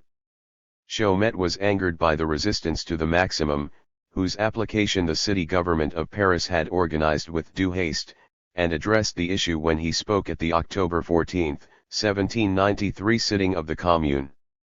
Difficulties are being experienced in the execution of the law fixing the prices of food and merchandise of primary necessity. The cupidity of certain merchants and the bad faith of speculators have found supporters. Among the merchants of Paris some have evaded the law, claiming they weren't included in it, others have argued over omissions and errors that slipped into the tariff the city government devised in execution of the law. The time spent writing the law was too short for it to be perfect. Finally, some merchants shared out their merchandise among their relatives and friends, and when we present ourselves at their homes they say they have nothing. I'm not going to speak of the small retailers, I will only attack the big merchants, the bankers and silent partners, those bloodsuckers of the people who have always based their happiness on the people's misfortune. We remember that in 1789 and the following years all of these men were involved in a variety of business affairs, but with whom? With foreigners. It is known that it was they who caused the fall of the Assignat. Jauret clumsily reproduces here Fabre d'Eglantine's thesis, 13, and that they grew wealthy through speculation on paper money. What have they done since the revolution made their fortunes? They have withdrawn from commerce and threatened the people with shortages. But if they have gold and assignats, the Republic has something more precious still, it has the people's muscles. It is muscles and not gold that are needed to make the factories and manufactories function. So if these individuals abandon the factories, the Republic will seize them and requisition the raw materials. They must know that whenever it wants to, the Republic can reduce to mud and cinders the gold and assignats that are in their hands. Let the giant of the people crush mercantile speculation. It is true that this is nothing but a threat presented as a last resort. Jauret doesn't seem to understand that even under normal conditions implementing national and republican control of the forces of production would be superior to private exploitation. He foresees the organization of industry as a public service through doing away with private ownership. But ideas don't lose their value when they spring up from force of circumstances rather than from systematic thought. In fact, their direct revolutionary significance is heightened by this. And Jauret's statement wasn't simply an outgrowth of the sitting, he gave his idea detailed form.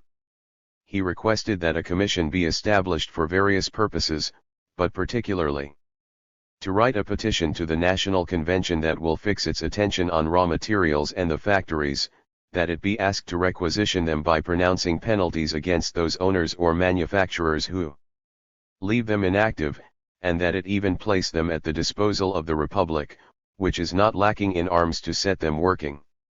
This is probably the first official proposal for the nationalization of industry ever made. But this idea wasn't born only in Paris.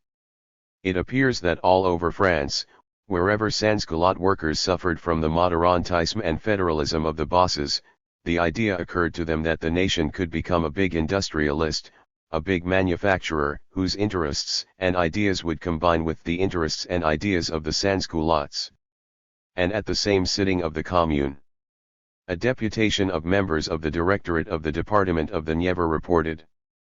The orator, after having given the most extensive and satisfactory details concerning the political situation of that department, painted a picture of that department, precious thanks to its products, its mines, and its forests, all of which would be of the greatest utility to the Republic if it exploited them for its own account. 16. The Terror and Fall of Robespierre.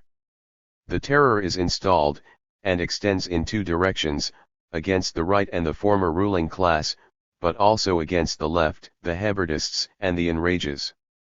As Jaures viewed it, from Paris, which was not at the heart of the civil war, there should come counsels of measure, of wisdom, and humanity.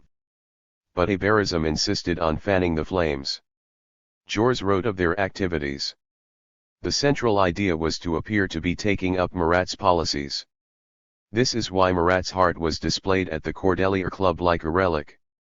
They said that true revolutionaries should renounce any other name than that of Maratists. And in March 1794, Maratist meant two things at the Cordeliers: first, be rid of the enemies of the revolution quickly and violently, and second, the prisons must be purged of aristocrats, moderates, of Girondins, and suspects of all kinds. And this too was Marat's idea, in order for these actions not to be carried out blindly, in order that the ignorant rage of the people not allow counter-revolutionaries to escape or go awry and attack patriots, the operation had to be led from above by a revolutionary delegate with temporary but dictatorial powers. And so, the left plotted a coup d'état in March 1794. The plot discovered, Hébert and his followers, and the others of the left, like the radical former noble Anacharsis Clootz, were arrested and guillotined on March 24. Then it was Danton's turn. Robespierre was only able to receive revolutionary assent in his fight against Hébert by reassuring the fervid revolutionaries against any tendency toward moderantism.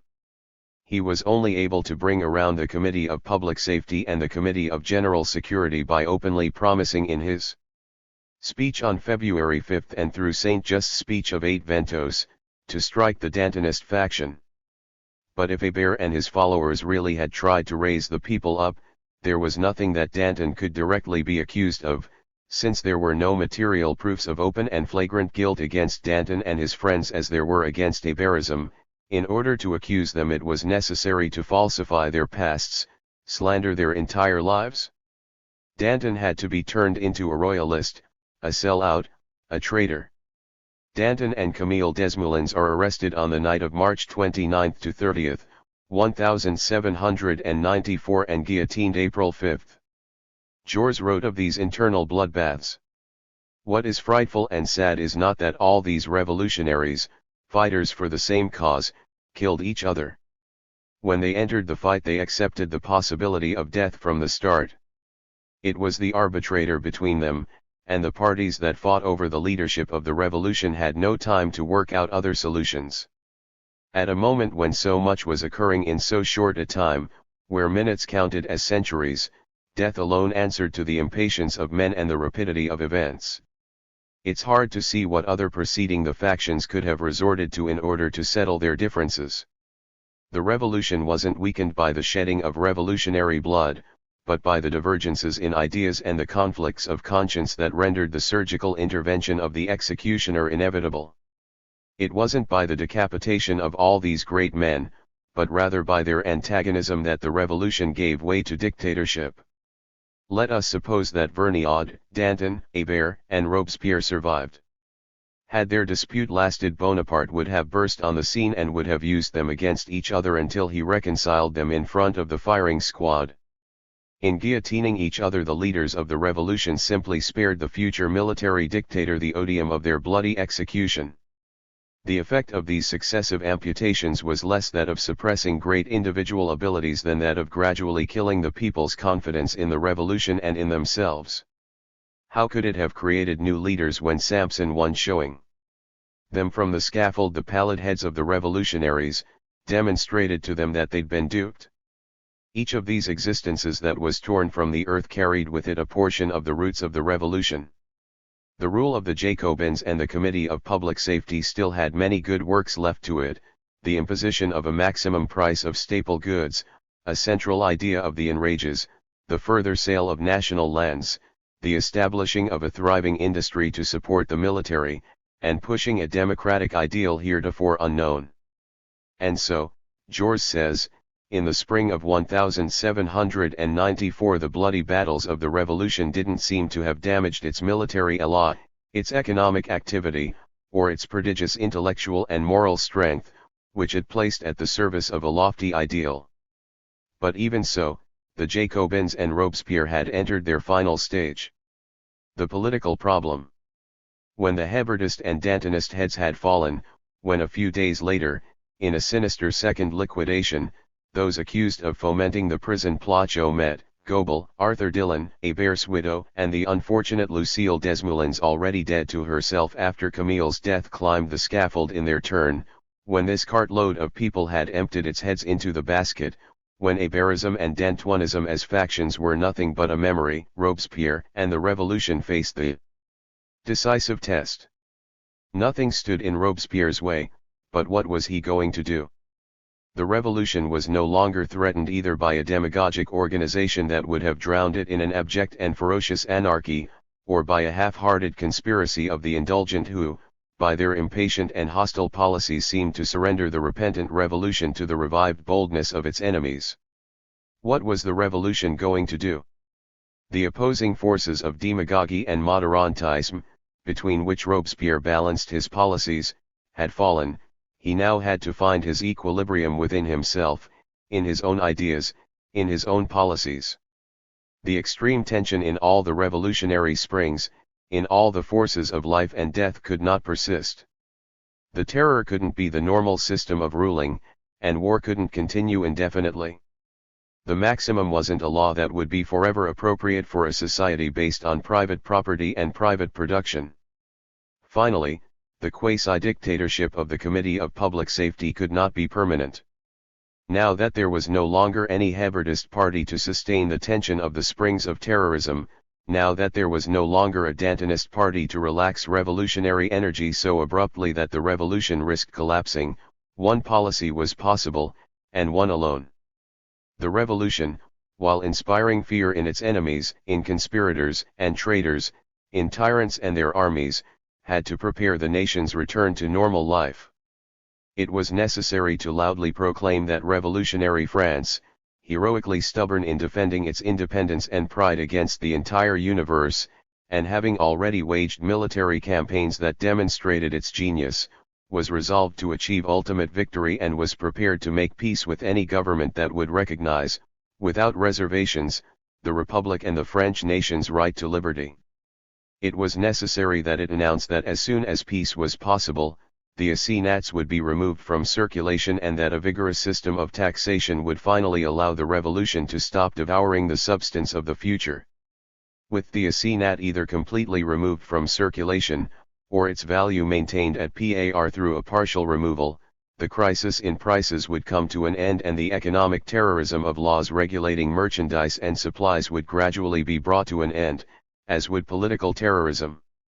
As soon as these policies, proclaimed and adopted by the Committee of Public Safety, by the Convention, by the popular societies, and by the revolutionary nation, would be implemented and accepted, as soon as the new victories it was certain to achieve allowed it to feel secure of its future possibilities, the Committee of Public Safety should then have asked the Convention if the moment had not come to put an end to the revolutionary government and to apply the Constitution.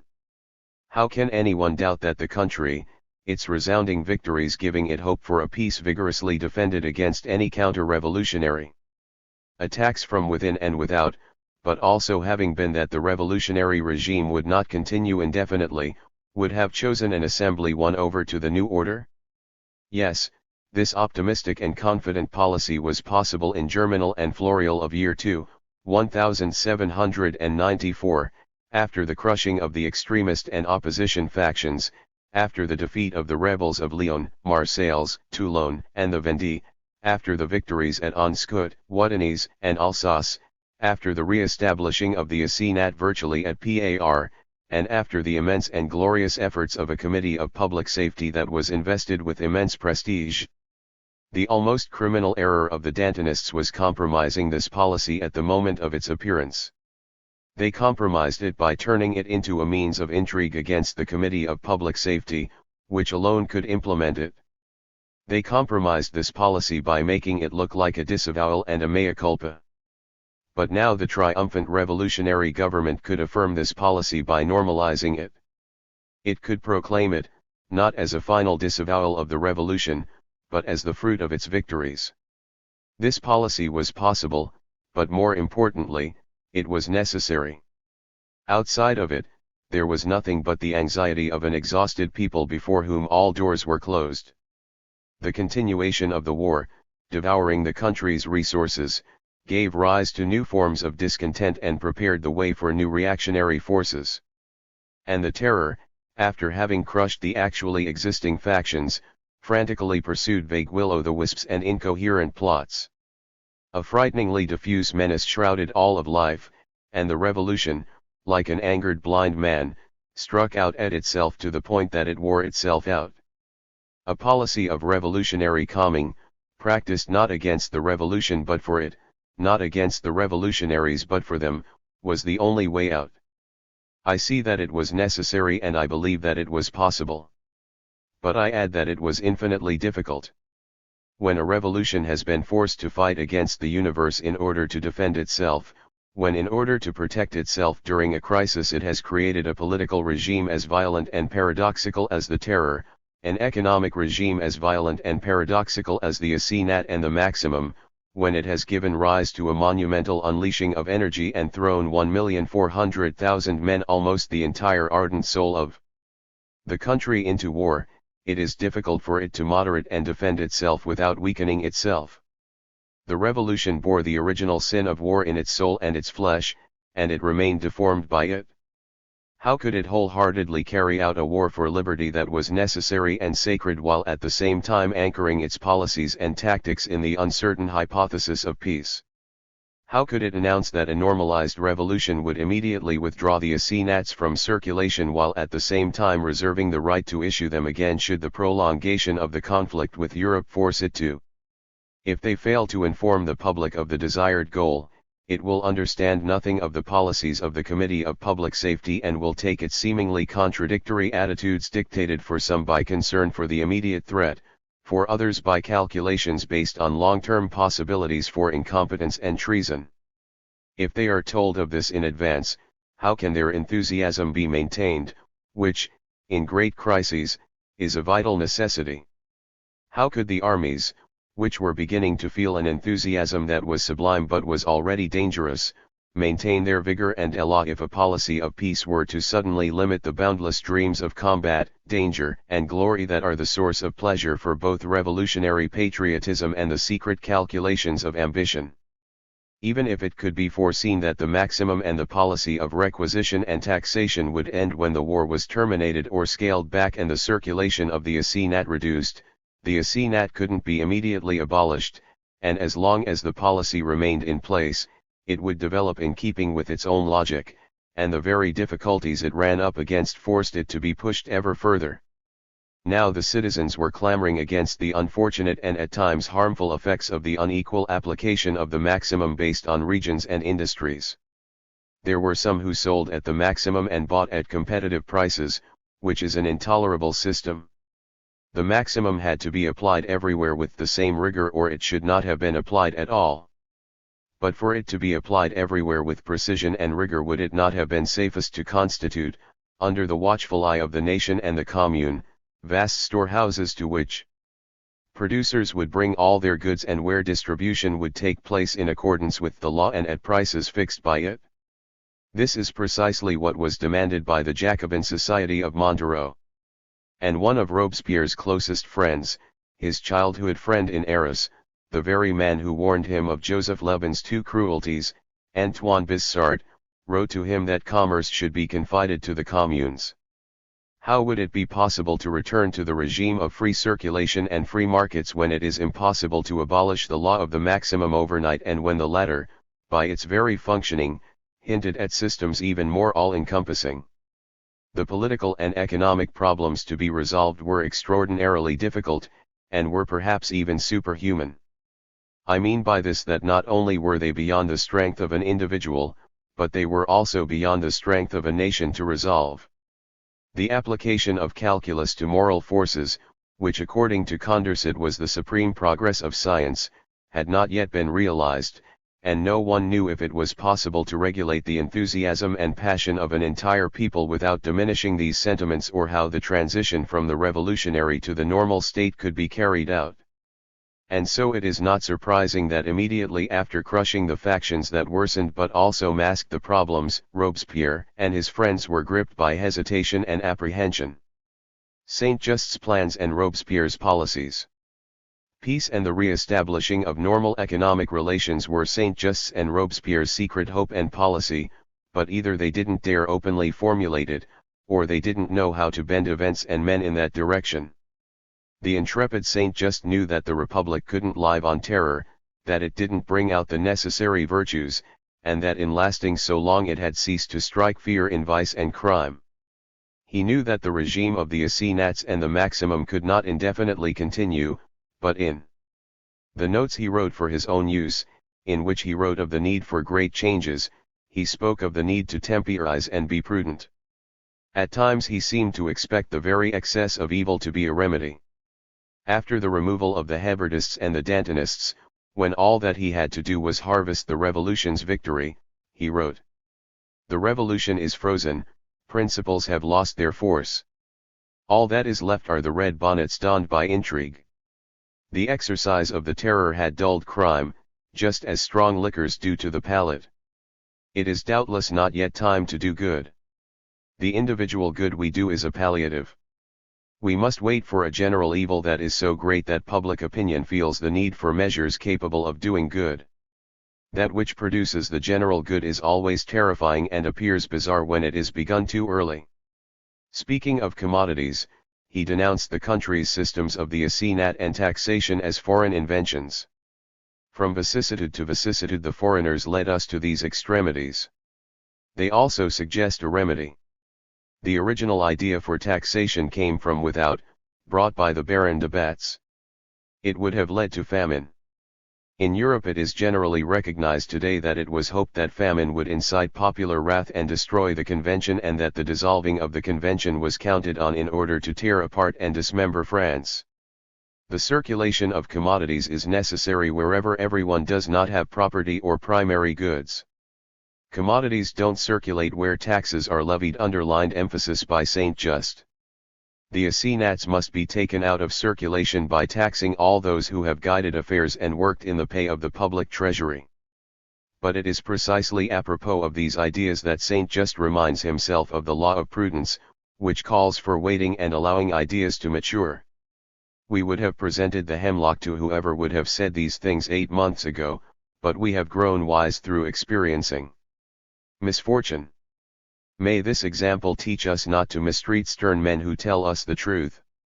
Good people should not be reduced to justifying themselves for working for the public good in the face of the sophistries of crime.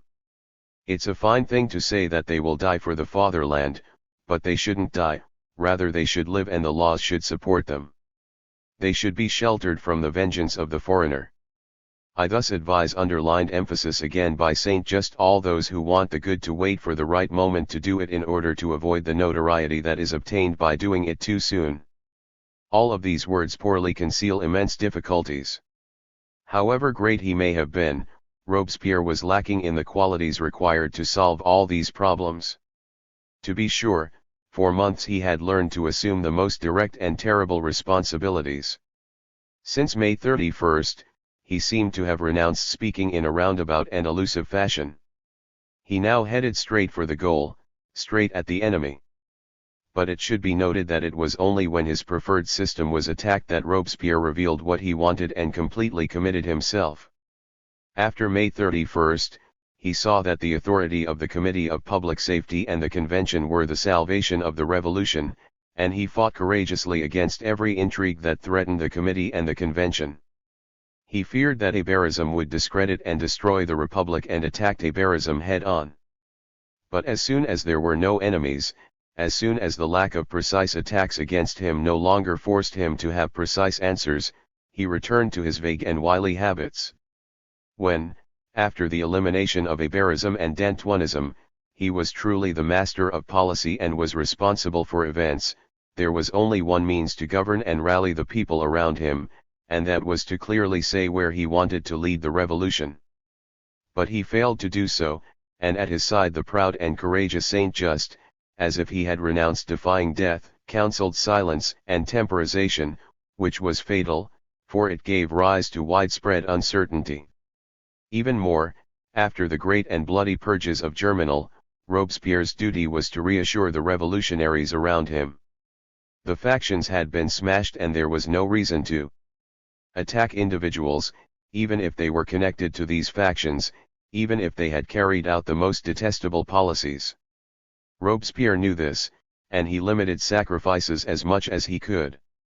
He had saved the 73 Girondins, he had opposed including Boulanger, Pache, and Henriot in the outlawing of the Hebertists, he hadn't laid a finger on Carrier, 3 despite the horror he felt for the crimes in Nantes, he hadn't spoken out at the Committee of Public Safety against Collot d'Herbois.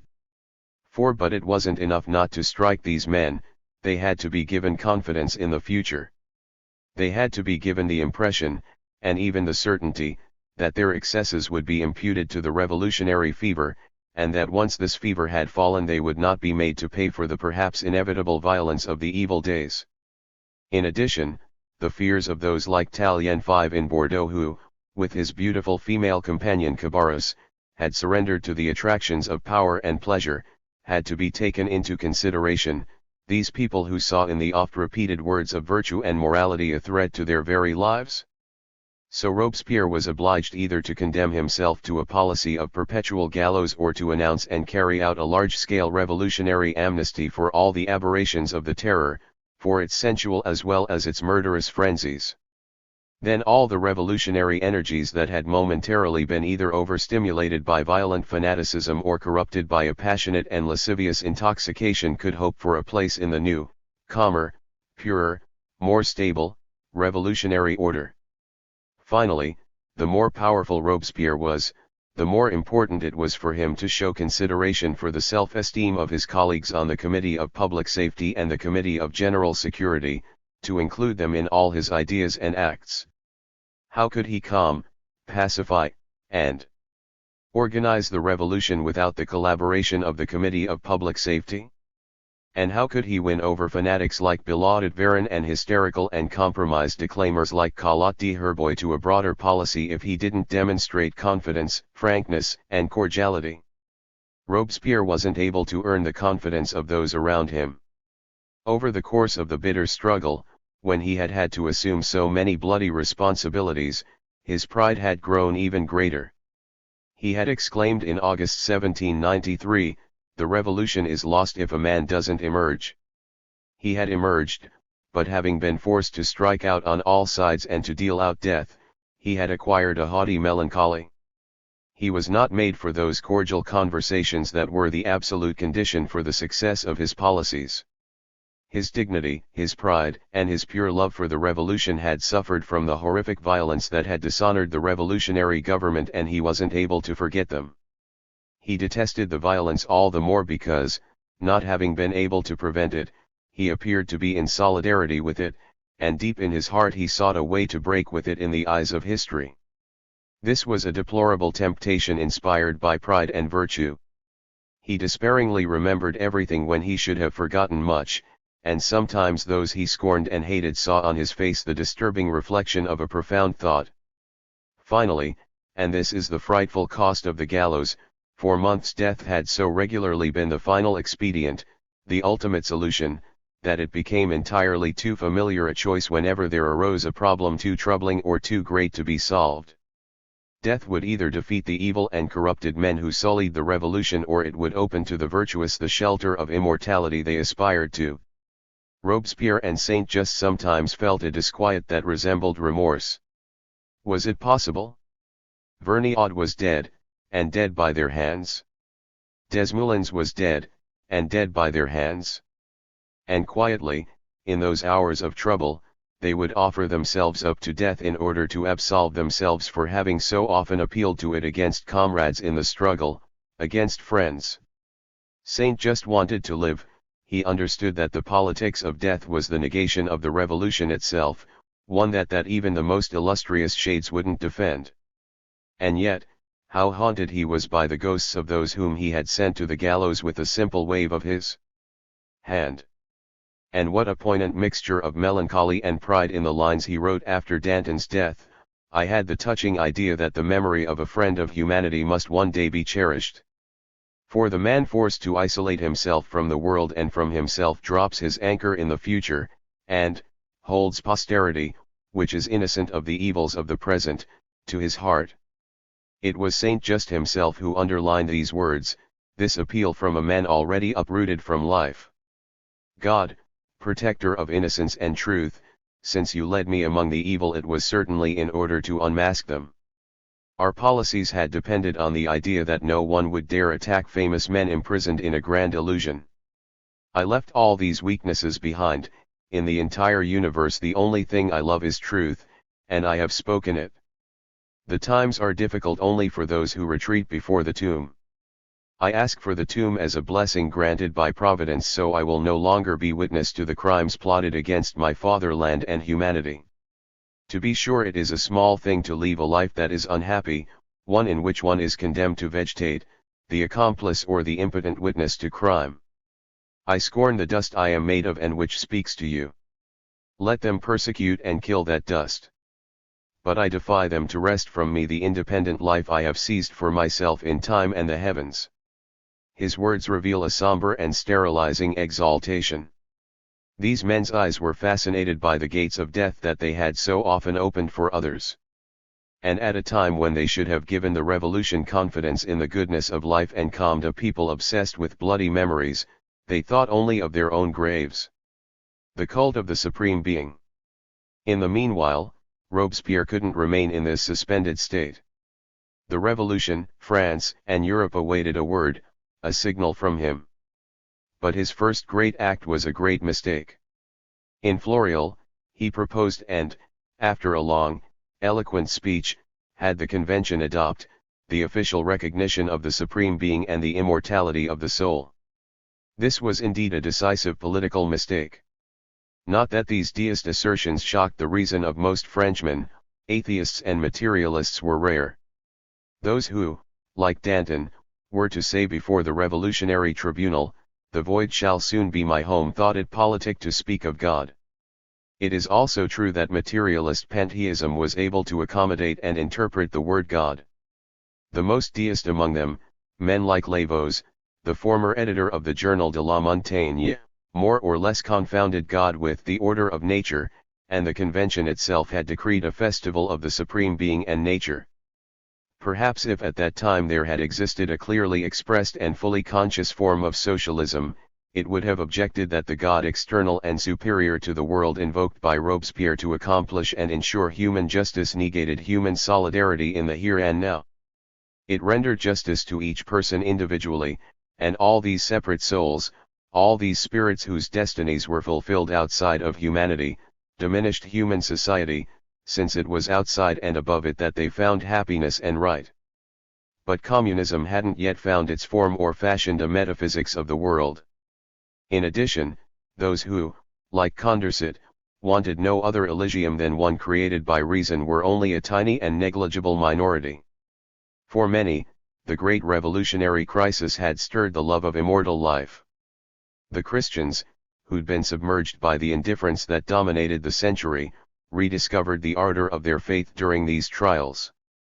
How many of those in the tumbrils taking them to the gallows sought out in the crowd the non-juring priest who had promised them a sign of eternal reconciliation? The revolutionaries as well, into whom Rousseau had insinuated, like a vague moral reverie, the idea of immortality, now loved it with all the frenzy of those whose lives were in danger. The gallows filled the city with the glow of immortality.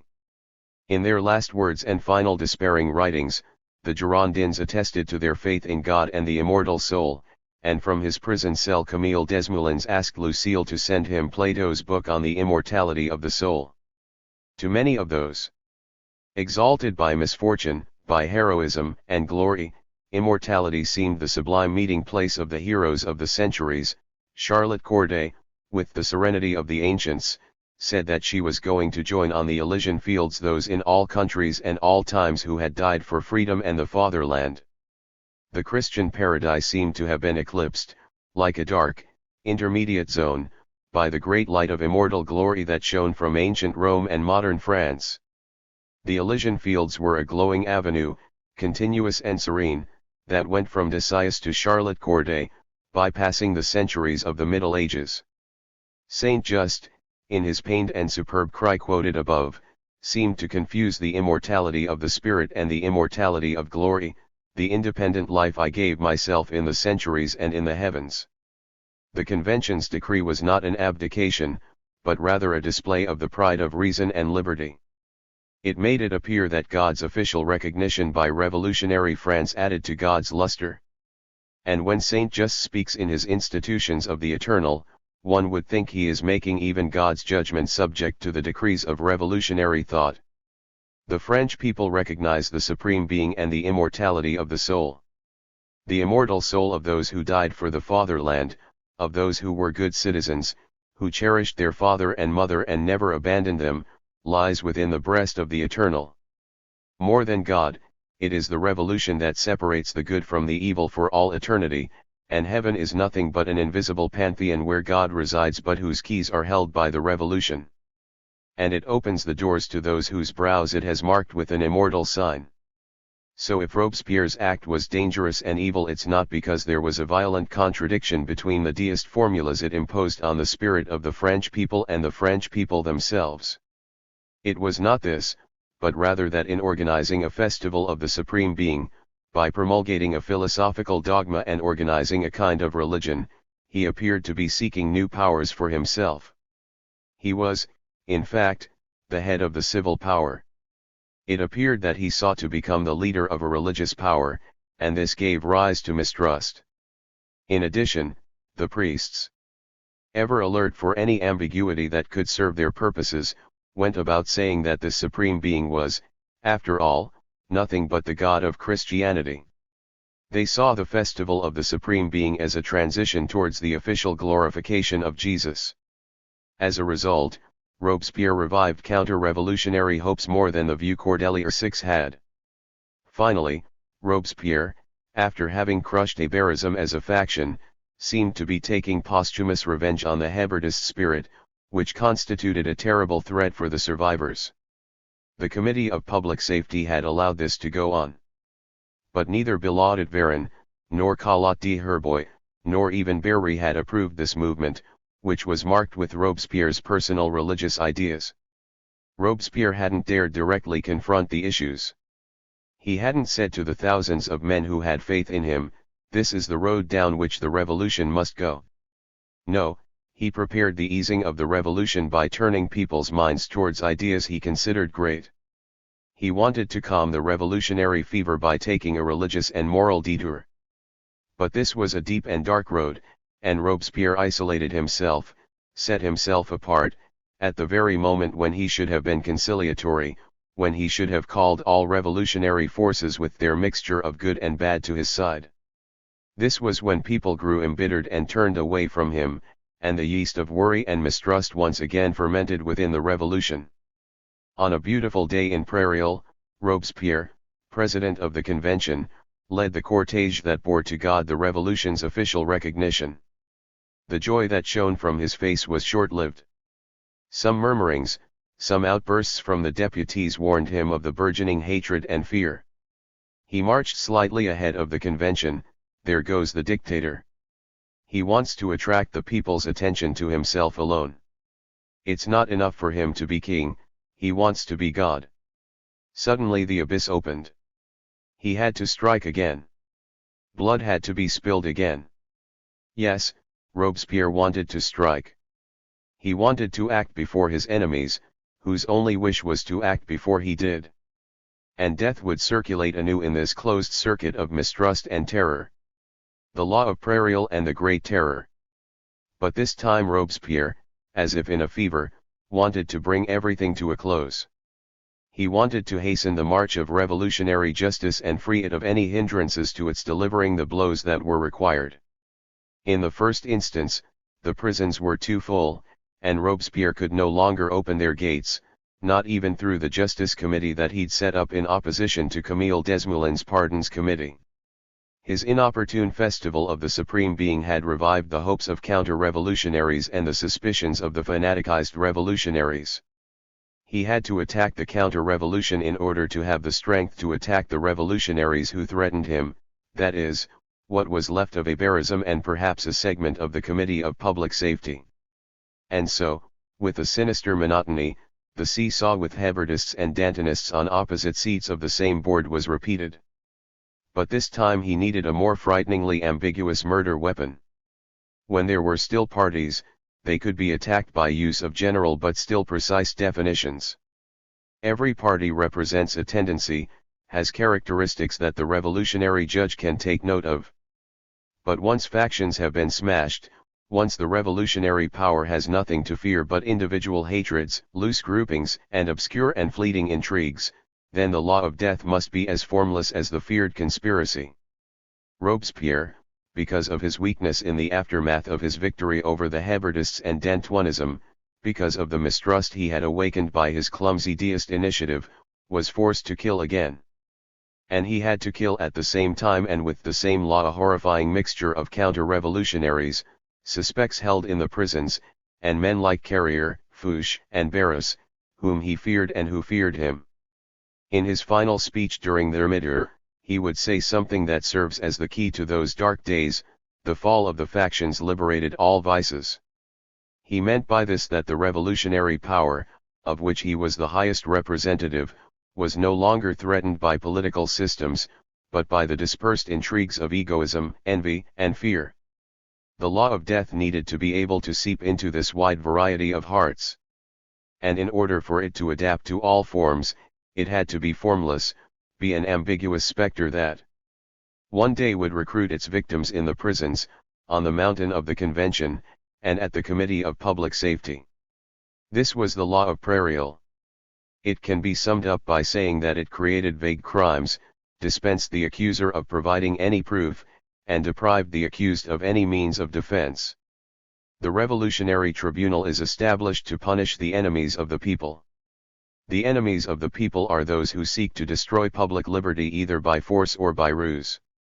The enemies of the people are those who provoked the re-establishment of the monarchy or sought to demean or dissolve the National Convention and the revolutionary and republican government of which it is the center, those in the command of forts and armies and any other military function who betrayed the Republic, those who sought to prevent the provisioning of Paris or caused famine in the Republic, those who assisted the projects of the enemies of France, either by favoring the retreat and the impunity granted conspirators and the aristocracy, or by corrupting the elected representatives of the people, or by abusing the principles of the revolution, or the laws and measures of the government through false and perfidious applications of them, those who misled the people or the representatives of the people in order to induce them to undertake measures contrary to the interest of liberty.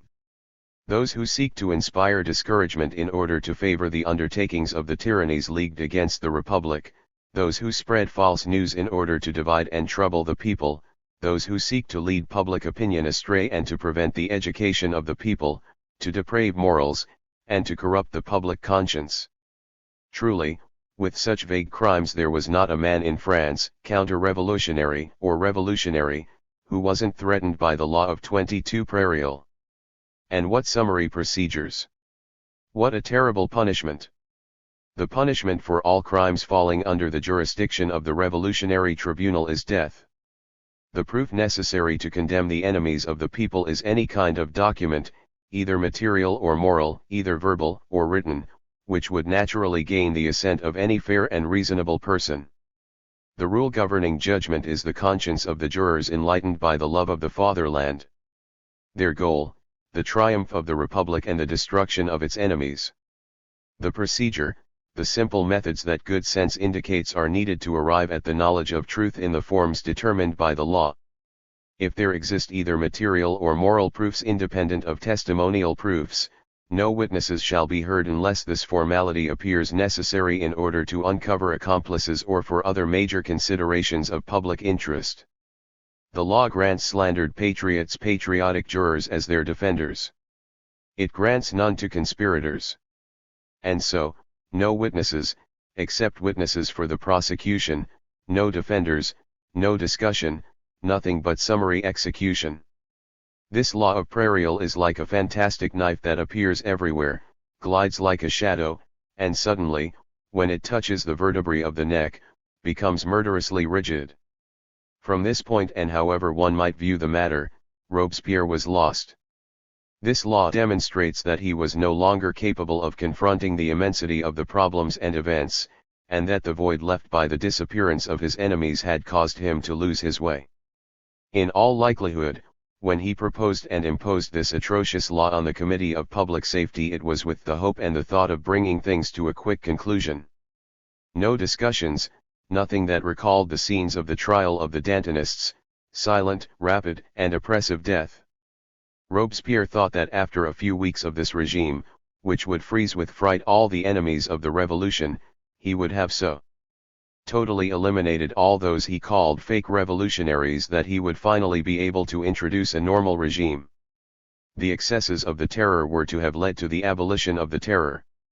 Robespierre dreamed of intensifying terrorism, of concentrating it into a few terrifying and unforgettable weeks in order to have the strength and the right to put an end to it. If the terror were to be diluted or prolonged, there was a risk of permanently enervating the revolution. Let all the horror be crammed into a few days. O death, sinister craftsman, hurry, do your work in haste. Don't rest either by day or by night. And when your horrible task is completed, you will be placed on permanent leave. This was a mad dream.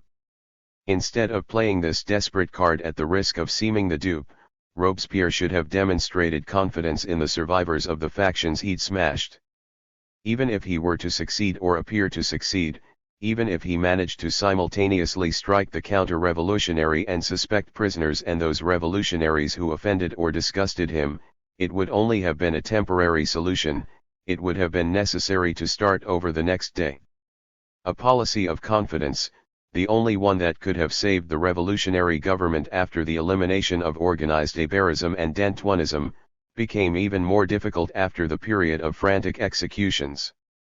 New suspicions would have arisen, provoking new rigorous measures.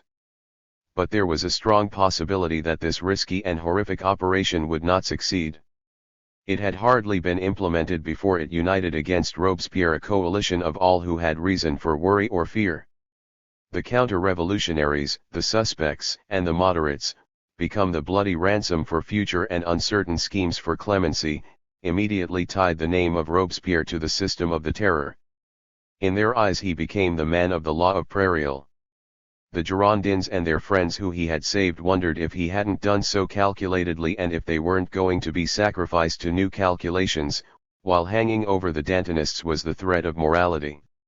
All the representatives on mission who, according to Robespierre, had abused revolutionary principles and compromised the convention by their cruelties or disorganization, Tallien, Jaurés, Carrier, and Fouché, read on Robespierre's face, however inscrutable it might have been, their death sentence.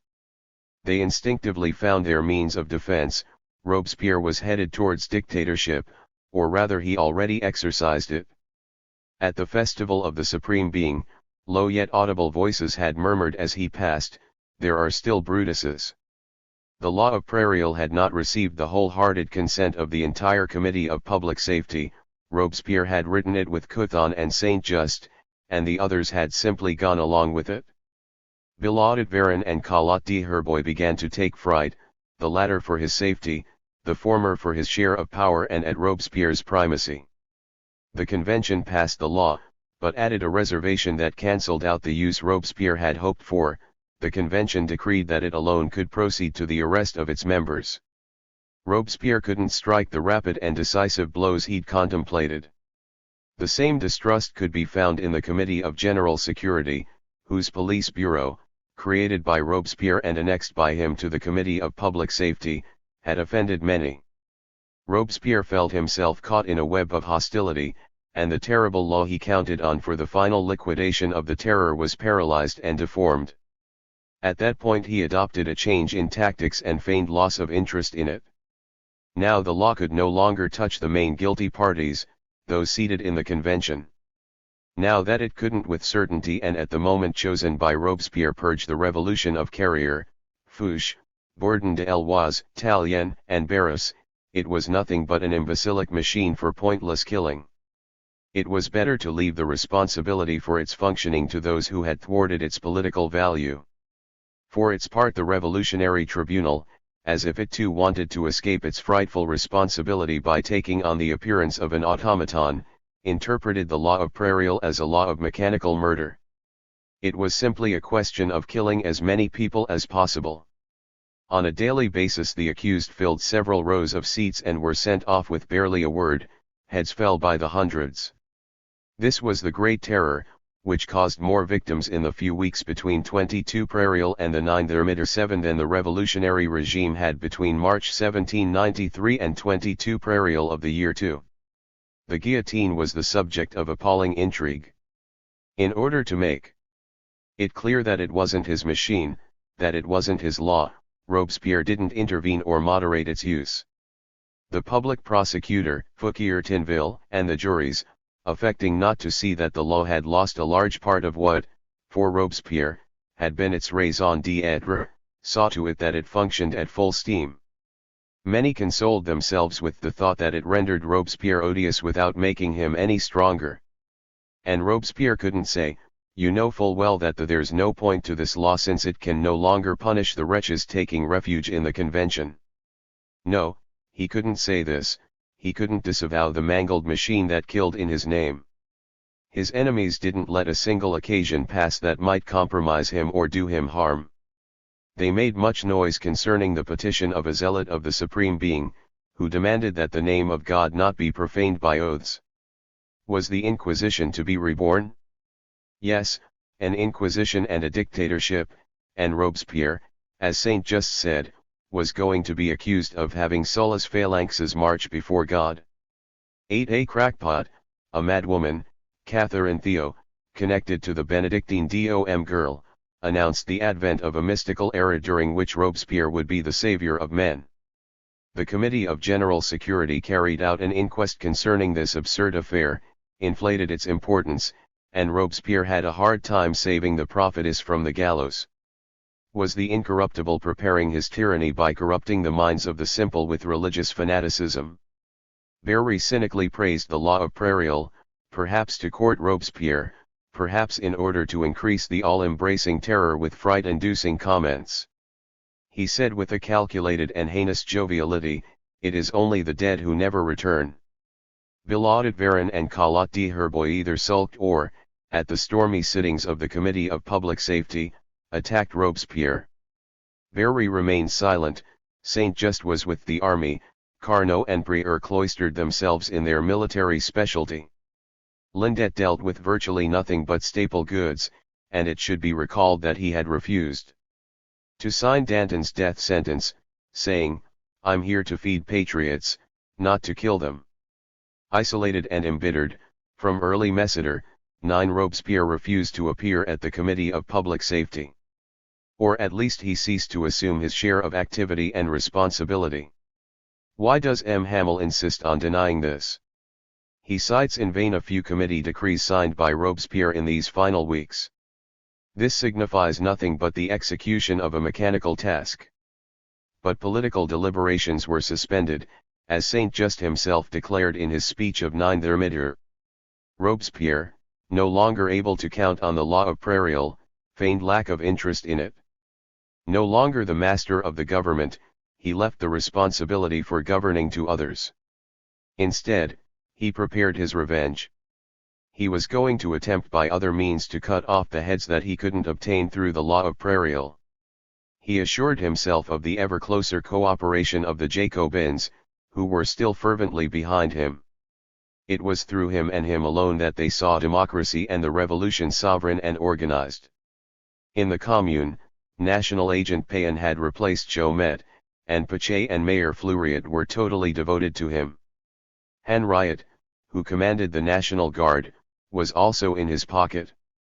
Would he use the power of the people to force the convention's hand, to wrest the indictment from it against those he wanted to destroy and which only they had the right to issue? No. Robespierre still counted on the force of his words, on his moral authority, on all those things that backstair intrigues had undermined but hadn't destroyed. At the Jacobin Club, he took the initiative against Fouché. He attacked him for his materialist and atheist policies in the Nièvre, and as if to mix all grievances together and provide a guarantee to the revolutionaries, he also accused Fouché of having mistreated the most ardent Democrats of Lyon, the friends of Chalier. Fouché refused to accept combat on the battleground of the Jacobin Club. Surprised by the first attack and invited to explain himself at a later sitting, he didn't appear, instead weaving together the threads of the conspiracy against Robespierre. That night he went to warn the members of the convention he knew to be or believed to be, or wanted to believe to be threatened. Lists of the proscribed, in addition to the everyday by fear and intrigue, circulated. Perhaps the convention, made courageous by its great fear, would strike first.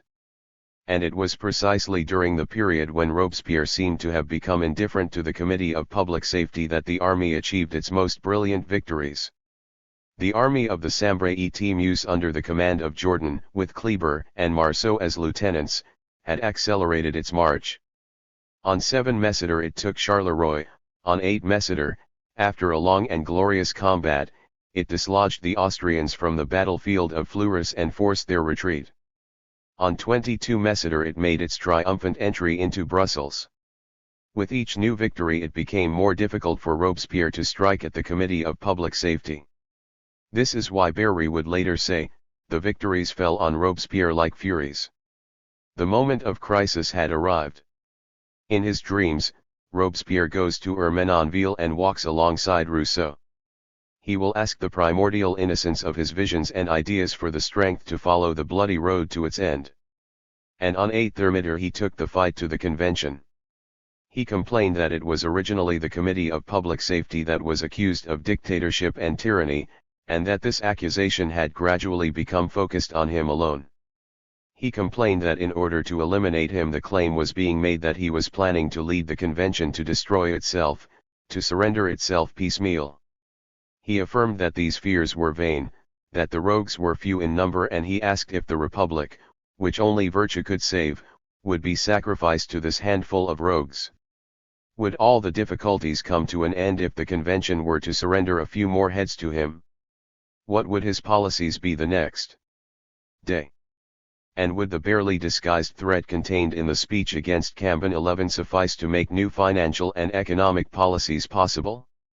Robespierre didn't name these few rogues, and so the threat, which he had wanted to limit, because vague, became immense. Every single member of the convention felt himself to be under the blade. And again, once this handful of rogues would have been brought down, what assurance did the convention have that the next day and the day after Robespierre would not ask for new batches of victims? I don't know why Butches and Rue 12 say that the most important mistake in Robespierre's speech was that it was nothing but the preface to the speech Saint Just wanted to give the following day, and which announced that the Committee of Public Safety would hand its powers over to the convention. This was Saint Just's final tactical move, partially setting himself apart from Robespierre. Nothing allows us to say that this was what Robespierre had in mind. In all likelihood, he was not ready to dissolve the revolutionary government and enter the convention, where so much anger, rancor, and fear were fermenting, disarmed. And if the vagueness of his speech of 8 Thermidor was a mortal error, it was also an inevitable one. Given the road he had chosen, Robespierre couldn't say, "This is what the final step will be." He had condemned himself to forever reserving the possibility of striking again. Nevertheless, Robespierre's prestige had not yet been totally squandered and his speech was applauded. But Chalier, Cambon, Amar, and Billaud Varon, who had been expelled from the Jacobin Club the day before, and Pawnees opposed its being sent to the departments. Chalier wanted to force Robespierre to name names. When someone brags of having the courage of virtue, he must have the courage of truth. Name those you accuse. If Robespierre were to name them, however few they were, given that they represented all tendencies of the convention, the whole of the convention would feel itself threatened. But if he didn't dare name them, then what solution could he hope for? He remained silent. In a way, Vreard put an end to his shaky dictatorship with a phrase that re-established the power of the convention: "This is an important issue that must be judged by the convention itself." And the convention decided that the speech wouldn't be sent to the departments. Robespierre had tried to exert his moral force, but it hadn't been enough to tame the revolt of the threatened members of the convention. He was finished. At the Jacobins that night, after having read the speech he'd given at the convention, he said, "This is my last will and testament."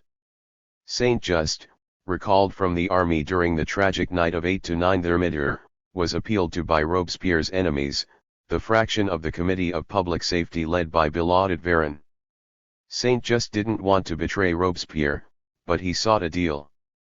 He recognized that Robespierre was wrong to stay away for so long from the meetings of the Committee of Public Safety, but he accused Billaud Varon and Collot d'Herbois of having sought in the absence of an embittered Robespierre, of Saint-Just delegated to the armies, of Jean-Bon Saint-André still on the coast, of the Ile-Couthon to take control of the revolutionary government.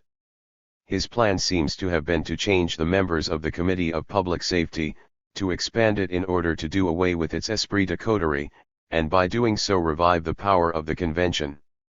But the moment had passed for striking these kinds of bargains, which would have reassured no one. Who would dominate the renewed or enlarged Committee of Public Safety? And who would wield the axe? On 9 Thermidor, Saint-Just was only able to deliver the first lines of his speech. The battle between Robespierre and his enemies had begun. Billaud Varon and Tallien led the fight.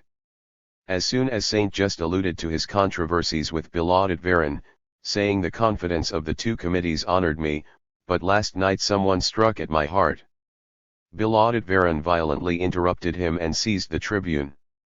"No, citizens," he exclaimed, "that yesterday the president of the Revolutionary Tribunal openly proposed to the Jacobins to drive all the impure from the convention, that is, all those they want to sacrifice. But the people are here, and the patriots will know how to die to defend freedom." "Yes, yes," shouted a large number of members. Billaud Varon continued, "An abyss has opened beneath our feet, we must not hesitate to either fill it with our corpses or to triumph over the traitors." Robespierre climbed the tribune to respond, but the cries of "Down with the tyrant! Down with the tyrant!" drowned him out. This was the watchword worked out during the nighttime meetings organized by Fouché. Tallien leapt up alongside Robespierre. "I imposed silence on myself until now because someone close to the tyrant of France had informed me that he'd drawn up a proscription list. I didn't want to cast any recriminations, but I saw yesterday's meeting of the Jacobins and I trembled for the fatherland. I saw the army of a new Cromwell being formed, and I armed myself with a dagger to pierce his breast if the National Convention lacked the courage to indict him. But more than anything else, Robespierre's enemies wanted to smash his outside support. Tallien demanded the arrest of Henriot and that the convention remain in permanent session until the sword of the law has saved the revolution. All that was left was the arrest of Robespierre. But it appears that the convention hesitated before this decisive act. Would it not be striking at the revolution itself? Tallien convinced the convention and led it to act by elevating the glory and the impersonal force of the revolution over that of individuals. He denounced this man who, in the Committee of Public Safety, should have been the defender of the oppressed, who should have been at his post but abandoned it for 4 decades. 13 And when did he do this? When the Army of the North was causing his colleagues great concern. He abandoned it in order to slander the committee, and it was they who saved the fatherland. Loud applause. Tallien, having granted the committees all the benefits of victory, placed the responsibility for the terror on Robespierre. It was while Robespierre was charged with general policy that the acts of oppression of individuals were committed. "That's not true," shouted Robespierre. He climbed the first steps of the tribune and, no longer able to make himself heard above the tumult, he appealed to the patriots of the mountain. They no longer knew him, it was the moment of abandonment, and they turned their heads away. And as if to oppose one coalition against another coalition, Robespierre exclaimed, addressing the entire convention, "It is to you pure men that I address myself, and not to the brigands. What is this? Will a guillotine maneuvered by one man be charged with knowing which men are pure and which are brigands?" The storm blew stronger. Robespierre, on the verge of sinking, called out to Collot d'Herbois, who was presiding and assisting in the shipwreck. "President of the assassins, will you give me the floor?" But the Dantonist Thuriot had taken Collot's place in the chair. After the pitiful ghost of Abidor, it was Danton's great one that presided. And it was Danton who said to Robespierre, "You'll have the floor when it's your turn." But would Danton really have said this? Robespierre's voice cracked and grew hoarse. Garny de l'Aube shouted, "You're being suffocated by Danton's blood." And in a last attempt to speak, he said, "And so it is Danton you want to avenge. Cowards! Why didn't you defend him?" In this final cry I believe I hear despair mixed with regret. It was the little known Louchard who spoke the decisive words, "I demand the indictment of Robespierre." The arrest was decided, not only of Robespierre, but of Saint-Just and Couthon. Robespierre the younger and Lévis asked that they too be tried along with their great friend. The convention, moved but determined to put an end to all this, acceded to their request. All of them went up to the bar and were handed over to bailiffs, who were hesitant about laying hands on men who just a few minutes before represented the government of the triumphant revolution. Was it from fear or because of a secret watchword that the jailers refused to receive these fearsome prisoners? The latter went to the Hôtel de Ville, and on Berry's motion they were immediately declared outlaws. Would they resist this decree by force? Supported by the Commune, the Jacobins, and the National Guard, would Robespierre attempt to do violence to the convention? Many of his friends pressed him to act. After some hesitation, he refused to do so. It was no longer a May 31st or a June 2nd that was being asked of him. The convention, in decreeing his arrest, in declaring him an outlaw, had committed itself against him. It was the entire convention that he had to smash. But in the name of what principle? By virtue of what right? And what would he do on the morrow? He would be nothing but a dictator lost in the void who would soon be devoured by the armies, a civil sub-Cromwell at the mercy of the first military adventurer claiming to undo the coup d'état. He waited. In the meanwhile, Barras and Leonard Bourdon, in the name of the convention, crisscrossed the streets of Paris, haranguing the citizens, appealing to them against the tyrant, against the conspirators. And all those worn down by the extreme tension of affairs and who hoped for calm from the fall of the great man, all those who after so many bloody wounds were still moved by the prestige of the convention and the word of the law, rallied to them. They brought several sections along with them and invaded the Hôtel de Ville. A gendarme shattered Robespierre's jaw with a pistol shot, Couthon was seriously wounded by a saber blow, Lévis shot himself in the head. Saint-Just, proud and stoic, remained unshakable and silent beneath the insults. The blood-soaked Robespierre was transported to the Committee of Public Safety and there, laid out on a table, wiping his cruel wound with his handkerchief, indifferent to the cowardly insults being shouted at him, he reflected as he awaited death. Perhaps he saw it as a liberator. It delivered him from problems that had defeated his spirit and from responsibilities beyond human capability. It also delivered him from the anguish he felt for the punishment of Danton and Camille Desmoulins. Since he was dying for the revolution, hadn't he had the right to deliver blows for it? At noon on Thermidor, the outlaws were transferred to the conciergerie by order of Billaud at Varennes. The itinerary of their final voyage was meant to make them resemble all those they had themselves sent to their deaths. At 4 p.m., they were taken to the gallows. Women danced behind the tumbrils and insulted Robespierre. He smiled sadly and doubtless forgave them. He had faith in justice and the future. As they passed, a child smeared blood on the door of the Duplay house. 14 Robespierre turned his head away, and not a tear fell from his eyes. He hadn't closed his heart to suffering, rather he had tamed it in service to the revolution and the fatherland. A historian is always allowed to oppose hypotheses to fate. He is allowed to point out the errors of men and parties and to imagine that without these errors events would have followed another course. I have spoken of Robespierre's immense services after May 31st, organizing the revolutionary power, saving France from civil war, anarchy, and defeat. I have also spoken of how, after the crushing of Abarism and Dantoinism, he was struck with doubt, blindness, and distraction. But what must never be forgotten when judging these men is that the problems fate imposed on them were formidable and probably beyond human strength. Perhaps it wasn't possible for one generation alone to bring down the ancien regime, create new laws and rights, raise an enlightened and proud people from the depths of ignorance, poverty, and misery, fight against an international league of tyrants and slaves, and to put all passions and forces to use in this combat while at the same time ensuring the evolution of the fevered, exhausted country towards normal order and well-ordered freedom. The France of the Revolution required a century, countless trials, backslidings into monarchy, reawakenings of the Republic, invasions, dismemberments, coups d'état, and civil wars before it finally arrived at the organization of the Republic, at the establishing of equal liberty through universal suffrage.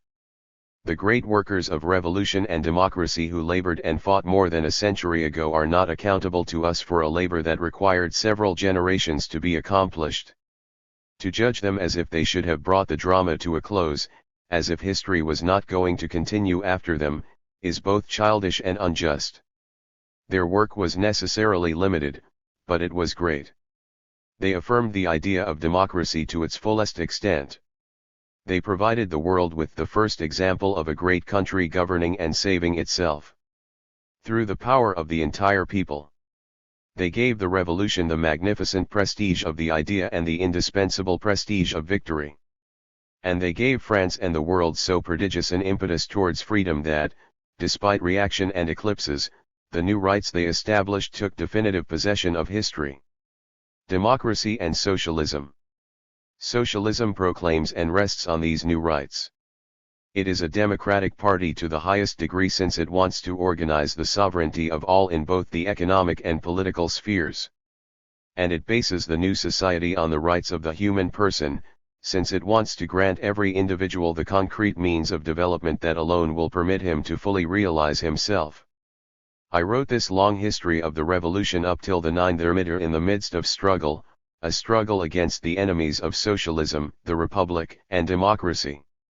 A struggle as well among the socialists themselves over the best methods of action and combat. And the further I advanced under the crossfire of that battle, the stronger was my conviction that democracy is a great conquest for the proletariat. It is at one and the same time a forceful means of action and the form in accordance with which economic and political relations should be ordered. This was the source of the passionate joy I felt when I saw the molten metal of socialism that flowed from the revolution and democracy as if from a furnace. In an important sense, in the sense Babeuf meant it when he invoked it in speaking of Robespierre, we are the party of democracy and the revolution. But we haven't shackled and frozen it. We don't claim to have fixed human society in the economic and social formulae that prevailed between 1789 and 1795 and which responded to living and economic conditions that are no more. The bourgeois democratic parties too often limit themselves to picking out a few fragments of cooled-off lava from the foot of the volcano, to scooping up some extinguished ash from around the blaze. Instead of this, the burning metal must be poured into new molds. The problem of property is no longer posed, can no longer be posed, as it was in 1789 or 1793. Private property was then proclaimed to be both the form and the guarantee of human individuality. Given the existence of large-scale capitalist industry, the Socialist Association of Producers and the common and collective property of the means and methods of labor have become the conditions for universal liberation. Strong class action by the proletariat is needed in order to wrest the revolution and democracy from all that is now outdated and retrograde in the bourgeois worldview. Class and not sect, for the proletariat must organize all of life, and it can only organize democracy and life by involving itself in them. The action must be grand and free and carried out under the discipline of a clear ideal. A democratic politics and a class politics, these are the two non-contradictory terms the proletarian force moves between, and which history one day will merge in the unity of social democracy. In this way socialism is attached to the revolution without being chained to it. And this is why we have traced the heroic efforts of revolutionary democracy with a free mind and a fervent heart. I pass to the hands of our friends the torch whose flames have been swirled about by the storm winds and which have consumed itself in tragically lighting up the world. A tormented but immortal flame which despotism and counter-revolutionaries will strive mightily to extinguish and which, ever revived, will expand into an ardent socialist hope. It was in the murky atmosphere of their midter that the light of the revolution would now have to struggle.